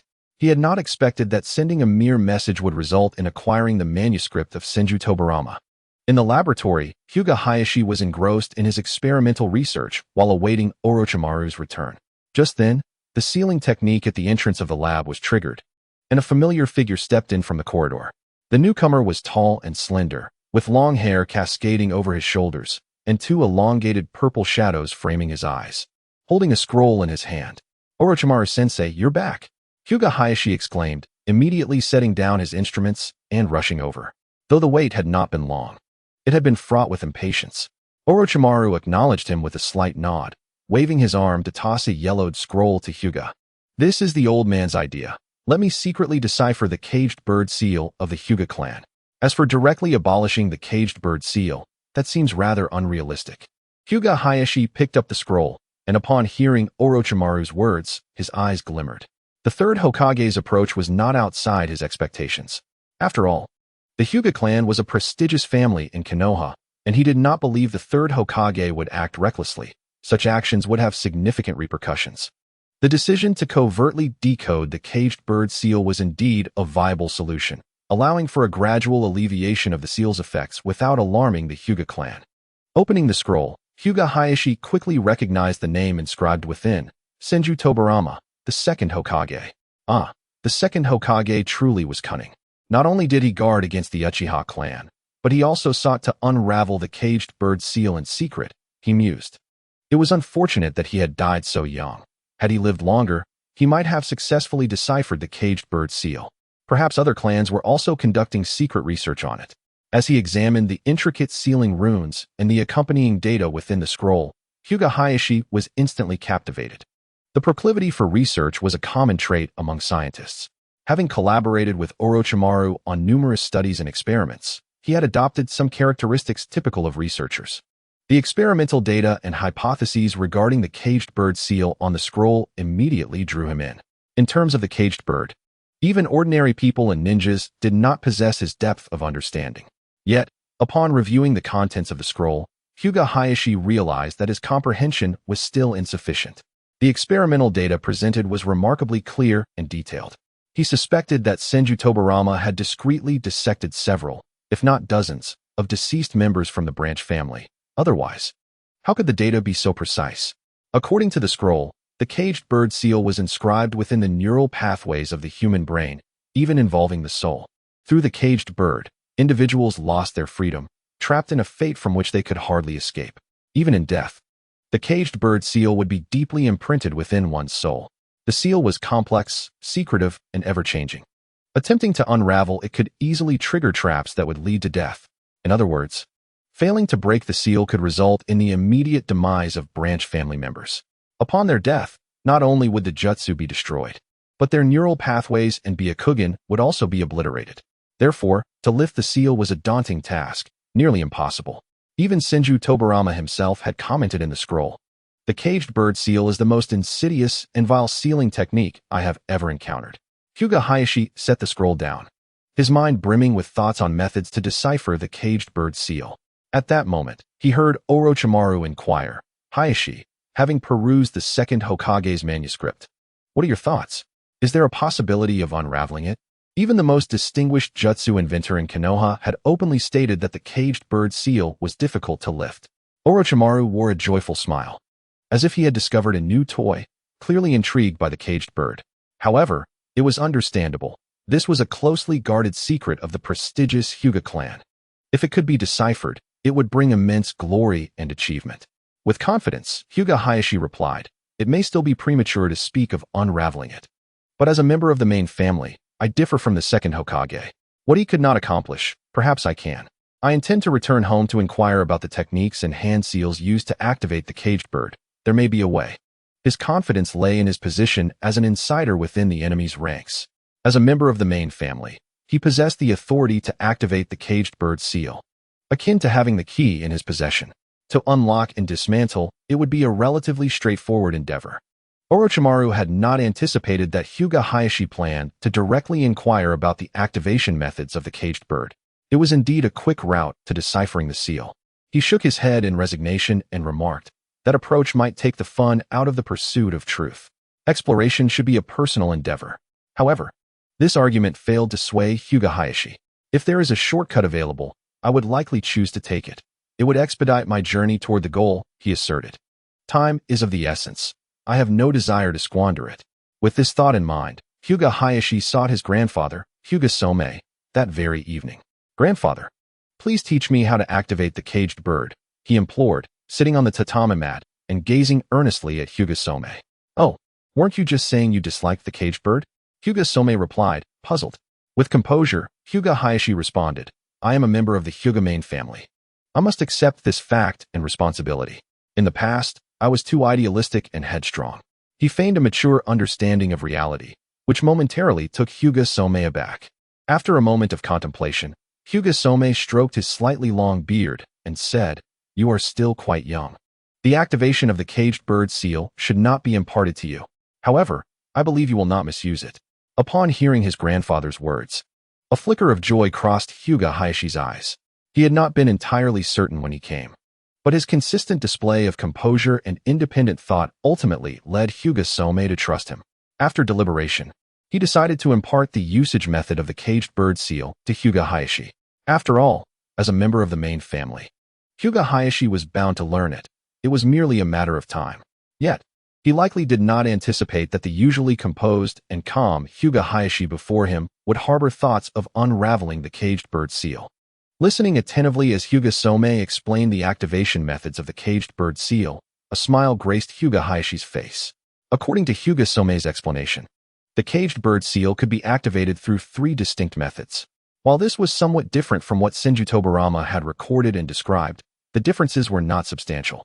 It was evident that Senju Tobarama had invested considerable effort into his research. The activation methods of the caged bird seal were categorized into chakra-triggered mode, mental energy-triggered mode, and 5-sense illusion-triggered mode. Regarding the first 2 modes, Hyuga Hayashi found the 5-sense illusion-triggered mode to be somewhat divergent. The 5 senses encompass the mouth, nose, ears, tongue, and eyes. Even if the branch family members utilize sealing techniques to disrupt the caged bird curse seal, the sensory illusion triggers a mode that can unwittingly activate the caged bird state. Consequently, for countless generations, not a single branch family member has managed to escape the confines of the caged bird's binding. It is indeed a sturdy and constricting prison, offering no opportunity for escape. Hinata Satoru expressed profound admiration for the ancestors who devised the caged bird curse seal technique. The three modes are indeed more challenging to unlock than the security locks of a bank vault from a previous life. Moreover, the current restrictions imposed by the main family on the branch family render it impossible for them to learn sealing techniques. To break free from the caged bird curse seal. Unless a branch family member is a traveler from another time or is favored by the ninja world, there seems to be no hope. After bidding farewell to Hinata Sume, Hinata Satoru returned home, utilizing the shadow clone technique to once again arrive at Orochimaru's experimental base. He intended to employ some advanced equipment within the base to conduct experiments and research. The caged bird curse seal is intricately interwoven, with its three modes closely connected, making it truly perplexing. His proficiency in sealing techniques was insufficient, necessitating the aid of equipment. The thought of involving Kushina never crossed his mind. Although she possessed more knowledge about sealing techniques than he did, her application and innovation were lacking. Thus, Hinata Satoru did not intend to invite her or Minato to assist. Furthermore, this matter was highly confidential. The method of activating the caged bird was of utmost importance, and even Orochimaru would not be privy to any details. He dared not probe into the hearts of others. He gathered a multitude of white mice for testing, each marked with a seal resembling the caged bird. The reason for not directly applying the caged bird curse seal was that Hinata Satoru simply did not know how. This is a secret known only to the clan leader and the elder. He created seals similar to the caged bird, which fell into three categories, one triggered by chakra, another by mental energy, and the last by sensory illusion. Using these three as examples, Hinata Satoru commenced his attempts to decipher the seals. With a sudden pop, one of the white mice on the experiment table was inadvertently triggered at a certain point and instantly reduced to a powder of flesh and blood. Hinata Satoru calmly cleaned the area and picked up the next white mouse to continue his experimentation. One after another, they perished, failing repeatedly until the 38th mouse, at last, allowed him to unravel the technique. Deciphering such a type of curse seal is indeed challenging. He selected a less sophisticated sealing technique, significantly simpler than the caged bird curse seal, yet it still posed considerable difficulty. Whether in the variations and analyses of sealing techniques or in the meticulous control of his own chakra, a high level of skill was required. Hinata Satoru had believed his abilities to be robust and his methods quite capable. However, he had not anticipated that breaking a mere ordinary technique would be so arduous. This discontent stirred his competitive spirit and potential. After all, he could even modify the 8 gates technique, albeit only the initial portion. Keep pushing forward. This is both a challenge and a training session. My control over chakra has indeed improved, Hinata Satoru encouraged himself. He retrieved another white mouse from the cage and resumed his decoding efforts. This relentless pursuit caused the remaining mice to tremble, huddled in a corner of their enclosure. After successfully unraveling the chakra-triggered technique, he proceeded to study the mental energy-triggered technique. Following the decoding process for the latter, he turned his attention to sensory illusion techniques. His research and progress, along with the accumulation of proficiency, were all reflected in the remains of the white mice. Once the study was complete, Hinata Satoru gained a deeper understanding and advancement in sealing techniques. However, a significant number of mouse corpses had accumulated, forming a small mountain. Oh dear, this wicked overlord has finally ceased. Surely, we shall not suffer further harm, the white mice thought. Yet, in the next moment, Hinata Satoru picked up another white mouse and began inscribing a new sealing technique upon it. This time, it was a more complex composite technique, altering the trigger mode to a dual activation of chakra and mental energy. If any part of the decoding process faltered, the technique would immediately trigger, blowing the mouse into fragments.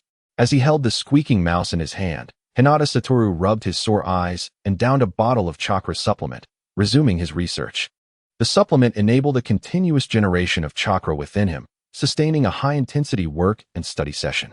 This unique ability allowed him to labor and train with remarkable endurance. As the difficulty increased, so did the challenge of breaking the seals, escalating exponentially. One after another, the white mice generously met their demise, serving as tools for Hinata Satoru to gain experience. After several days of countless sacrifices, he finally cracked the dual mode of chakra and mental energy. The difficulty had indeed increased significantly, for whichever technique was deciphered first could potentially trigger the other closely intertwined technique. At last, success. Hinata Satoru gazed at the lively white mouse before him, his eyes brimming with excitement. Out of hundreds, this one had survived. You shall be my witness to progress. I will spare you, he declared, placing the special mouse in a separate cage. When he turned to seek other mice, he found the once crowded cage now held only a few small ones. Hinata Satoru slapped his forehead, exclaiming, "This experiment truly consumes white mice. If I were to research using the lives of branch family members, I would likely exhaust them all before deciphering the caged bird." This underscored the immense difficulty and complexity of the caged bird curse seal. At that moment, a small white snake emerged beside him, burrowing into the pile of mouse corpses and feasting. In his ear, he heard Orochimaru's low, crisp voice. "Satoru, your methods of decryption are rather brutal. However, using white mice for experimentation is a commendable approach. At least you do not waste your subjects." By subjects, he naturally referred to living ninjas. Chapter 68. Shifting perspectives, Hinata Satoru looked at the white mice now reduced to mere food and could only smile wryly. If one's skills are lacking, one must practice more. This is a traditional approach from his previous life. The results, however, were quite satisfactory, significantly enhancing his control over chakra and deepening his understanding of sealing techniques. To decipher is to create, and to create is to decipher. Hinata Satoru could now independently devise some relatively complex and profound techniques. Nevertheless, he still felt somewhat inadequate when it came to breaking the caged bird curse seal. He turned to Orochimaru and inquired, "Orochimaru-sensei, may I ask how your research is progressing? Your knowledge and understanding of sealing techniques surpass mine. You must have made some advancements."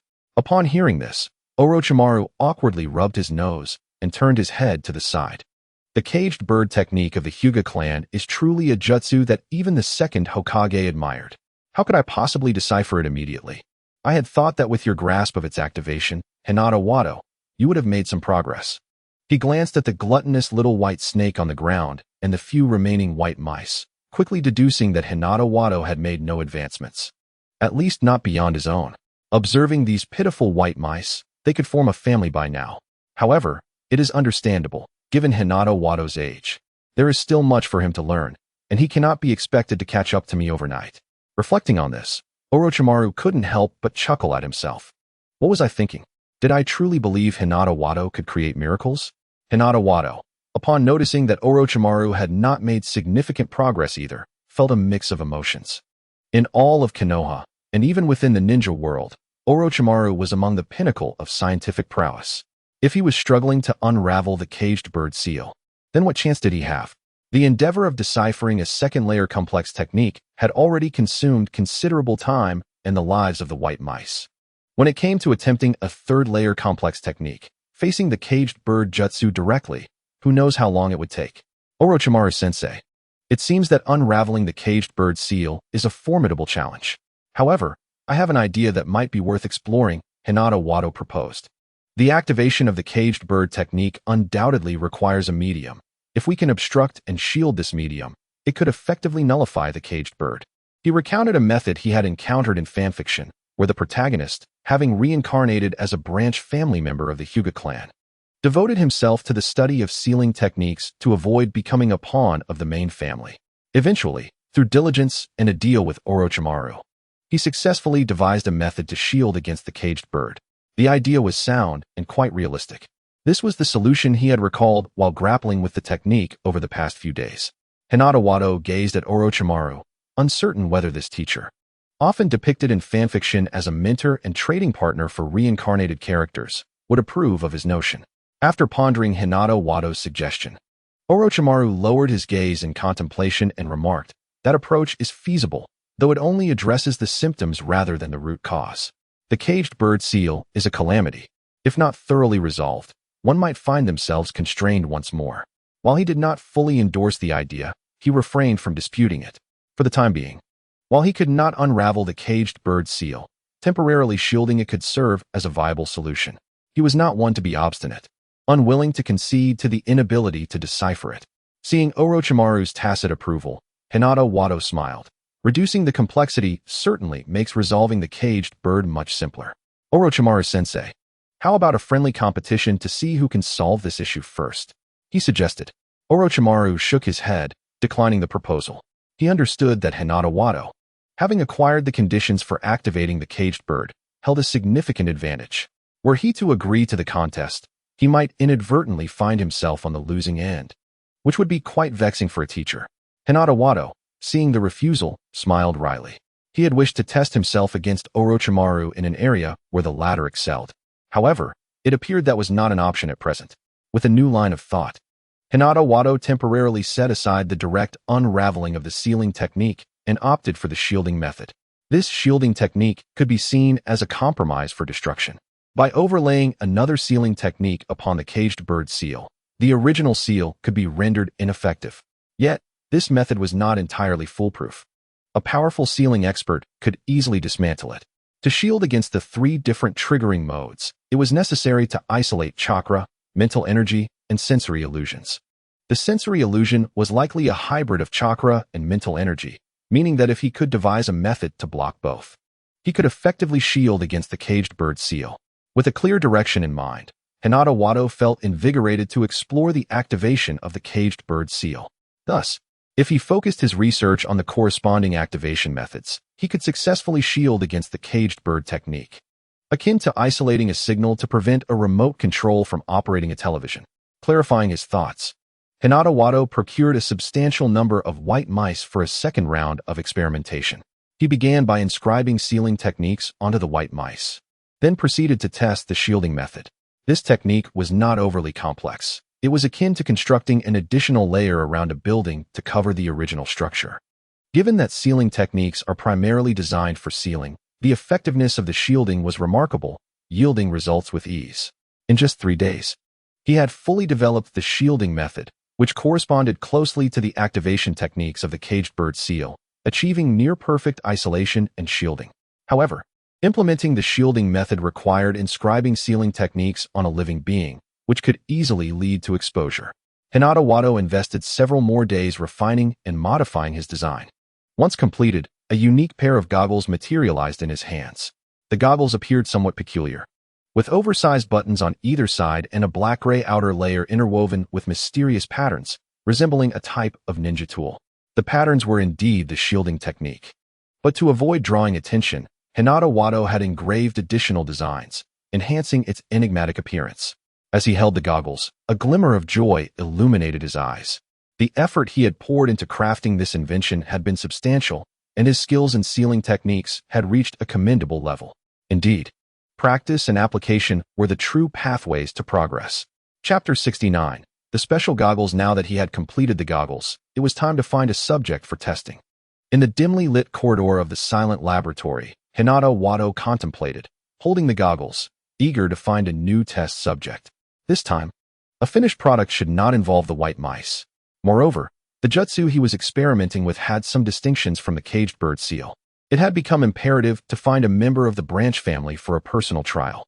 Perhaps he could persuade Hinata Chuka, who had long held dissatisfaction with the caged bird. After careful consideration, Hinata Wado settled on an appropriate candidate, Hinata Chuka.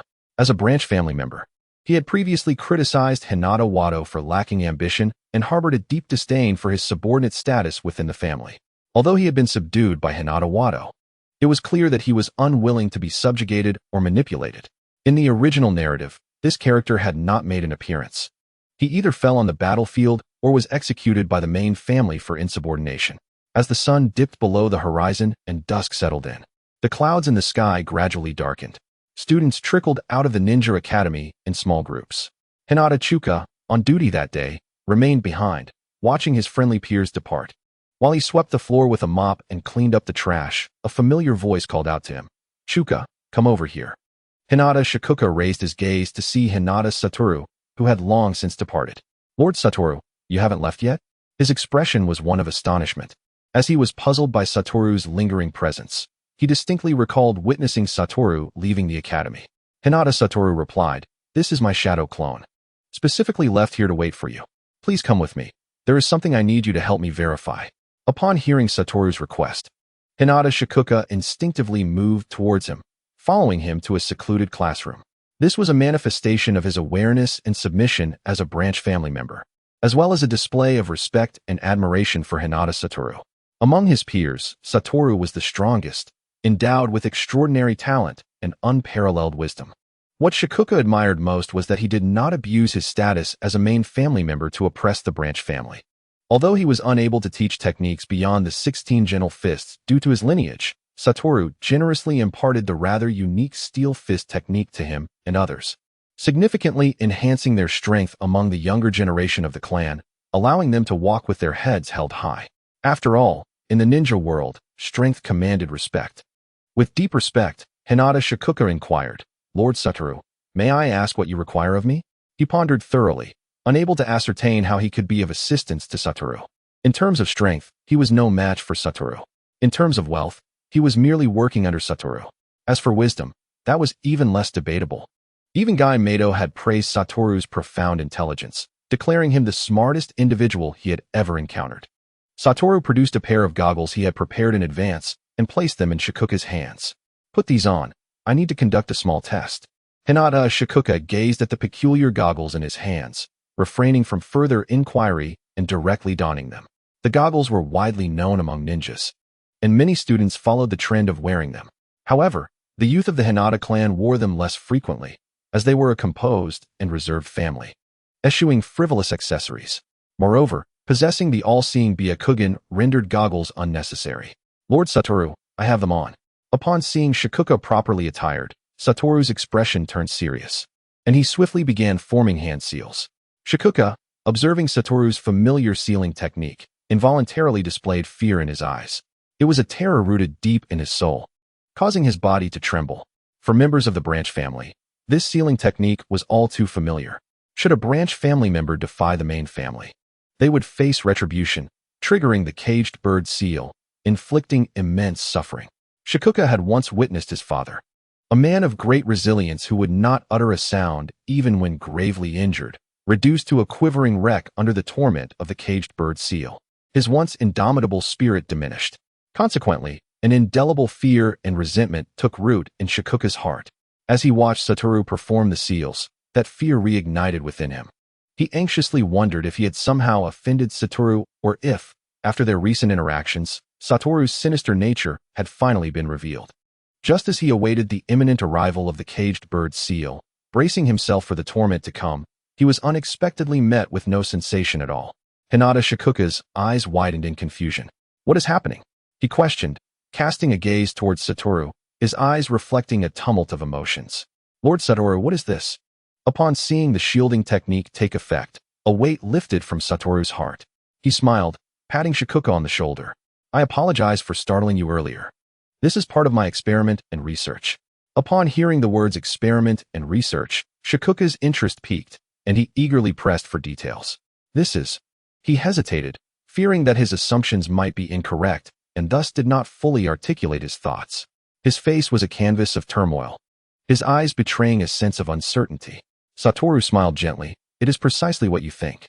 I have developed a sealing technique specifically designed to counter the caged bird seal, a means to shield the branch family from unwarranted harm from the main family." At this revelation, Hinata Shikuka stood frozen in place. "Shikuka, we are all part of the Hinata clan, brothers bound by blood. We should not treat our kin with the harshness of the caged bird seal," Satoru continued. "Although I am a member of the main family, I deeply empathize with the plight of the branch family, which is why I have secretly researched ways to counter the caged bird." With that, Satoru grasped Shikuka's arm, gazing intently into his eyes. "You will stand by me, unwavering in your support, won't you?" Shikuka was taken aback by Satoru's words, feeling a rush of emotions overwhelm him. He had not anticipated that a main family member would consider the welfare of those from the branch family. No wonder Satoru treated both main and branch family members with such kindness. He truly regarded them as blood brothers. In that moment, Shikuka was moved to tears, his heart swelling with gratitude. "Lord Satoru, I pledge to follow you to the ends of the earth." As the month drew to a close, the excitement of the successful experiment had solidified Shikuka's allegiance to Satoru, who had skillfully won his unwavering loyalty through his persuasive words. Observing Shikuka's rejuvenation and fervor, Satoru couldn't help but smile. Indeed, his words proved to be a more powerful technique than any other. Simply by expressing a desire to liberate the branch family and rectify the injustices of the caged bird seal, Shikuka had immediately resolved to support him wholeheartedly. This was only natural, as only those from the branch family could truly understand the humiliation and oppression wrought by the caged bird. After Shikuka departed, Orochimaru, clad in a white kimono with long hair, emerged from the shadows. He gazed at the goggles with a smile, remarking, "It seems your experiment was a resounding success. You have indeed devised a method of counteraction. Now, the old man should no longer be so anxious, no longer wearing that perpetually troubled expression." In response to Orochimaru's jest, Satoru merely smiled faintly. Sarutobi Hiruzen, the third Hokage, governed with a policy of balance, often seeking to suppress particularly prominent individuals and factions, such as Hatake Sakumo and the Uchiha clan. This was precisely why Satoru sought to alleviate the animosity directed at the Hinata clan. Since the test was successful, "Could you kindly relay this good news to the third Hokage?" Satoru requested. "I am certain he will be pleased upon hearing it. I shall find an opportunity to distribute the remaining goggles to the other branch family youths, enabling them to break free from the caged bird's constraints." Orochimaru casually acquiesced, his gaze lingering on Hinata Wu as he departed, a peculiar glimmer flashing in his eyes. "Wu, what drives your fervent passion for this matter? Can the protective enchantment on the goggles truly obstruct all methods employed by the caged birds?" The highly intelligent Orochimaru licked his lips, a hint of inscrutable expression crossing his features. A person like him, harboring hidden ambitions, naturally tends to contemplate the worst outcomes. For instance, could Hinata Wu have left behind a contingency within the goggles enchantment? The main family members are unable to manipulate the caged bird seal, yet as the creator of this technique, Hinata Wu is also incapable of controlling it. How intriguing. It adds a layer of excitement to the situation. Orochimaru found himself curious about the formidable 8 gates of the Hinata clan as mentioned by the old man. Perhaps this fortuitous notion might be realized through his apprentice's hands. The thought alone was exhilarating. Thus, Orochimaru kept his speculations to himself, choosing instead to conceal them from Hinata Wu. In a training ground near the forest, Hinata Wu utilized Hinata Chonghua to gather the remaining 7 branch family members, distributing the goggles. "Lord Wu, why have you suddenly provided us with these goggles?" Hinata Dongqing asked, perplexed by the peculiar goggles in his hands. The others shared similar expressions of confusion. The goggles seemed unrelated to the Hinata clan. Hinata Chonghua stepped forward to elucidate. "Brothers, these goggles are Lord Wu's brilliant creation, a magnificent tool to protect us branch family members from oppression and humiliation. With them, the barriers between the main and branch families will dissolve, uniting us as true kin." His words immediately transformed the expressions of the other branch members, shifting from confusion to shock and then to horror. Such audacious remarks could lead to severe consequences if heard by the main family members. Yet, witnessing the composed Hinata Wu sparked a glimmer of belief among the branch youths. If Lord Wu truly cared for the branch family, perhaps he genuinely had their best interests at heart. One of the branch youths, summoning his courage, stepped forward to inquire, "Lord Wu, is this a product meant to counteract the caged bird seal?" Hinata Wu nodded slightly, affirming, "Indeed. Wearing these goggles will free us from the arbitrary oppression of the main family. They contain techniques that restrain the caged bird's activation, rendering it ineffectual. We share the same bloodline. The caged bird was conceived to protect the Byakugan, and it should not be wielded as a tool for the main family to coerce the branches." He spoke passionately, his rhetoric more polished than when he first persuaded Hinata Chonghua. The branch youths, never having heard such sentiments, were left speechless in astonishment, especially as these words came from a member of the main family, feeling as though the heavens had reversed. "I have a dream, a vision of harmony between the main and branch families of the Hinata clan, living together without barriers, free from the influence of the caged bird. Will you follow me and become part of the reform of the Hinata clan?" Hinata Wu raised his arms high, his eyes gleaming with fervor as he gazed at them. These were the carefully selected individuals he envisioned as his future foundation. In terms of loyalty, they demonstrated at least an 80 commitment. Therefore, Hinata Wu felt little concern regarding potential betrayal. The branch youths, their spirits ignited, began to echo Hinata Wu's rallying cry. "Lord Wu, we pledge to follow you unto death." They were young, unbroken by the family's rules, and for someone willing to lead them away from their suffering, their loyalty was unwavering. Observing the fervor of the crowd, Hinata Wu nodded approvingly, gesturing for them to calm their excitement. He then turned his attention to a shadow lurking at the edge of the woods, his voice growing cold. "You there, hiding behind the trees, come forth at once." As he finished his speech, Hinata Wu sensed a chaotic presence nearby, someone concealed in the vicinity. The branch youths, picking up on his words, glared with hostility toward the tree-line. From behind a towering tree, a young Hinata clad in a loose kimono with long hair, cascading over his shoulders emerged. The assembled group collectively narrowed their eyes in recognition. It was Hinata Nichiya, the second son of the Hinata clan's head and the young leader of the branch family. If all went as expected, Hinata Nichiya would one day ascend to lead the branch family. Seeing the attention directed toward him, Hinata Nichiya ceased to conceal himself, fixing a sharp gaze upon Hinata Wu. Hinata Wu, are you attempting to undermine the very foundation of the Hinata clan? Do you wish to be branded a traitor? He had recently triumphed over his elder brother, Hinata Nichizu, during training, only to receive a reprimand from their father. In a foul mood, he had wandered through the clan grounds, unexpectedly stumbling upon Hinata Wu swaying the younger generation of the branch family, which left him utterly astonished. Such behavior could not be tolerated under any circumstances.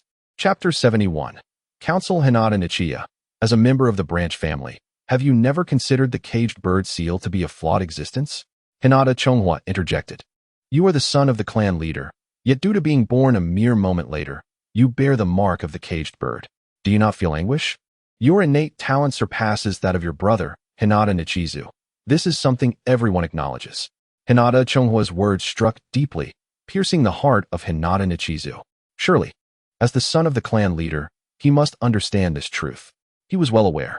Because he was born a moment later, he was branded with the caged bird, destined to serve the main family at the cost of his life.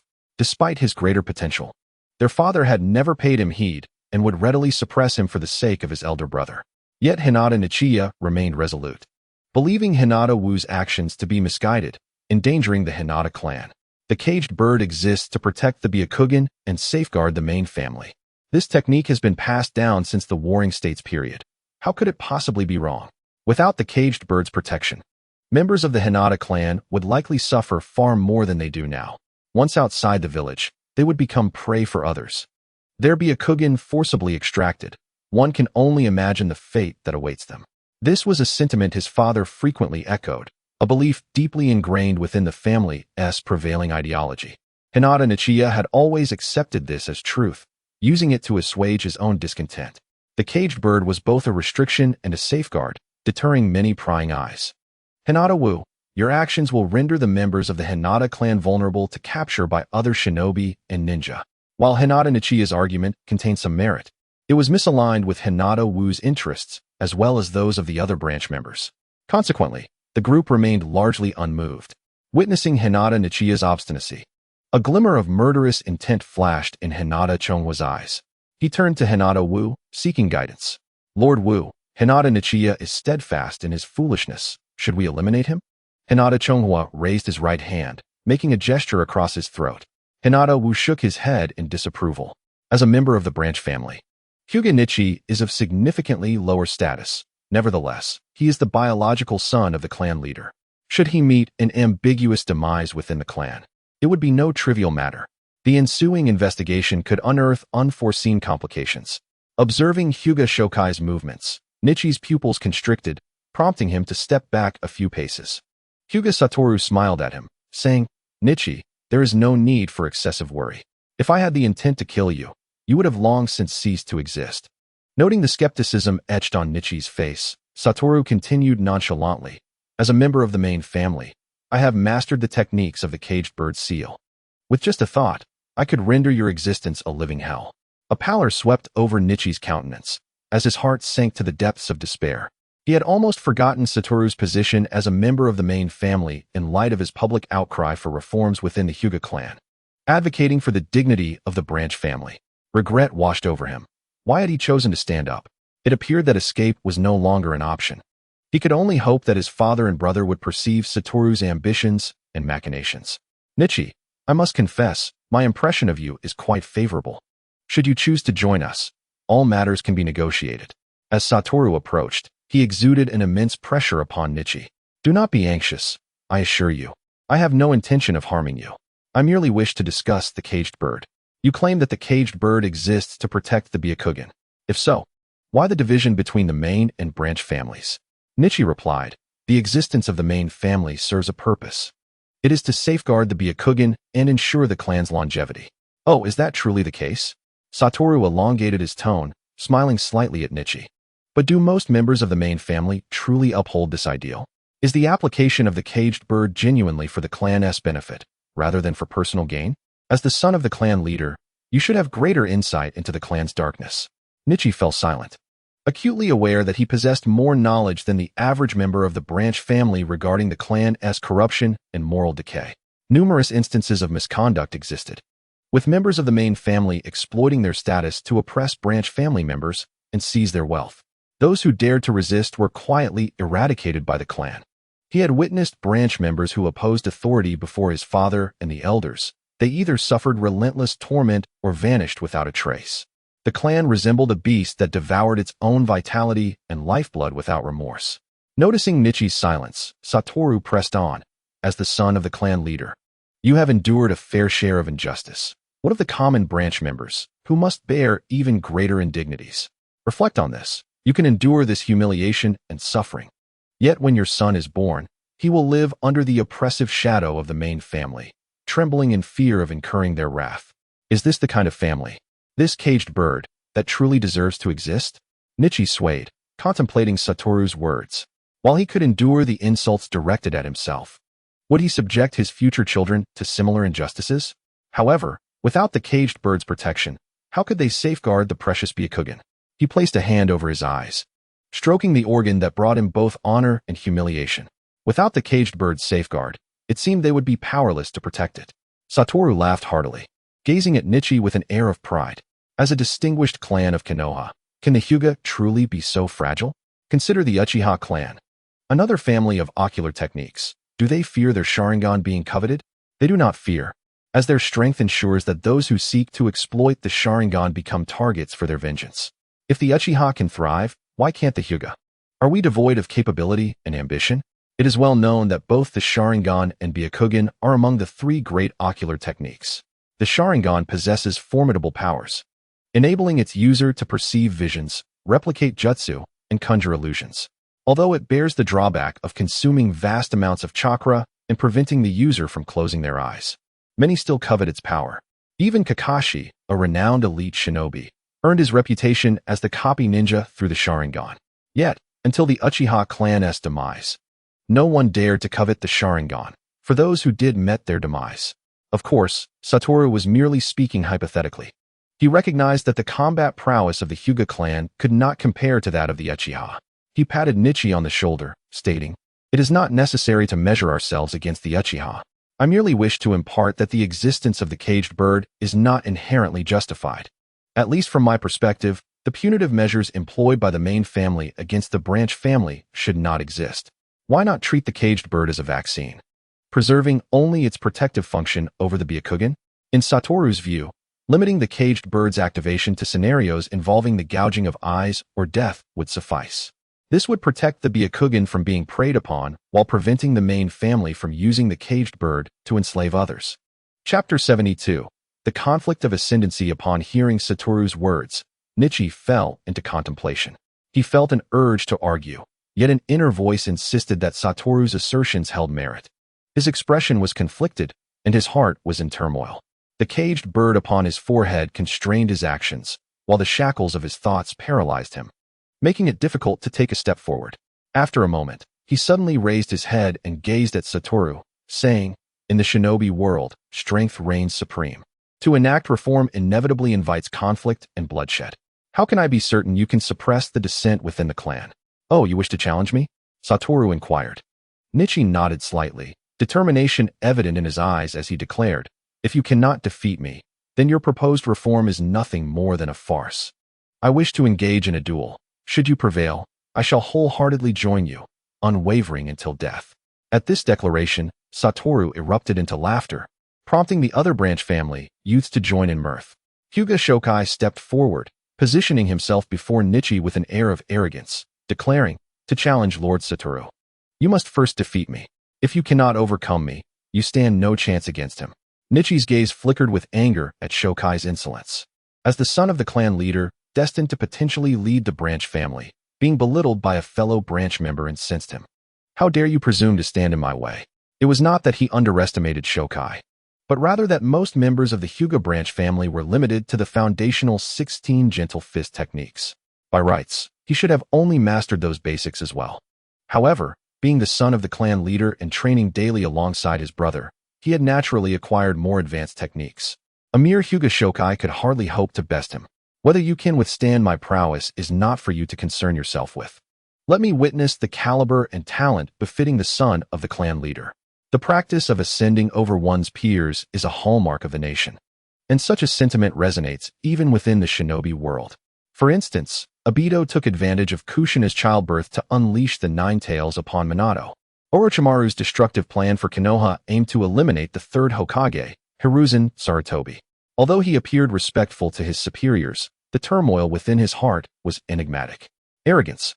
Hinata Hayashi assumed a combat stance, his feet firmly planted as he lunged towards Hinata Shoka with ferocity. His palms, charged with chakra, traced a graceful arc in the air before striking decisively at a vital point on Shoka's body. A successful hit would allow the chakra to swiftly travel along the meridians, wreaking havoc on the victim's internal organs. He sought to impart a lesson to Hinata Shoka. Despite being of the branch family, he was destined to be its future leader. As the attack approached, Hinata Shoka swung his arm, raising his palm with an air of calm defiance. With a resounding clash, their palms met. A surge of energy radiating outward. Is this truly all you are capable of? Hinata Shoka laughed heartily. Hinata Hayashi's expression shifted, his arm tingling as he staggered back. Regaining his balance, he altered his technique and charged at Shoka once more, unleashing the 16-palm technique. In an instant, a flurry of palm strikes erupted like lightning, raining down upon Shoka with relentless speed. As swift as the wind and fierce as fire, such rapid attacks left most unable to react. Yet, Hinata Shoka stood his ground, engaging fiercely in the onslaught. Though their movements seemed prolonged, the battle transpired in mere moments. As the afterimages faded, the confrontation concluded. Hinata Shoka stood with his hands clasped behind his back, while Hinata Hayashi's arms hung limply, devoid of strength. The outcome of their duel was abundantly clear. With a complex expression, Hinata Hayashi gazed at Shoka, astonished by his strength. During their skirmish, he had felt an immense pressure, even employing techniques beyond the 16 palms. Yet, the result remained unchanged. He could not best his opponent. Shoka's gentle strikes were interwoven with other techniques, a blend of softness and steel. When their palms collided, it felt as though they struck solid steel, with a defense that was astonishing and an overwhelming force. His chakra could not penetrate Shoka's pathways, let alone inflict harm upon him. After the encounter, his arms felt utterly incapacitated, though this was merely an illusion. Given proper recovery, bolstered by medical ninjutsu and his considerable vitality, he would soon be restored. He glanced at Hinata Waku, the one hailed as the stronger individual. Waka stood poised, hands clasped behind his back, his gaze serene, as if the skirmish before him was merely a child's play. Suddenly, Hinata Hayashi had an epiphany. The technique employed was a new variant of the gentle fist, the creation of none other than Hinata Waku himself. It was no wonder he stated that one who could not defeat his disciple had no right to challenge him. This was an undeniable truth. If even Waka's pupil could not prevail, how could he hope to triumph? With this realization, the shackles in his heart shattered, and he exhaled deeply. I concede. I wish to join your ranks. Upon uttering these words, he felt a profound elevation of spirit, as if he had shed a great weight. Hinata Waku led the applause, welcoming Hinata Hayashi into their fold. Welcome to our cause. I assure you, you shall not regret this decision. Your descendants will also take pride in your choice. Hinata Hayashi mused that it might be premature to speak of descendants, as he was but a child himself. Yet, in the ninja world, maturity was common. And he did have a girl he held dear. If they were to have children, free from the constraints of a caged bird, it would indeed be a beautiful prospect. Hayashi, I shall withhold the protective goggles for now. Given your status, as long as you remain cautious, you are unlikely to face persecution, Hinata Waku stated. Bestowing them upon you would only render them a tool for harm. Hinata Hayashi understood this well. His father and brother were both members of the main family. Regardless of their affection for him, they would never permit him to challenge the family's rules. I comprehend. I shall remain hidden within the clan, diligently gathering intelligence to expedite our reform. Seeing his earnest resolve, Hinata Waku nodded approvingly and emphasized, safety is paramount. The transformation of the Hyuga clan cannot be realized overnight. We must accumulate strength and enlist more allies. The organization does not require you to risk your life. Simply living securely is sufficient. Chapter 73. 1 against 8. Hinata Hayashi felt a tremor within, unexpectedly moved. The notion that ninjas are mere tools was widely accepted in the ninja world. Even his father would assert, "Your life was granted by the Hyuga clan. You must serve the family loyally." However, with Hinata Waku, he experienced genuine care. As if for the first time he felt the warmth of family. It was the first time someone had assured him of his safety, prioritizing his well-being. It matters not. For the organization and the Hyuga clan, I am willing to face any danger. Should I be discovered, I will accept the consequences, Hinata Hayashi declared passionately. Hinata Waku was perplexed by his fervor, as if he had been invigorated. Yet, having motivated subordinates was not a bad thing. He offered some words of comfort. Noticing Hayashi's drooping arm. "Your arm is injured. Allow me to assist in your recovery with my medical ninjutsu." "You also possess medical ninjutsu?" Hinata Hayashi exclaimed, astonished. Medical ninjutsu was not something just anyone could master. Its intricacies surpassed ordinary techniques, requiring exquisite control over chakra. Even among the Hyuga clan, few ninjas possessed such skills. "I know a bit. Treating your muscle tears and injuries is well within my capabilities." In Orochimaru's lab, Hinata Waku often had to heal test subjects. Initially challenging. With time and practice, he had acquired the skill. Moreover, being a Hyuga endowed him with the exceptional Byakugan, akin to a CT scan, making him particularly adept in medical matters. Hinata Waku raised his palm, gathering green chakra, and applied it to Hayashi's arm. A soothing sensation permeated his limb, restoring some feeling and alleviating the pain. With this single act, Hinata Hayashi realized he was no match for Hinata Waku. In that moment, he was utterly convinced. After seeing Hinata Hayashi off, Hinata Waku turned to Hinata Shoka. "Shoka, do not hold back. Come here, and I shall tend to your injuries as well." Hinata Shoka chuckled awkwardly, revealing his reddened hands from behind his back. The other branch family youths could not contain their laughter. "This is hilarious." Brother Shoka was trembling while trying to appear nonchalant. No wonder he hasn't said a word. Indeed, Hinata Hayashi was undeniably gifted, surpassing even Hinata Hizashi in talent, showcasing formidable strength. Having learned a portion of the main family's essence from his brother, he was significantly stronger than the average member of the main family. It is truly remarkable that Hinata Chuhua was able to barely defeat him. Ultimately, the issue lies with the new version of the gentle fist. This new technique, developed by Hinata Goku, is fundamentally an evolution of the original gentle fist. As such, it possesses the ability to counter the family's traditional techniques in many aspects. After all, Hinata Goku based his new martial art on the gentle fist. The angles of attack, the techniques employed, and the force application of the original style are all effectively countered by the new version. Moreover, Hinata Chuhua has also trained in the steel fist technique under Might Dai, enhancing his physical prowess even further. When they engaged in combat, it was evident that Hinata Chuhua, armed with both defensive and offensive capabilities, had a significantly higher chance of victory. Hinata Goku, employing his medical ninjutsu, swiftly restored Hinata Chuhua's swollen arm. Shaking his arm, Hinata Chuhua expressed his delight. "Lord Goku, your medical techniques are truly exceptional. You've healed my arm so quickly." He realized that Hinata Goku's medical ninjutsu surpassed that of other medical ninjas, yielding superior results.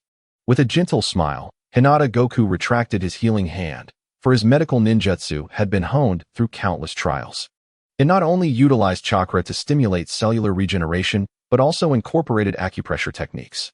Most external injuries could be healed effectively. While it might not match the proficiency of the palm sage techniques, it was simpler to practice and required less chakra. "Lord Goku, just how strong are you now?" Hinata Chuhua inquired.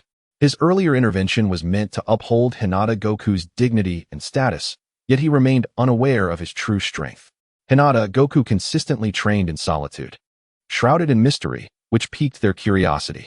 Seizing the opportunity, Hinata Chuhua decided to ask. Observing the inquisitive expressions on Hinata Chuhua and several other branch family youths, Hinata Goku hesitated for a moment before gesturing with his hand. "Since you all wish to know, why not test it for yourselves?" Rather than allowing them to speculate, he preferred to demonstrate his power, hoping to instill a deeper respect in them. "Really?" The others were instantly invigorated by this statement. "Of course, it's true. Come at me all at once," Hinata Goku replied, a serene smile gracing his lips, though his words were undeniably assertive. The group paused, glancing at him, uncertain. For they recognized Hinata Goku's strength, but found it hard to believe he could take on 8 opponents simultaneously. Sensing their hesitation, Hinata Goku erupted into laughter. If you won't attack, then I shall. With a single step, his aura surged dramatically, akin to a ferocious tiger awakening, poised to strike. Hinata Chuhua, standing closest, felt the pressure most acutely. His hairs bristled, and he froze in place, enveloped by an invisible weight. With a resounding punch, Hinata Chuhua was sent soaring backward, landing on the ground nearby. Seizing the moment, Hinata Goku launched himself toward the 2 others, executing a swift leg sweep that felled them to the earth in the blink of an eye. His movements were fluid and decisive, devoid of any hesitation. Witnessing this, the remaining onlookers gasped in astonishment. Everyone, attack together, one of the branch family youths shouted. Spurred by his rallying cry, they charged forward, positioning themselves around Hinata Goku, effectively surrounding him and preventing any easy escape. Another stood by, ready to substitute in at a moment's notice. With foes encircling him, Hinata Goku's escape in any direction would surely invite attacks from multiple angles. Yet, in the next instant, he transformed into a wisp of white smoke, vanishing from sight. Not good. It's the shadow clone technique. This was one of the simplest ninjutsu taught in the academy, the body replacement technique. While lacking the flair and formidable power of other techniques, it excelled at deceiving opponents and evading their most potent attacks. By adeptly employing the body replacement technique, one could turn the tables on stronger foes. With a sudden impact, Hinata Goku reappeared behind one of the youths, twisting his waist and launching a powerful punch. 2 branch family youths were sent flying. The remaining 3, startled, rushed toward Hinata Goku, but as their fists struck him, yet another cloud of smoke erupted. Not good. It's another clone. Just as they turned to assess the situation, 3 hidden strikes emerged from the mist, targeting their vital pressure points. Thus, the 8-man squad of young Hinata fell in total defeat. How was that? Is my strength satisfactory? Hinata Goku approached the fallen youths, helping them rise from the ground. Though the battle seemed unpredictable, it had lasted but a mere moment.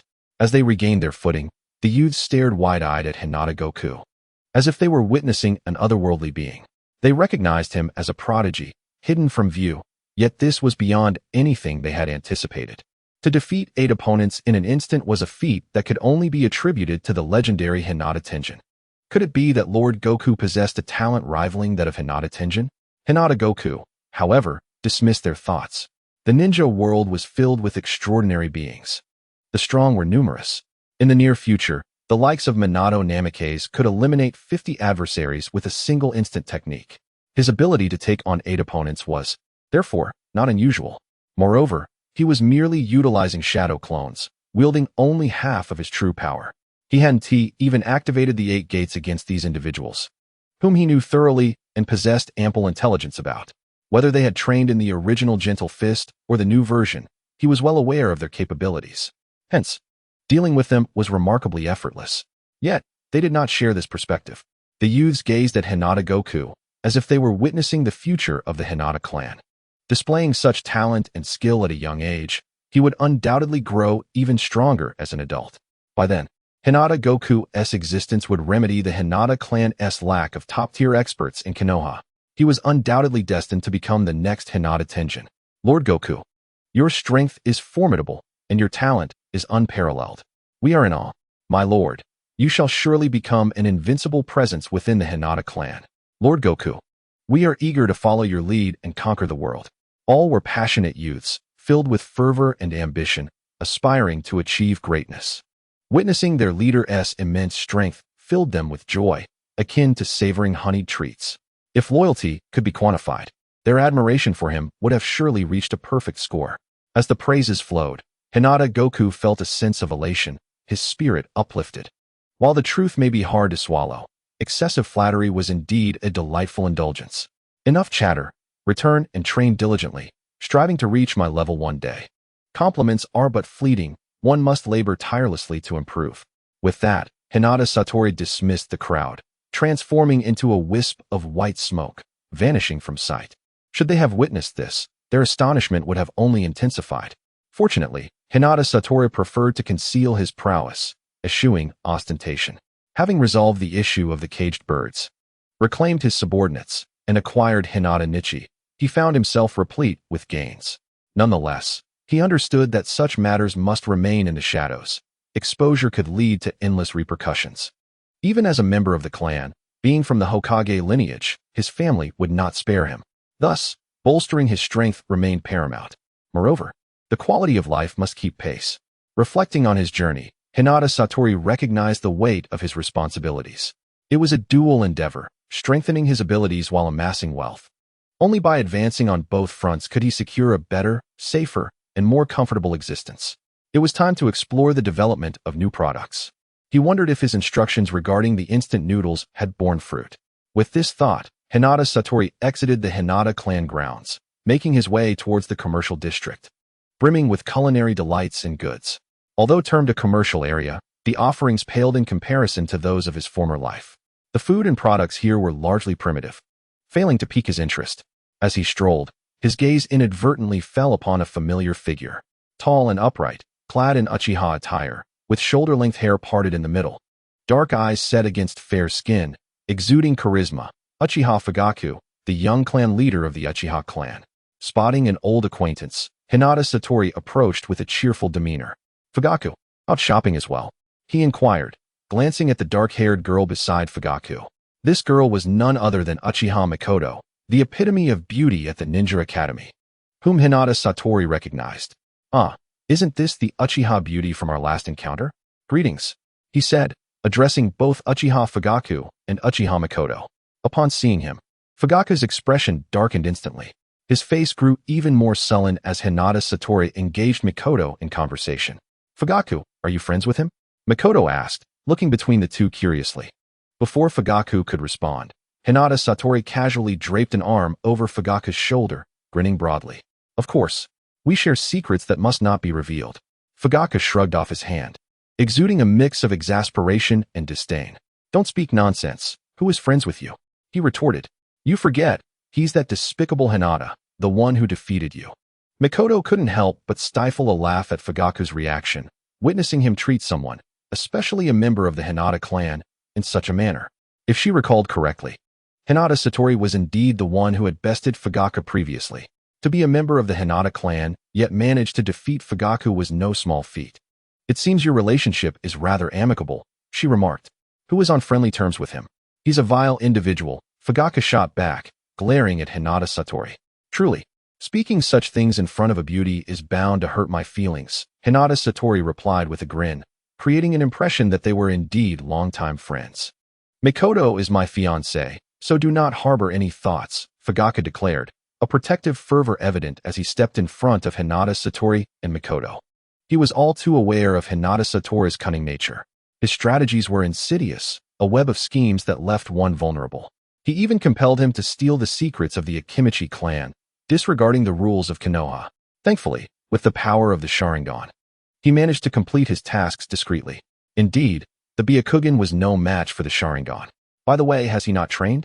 Fugaku subtly scrutinized Hinata Satoru's physique, noticing it remained unchanged. This left him somewhat speechless yet relieved. The Akimichi clan's techniques were too conspicuous, and if Hinata Satoru were to use them openly, it would be a headache for him. Chapter 75. The assessment. Do not be anxious. I merely wish to greet you and foster our camaraderie, Hinata Satoru chuckled, observing Fugaku's tense demeanor. Teasing Mikoto might just provoke Fugaku into unleashing his Sharingan. A mischievous thought crossed Hinata Satoru's mind. If he were to dig into Fugaku's vulnerabilities and display affection for Mikoto right before him, perhaps it would trigger him to awaken his Mangekyo Sharingan. Fugaku seemed to sense the wickedness in Hinata Satoru's thoughts, directing a discontented glare his way. "We are not familiar. Let us minimize our contact henceforth." He recalled his past assistance in copying techniques from other clans and quickly added, "I will be heading to the battlefield soon, so there will be no need to seek me out." His statement was an effort to sever any lingering ties with Hinata Satoru. From their interactions, he had come to view Hinata Satoru as someone willing to employ any means necessary to achieve his ends, having previously threatened him to steal from the Akimichi clan. So soon to the battlefield? The Uchiha truly are a martial clan, Hinata Satoru remarked with admiration.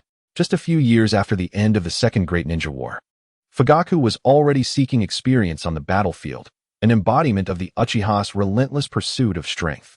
Fugaku responded with a huff. When I return from the battlefield, my prowess may have surged, and I hope you still possess the means to defeat me. Clearly, he remained fixated on the fact that Hinata Satori had previously bested him. I shall await your return, and then we shall engage in a contest, Hinata Satori replied with a slight smile. The Uchiha's Sharingan and combative nature were formidable, yet he, Hinata Satori, was no lesser opponent. He had gradually discovered his own path. As long as he advanced methodically, his strength would inevitably amplify. Becoming powerful was merely a matter of time.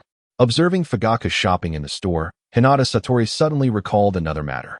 He was nearing graduation from the Ninja Academy, and soon it would be time for teacher assignments. However, he suspected that his instructor would still be Orochimaru. Continuing along the street, he adeptly arrived at the ramen shop, where the entrance was partially concealed by a curtain. Today, the ramen shop was not crowded, and the chef immediately set aside his work to approach Hinata Satori. Brother Satori, you've arrived. Hinata Satori smiled and nodded, pulling up a stool to sit. Chef, how is the instant noodle recipe I entrusted to you? Any progress? I was just about to mention this matter. Following the recipe, I produced the first batch of instant noodles. However, the handmade noodles presented certain issues, with inconsistent lengths and a propensity to break. The method employed to create the noodles using the pulling technique resulted in an excessive oil absorption and a high production cost, depleting the funds you provided. I pondered whether it would be possible to make improvements, perhaps by substituting materials, which might lower the production expenses. After attentively listening to my concerns, Hinata Satoru promptly allocated another sum of money to me, encouragingly stating, "Go ahead and pursue your endeavors. I have faith in you. If you can successfully innovate true instant noodles, you will become the father of instant noodles in the future. Once they are sold, even people from other nations will come to know of your remarkable name." Upon hearing this, my enthusiasm surged. This was indeed my dream. After addressing my matters, Hinata Satoru returned to the laboratory, extracting the newly developed chakra supplement and entering a state of cultivation. His life was characterized by simplicity. The chakra supplement enabled him to synthesize chakra without depleting the energy from his bodily cells, facilitating his training. Once he consumed the chakra supplement, he commenced the transformation and digestion of chakra. His body became akin to a glutton, endlessly accumulating chakra energy. This marked the path he was determined to follow. The impoverished rely on mutation, while the affluent depend on technology.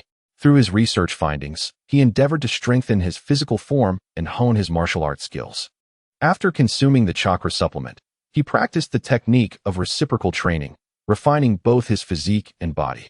When his nutrition was abundant and energy surplus, he would then activate the 8 gates to expend and adapt. This cyclical process rendered his physique increasingly perfect, akin to steel forged through relentless trials.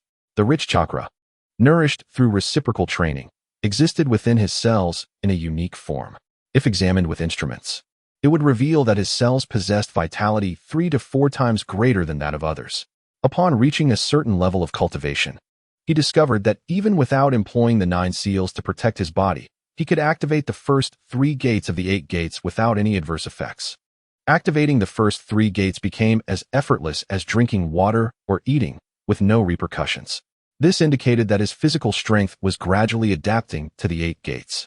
Given time, he could activate the 8 gates without relying on sealing techniques for protection, functioning just like a normal individual. However, the energy provided by his body needed to keep pace with the consumption of the 8 gates. Nevertheless, this was already quite remarkable. This realization further solidified Hinata Satoru's belief that he was on the right path. As days passed, the time for the ninja school assessment approached. Successfully passing the assessment would grant him the honor of becoming a Konoha Genin. For Hinata Satoru, this felt akin to a child's playtime. The experience at the ninja school held little significance for him, possessing the wisdom and intellect of an adult, allowing him to learn independently. Hinata Satoru, hurry up, Kushina urged, standing in front of them. You too, Minato, pick up the pace. Today is our assessment day. With our abilities, passing the assessment will undoubtedly be a breeze. There's no need to be so anxious, Hinata Satoru thought to himself, but refrained from voicing his thoughts. After all, as the host of the 9 Tails, there was no certainty that she would pass the assessment. As Konoha's ultimate weapon, neither the 3rd Hokage nor Danzo would allow Kushina to stray too far. It would be a simple matter to hinder her assessment. However, due to her carefree nature, Kushina had not considered this possibility. The trio arrived at the assessment venue, where a long queue had formed outside an office. Individuals emerged from within, some jubilant and brandishing their ninja headbands, while others appeared dejected, clearly having failed. Chapter 76, Assessment and Combat. The three stood at the back of the line, gradually advancing. Time passed swiftly, and soon it was their turn. Kushina eagerly stepped forward, the first to enter, waving her hand behind her. Wait for my good news. I will become the wife of the Hokage. I'm sure I will succeed. However, as time dragged on, Kushina had yet to emerge, causing Minato to grow anxious. What if something has happened to Kushina? Why is she taking so long?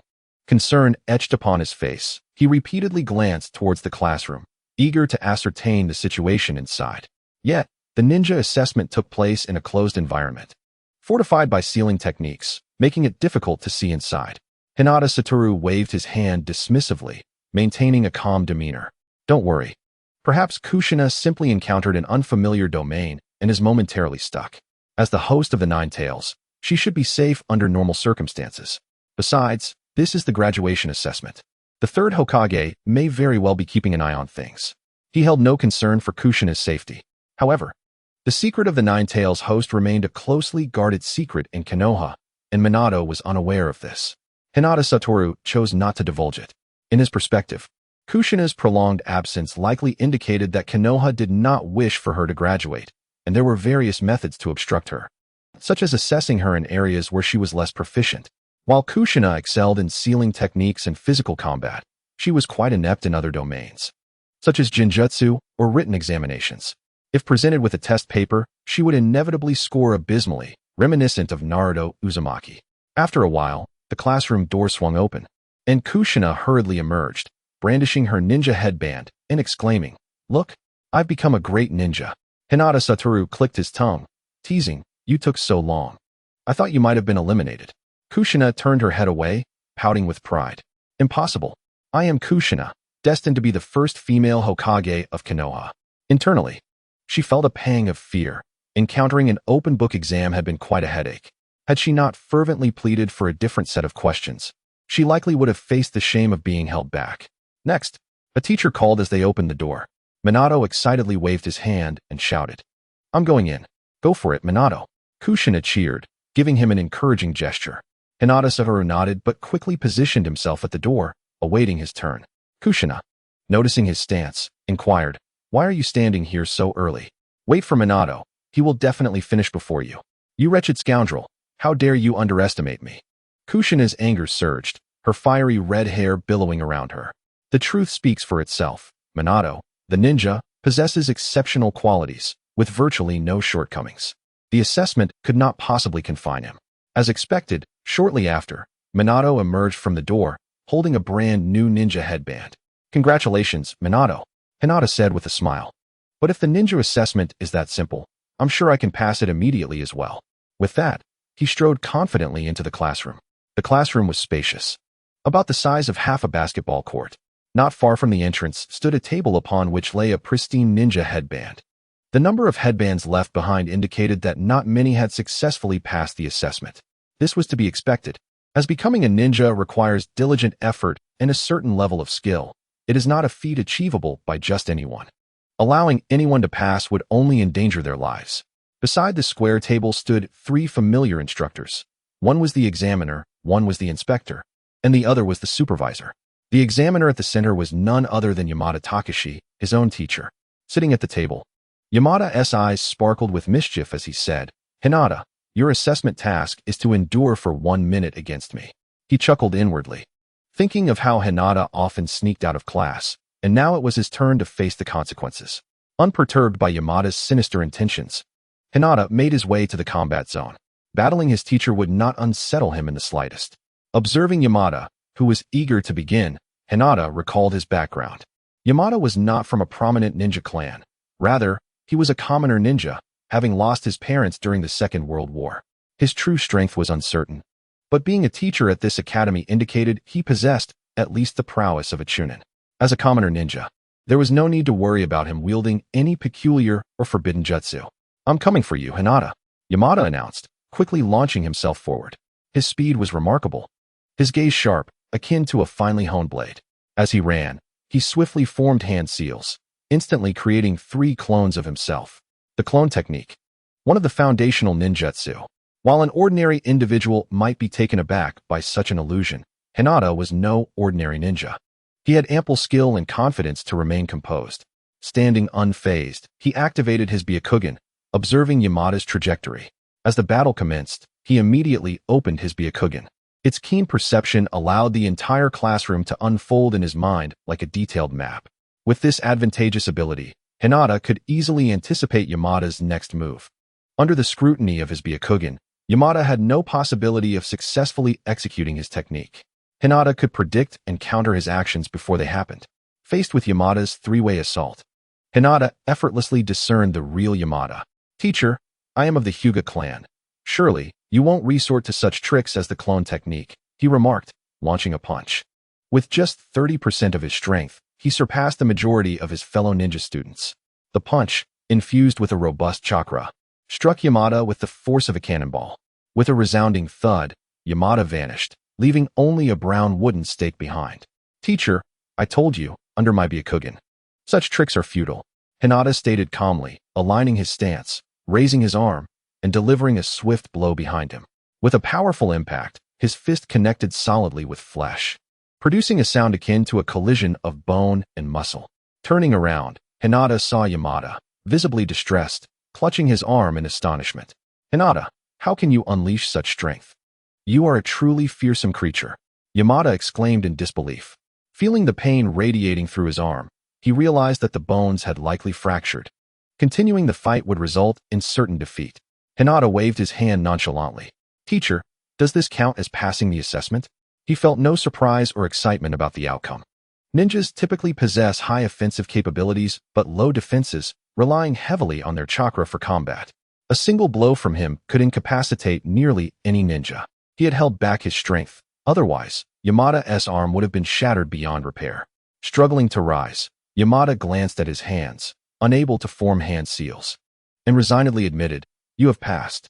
He had intended to challenge Hinata, but he was astonished by the boy's strength. Even considering his Hyuga lineage, such power was extraordinary, rivaling Tsunade's legendary strength.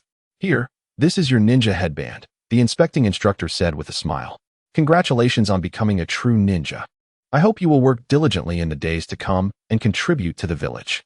Each year, a talent like Hinata emerged in Konoha, a true gem of the land. It was precisely due to such prodigies that Konoha maintained its dominant position in the shinobi world. Hinata took the ninja headband, but did not place it on his forehead immediately. Instead, he tucked it into his pocket.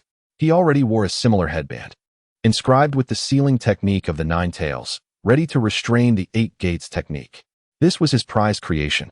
The intricate sealing patterns adorned his body, and he preferred not to display such tattoos when interacting with others. The headband, however, appeared more ordinary, concealing much of his uniqueness. Upon exiting the classroom, he was immediately met with Kushina's inquiries. "Hinata, where's your ninja headband? You didn't fail, did you?" Her beautiful eyes scrutinized him, her expression peculiar. Haha. This level of difficulty poses no challenge for me. I could never fail," Hinata replied with a grin. "You're quite full of yourself," Kushina retorted, rolling her eyes. As the 3 exited the school, they found the entrance crowded with people, both young and old, clearly the families of the students. Hinata surveyed the scene, noticing many were joyfully discussing their results and assessment experiences. For them, passing the ninja exam was a matter of great pride. Ordinary civilians could ascend to the lofty status of a ninja, taking on missions and supporting their families. This was the reality and aspiration of many lower-tier ninjas. "All leaves sprouting from the great tree of Konoha are ready to ignite," Hinata mused. Minato cast him a strange glance, sensing that his words were not entirely complimentary. "What do you think? Who will we be assigned to as our guiding instructor?" Kushina asked. "Uncertain. That is up to the 3rd Hokage," Minato replied. Hinata chuckled. "I will undoubtedly be under the tutelage of Orochimaru. You two may not be so fortunate. Should I discuss it with Lord Orochimaru to see if he might accept you as his disciple?" Upon hearing this, Kushina promptly shook her head in refusal. "As for Orochimaru, I would much prefer to be mentored by Lady Tsunade," Minato remarked. "Having Orochimaru as a mentor wouldn't be so bad. His strength is formidable, and he has completed the most missions among the legendary Sannin." Kushina retorted. "As a girl, I have no desire to interact with snakes on a daily basis. By the way, having spent so much time with Orochimaru, why haven't I seen you utilize any snake-related jutsu? Hinata responded, you may not wish to, but I do. Although snake jutsu is elusive, I prefer using taijutsu and ninjutsu to engage in combat. The style of snake jutsu does not quite suit me. I merely acquainted myself with it without delving deeper. Furthermore, while snake jutsu is viable in the early stages, its power diminishes in later stages. Besides being distasteful, it offers only summoning techniques and enhanced vitality. In my opinion, Orochimaru's true strength lies in his research skills and understanding of ninjutsu. Pursuing snake jutsu would be entirely misplaced. Once one grasps the essence of being a ninja and acquires knowledge of research, one can develop and combine any jutsu they desire.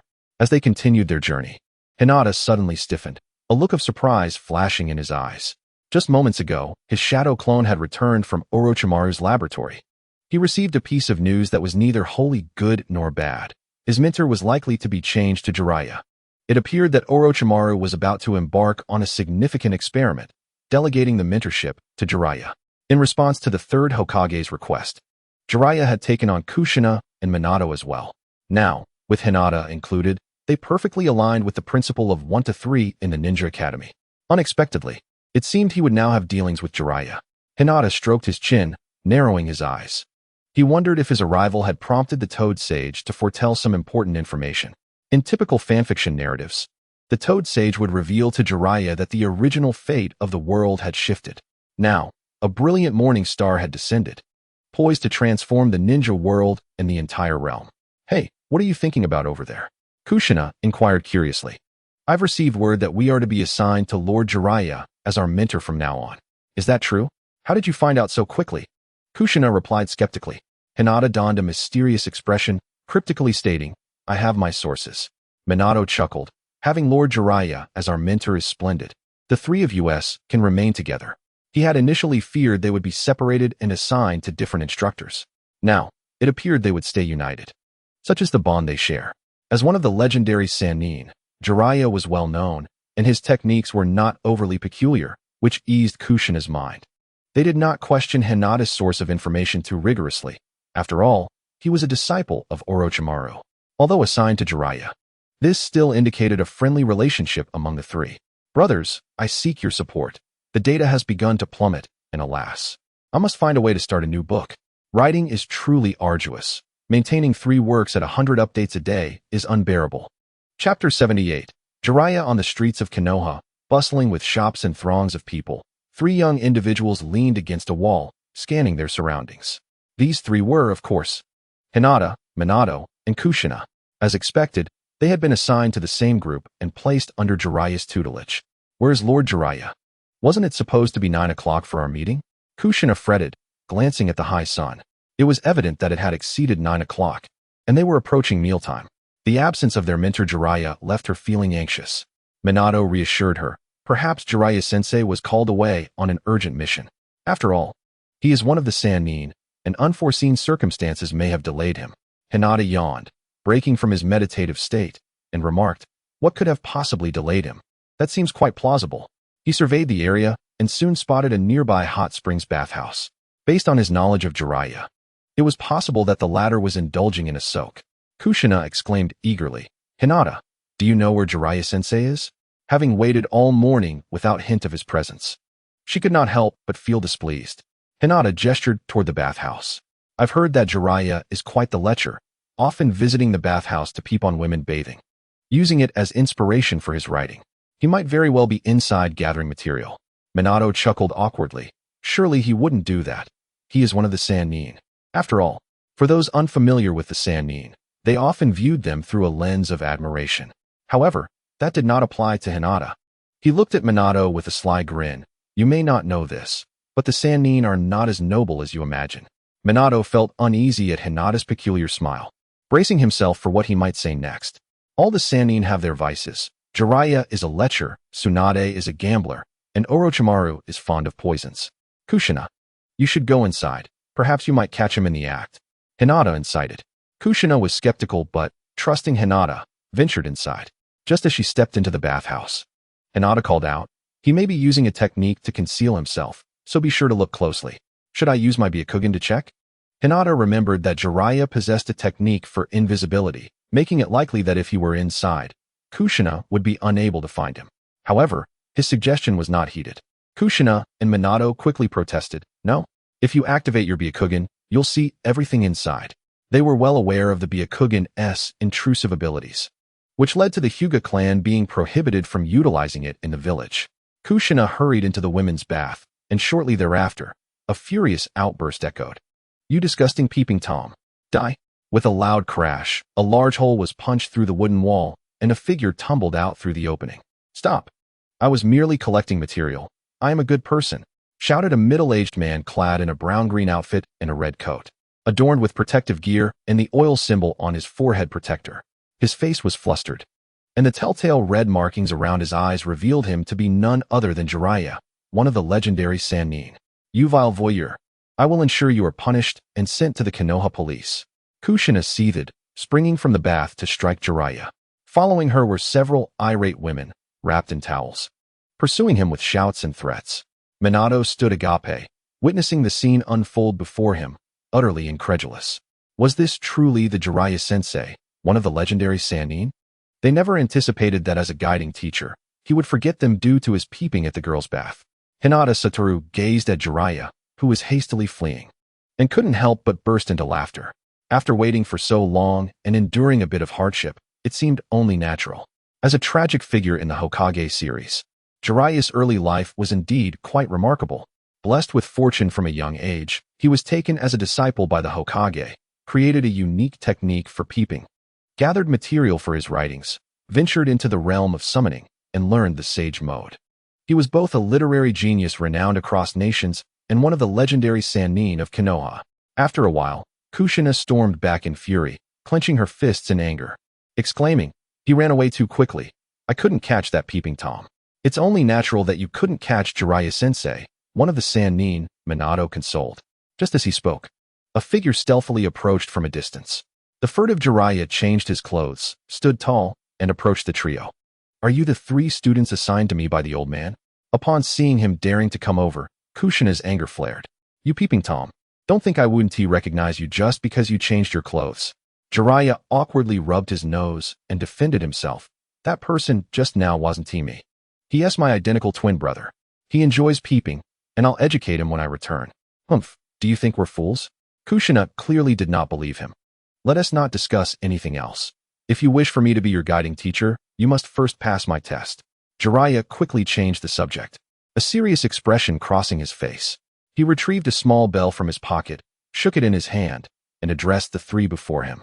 "You 3 must cooperate to snatch the bell from me to officially pass my test. Head to the nearby woods. This place is too cramped."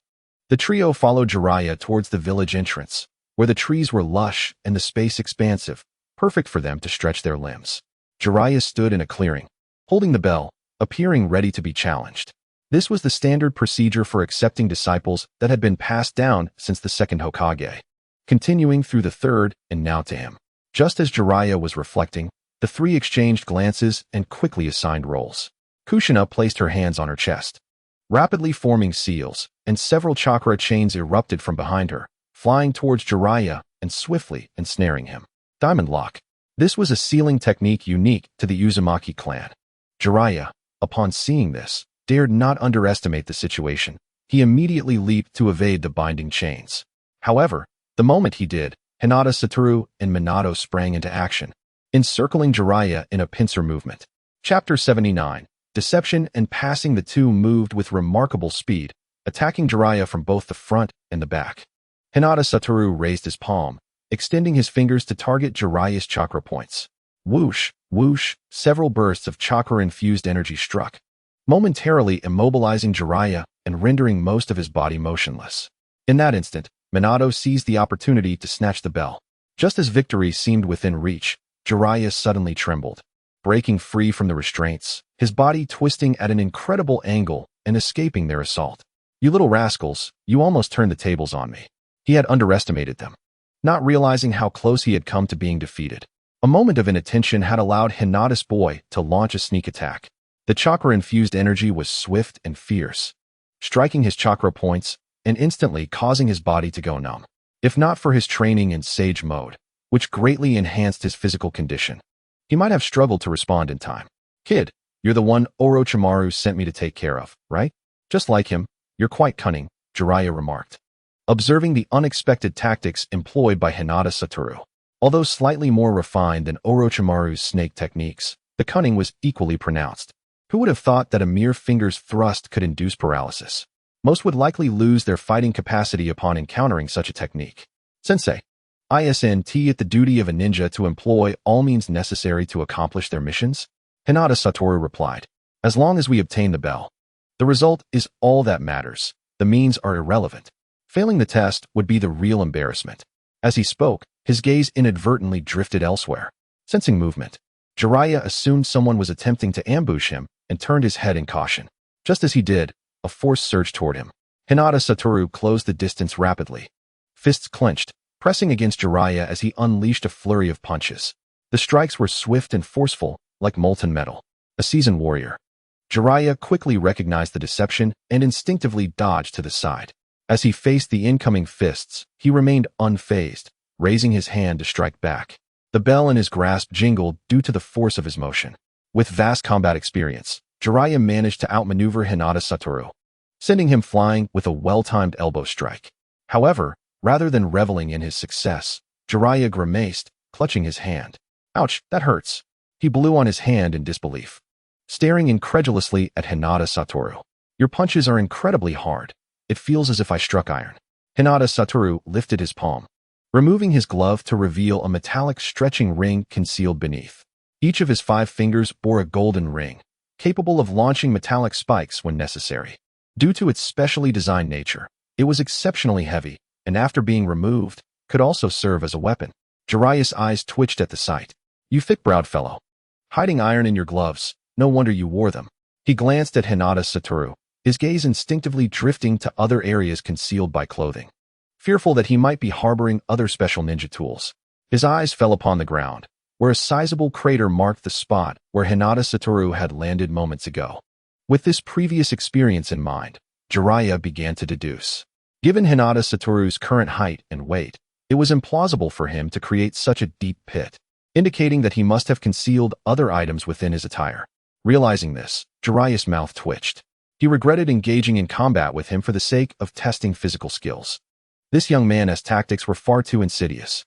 The Hinata clan, known for their mastery of physical techniques, was expected to embody a straightforward demeanor. How could such a cunning individual emerge from their ranks? It was indeed strange that he was of the main branch of the Hyuga clan. Just as he pondered this, Kushina's chakra chain silently approached, ensnaring him. Haha, got you. Kushina laughed heartily, hands on her hips. You peeping Tom aren't so impressive after all. You still fell to my hands, Kushina. She lifted her feet and approached Jiraiya, reaching out to grasp the bell. Yet, at the moment her fingers brushed against it. The bound Jiraiya vanished from the spot. To her surprise, he stood triumphantly atop a tree behind her, laughing heartily. Such a trivial sealing technique cannot possibly restrain me, Jiraiya. As he reveled in his mirth, his peripheral vision caught sight of another blonde youth who was conspicuously absent from the scene. This sudden realization tightened his chest, causing him to instinctively recoil. At his side, Minato Namikaze rushed in like a flash, his palm aimed at the bell, mere moments away from snatching it away. The swiftness of his movement startled Jiraiya. Is the younger generation so formidable? He mused. No wonder the old man entrusted me with their training. Though the trio's teamwork was not flawless, it was competent enough. Coupled with their exceptional abilities, even seasoned Chunin or Jonin could easily be outmatched. He felt relieved by his own strength.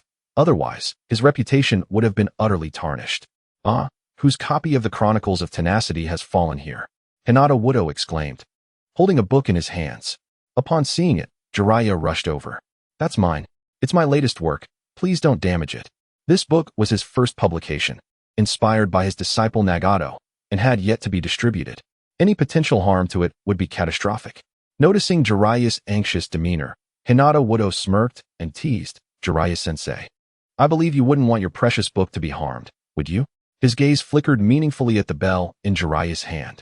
Jiraiya's expression twisted with conflict before he shouted, This is highly irregular. Hinata retorted, I don't care. If you don't give me the bell, I'll use this book for less than noble purposes. Upon hearing this, Jiraiya's eyes widened in alarm. Gritting his teeth, he tossed the bell to Hinata, who immediately brightened at the sight and snatched it. Now, return my precious manuscript, Jiraiya demanded, hands on his hips, glaring at Hinata. The latter shook the book in his hand, which then transformed into a puff of white smoke. Jiraiya stood dumbfounded at this sudden turn of events. A fake? He quickly checked his own belongings, relieved to find the original manuscript still intact. You little rascal, are you pulling my leg? Jiraiya gritted his teeth, but soon broke into a smile. All right, I suppose I overlooked that. You may have passed. I read a fanfiction of Naruto that surpassed my own work, and the data showed it outperformed mine the very next day. I was in tears, utterly perplexed. Chapter 80. Task acquisition. Upon hearing Jiraiya's acknowledgement, Kushina cheered, and Minato also smiled. This signified that the trio had passed the test and earned Jiraiya's approval to receive his guidance. Jiraiya-sensei, are we training or taking on missions now? Minato inquired. Jiraiya stroked his chin, surveying the three before him, and said, your abilities are on par with ordinary genin. There is no need to practice water walking or tree climbing. You can proceed directly to take on missions. Acquiring missions would allow them to earn commissions and gain experience. A dual benefit indeed. After Jiraiya's words, the trio had no objections and made their way to the mission hall. As ninjas, their primary duty was to accept and execute missions to earn commissions. The opportunity to undertake missions was a novel experience for them. In the bustling mission hall, merchants and ninjas alike mingled, with various individuals offering tasks and others accepting or submitting them. Following the end of the Second Great Ninja War, Konoha, as the victorious side, reaped the rewards and secured a large portion of mission quotas. Consequently, Konoha was not lacking in commissions at present. Numerous ninjas swarmed in, eagerly taking on a variety of tasks, accumulating wealth at an unprecedented rate. However, for the recently graduated trio, task acquisition proved to be less than welcoming. Upon examining the task panel, they found that 90% of the available missions were beyond their capabilities. As newcomers, they could only select D-rank missions, which consisted of trivial matters. In Konoha, most of the lower-tier ninjas were also fixated on these tasks. Genin constituted the largest group, relying on D-rank missions for their livelihood. Usually, any tasks that promised easy money would be snatched up immediately by waiting ninjas. The remaining tasks accumulated on the panel were often time-consuming and exceedingly tedious. Kushina furrowed her brow as she scanned the panel and couldn't help but voice her frustration. All of these involve finding lost cats and dogs or tending to gardens. They're utterly unappealing. When will we be able to take on higher-level missions? Such menial tasks were a hassle, yielding little reward for the effort expended. With her fiery temper and straightforward nature, Kushina had no desire to engage in such trivialities. In truth, many graduates from ninja school often felt similarly disheartened. Much like in the past, after years of diligent study, they found themselves relegated to menial labor. This stark contrast left many feeling disillusioned. Minato, observing the tasks, sighed. Everyone goes through this, Kushina. Just bear with it for now. If we accept multiple missions and utilize the shadow clone technique, we can certainly accumulate experience and quickly progress to higher-level tasks. Kushina let out a sigh, glancing over at Jiraiya, who was engrossed in a lively spar with a female ninja and clenched her fists in frustration. What an unreliable instructor. She then turned her gaze to Hinata Widow, her eyes filled with hope. Hinata, do you have any solutions? Hinata, with his chin resting on his palm, gazed intently at the task board. Hearing Kushina's question, he replied, of course. Have you ever heard of task farming? His suggestion immediately captured the attention of both Minato and Kushina, as they were eager to bypass the mundane D-rank missions. Even Minato, who had believed in starting with D-rank tasks for a reason, was intrigued by the prospect of circumventing such trivialities. I'll find someone to issue a specific task. Then we can accept it, complete it, and claim the rewards, Hinata proposed. Is that feasible? Minato asked, surprised. It was his first time hearing such a notion, as normal individuals would not entertain such ideas. Hinata chuckled. As long as we don't overstep our bounds, I doubt they'll raise any objections, considering we are following the proper procedures. Just moments ago, he had thoroughly reviewed the rules of the mission hall and, assured that there were no problems, devised this plan. In these times, no one had yet attempted to expedite task completion by surreptitiously farming tasks. Such absurdity would be viewed as sheer folly by others. After all, publishing a mission requires paying a portion of the service fee to the village, a substantial monetary investment. Ninjas, upon completing missions, must also remit a portion of their earnings as tax to the village, specifically 40% for each task. For an ordinary individual, such expenses would likely lead to bankruptcy. However, those who venture into the realm of ninjas typically possess scant financial resources. The costs associated with being a ninja are considerable, encompassing the purchase and upkeep of various ninja tools, as well as basic necessities, leaving them with little to spare. Yet, Hinata Waku remains unperturbed. A few D-rank missions are within his financial reach. With his connections, he can easily find numerous candidates to publish missions. Whether through his status in the Hyuga clan or by enlisting members from the branch family or others to post tasks that he could subsequently claim. Under his guidance, small groups of individuals entered the mission hall and began to post tasks. However, the nature of these missions was peculiar. Some required a 3-person team with a blonde-haired ninja, while others specified a red-haired ninja. Some missions demanded a combination of 1 blonde, 1 red, and 1 black-haired ninja. These odd conditions, while seemingly straightforward, severely restricted the pool of eligible ninjas. The examiner in the mission hall, upon witnessing this situation, could not help but scowl. He could not accuse anyone of violating the rules, yet everything felt amiss. The only team that could meet these unique requirements was undoubtedly Hinata Waku's trio, the red-haired Kushina, the blonde Minato, and Hinata Waku himself with his black hair and white eyes. After some maneuvering, they successfully claimed several intriguing missions, which ranged from patrolling to casual conversations and visiting others. Altogether, these tasks amounted to little more than a stroll and a few exchanges of words, making the entire endeavor exceedingly pleasant. Upon receiving the tasks, Kushina could not contain her laughter, much to the envy and frustration of those who had previously vied for missions at the task board, unable to qualify due to the stringent requirements. Chapter 81. Searching for pets. The trio took a leisurely stroll, enjoyed a meal, and upon their return in the afternoon, promptly submitted their completed tasks. The task publishers were all acquaintances of Hinata Waku, so they faced no obstacles and immediately disbursed the remaining commission. Have you completed a mission already? Jiraiya, recalling his 3 guiding students, found them sitting leisurely, enjoying the breeze and scenery. Teacher Jiraiya, we have completed 10 missions, Minato said with a polite smile. Jiraiya? He gazed incredulously at the task completion forms presented by Minato, his eyes widening as he scrutinized them. 10 missions?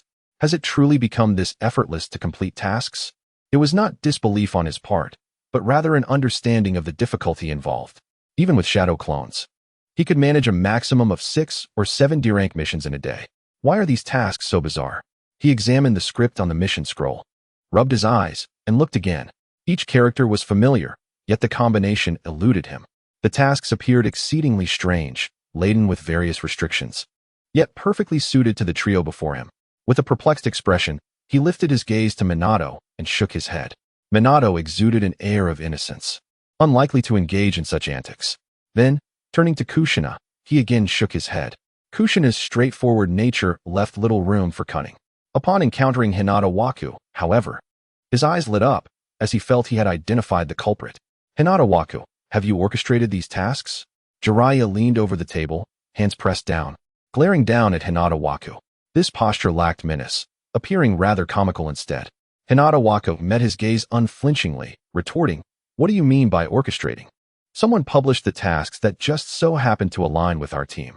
Furthermore, their method of posting tasks does not violate the commission rules, does it? We are merely following standard procedures to accept missions.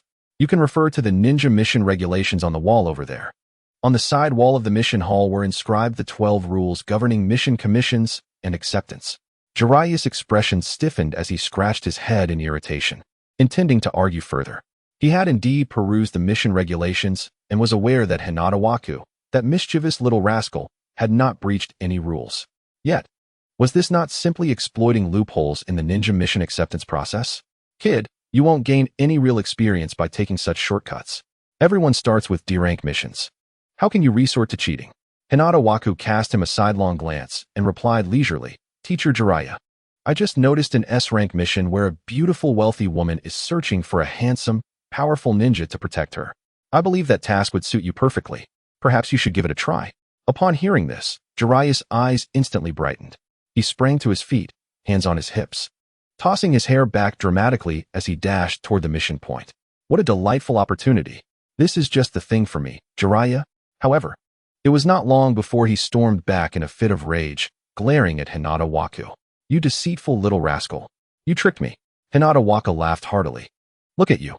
You couldn't resist the allure of profit. How could we possibly remain unaffected? We are merely a group of freshly graduated students from the Ninja Academy. Jiraiya's face turned crimson, stammering in defense. What do you know? I merely wished for the wealthy woman to understand what a true ninja is. Never mind the previous tasks. Let's not exploit loopholes in future missions. With a wave of his hand, Jiraiya dismissed the matter.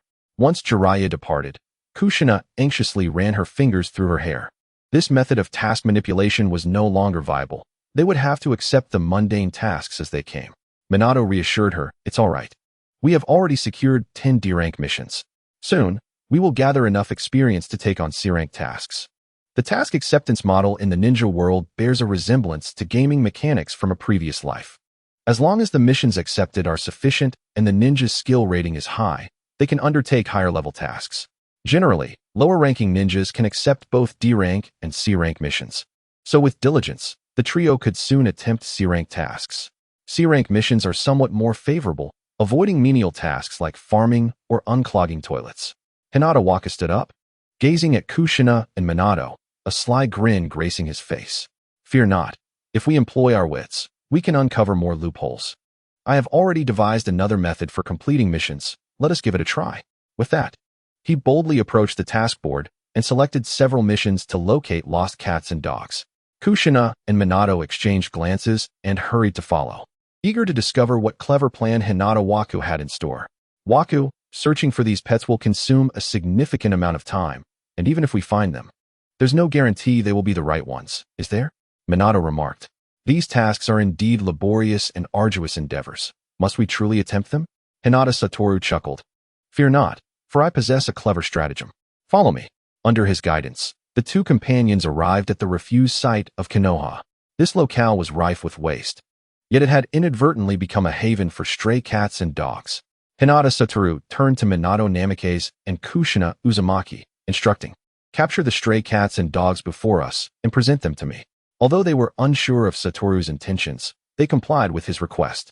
In no time, a multitude of wild felines and canines were ensnared and confined within rudimentary cages.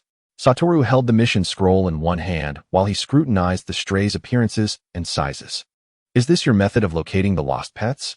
Minato inquired, sensing the potential merit in this approach. Perhaps they might stumble upon a fortunate coincidence. Shaking his head, Hinata Satoru replied earnestly, how could that be? I am merely selecting animals that bear resemblance.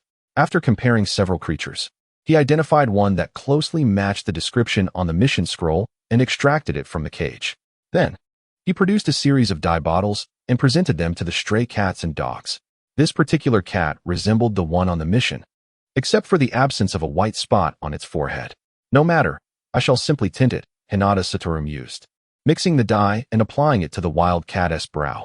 In a matter of moments, a feline identical to the one described in the mission scroll emerged. This scene shattered Kushina and Minato's preconceived notions. Will this truly be without consequence? Minato hesitated. What is there to fear? Hinata Satoru retorted. We have located the cat from the mission scroll. Whether it is authentic or not is for its owner to ascertain. It is only natural for a stray to exhibit some changes after such a long time. Chapter 82. Jiraiya's shock all done. Hinata Satoru exclaimed, surveying the transformed pets with satisfaction as he clapped his hands. He then formed hand seals, conjuring a gust of wind chakra that enveloped the animals. The still wet dye was swiftly air-dried, leaving no trace of coloration. Let us proceed to fulfill our mission, he declared, as he led the anxious Kushina and Minato to the residence of the mission's issuer, returning each pet one by one. Some owners were oblivious, while others harbored suspicions but refrained from voicing them. However, an unexpected twist arose.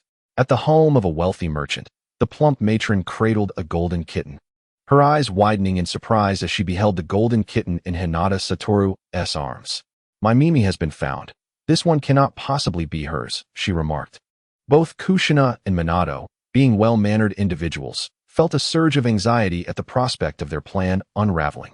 Yet, Hinata Satoru remained unfazed, responding coolly. Since you have found your pet, this similar-looking kitten must not be hers. I took on the task simply because it resembled your cat. I had no idea you had already located your pet. In the future, please cancel such tasks once your pet is found, as it complicates our endeavors. Facing the wealthy matron, Hinata Satoru exhibited no trepidation and even turned the tables on her. His confident demeanor alleviated her doubts. Even if she suspected him of deception, he remained unruffled. As long as he did not confess, there was no issue. What? Discovered that the dye has been applied? This kitten was found in the wild. Its coloration is of no concern to me, for I did not dye it. With this mindset, Hinata Satoru pressed on to the next household, unfazed by potential accusations. By dusk, they had completed all the pet-finding missions. Out of 19 tasks, 3 pets were returned, 2 confirmed deceased, and 1 identified as not the original. Yet, despite this, they had successfully accomplished 13 tasks. In just one day, the trio completed 23 missions, an astonishing feat compared to the typical ninja, who might only manage 1 or 2 such tasks daily. Hinata Satoru, through unconventional means, achieved in a single day what would take others months to accomplish. When they presented the completed mission scrolls to Jiraiya, his jaw dropped in disbelief as he stood frozen, eyes wide as he gazed upon the thick stack of mission documents. Did you truly complete all these tasks in a single afternoon? He asked incredulously, rubbing his eyes to confirm the reality before him.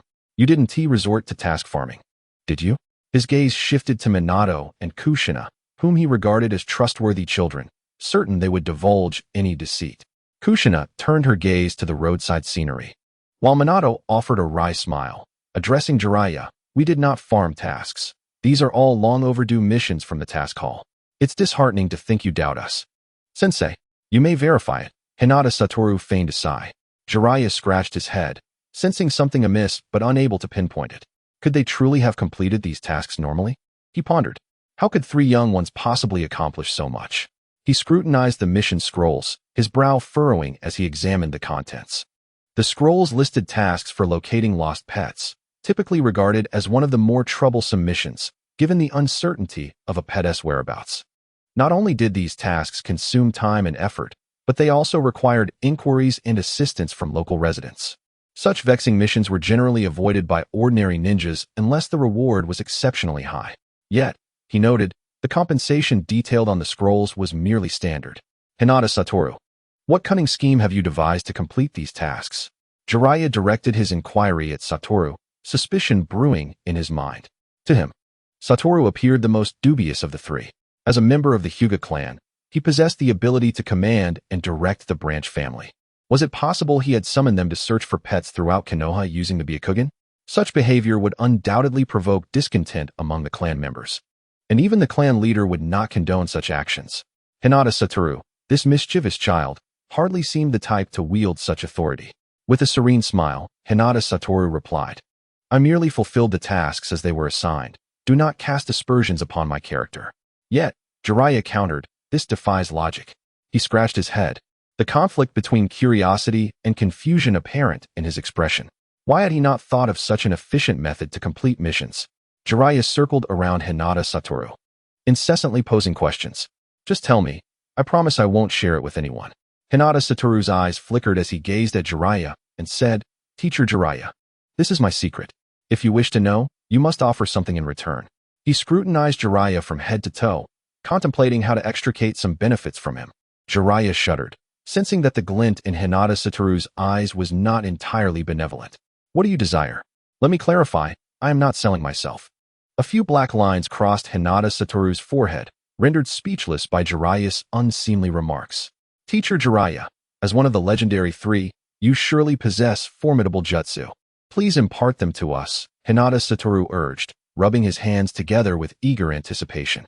As a pillar of Konoha, Jiraiya's strength far surpassed others. He possessed numerous jutsu, including the Sage Mode. Hinata Satoru eyed this opportunity with keen interest, naturally wishing to ask for something grand. However, as a mentor, Jiraiya believed in selective teaching rather than imparting all his knowledge indiscriminately. According to the usual expectations, Hinata Satoru surmised that Minato Namikaze was more likely to be chosen, leaving his own chances considerably slim. Firstly, Minato's personality and character were exceptional, aligning perfectly with the qualities of a ninja. Secondly, as a member of the Hyuga clan, he belonged to a family of noble blood, which would inevitably lead to differential treatment.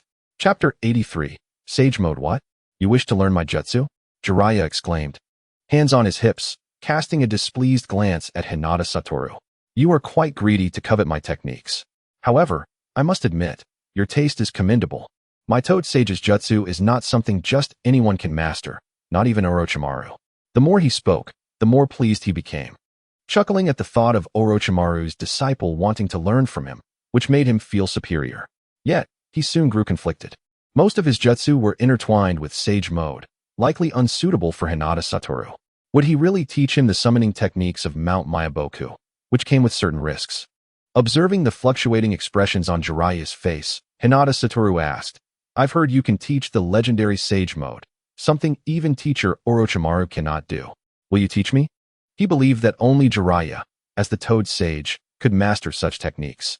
Naturally, he aimed high, seeking the most precious knowledge of Sage Mode. To achieve his goal, Hinata Satoru lavished Jiraiya with compliments, filling him with a sense of euphoria. Flushed from the praise, Jiraiya coughed awkwardly. I'm not that remarkable. It's merely my exceptional talent and charm that make me slightly better than Orochimaru. He continued, however, mastering Sage Mode requires a contract with Mount Myaboku, and the training is fraught with peril, not easily accomplished. As Orochimaru's disciple, if anything were to go awry during your training with me, it would be difficult for me to explain. Jiraiya was not a stingy man, but he felt compelled to caution Hinata Satoru about the dangers and drawbacks of pursuing Sage Mode. Hinata Satoru was well aware of such matters. After all, in his previous life, he had witnessed Jiraiya taking Naruto to Mount Myaboku for training. He recalled the arduous tasks involved, using sticks to strike, covering oneself in toad oil, and absorbing natural energy to transform into a stone statue. Nonetheless, Hinata Satoru was undeterred. He merely wished to explore the methods of sage training from Mount Myaboku, hoping to glean insights.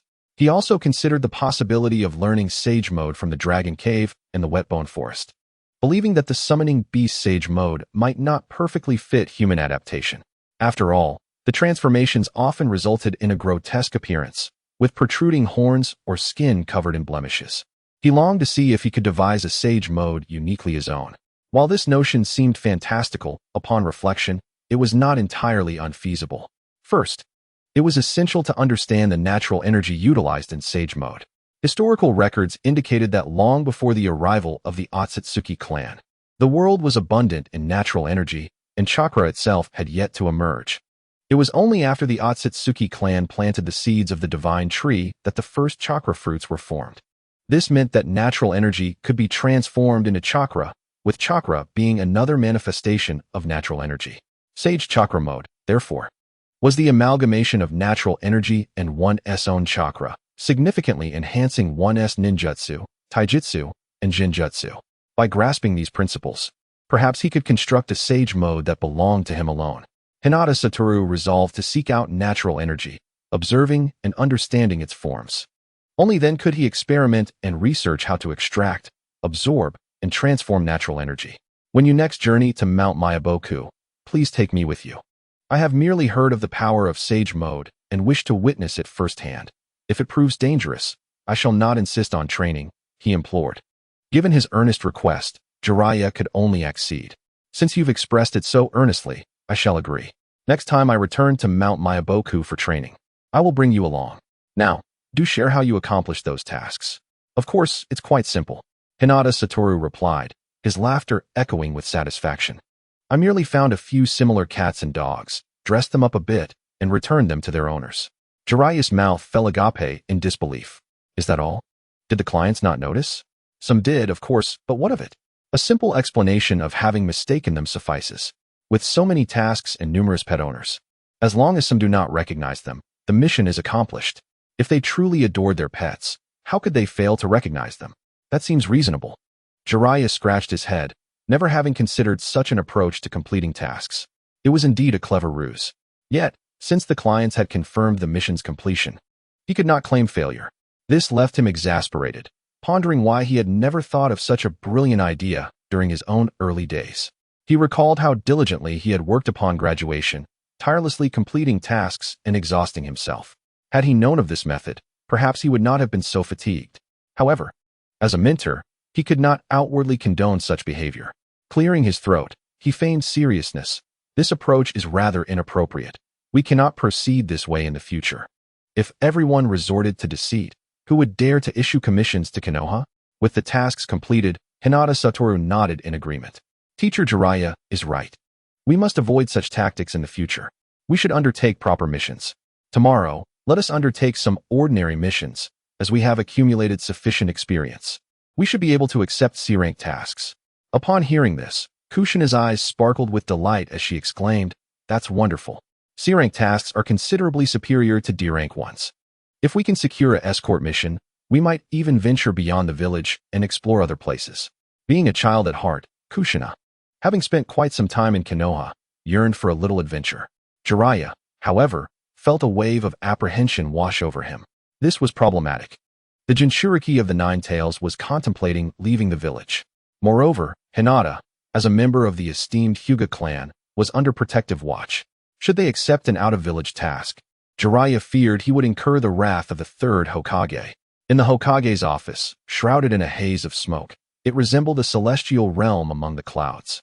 Sarutobi Hiruzen stared intently at a crystal ball, observing the unfolding events in silence. He had intended to witness the Nine-Tails Jinchuriki alongside her team during their mission, but was taken aback by Hinata's unconventional methods. Was this truly a strategy devised by a rational mind? After smoking 3 puffs, he had never conceived that tasks could be executed in such a manner.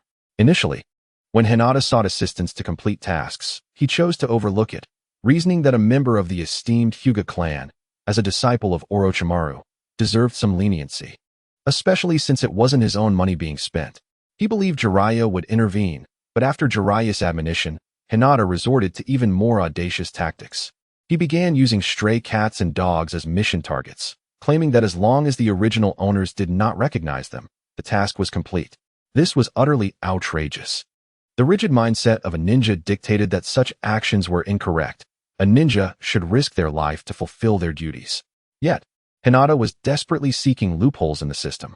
The results, however, left Hiruzen astonished. Most individuals failed to recognize the ruse. This led him to question the essence of life itself. Honest ninjas struggled to make ends meet, while Hinata, exploiting loopholes, completed over 20 tasks in a single afternoon. The image of Hinata as a well-behaved child instantly transformed in Hiruzen's mind, morphing from a prodigy of the Hyuga clan into a cunning trickster. Nonetheless, Hiruzen disapproved of Hinata's antics. If such behavior were to spread, it would undoubtedly dampen the enthusiasm of other ninjas in completing their missions. If this continued, clients would hesitate to entrust tasks to ninjas. Thus, he contemplated revising the regulations governing the mission hall. This was indeed a troubling dilemma. Hiruzen began to question whether it was a mistake to group Hinata with Minato and Kushina. Minato, in every conceivable aspect, was a paragon of a ninja. His character, abilities, talents, and appearance were all exemplary, garnering Hiruzen's admiration. It was no wonder he had placed him alongside the Nine-Tails Jinchuriki and Hinata. Kushina, as the Nine-Tails Jinchuriki, was also a descendant of the Uzumaki clan, possessing their bloodline, characterized by her carefree and straightforward nature. In contrast, Hinata, as a member of the main branch of the Hyuga clan, was humble, polite, and wise, having been taken under Orochimaru's wing. This is why Hiruzen had confidently combined the three.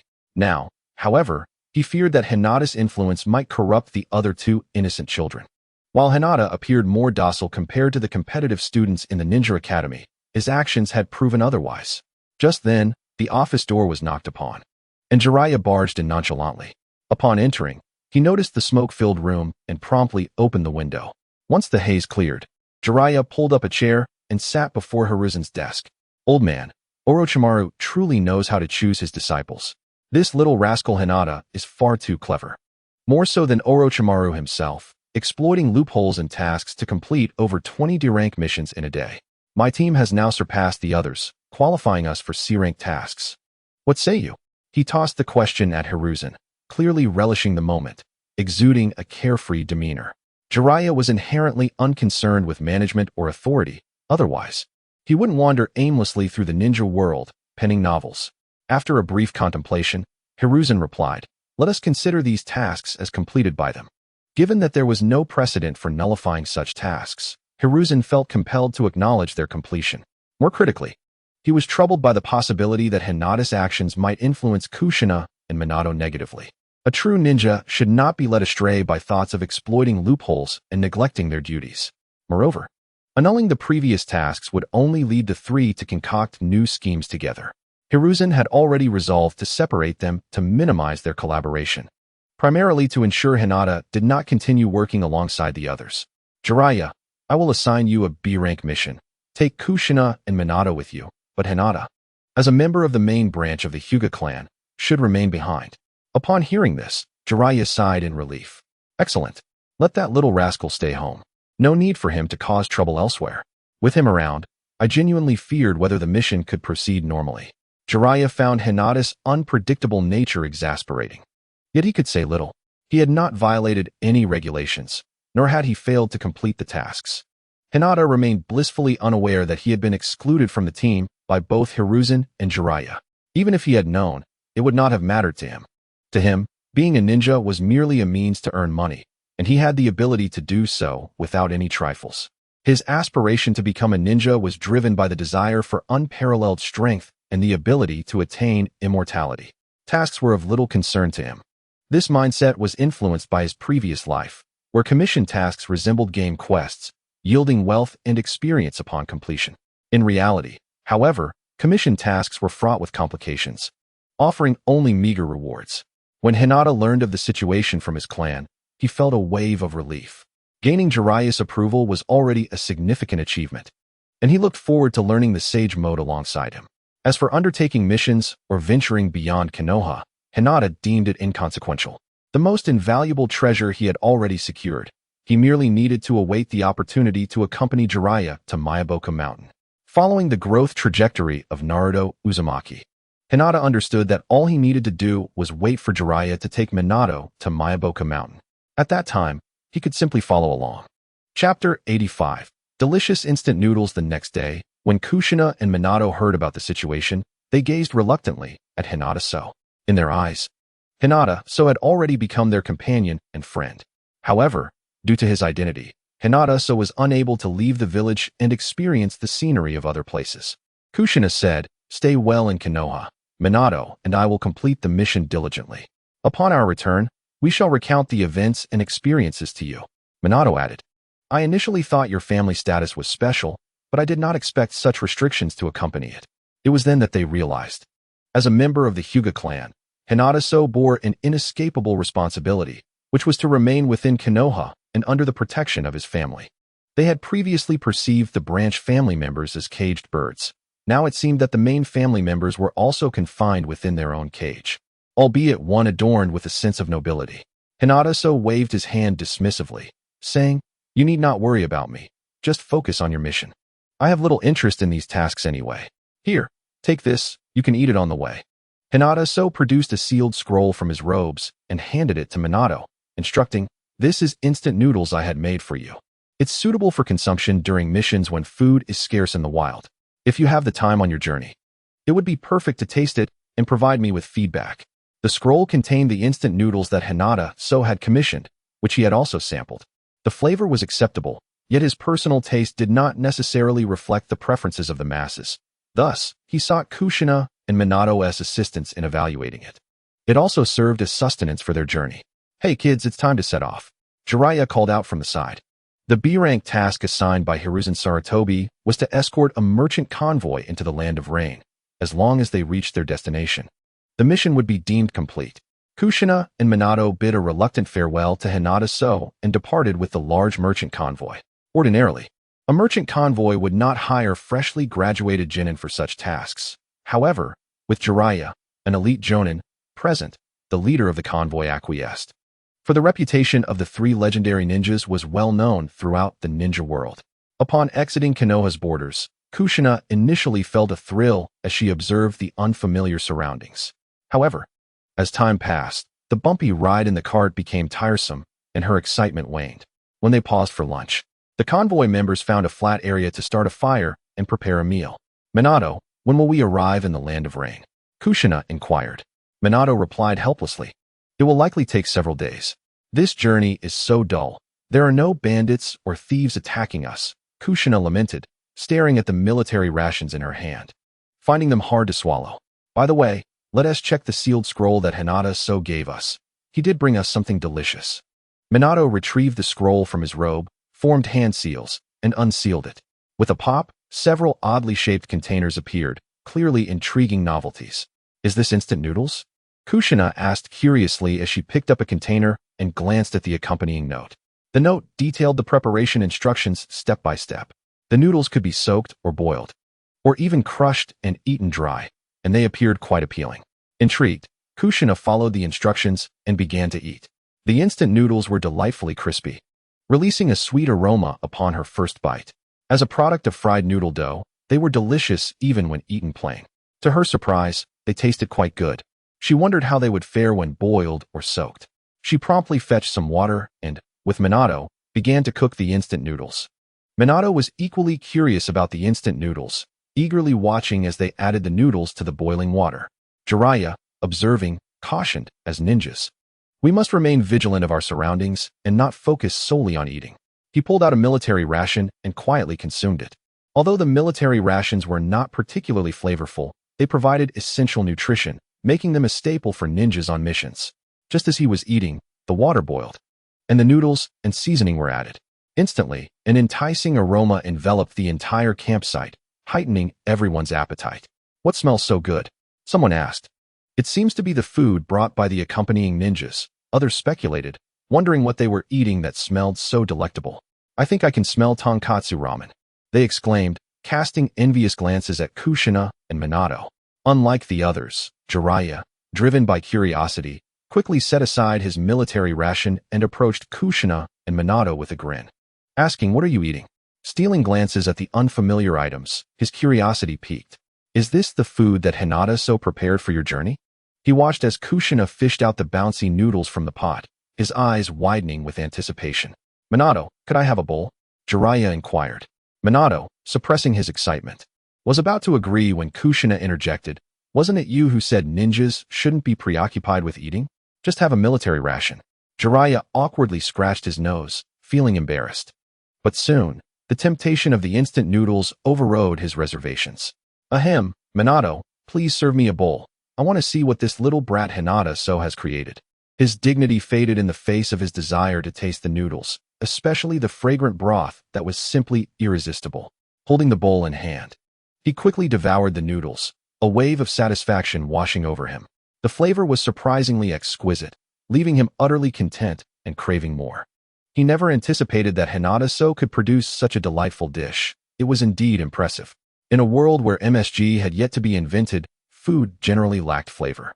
Yet the instant noodles contained a special seasoning crafted by Hinata-so, derived from grains, which was truly a game-changer. In an instant, it captivated Jiraiya's palate. Meanwhile, the ordinary folk within the merchant convoy could only watch in envy as they drooled at the sight. The convoy leader, with a flattering smile, approached, asking, "What kind of food are you enjoying? May I purchase some?" Kushina quickly shielded the remaining containers behind her, refusing, "This is not for sale. It was given by a friend." Minato added with a grin, "This is a non-sale item, but if you're interested, I could inquire with my friend." "Thank you, young man." The convoy leader expressed his gratitude, already scheming to unload the cargo and return to Konoha from the land of rain. The food appears extraordinarily delectable, distinctly unlike ordinary ramen. To miss the opportunity to savor it would indeed be a profound regret in life. Chapter 86. The transformation of Orochimaru within a hidden laboratory. A colossal transparent petri dish is prominently displayed. Inside, a unique, pristine mass of cellular flesh is relentlessly absorbing nutrients and growing at an astonishing rate. Hinata is currently enjoying a moment of leisure, engrossed in the study of a new version of chakra supplements. As a product of his own cellular configuration, this special adipose tissue possesses the remarkable ability to rapidly convert into chakra. However, this function is exclusively effective for Hinata, as it is derived from his own cells. His current objective is to enhance this aspect, aspiring to optimize the supplement so that it may be utilized by all. At that moment, a chilling aura emanated from within the laboratory, freezing the very air around. Noticing the change in temperature, Hinata raised an eyebrow, glancing towards the entrance. "Congratulations on the success of your experiment, Orochimaru-sensei." Unbeknownst to him, Orochimaru's figure had materialized at the doorway. Yet, unlike before, Orochimaru exhibited a peculiar transformation in both aura and appearance. Though seemingly subtle, his presence had become notably sinister and viscous. His hair hung low, obscuring the sides of his face, revealing skin that was pallid and shrouded in shadows. His golden serpentine eyes were cold and eerie, reminiscent of a true serpent, devoid of emotion. Upon hearing Hinata's words, the chilling aura surrounding Orochimaru slightly receded, making him appear less daunting. My bodily transformation has succeeded. Though it is merely the first phase, further modifications are required. He seemed to be acclimating to his new form, his voice emanating an odd hissing sound. While beneath his flowing kimono, his flesh twisted unnaturally. Hinata cast a fleeting glance and observed that beneath the pale skin, it seemed as though countless small serpents were writhing and shifting. The grotesque movement and icy aura evoked an unsettling sensation. Orochimaru-sensei, your method of transformation appears impressive, yet it harbors significant flaws, Hinata remarked with a furrowed brow. Your chakra, aura, and external appearance have undergone a transformation. If this persists, you may find your inner self spiraling into darkness. Human chakra is composed of cellular energy and spiritual energy, capable of communicating and revealing one's innermost thoughts. Similarly, the essence of chakra reflects the soul of an individual. Observing Orochimaru's condition, it is evident that he has undergone substantial modifications to his cellular structure, integrating serpentine genes. Serpentine cells possess a cruel, merciless nature. Although they have yet to corrupt Orochimaru, it does not guarantee they will not do so in the future. The icy chakra resulting from the combination of serpentine cells and Orochimaru's spiritual energy could easily alter his personality. After all, existing within such an environment can lead to perversion and darkness. From Orochimaru's transformation, it is clear that this experiment has profoundly affected his flesh, even subtly influencing his psyche. At first glance, Orochimaru seems to have morphed into a chilling, venomous serpent, inciting a sense of wariness within me. In the original narrative, perhaps it was through repeated modifications that Orochimaru transformed into a being so drastically altered, cold and cruel, indifferent to life. This is merely a minor flaw, Orochimaru replied. Currently, my vitality and power far exceed what they once were. Given the vigor and state of this body, I estimate I could live for another century. Moreover, I feel an endless stream of energy invigorating my mind, keeping me in a constant state of peak performance, enabling me to conduct experiments around the clock. Evidently pleased with his transformation, Orochimaru found not only an abundance of energy, but also an enhanced mastery over snake-related ninjutsu. While ordinary ninjas require hand seals to execute jutsu, he merely needs to will it, and his flesh will instinctively coalesce into techniques. For instance, he could transform his hands into serpents to ensnare enemies or expel venomous snakes from his mouth for surprise attacks. Although he had yet to fully conceptualize his strategies, various unique combat modes were already forming in his mind. Seeing Orochimaru's satisfaction, Hinata recognized the futility of persuasion and remarked, "This transformation appears to yield more benefits than drawbacks. Congratulations are in order. If you can eliminate the serpentine traits from the cells, this experiment could be deemed flawless." Orochimaru chuckled hoarsely, raising an arm as a colossal snake, as wide as a barrel, lunged towards Hinata. The serpent's approach was sharp and cunning, its gaping maw ready to strike. In a flash, Hinata deftly dodged to the right, gathering a substantial amount of chakra in his palm and delivering a powerful strike. With a single blow, the immense serpent was forcefully slammed to the ground. At that moment, another smaller snake emerged from beneath the larger one, darting through the air like a bolt of lightning, heading straight for Hinata. Unfazed, Hinata pivoted, unleashing a surge of chakra from the points in his body. 8 trigrams revolving heaven. In an instant, a chakra vortex akin to a spinning top materialized, propelling the smaller snake away. The lightning-fast assault was effortlessly neutralized by Hinata. "Ah, your prowess has indeed progressed," Orochimaru observed with admiration, as though beholding a rare treasure. However, upon noticing the fallen giant serpent, he remarked with a strange expression, as a member of the Hyuga clan, employing brute force in combat. "If the traditionalists in your family were to witness this, they would undoubtedly be incensed." Hinata shrugged, nonchalantly responding, "It's merely a small advancement on my part. Your progress is far more remarkable. With your enhancements, you should undoubtedly be the strongest among us. Regarding my use of brute force, It is simply the most effective means of overcoming an opponent. The method employed is of little consequence as long as victory is achieved. In Hinata's perspective, whether through brute force or finesse, any means that led to victory was commendable. Orochimaru's colossal serpent was summoned from the dragon cave, a unique breed whose defenses would be impervious to gentle techniques. Moreover, Hinata was unaware of the serpent's vital points and meridians, making brute force a more pragmatic approach. At least striking the serpent with raw power would inflict genuine damage. Observing Hinata's disregard for familial traditions, Orochimaru licked his lips with a knowing smile. His gaze shifted to the sizable mass of adipose tissue within the petri dish. "Is this your experimental subject?" Orochimaru inquired with keen interest. His desire to consume the cellular mass inexplicably ignited. This sudden craving sent a shiver down his spine, reminding him of Hinata's earlier words. He realized he was gradually aligning with serpentine instincts. Otherwise, the notion of devouring the experimental specimen before him would be inconceivable. Chapter 87. Special Instant Noodles. What Orochimaru did not comprehend was that the adipose cellular mass was imbued with a wealth of energy and nutrients. Such man-made creations, when placed in the external world, are considered rare treasures. When consumed by animals, they could transform from mere beasts into formidable ninja beasts. For ninjas, it could enhance the quantity of chakra within their bodies, restoring vitality and energy. Having just completed his bodily transformation, Orochimaru naturally found himself lacking in nutrients, unable to suppress his cellular urges, thus awakening a hunger within him. The dual reminders from Hinata and his own body cells alerted him to the disquieting reality. The impact of body modification upon oneself appears to be significantly greater than anticipated. He suppressed his thoughts, gazing at the fat cells, enveloped in silence and doubt. What is this substance that evokes such a sense of consumption within him? It seemed familiar, yet remained unrecognizable. Hyuga mused. This is fat cultivated from my own cells. Is it not intriguing? Following a special refinement of chakra energy, it can be deemed both food and medicinal material. I intend to transform this substance into cooking oil for instant noodle seasoning packets, which is sure to be a commercial success and generate ample funds for further experimentation. This extraordinary entity before him, while wondrous, would reveal its true nature with a little scrutiny, especially to Orochimaru. It would be more straightforward to discuss it directly with him. Moreover, Hyuga planned to market this simplified version of fat-laden flesh as a commercial product, unperturbed by the potential for discovery. For instance, the method of preparing instant noodles was on the verge of completion. The ingredients and preparation techniques had already been established, and the seasoning packets infused with MSG were also in development.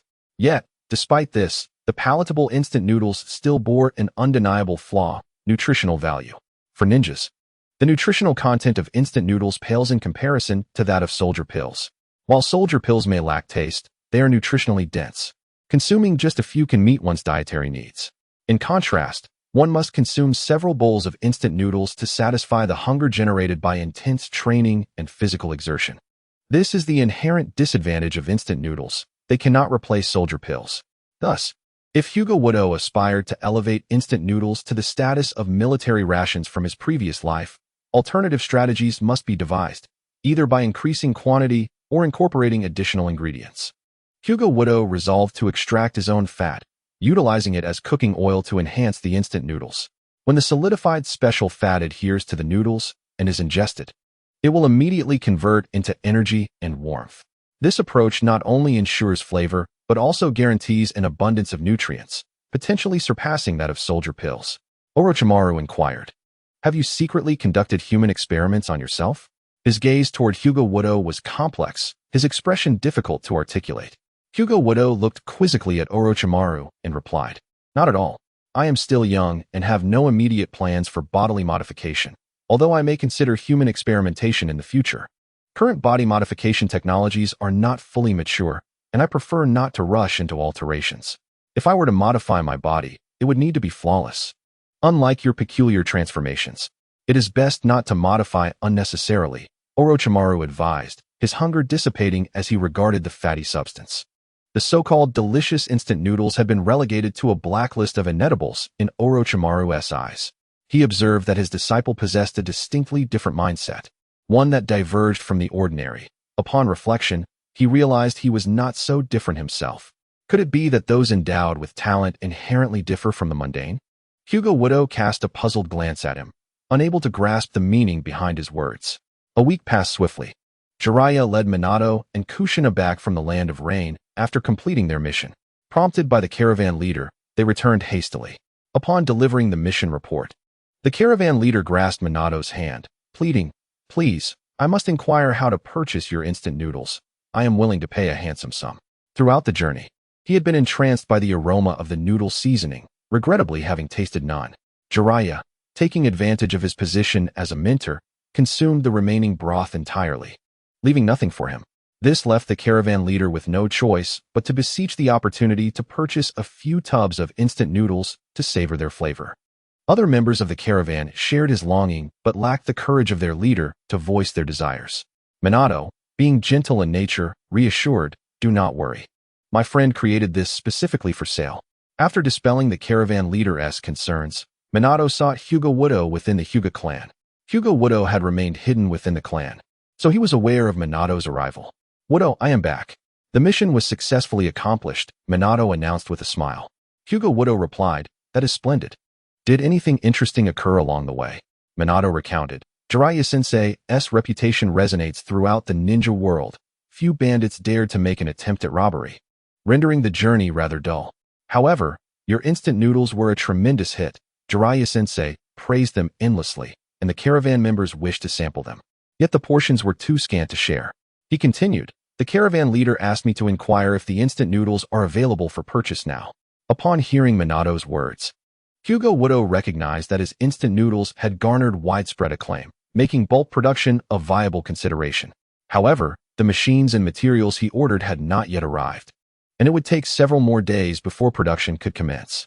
Furthermore, he needed to recruit numerous workers for the endeavor, a task he had yet to undertake. "Not just yet. What I provided previously was merely a sample. In a few days, once production begins, we can offer them to your caravan for trial," he replied. "That is acceptable. They are likely willing to wait," Minato smiled, recalling the enthusiastic reactions of the caravan members. "You seem more like a businessman than a ninja," Minato remarked, perceiving Hyuga Widow's disinterest in traditional missions and commissions. His current pursuit of instant noodle production appeared more driven by commercial intent than the typical ninja ethos. Hyuga Widow smiled faintly, saying, "Being a ninja carries inherent risks. Earning money is often insufficient, and one's life may be at stake. Given the choice, I would prefer to be a merchant, where wealth brings comfort. However, my motivation for profit is not for indulgence. As a member of the Hyuga clan, I am financially secure.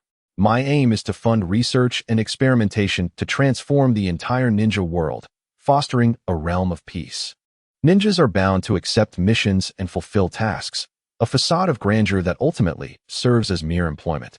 Therefore, Hyuga Widow believed it wiser to become his own employer, establishing a prosperous enterprise, amassing capital and resources to invest in scientific experimentation and world transformation, thus fulfilling his vision. He sought to gain strength, attempt to activate the Hyuga clan's bloodline limits, and evolve into the reincarnation while reshaping the brutal and precarious ninja world into a semblance of his former life. Chapter 88. Recruitment on the streets of Konoha. Several freshly graduated genin wandered, clutching thick stacks of flyers, diligently distributing them to passers-by. "Come one, come all." The newly established Konoha food processing factory offers excellent benefits. 5,000 Rio monthly, with one meal provided. Close to home, high wages, and great treatment. Everyone is welcome to inquire. They called out, their voices resonating in the air, drawing the attention of those nearby. Many pedestrians paused, moving closer to peruse the flyers. A middle-aged man, dressed plainly, looking weary with a scar etched across his face, approached. In his eyes, a flicker of fierce intensity occasionally passed, his body leaning slightly to the right, exuding a subtle sense of dissonance. "Is what you say true?" Watanabe Shinichi stepped forward, casually picking up a flyer to peruse. "Of course it's true. The newly constructed factory is located near Konoha, offering excellent salaries and benefits. We are currently hiring staff, so those interested should take a look." The freshly graduated young ninja enthusiastically began to describe the factory's details, bursting with vitality and determination. The young ninja momentarily captivated Watanabe Shinichi's attention. As he glanced at the flyer, a stirring sensation compelled him to follow the indicated direction to the registration site. At the registration location, a large crowd had gathered, bustling with activity. Many people were queuing, craning their necks to peer inside, their eyes filled with a mixture of trepidation and eagerness. Among them were mostly ordinary citizens, with a few injured, retired ninjas whose bodies bore visible scars. Watanabe Shinichi, too, was a ninja, one who had even endured the trials of the Second Great Ninja War. Once enjoying a relatively affluent life, he had been severely injured during the war, rendering him unable to regain his former strength. The trauma to his body had forced him to abandon the perilous life of a ninja, relegating him to the status of an ordinary person.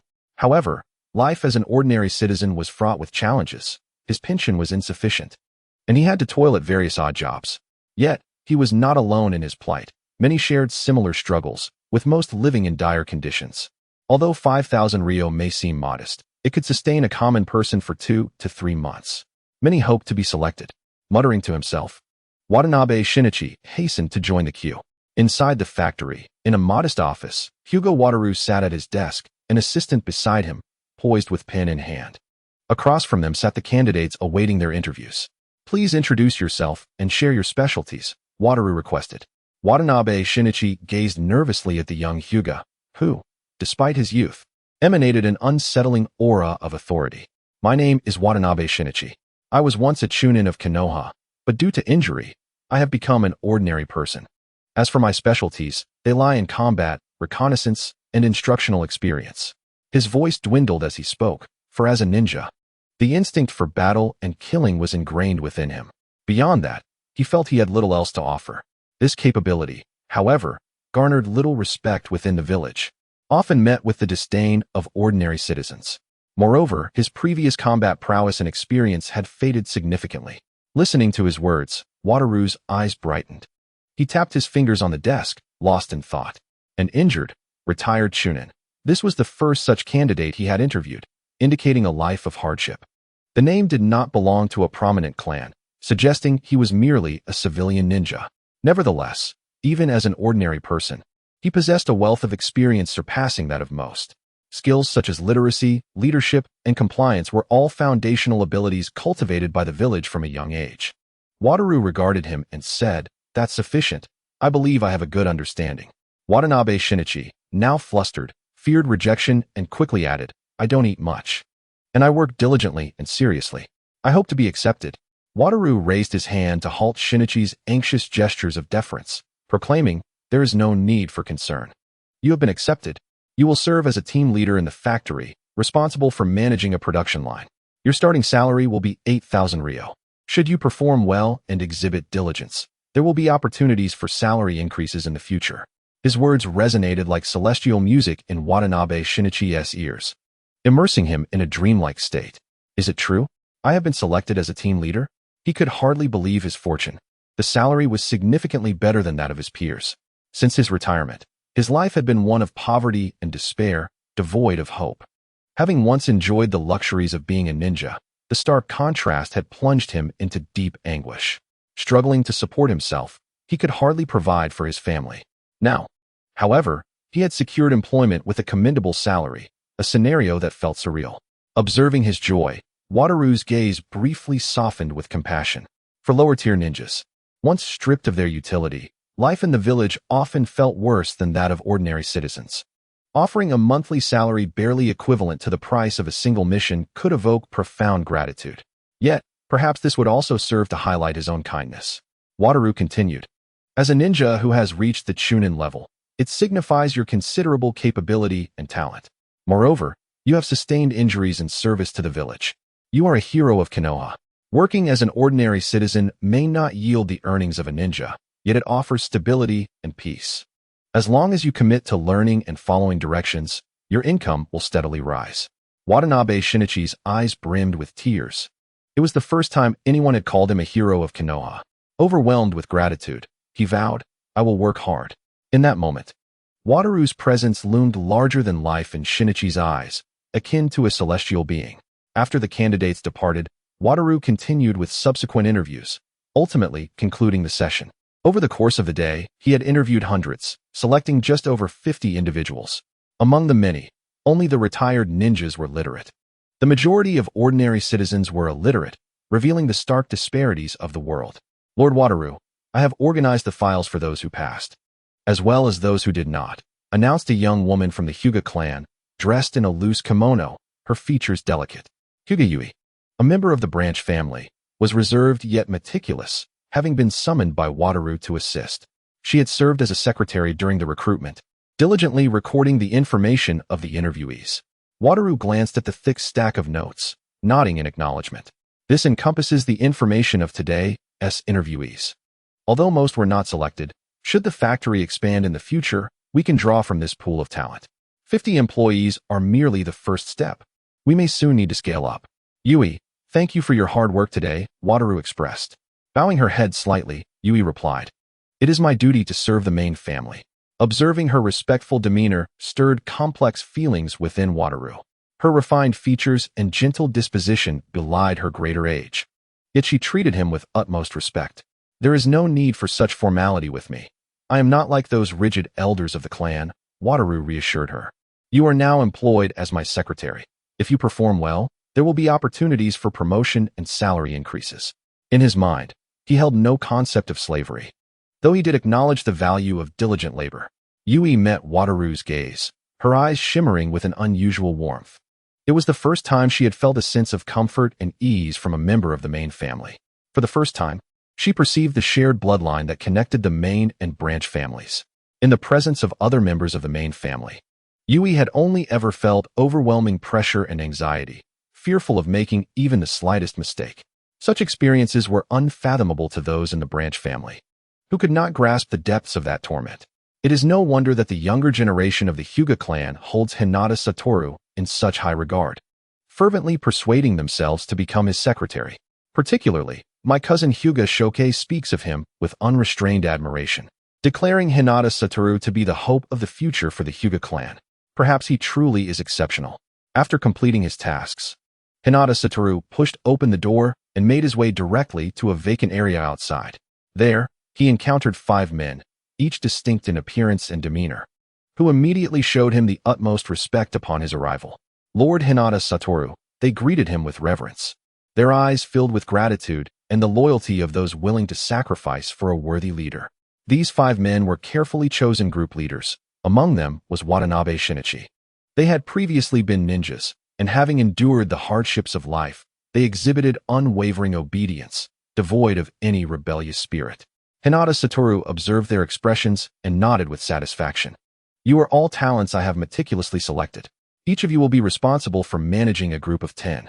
I have retained you for the purpose of delegating tasks, and upon our official launch tomorrow, you will oversee the assignments for your respective teams.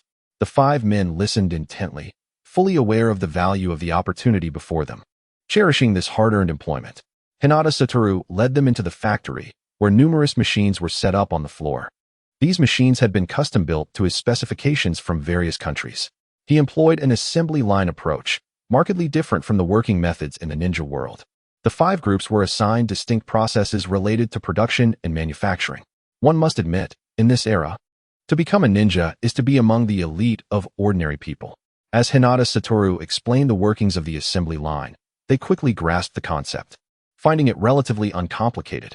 Watanabe Shinichi, the only chunin among them, listened particularly attentively, believing himself to be highly valued by Hinata Satoru. His task involved placing various types of flour into the machine in precise proportions. While not exceedingly difficult, it was a critical step in the production process. The knowledge of flour types and their proportions lingered in Watanabe Shinichi's mind, occupying his thoughts even during meals and sleep, much to the astonishment of his family. However, upon learning of his new job and the respectable income it entailed, his family was filled with joy. This scenario reflects the reality of the times.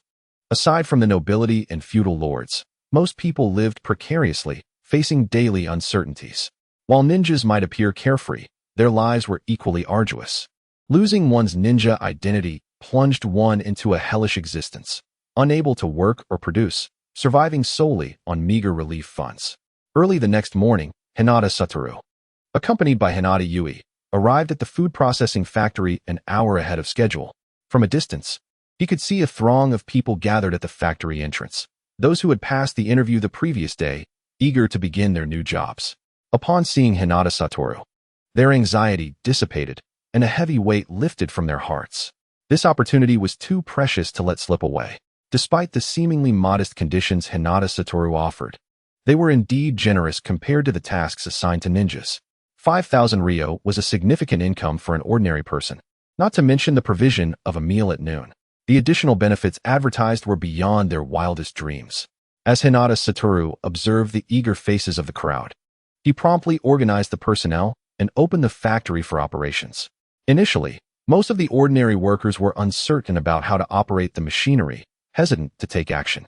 Fortunately, the experienced group leaders, combined with Hinata Satoru's prior training, guided them as they struggled to find their footing. The machines roared to life, and the workers repeated their tasks diligently. Before long, they had become proficient in their roles, working with fervor and enthusiasm. Hinata Satoru, utilizing his Byakugan, noted that none of the workers displayed laziness or deceitful tactics. This was a testament to the harsh realities of the ninja world and the struggles faced by ordinary people. Even what might have been perceived as monotonous assembly line work in a previous life was viewed by them as a rare and valuable opportunity. Truly, I, Hinata Satoru, am a benevolent savior, he mused as he sat in his office, contemplating the pervasive darkness of the ninja world, where even the bustling Hidden Leaf village was shrouded in shadows. Life was fraught with difficulties, and without comparisons, there could be no pain. This realization inspired Hinata Satoru with the notion that industry could transform the world. Although he could not leave the Hidden Leaf for now, he could expand his influence by establishing factories across various nations. With more factories and a growing number of subordinates, his influence would swell, allowing him to silently reshape the entire ninja world. Additionally, he could amass wealth, recruit ninjas for his purposes, gather forbidden techniques, and delve into technological research. Such an endeavor would yield manifold rewards. By midday, the factory had produced thousands of barrels of instant noodles. These were standard varieties, lacking any special oils, with seasoning consisting solely of monosodium glutamate, which Hinata Satoru kept separate from the factory's operations due to its revolutionary nature. He had no intention of exposing such a game-changing product to the outside world, as long as the seasoning remained undisclosed. Even if the food processing factory were to leak information, it would not pose a threat to him. In the ninja world, many were adept at stealthily acquiring secrets, and Hinata Satoru remained vigilant. At that moment, Namikaze Minato arrived, accompanied by the leader of the merchant caravan, along with Kushina and Jiraiya. They curiously entered the factory, marveling at the assembly line operation. Please follow me. Lord Hinata Satoru is in the office, Hinata Yui courteously informed them as she guided them to the back office. Inside, Hinata Satoru reclined on a leather sofa, casually sipping tea. Upon their entrance, he assumed a commanding demeanor and instructed, Yui, serve them tea. Jiraiya approached, wide-eyed, and exclaimed, You, young man, have established a factory and become a boss at such a young age. You will surely become a ruthless capitalist. He chuckled, recalling the taste of the instant noodles. Kushina stepped forward, looking at Hinata Satoru with admiration. You are quite impressive, quietly establishing a factory and employing so many people. But do not exploit them like the unscrupulous bosses out there, or I shall teach you a lesson with my fists, she playfully warned, waving her pink fist. Hinata Satoru laughed heartily. Fear not. I assure you, my wages will be higher than others, and the conditions will be better. In a world where capitalism was just beginning to take root, employee treatment remained woefully inadequate across various regions. Understanding the industry salary standards, Hinata Satoru had raised wages significantly, placing himself at the pinnacle of the sector. Turning to the caravan leader, Hinata Satoru noticed the man's nervous smile as he gazed at him, his apprehension palpable. Initially perceived merely as a ninja, he unexpectedly turned out to be the proprietor of a factory, an entirely different scenario from what he had envisioned. Moreover, Hinata Wakaru's striking white eyes epitomized the emblem of the Hyuga aristocracy. The Hyuga clan is indeed a legitimate noble lineage within the Land of Fire, holding a considerably higher status than mere merchants. The leader of the merchant caravan respectfully bowed and introduced himself. I am Toshiro Masao, and I wish to procure your factory's instant noodles. If possible, I would like to purchase the entirety of your production. Initially, he intended to buy just a few barrels to sample the taste. However, upon witnessing the streamlined production process and the abundance of packaged instant noodles, A newfound idea emerged within him to acquire a bulk shipment for sale in other regions. Given the flavor and texture of the noodles, transporting them throughout the Land of Fire would surely yield substantial profits. It could even extend to countries beyond the Land of Fire, guaranteeing a lucrative venture. "Oh, your foresight is commendable," Hinata Wakaru remarked. "However, I cannot sell you the entirety of the production. You wouldn't be able to consume it all." Hinata understood that the other party had recognized the potential of instant noodles and was prepared to invest. Yet, he underestimated the efficiency of the assembly line, capable of producing vast quantities of instant noodles in a short span. A flicker of disappointment crossed Toshiro Masao's eyes, but he continued to listen as Hinata Wakaru added, "However, I can offer you the position of primary wholesale distributor. As a primary distributor, you will have priority access to procurement from the factory, enabling sales in the eastern towns of the Land of Fire."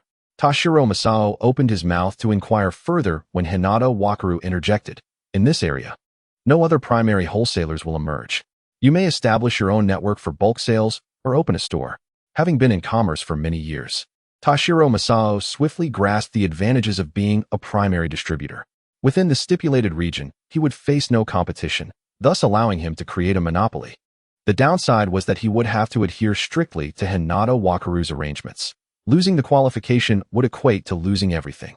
He met Hinata Wakaru's seemingly amused expression and resolutely declared, "I am willing." Recognizing the vast potential of the instant noodles, he resolved to invest his fortune in this venture. Hinata Wakaru clapped his hands and summoned Hinata Yui, who brought forth the contract for primary distributors. The contract outlined all terms clearly, particularly the clause regarding disqualification for failing to meet sales quotas. Jiraiya observed the diligent Hinata Yui with a tinge of envy, already concocting secretive scenarios for his next novel. After signing the contract, Hinata Wakaru led Toshiro Masao to the warehouse storing the instant noodles. The warehouse was expansive, filled to the brim with barrels of instant noodles. A worker wheeled in freshly produced noodles while another assisted with unloading. In mere moments, the quantity of noodles increased significantly. "Mr. Toshiro, this is the output of today's production. Since it's the workers' first day, they're not yet proficient. Otherwise, the quantity would be even greater," Hinata Wakaru explained. As Toshiro Masao gazed at the vast quantity of noodles, he realized the limitations of his own resources. The daily output was already so substantial that his earlier statements now seemed somewhat foolish. He produced a significant portion of his wealth and stated, "I will purchase 200,000 units as a trial." "Excellent. You shall not regret your actions today," Hinata Wakaru praised, promptly instructing his staff to begin packing the order. Securing a deal on the first day brought him considerable joy. Furthermore, by attracting suppliers, he could avoid the arduous task of developing channels and markets, simply reaping the rewards instead. Additionally, his status as a wholesaler would allow him to control their business, utilizing them for his own benefit. This strategy was undoubtedly a double-edged sword. Before long, Toshiro Masao departed with a shipment, with the remaining stock slated for collection in a few days. "Kid, won't this instant noodle be sold in Konoha?" Jiraiya inquired. He had hoped to purchase some for the journey, as the newly emerged noodles were genuinely delightful, surpassing most foods in this world. Hinata Wakaru replied, "Konoha will undoubtedly sell them, but through wholesale channels. These ordinary instant noodles will simply be allocated for others to sell.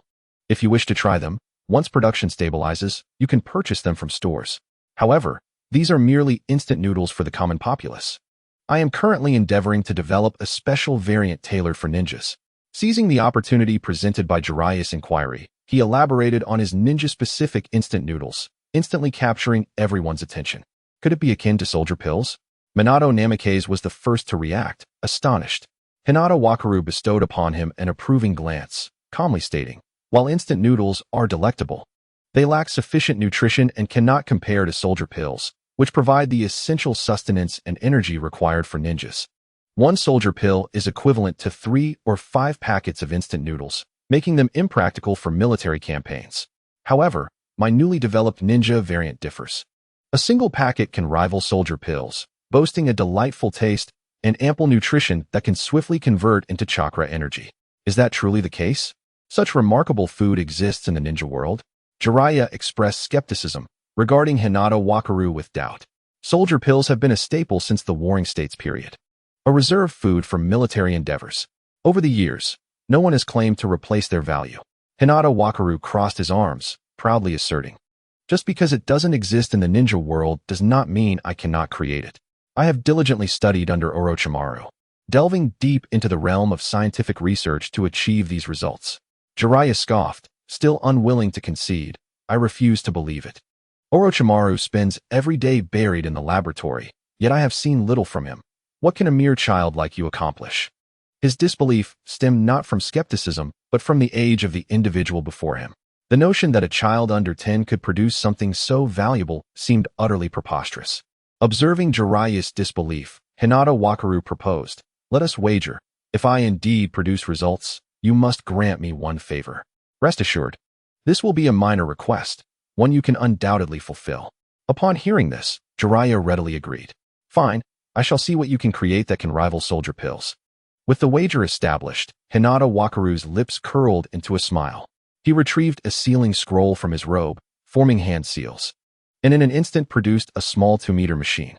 This was Hinata Wakaru's specially designed oil extraction machine, capable of pressing fat cell chunks from petri dishes into oil. Furthermore, the machine featured a built-in filtration system that could filter the oil, reducing the portion attributable to Hinata Wakaru within the fat cells. The result transformed the oil from a pale yellow to a pure white, significantly diminishing the energy it could provide. However, in comparison to the supplements Hinata Wakaru offered, it was applicable to nearly everyone. "Behold, this is my material achievement," Hinata Wakaru declared, pouring out some of the pure white oil. He led the trio to the factory, pouring the oil into the machine, which processed it into a new instant noodle variant. The moment the special instant noodles emerged, Jiraiya, Kushina, and Minato Namikaze were instantly captivated. As ninjas, they immediately sensed a primal hunger emanating from the faint aroma, a visceral desire to consume, as if the object before them were a rare treasure. "Why does this look so familiar?" Jiraiya pondered, gazing at the grease lingering on the instant noodles, feeling an inexplicable sense of recognition. Grease, oil, toad oil. Although the colors differed, the energy contained within seemed remarkably similar. One was natural energy, while the other resembled chakra energy. This was undoubtedly the oil derived from extracted and cultivated ninja cell fat, a process you should be well acquainted with, Hinata Wudo. Jiraiya's brow furrowed as he regarded Hinata Wudo with a serious expression, intoning, "Are you conducting human experiments with ninja cells?" A terrifying pressure emanated from him, instilling an overwhelming sense of dread. Human experimentation is a taboo, an affront to life itself. Once exposed, it invites universal condemnation. Despite Jiraiya's jovial demeanor, he harbored an intense aversion to such practices. Orochimaru, though esteemed, became an object of scorn once his human experiments were revealed. This was a clear red line that no one was permitted to cross. Of course, clandestine operations were the norm in many villages. Sensei Jiraiya, Hinata Wudo would never engage in such activities, defended Minato Namikaze. Kushina Uzumaki chimed in. "Exactly. If he were to do such a thing, he certainly wouldn't disclose it to you." In response to Jiraiya's inquiry, Hinata Wudo maintained his composure, stating, "Of course, it's not human experimentation. I'm not that audacious. Where would I acquire ninja cells? They were extracted from my own cells. After all, I am a ninja myself. And using my own cells shouldn't raise any objections." Understanding dawned upon Jiraiya, and the oppressive atmosphere dissipated. He realized that Hinata Wudo was not lying. As long as no human experimentation occurred, there was no issue. After all, he was merely utilizing his own cells to create oil for food, wasn't he? Food. Jiraiya's expression stiffened as he grasped the underlying problem. He pointed at the pure white oil, exclaiming, "You've turned your own oil into food for others to consume." At his words, Minato's eyelids twitched in disbelief as he stared at Hinata Wudo. Even the typically carefree Kushina reacted, her eyes wide with alarm as she regarded the pure white oil. Hinata Wudo gazed at the trio, bemused by their exaggerated reactions, reassured them. "It's merely an unconscious mass cultivated from my cells. Furthermore, it has undergone extensive filtration and processing, so it bears little resemblance to my original cells, merely the source of the raw material." He deemed the matter trivial, as he regularly consumed it as a chakra supplement without discomfort or disgust. If Jiraiya could handle toad oil, why should he not be able to manage Hinata Wudo oil? Nonetheless, his thoughts diverged from others, and Jiraiya resolutely objected. "You've gone too far. Using your own oil for production is unacceptable." The very thought sent shivers down his spine. Thankfully, the situation had not yet escalated. There was still room for redemption, as he had not tasted it yet. Jiraiya glared at Hinata Widow, asserting, "The oil produced from your cells must not be used. You can substitute it with oil from other animals." "No. Why must you use this for instant noodles? Would it not suffice to incorporate it into military rations?" With his exceptional perception, Jiraiya sensed that this special oil possessed significant effects and benefits. Were it not for its origin, he might have been tempted to sample it himself.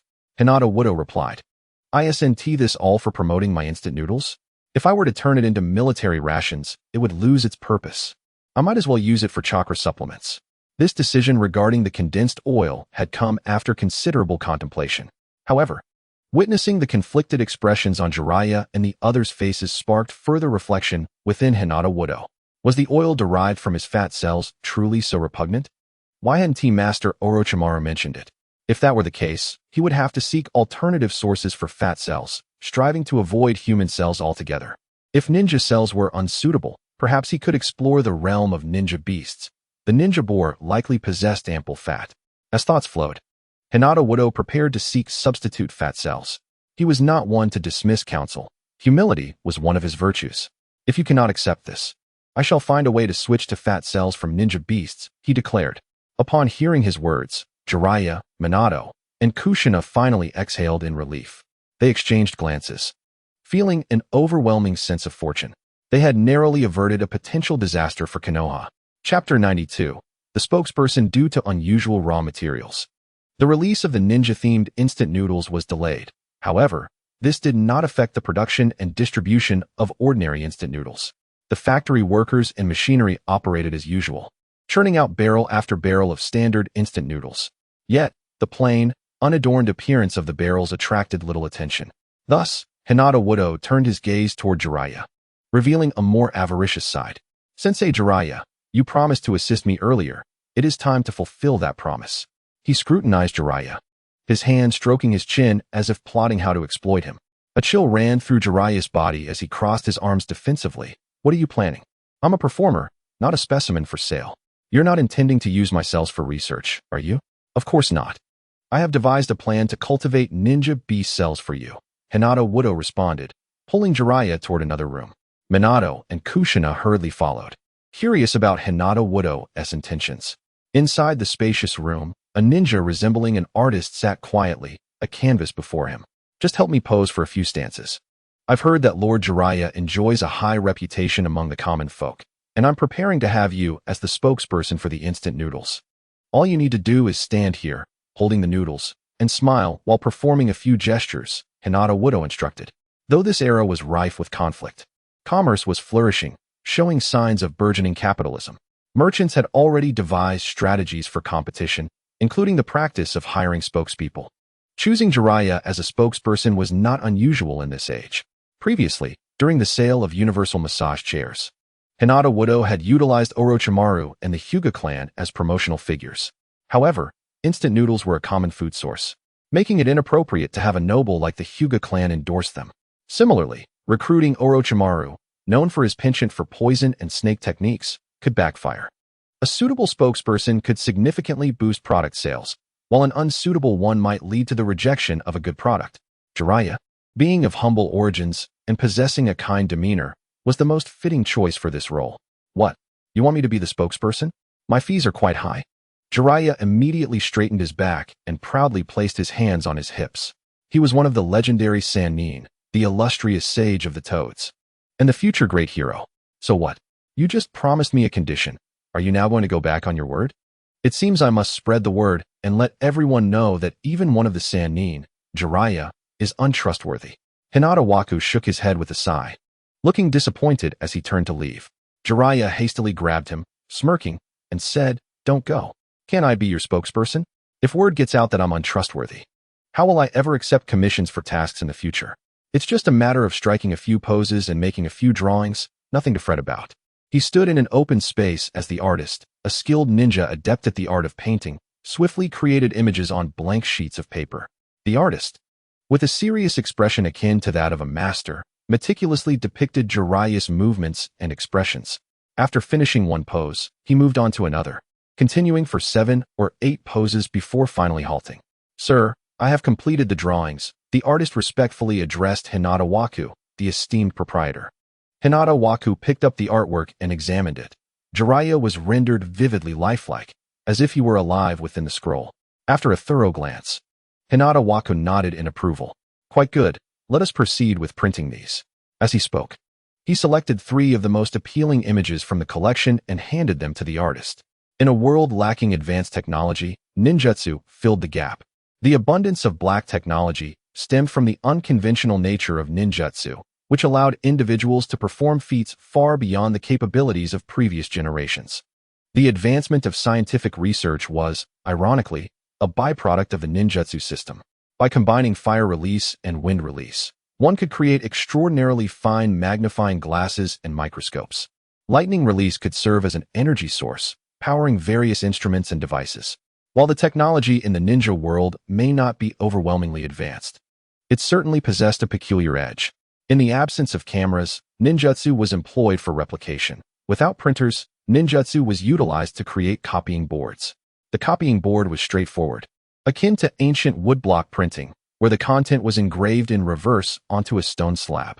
Once paint was applied to the slab, a blank sheet of paper would yield an image adorned with patterns featuring Jiraiya's likeness.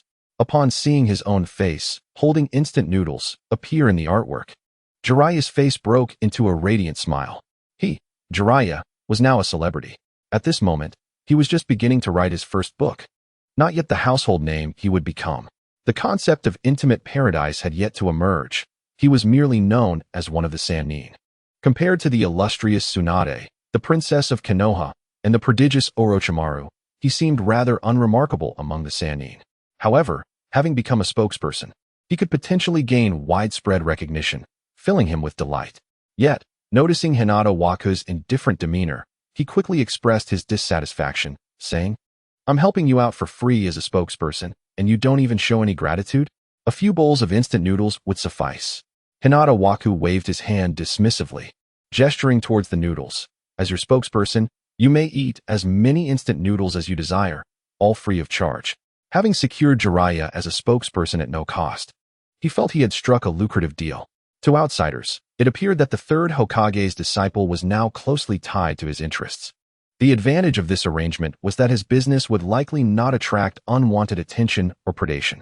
After all, who would dare provoke someone backed by 2 disciples of Hokage? Upon hearing such favorable news, Jiraiya couldn't help but smile widely, responding, "Well, it's settled then. Don't blame me if I eat too much and leave you bankrupt." "That won't happen," Hinata Waku replied with a gentle smile. "I can certainly manage your appetite. No matter how much Jiraiya might consume, it wouldn't be excessively burdensome." With his eyes set on the future, Hinata Waku was unconcerned about how many instant noodles Jiraiya would devour. It was merely a small gain. Establishing a good rapport with Jiraiya could prove advantageous during the Third Great Ninja War, where Jiraiya would serve as the commander for the Iwagakure forces, potentially making him a supplier of military provisions for the village. Furthermore, Orochimaru, his mentor, was responsible for commanding the battlefield in Kumogakure. Without delving further, securing these 2 battlefields would allow him to reap significant rewards. The 2 exchanged glances, each feeling they had struck a remarkable deal. Chapter 93. Profits in the bustling commercial street of Konoha. Members of the Uchiha Guard were patrolling as usual, their eyes scanning the surrounding shops. At that moment, a new member of the police team, Uchiha N, twitched his nose in curiosity and exclaimed, "Brother Schwanhua, do you smell something particularly fragrant?" The veteran, Uchiha Schwanhua, momentarily paused, taking a careful sniff. Indeed, a unique spicy aroma wafted through the air. The scent was so enticing that it seemed to awaken a hunger within, impossible to ignore. The fragrance was so captivating that Uchiha Schwanhua found himself momentarily at a loss.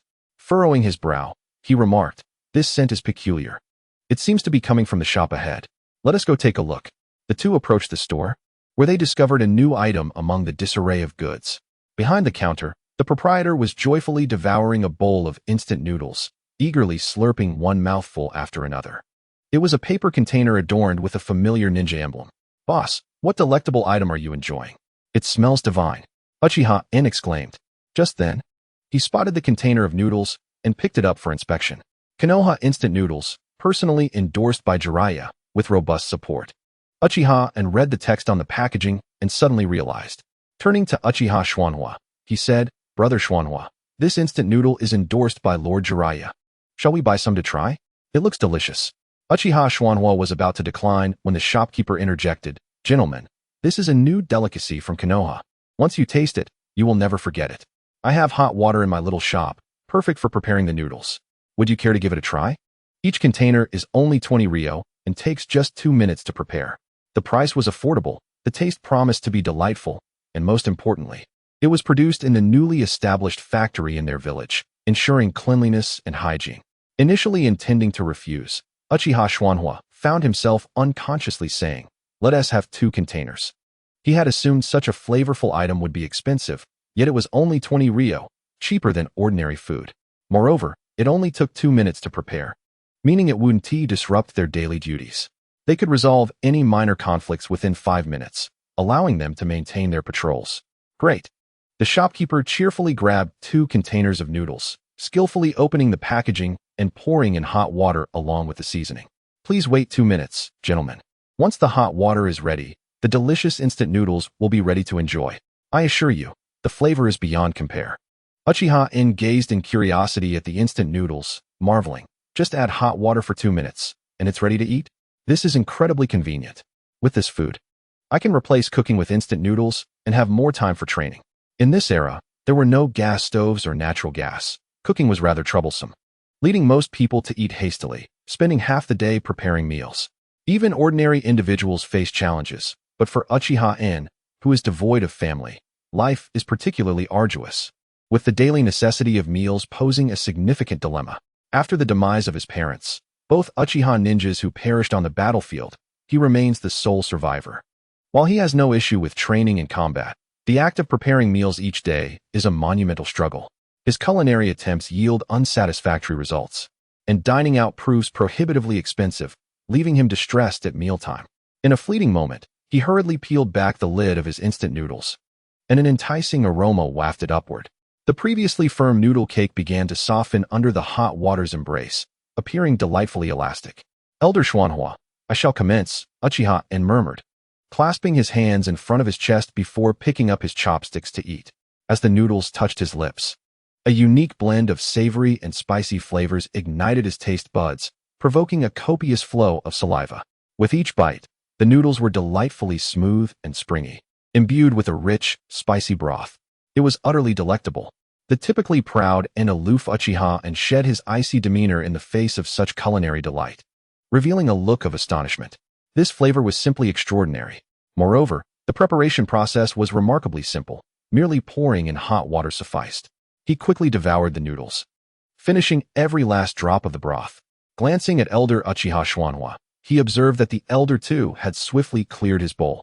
Noticing Uchiha's gaze, Schwanhua expressionlessly wiped his mouth, commenting that the flavor was commendable and worth stocking up on for future meals.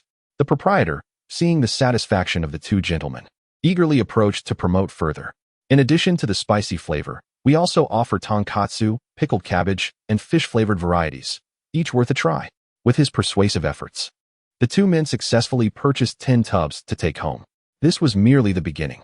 An increasing number of ninjas and ordinary citizens were discovering the convenience of instant noodles, leading to a growing demand and purchasing fervor. Time swiftly passed, and over half a month had elapsed.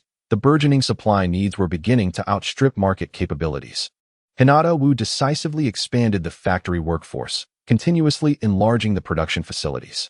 To date, over 100 employees had been gathered, a mix of ninjas and mostly ordinary villagers. As the workforce increased, so too did the factory's efficiency and output. Once the first wholesaler emerged, it wasn't long before more merchants arrived, seeking collaboration. The advent of instant noodles immediately caught the attention of shrewd entrepreneurs, who began a buying frenzy. Fortunately, Hinata Wu had a clear objective: to work exclusively with wholesalers, avoiding direct retail. Although he lacked a deep understanding of business models, he adeptly navigated the landscape by borrowing concepts and experiences from his past life, ensuring his enterprise flourished. Of course, the shops in Konoha could engage in small-scale purchases and sales. Konoha served as the headquarters, opting not to seek wholesalers for supply, but instead selling freely. Consequently, Numerous shops, large and small, displayed beautifully packaged tubs of instant noodles, adorned with the likeness of Jiraiya, his broad smile and joyful expression as he savored his noodles. With the affordable pricing and exquisite taste, these noodles garnered widespread acclaim. Strolling through the streets and alleys, one could often catch the enticing scent of boiling noodles wafting through the air. As Konoha served as a task point for the Land of Fire, it naturally attracted visitors from all directions, with countless merchants in need of assistance. Wealthy merchants, after spending some time, would inevitably discover this novel food. Driven by curiosity, many would spend their money to sample the flavors. As purchases increased, so too did Hinata Wu's financial gains. Daily, the factory buzzed with activity. Trucks laden with instant noodles departing in droves. In the office, Hinata Wu turned to his secretary, Yui, who was diligently processing documents. Yui, how much profit have we accrued thus far? Lord Hinata, as of today, we have made a profit of 135 million ryo. However, after deducting costs and labor, the net profit stands at 500,000 ryo. Yui replied, having calculated the figures.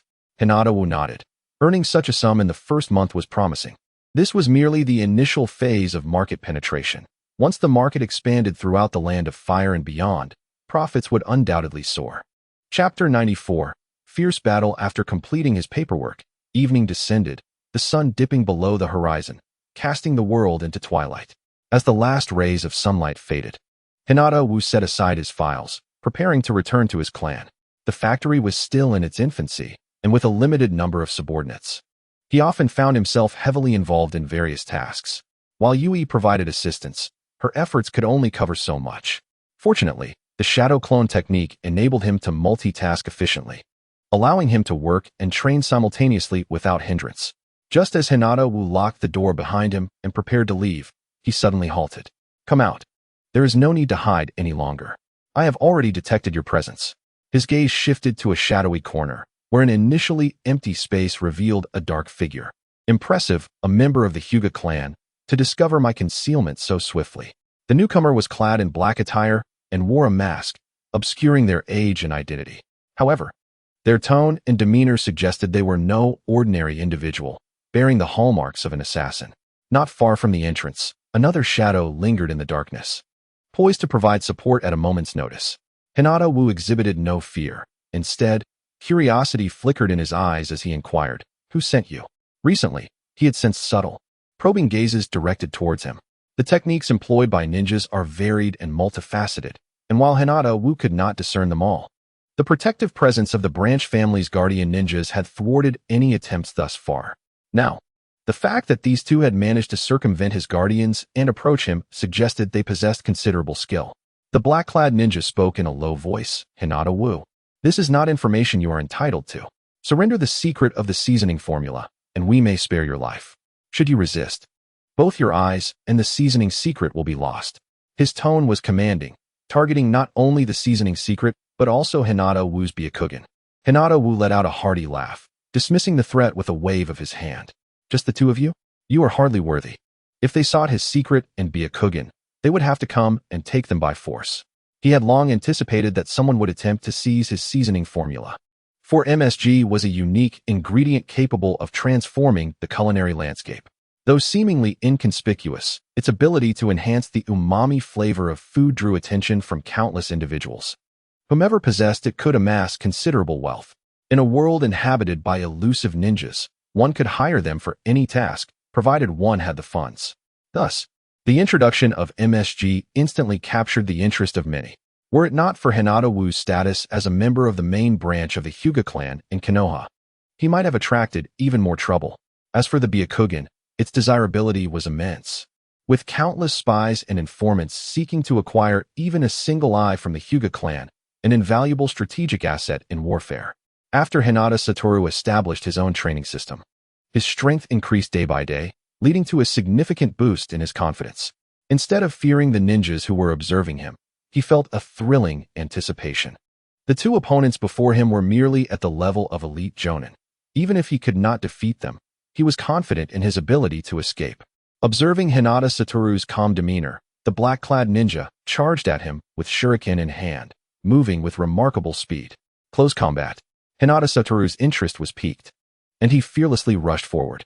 As a member of the Hinata clan, known for their mastery of taijutsu, he had undergone extensive training in physical techniques. In one-on-one taijutsu confrontations, he held no fear of any ninja, even those of elite jonin rank. As the shuriken approached, Hinata Satoru responded with a powerful punch, refusing to back down. With a resounding crash, the shuriken was sent flying, revealing that the opponent had transformed into a wooden dummy, a clever use of the substitution technique, yet insufficient against him. Suddenly, Hinata Satoru pivoted and struck out, knocking a kunai that was sliding through the air down to the ground. His display of defiance against the kunai and shuriken momentarily stunned the attacking ninja. However, the opponents quickly regained their composure, analyzing the special gear adorning Hinata Satoru's hands. Likely protective gear that could be used as a weapon. Yet, his earlier moves were merely a ruse. As a freshly graduated ninja, his experience was limited. With a swift hand seal, the black-clad ninja initiated a pre-prepared jutsu, summoning an obscure force of chakra from the earth that ensnared Hinata Satoru's legs, dragging him underground. In an instant, he found himself buried in soil, with only his head exposed. You have no means of resistance now. Reveal the secrets hidden within your seasoning, or I shall be forced to resort to interrogation, threatened the black-clad ninja. Hinata Satoru turned his head, displaying no trace of panic, instead curiously surveying his surroundings. Your ninjutsu is commendable, but it ends here. He rapidly refined a substantial amount of chakra within him, channeling it through his muscles, empowering his legs. With a powerful thrust, he erupted from the firm soil, scattering dirt that tore his clothes, revealing a physique of impressive musculature. The setting sun's rays illuminated his body, casting a golden sheen upon his formidable muscles, rendering him seemingly invincible. Now it is my turn, Hinata Satoru declared, stretching his limbs and lunging forward like a ferocious beast. His muscles coiled like vines, the patterns of his form becoming increasingly pronounced with each breath. With his muscles taut, he thrust his right hand forward, delivering a concentrated and forceful strike that generated a shockwave. The impact resonated loudly, sending his opponent crashing against the wall. Such strength does not seem enough to deal with the guardian ninja. Could there be more adversaries? Hinata Satoru mused, advancing step by step. His stature modest, yet exuding an oppressive aura reminiscent of a predator on the hunt. Kondo, are you alright? Another ninja, concealed in the shadows, observed this scene with alarm. Rushing forward, he was astonished by Hinata Satoru's physical prowess, perceiving it as surreal. This physique, sculpted from the training of the Hinata clan, was extraordinary.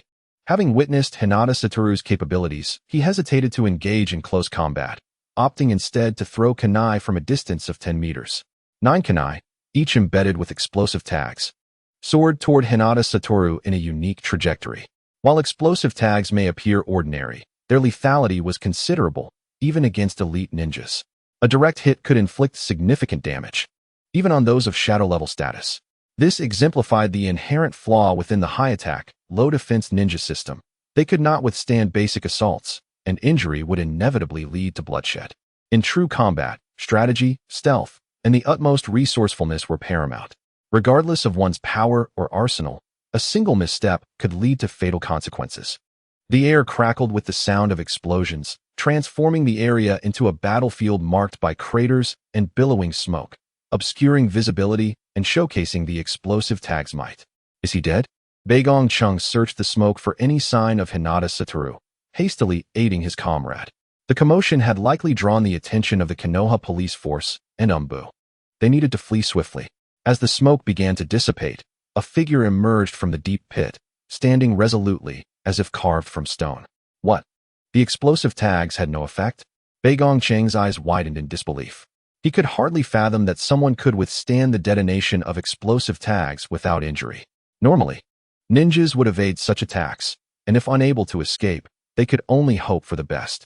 Was this the power of the Hinata clan? In light of this extraordinary scene, Baigong Chung attributed the phenomenon to the capabilities of the Hinata clan. The Hyuga Main Family remained enigmatic in Konoha, seldom interacting with outsiders, leaving their true abilities shrouded in mystery. Ninjas within the shinobi world possessed a keen aptitude for gathering intelligence, and they approached individuals with such elusive capabilities with utmost caution, wary of potential repercussions. However, facing a recently graduated student, Baigong Chung felt he was on the verge of disaster. The opponent's skills were diverse and formidable, matching the efforts of two elite jonin. Had he known this beforehand, he would have declined the mission. Now, having stirred such chaos, it was unlikely they could escape unscathed. This was Konoha, one of the 5 great ninja villages, renowned for its prosperity and strength. At present, Konoha was in its golden age. Although it had not yet reached the peak of the Third Great Ninja War, its might remained formidable. Many seasoned veterans lingered, while the new generation, including the legendary Sannin and Kakashi Hatake, had risen to prominence. What? Now you wish to retreat?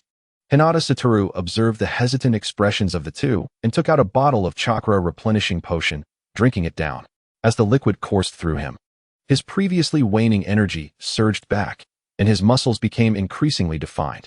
He had utilized the technique of Kaiten, channeling the surging chakra within his acupuncture points to nullify the explosive force entirely. With his chakra and stamina replenished, his strength ascended once more. Since you have come, you shall remain, he declared. The 2 elite jonin were perfectly suited to serve as subjects for his experiments. Such a laboratory opportunity was rare, especially with adversaries seeking to provoke him. Capturing them would raise no questions. His resources were steadily increasing, and he had been preparing to establish his own laboratory. The arrival of these 2 was nothing short of fortuitous. Orochimaru's experimental subjects were insufficient, and Hinata Wu felt too embarrassed to request more. Thus he resolved to fend for himself. The 8 gates technique was activated. He raised his palm, his fingers tapping on his body a few times, and an astonishing wave of energy surged forth. With a series of swift movements, the first 4 gates of the 8 gates technique were unleashed, significantly amplifying both his strength and speed. Should one observe closely, it would become evident that the chakra within Hinata Wu was violently surging and being drawn forth, supplying his body with energy. How could he be so formidable? Is he not merely a 7-year-old child? This immense chakra strength has likely reached the level of an elite jonin. Could he be a Jinchuriki? A peculiar thought struck the minds of the 2 onlookers, causing them to shudder. Legend has it that shortly after the founding of the 5 great shinobi villages, the first Hokage, Senju Hashirama, distributed 8-tailed beasts to other villages, while Konohagakure retained the most powerful, the 9 tails. It is said that each shinobi beast was formed from an unprecedented concentration of chakra, possessing terrifying strength. The remarkable amount of chakra within this child might indeed indicate he is the fabled Jinchuriki. Hinata Wu shot forth like a bullet, charging towards the 2 as he sensed their presence, intent on a swift resolution. This is bad. Wind release. Great breakthrough. Earth release. Earth flow wall. A massive vortex of wind chakra surged toward him, prepared to counter his assault. Yet, Hinata Wu met this ninjutsu head-on, raising his fist and tightly clenching his fingers, delivering a direct punch. With a resounding crash, the wind vortex was obliterated. The fierce wind scattered, causing surrounding objects to rattle, yet at the center, Hinata Wu remained unscathed. His robust physique as smooth as jade. Faced with the suddenly materializing earthen wall, Hinata Wu, imbued with chakra, charged straight through. Debris flew as the wall collapsed under his might. His physical strength rivaled that of steel, propelling him like a cannonball as he pursued the fleeing duo. Stay right there, Hinata Wu commanded, sweeping his hand, unleashing an invisible force from his palm. With a series of rapid-fire chakra blasts akin to bullets, he struck the 2, each impact leaving bloody holes in their bodies, causing them to tremble and fall from the air. Chapter 96, Electric Shock Experiment. Call me the sharpshooter, Hinata Wu. He blew on his fingers and assumed a shooting stance. Forming hand seals, he summoned a small snake, which bore a sealing scroll in its mouth. Hinata Wu took the scroll, sealing the 2 injured individuals within, and then tossed the scroll back to the snake. Having completed this, he dispelled the summoning technique, the snake dissipating into smoke. The summoning technique is indeed quite convenient. Just then, 2 figures rushed in from afar, and upon witnessing the scene of battle, they charged towards Hinata Wu. Lord Hinata, are you unharmed? We were ensnared by the sealing technique. Please punish us, Lord Hinata. The 2 guardian ninjas knelt before him, shame and panic flooding their hearts. The unfavorable circumstances had put the clan's members in danger, a grave sin for the Hyuga clan. Should Hinata Wu sustain injury or perish, they might be forced to pay with their lives, their families suffering repercussions as well. Observing their fearful demeanor, Hinata Wu waved his hand, signaling them to rise. These thieves are indeed audacious, daring to strike at me in Konoha. Fortunately, I had a contingency plan from Lord Orochimaru to drive them off. Clean up the battlefield and ensure no traces remain. Do not speak of this to anyone to prevent unnecessary repercussions. I shall report this to Lord Orochimaru, and he will decide on the matter. Upon hearing this, the two guardian ninjas were overwhelmed with emotion, tears brimming in their eyes. They understood that Hinata Wu was protecting them, the two sinners whose actions had faltered. Their feelings became complicated. They had initially perceived Hinata Wu merely as a talented scion of the clan, still just a child.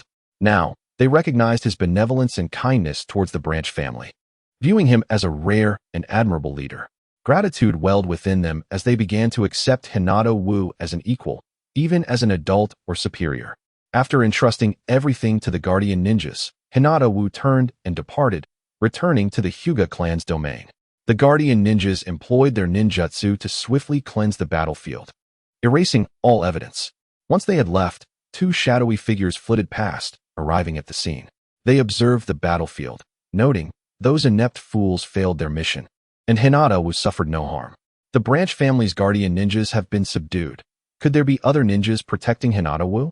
Never mind. Let us return to report to Danzo. Having found no clues, the two vanished from sight. Back at his family's residence, Hinata Wu opened the door and descended into the basement. There, one of his shadow clones was engrossed in research. While research may seem straightforward, much of it was tedious and mundane.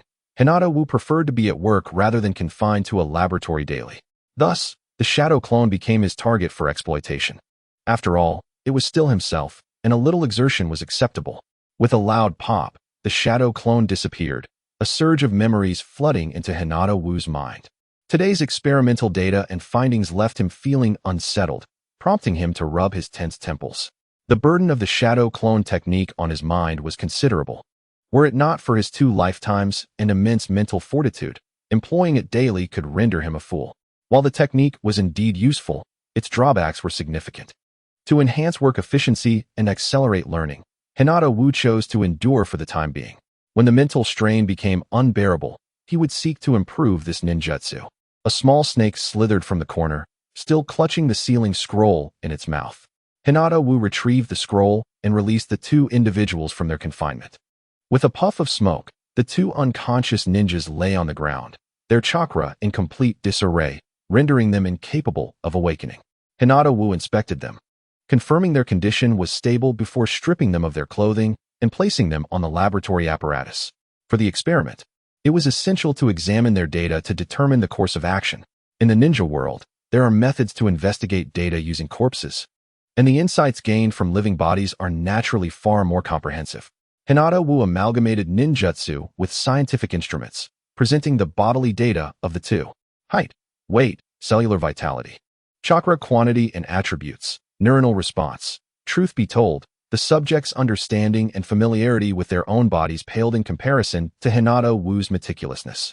It seemed rather implausible that a ninja from Sunagakure would come to Konoha to seek trouble. It struck him as absurd.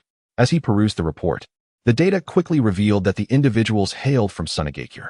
From the realms of physical training and the study of ninjutsu, one can deduce a plethora of information.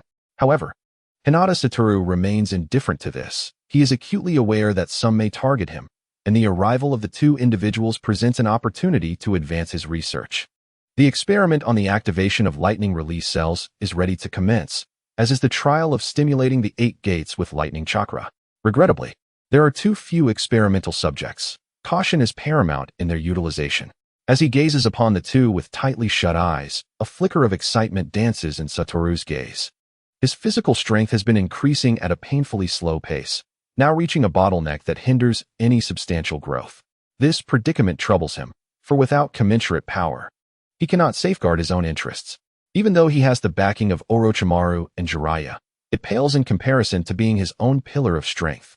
The activation of lightning release cells is a method he extrapolated from the training techniques of the Reikage of Kumogakure in the original narrative. Its feasibility is promising. Should the experiment succeed, it could propel his physicality to new heights within a short span.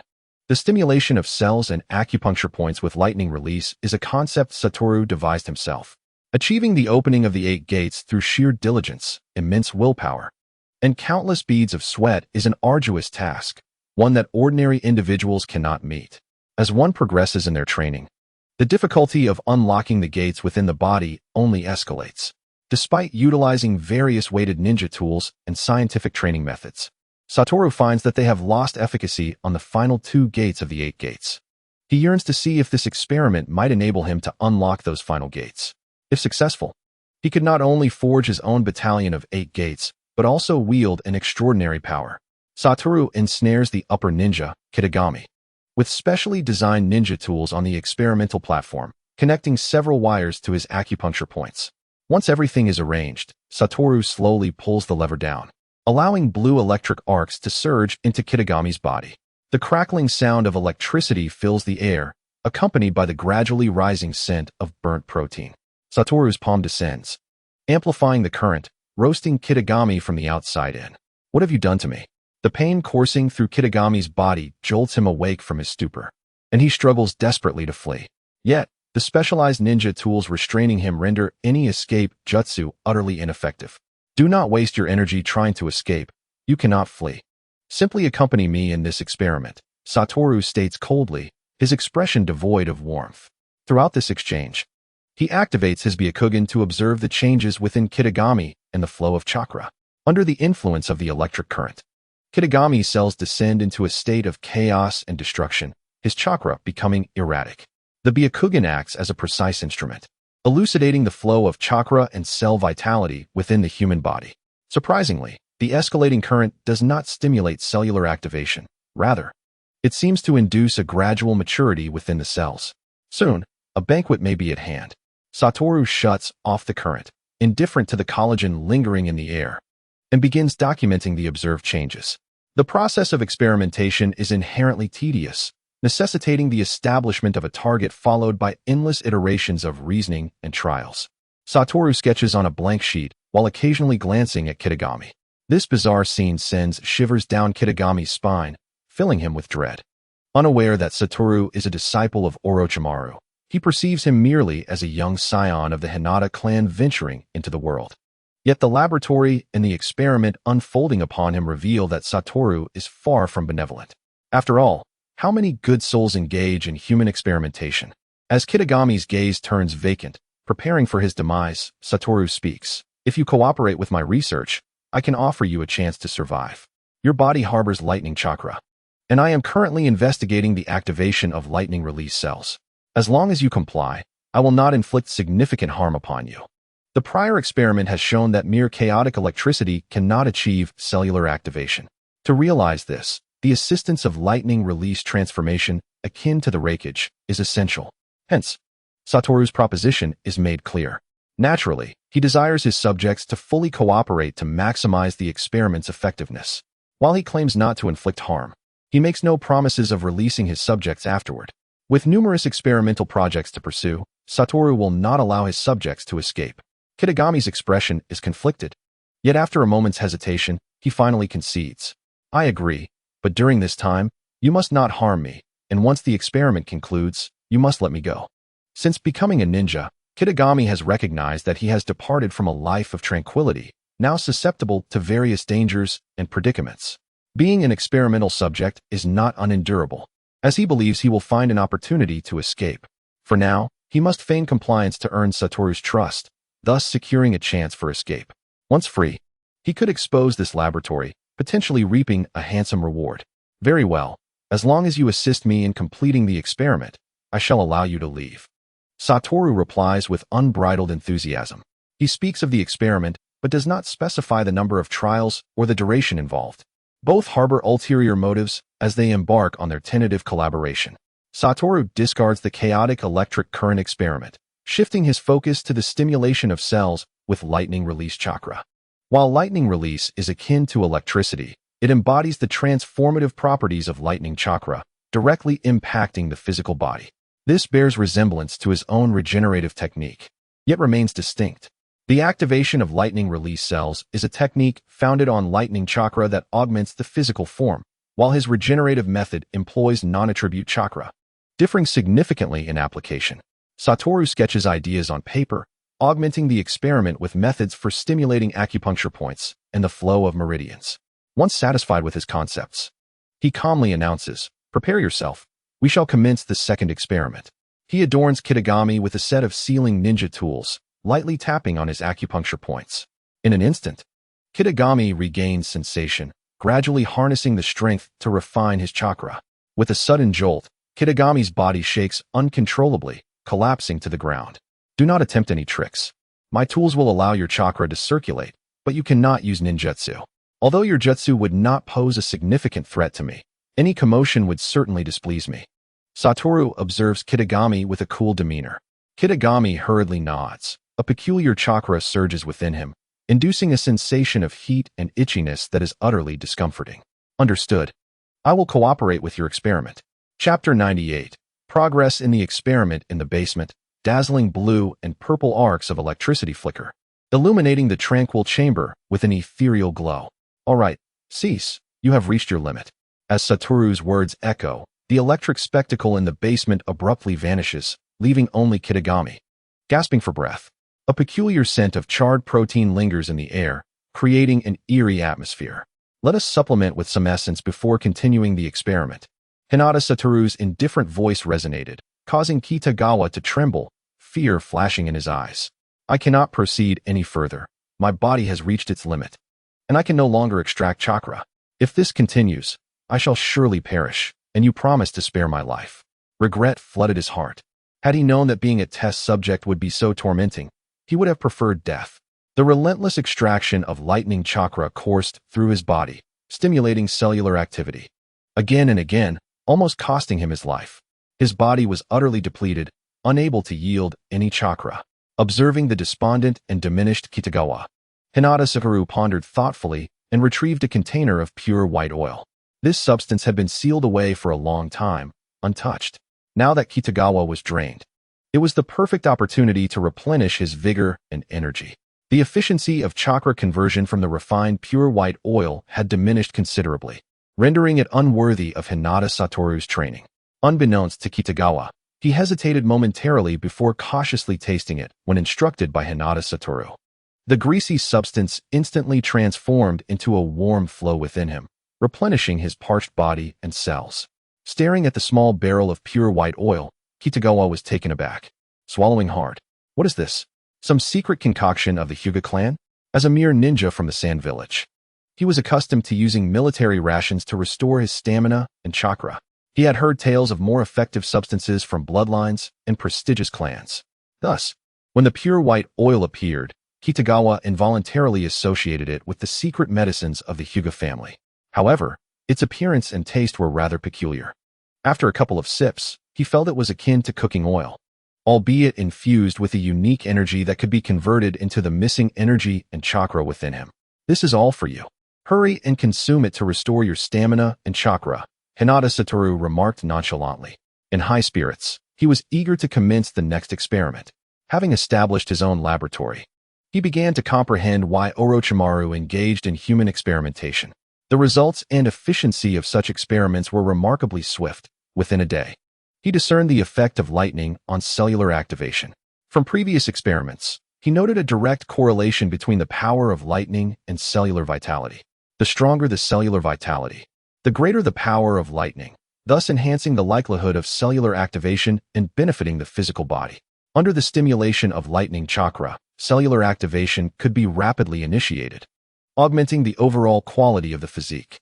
However, after a period of activation, cellular vitality would diminish. Prolonged stimulation could lead to cellular death. In essence, there were both advantages and disadvantages, entirely reliant on perception. Hinata Satoru conducted these experiments to unravel the underlying patterns and formulas. Once fully understood, he could wield lightning chakra to activate physical cells and enhance strength. With sustained stimulation, one could gradually improve various physical attributes, such as strength, speed, and reflexes. In the short term, it could unleash a force surpassing previous physical limitations. Yet, this was merely the first step of experimentation.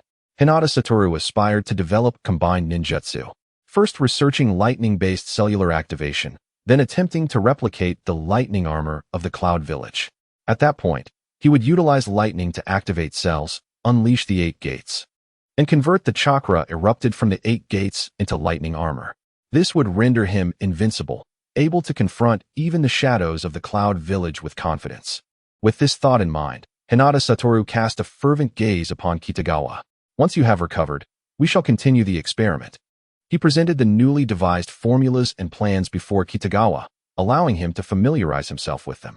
Kitagawa's gaze sharpened as he straightened his posture, meticulously examining the data and equations.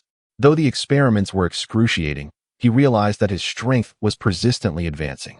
The physical power, bolstered by lightning, was continuously increasing, and his overall attributes were improving significantly.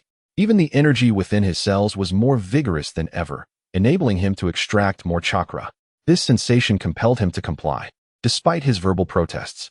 A true ninja could not resist the allure of swift empowerment. After 5 or 6 more experiments, Kitagawa lay utterly drained, his eyes vacant. Sprawled on the bed, observing his disheveled state, Hinata Satoru momentarily showed mercy, shifting his attention to another captive. After a period of feigned slumber, another ninja had awakened to the agonizing cries of Kitagawa, yet he remained in pretense, seeking an opportunity to escape. Hinata Satoru, engrossed in his experiments, had previously disregarded the ninja's subtle movements, but now, he could not afford to do so. He stepped forward decisively, offering no chance for a reaction, and landed a punch squarely in the ninja's abdomen. The impact elicited a pained response, awakening Kondo from his charade, his body twisting in agony. Please refrain from any furtive movements to avoid misunderstandings, Hinata Satoru remarked coldly. His attitude towards the ninja attempting to assassinate him was naturally not amicable. Kondo, suppressing the pain in his belly, glared at Hinata Satoru with malice. You wicked Hyuga brat, do you not fear exposure for conducting human experiments? During his feigned unconsciousness, he had overheard the anguished wails of his dear friend Kitagawa, intensifying his animosity towards Hinata Satoru. I merely require your cooperation for a few experiments. I have not demanded your lives. I have shown considerable mercy, considering it was you who provoked me first. Before you lies only 2 paths. Either submit to me, obey my commands, and partake in the experiments as I require, or disobey and face dissection, Hinata Satoru declared coldly. Kondo glared at him, teeth clenched, filled with a fervent desire to retaliate. Just as he was about to refuse and hurl insults, Kitagawa interjected, Kondo, agree to him. Chapter 99. The impending punishment. Kondo gazed at his friend, bewildered by his willingness to capitulate to the enemy. Kitagawa blinked earnestly, signaling Kondo with urgency. Trusting his friend, Kondo's instinctive refusal transformed into reluctant agreement. Fine, I shall comply, but I hope you honor your promise. Seeing the other party's willingness to cooperate, Hinata Satoru tossed a sheet of paper filled with scribbled instructions. Copy this down, and then commence training according to the contents. Kondo curiously glanced at the paper, instantly captivated by its content. Is this an incomplete advanced ninjutsu? As a jonin with a decade of training, he was well versed in various ninjutsu. He himself possessed a profound technique, challenging to unleash, with stringent training requirements. Had he not feared attracting undue attention in Konoha, he might have released it, with unpredictable consequences. This ninjutsu is called the Thunder Liberation. Focus solely on your training, and should any issues arise, do not hesitate to consult me. Aimless practice is unwise. Hinata Satoru has slightly altered the name of the 8 Gates of Duinjia and conveyed it to his counterpart. Although the 8 Gates is a forbidden technique, other villages lack knowledge of it and remain oblivious to the flaws associated with opening the gates. However, the shinobi world is rife with hidden talents, and it is prudent to alter its name. Trusting his companion, Kondo began his training. His comrade, Kitagami, had been wailing in agony for some time, yet remained unharmed, demonstrating that he was indeed regarded as a person and not merely as expendable. By a twist of fate, both individuals complied with Hinata Satoru and engaged in research endeavors. Nonetheless, activating the 8 Gates with lightning release proved exceedingly challenging. Despite a night of relentless effort, Kondo could not unlock the first gate. Hinata Satoru remained unperturbed, methodically proceeding with improvements. The creation of ninjutsu is not an overnight endeavor. To conjure a technique from nothingness entails countless obstacles and tribulations. For instance, during training, issues occasionally arose, subjects experiencing bizarre afflictions such as sudden shrinkage, incontinence, facial paralysis, and spasms, each a perplexing dilemma that left Hinata Satoru grateful that he had refrained from using his own body for experimentation. Previously, When faced with uncertainties regarding lower-level ninjutsu, he would consult his grandfather, Hinata Some. Now, with higher-level techniques shrouded in secrecy, he was compelled to navigate the complexities alone. As time passed without success in his research, his proficiency in medical ninjutsu, however, advanced considerably. After weeks of tranquility, one afternoon, Hinata Shuka approached Hinata Satoru with a grave expression, stating, "Trouble is brewing. Hinata Nichi has relayed news that the elder has failed in his venture at a massage parlor in the Land of Fire, and he has shifted the blame onto you. At tomorrow's clan meeting, the elder is likely to lead the charge in accusing you, using this as a pretext to seize control of your newly established food processing factory." Hinata Satoru furrowed his brow, a flicker of anger igniting in his eyes. It was unexpected that outsiders would covet his enterprise, but now it appeared even his own family sought to undermine him. Yet, it was understandable. He had independently managed this business, which had little association with the clan. Consequently, many within the family yearned to partake in the profits. However, out of respect for the Hinata clan and the influence of Orochimaru's disciple, they had hesitated to directly intervene. Now, with a convenient excuse at hand, they were poised to catch him off guard. Hinata Satoru pondered for a moment and inquired, "The elder has not yet returned to the clan, has he?" Hinata Shuka affirmed, "No, but he is expected to arrive tonight." "Do you wish to?" He dared not finish his sentence. "No worries, just concerned about the elder," Hinata Satoru replied with a smile. Initially contemplating an ambush for the elder on the way, he reconsidered, realizing his current strength was insufficient. A failed attempt would certainly incite considerable turmoil, rendering the potential outcome not worth the risk. "Shuka, gather all information regarding the elder's activities and movements in the Land of Fire," Hinata Satoru commanded. "Since he intends to strike against me, I shall collect evidence and take the initiative." He believed the idea of opening a massage parlor was commendable, aimed at augmenting the Hinata clan's revenue. The elder's blunders were undeniably his fault. It could not possibly be attributed to him. With sufficient evidence, he could retaliate decisively. Additionally, he needed to inform his grandfather, uniting their efforts and consolidating all available support. Aware of being targeted, Hinata Satoru promptly initiated his countermeasures. Firstly, due to his youth, standing alone against the elder would likely not earn the favor of the clan. Thus, he required the backing of his grandfather, Hinata Some. Although only a third elder, his grandfather was not easily manipulated and represented a faction of clan members. The elder did not hold absolute power within the family. While some were subjugated under his authority, there remained the potential for resistance. The elder monopolized the massage parlor venture, distributing the majority of profits to his loyal subordinates. Any claims of satisfaction from remaining clan members were undoubtedly false. After explaining everything to his grandfather, Hinata Satoru quickly garnered support and rallied other members of the clan. The conditions were straightforward: various forms of coercion and enticement. By consolidating all available forces, he aimed to align the clan members with his cause. Hinata Satoru promised those who supported him a package of instant noodles and preferential treatment for employment in the factory.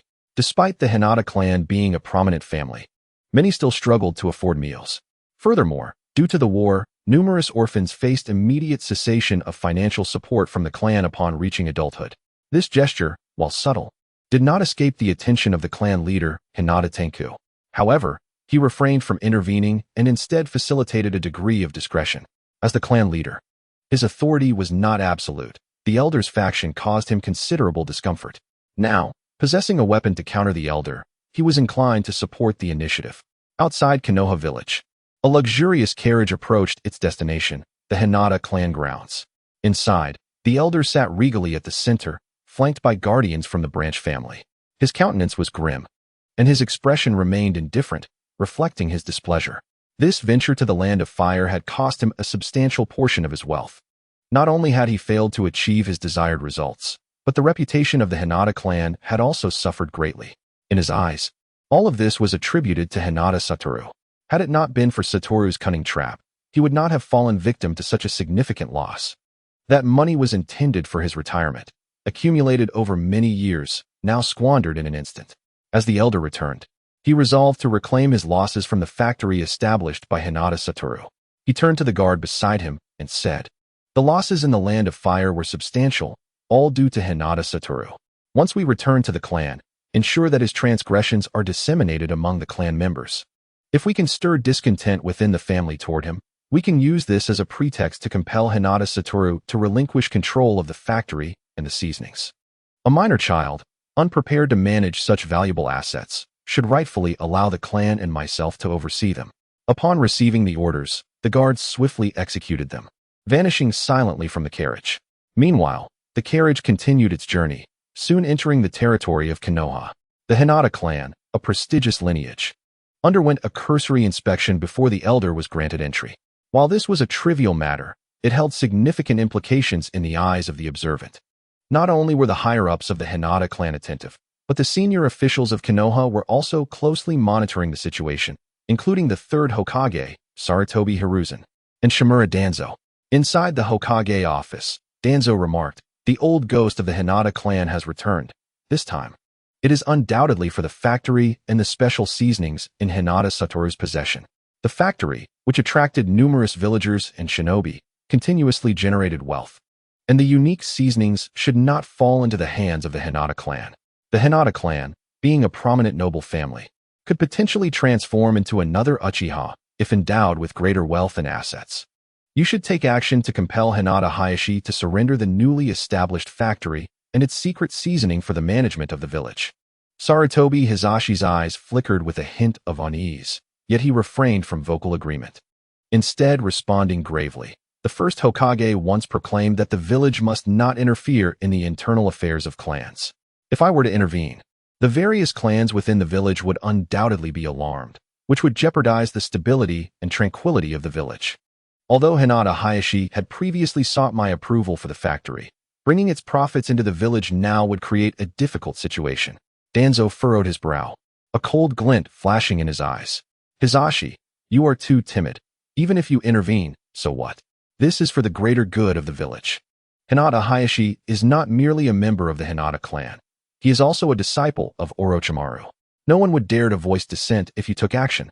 Initially, he had dismissed the factory and the instant noodles it produced as inconsequential. Yet, as countless villagers sought to join the factory, he belatedly realized that its establishment significantly impacted the livelihoods of the villagers. The larger the factory grew, the more profound its influence on the village became. Moreover, the seasoning packets were the crux. A dash of seasoning could enhance the flavor of any dish. Consequently, driven by the allure of these seasoning packets, whether one enjoyed instant noodles or not, they would still purchase a few packs. The emphasis lay not on the noodles themselves, but on the seasoning packets. In terms of basic necessities, these special seasoning packets represented a considerable portion of the food consumed. If one could possess such a commodity, it would be akin to holding a golden goose, continuously generating wealth. Thus, he secretly dispatched subordinates to investigate and even allowed enemies to attempt to seize the seasoning recipe. If Hyuga Hayashi were to lose his capacity to resist, Danzo could easily acquire the special recipe through covert means. Once in possession of the special recipe, establishing multiple factories would be entirely within his control. However, fate is unpredictable. According to reports from his subordinates, a powerful figure stood behind Hyuga Hayashi, thwarting the enemy's advances. Witnessing the imminent loss of his golden goose, Danzo, with his cold and assertive demeanor, could hardly remain indifferent. Sarutobi Hizashi took a drag from his cigarette, shaking his head in refusal. No, the village's rules cannot be broken. Seeing Hizashi dismiss his counsel, Danzo's anger flared. "Hizashi, you will come to regret this." Hizashi replied, "Danzo, I am the Hokage."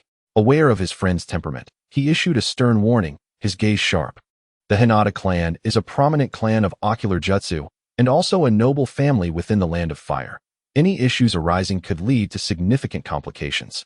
One Uchiha clan is already enough to trouble him. An additional Hyuga clan would further destabilize Konoha's peace. Moreover, the factory and the seasonings were created right under his watch, posing no substantial threat. Observing Sarutobi Hizashi's steadfastness, Danzo scoffed, turning on his heel and slamming the door behind him with a resounding bang. Once outside, Danzo beckoned, summoning a member of the Root. The Root operative, clad in an animal mask and exuding an air of servitude, knelt before Danzo. With his anger somewhat quelled, Danzo spoke in a low tone. "Dispatch orders to seize the Hyuga clan's interests within the Land of Fire during their internal strife. Particularly, the dilapidated massage parlors could be targeted for low-cost acquisition." Upon receiving the directive, the operative swiftly departed. "Humph," Hizashi, even if you withhold your support, I will find a way to deal with the Hinata clan and diminish their strength. The elder's previous endeavors to establish massage parlors in the Land of Fire had partially failed due to Danzo's interference. While Danzo may not excel in many areas, he was a master of sabotage. Once he set his sights on something, it was nearly guaranteed to falter. Contemplating the potential acquisition of the Hinata massage parlors for business purposes alleviated his mood.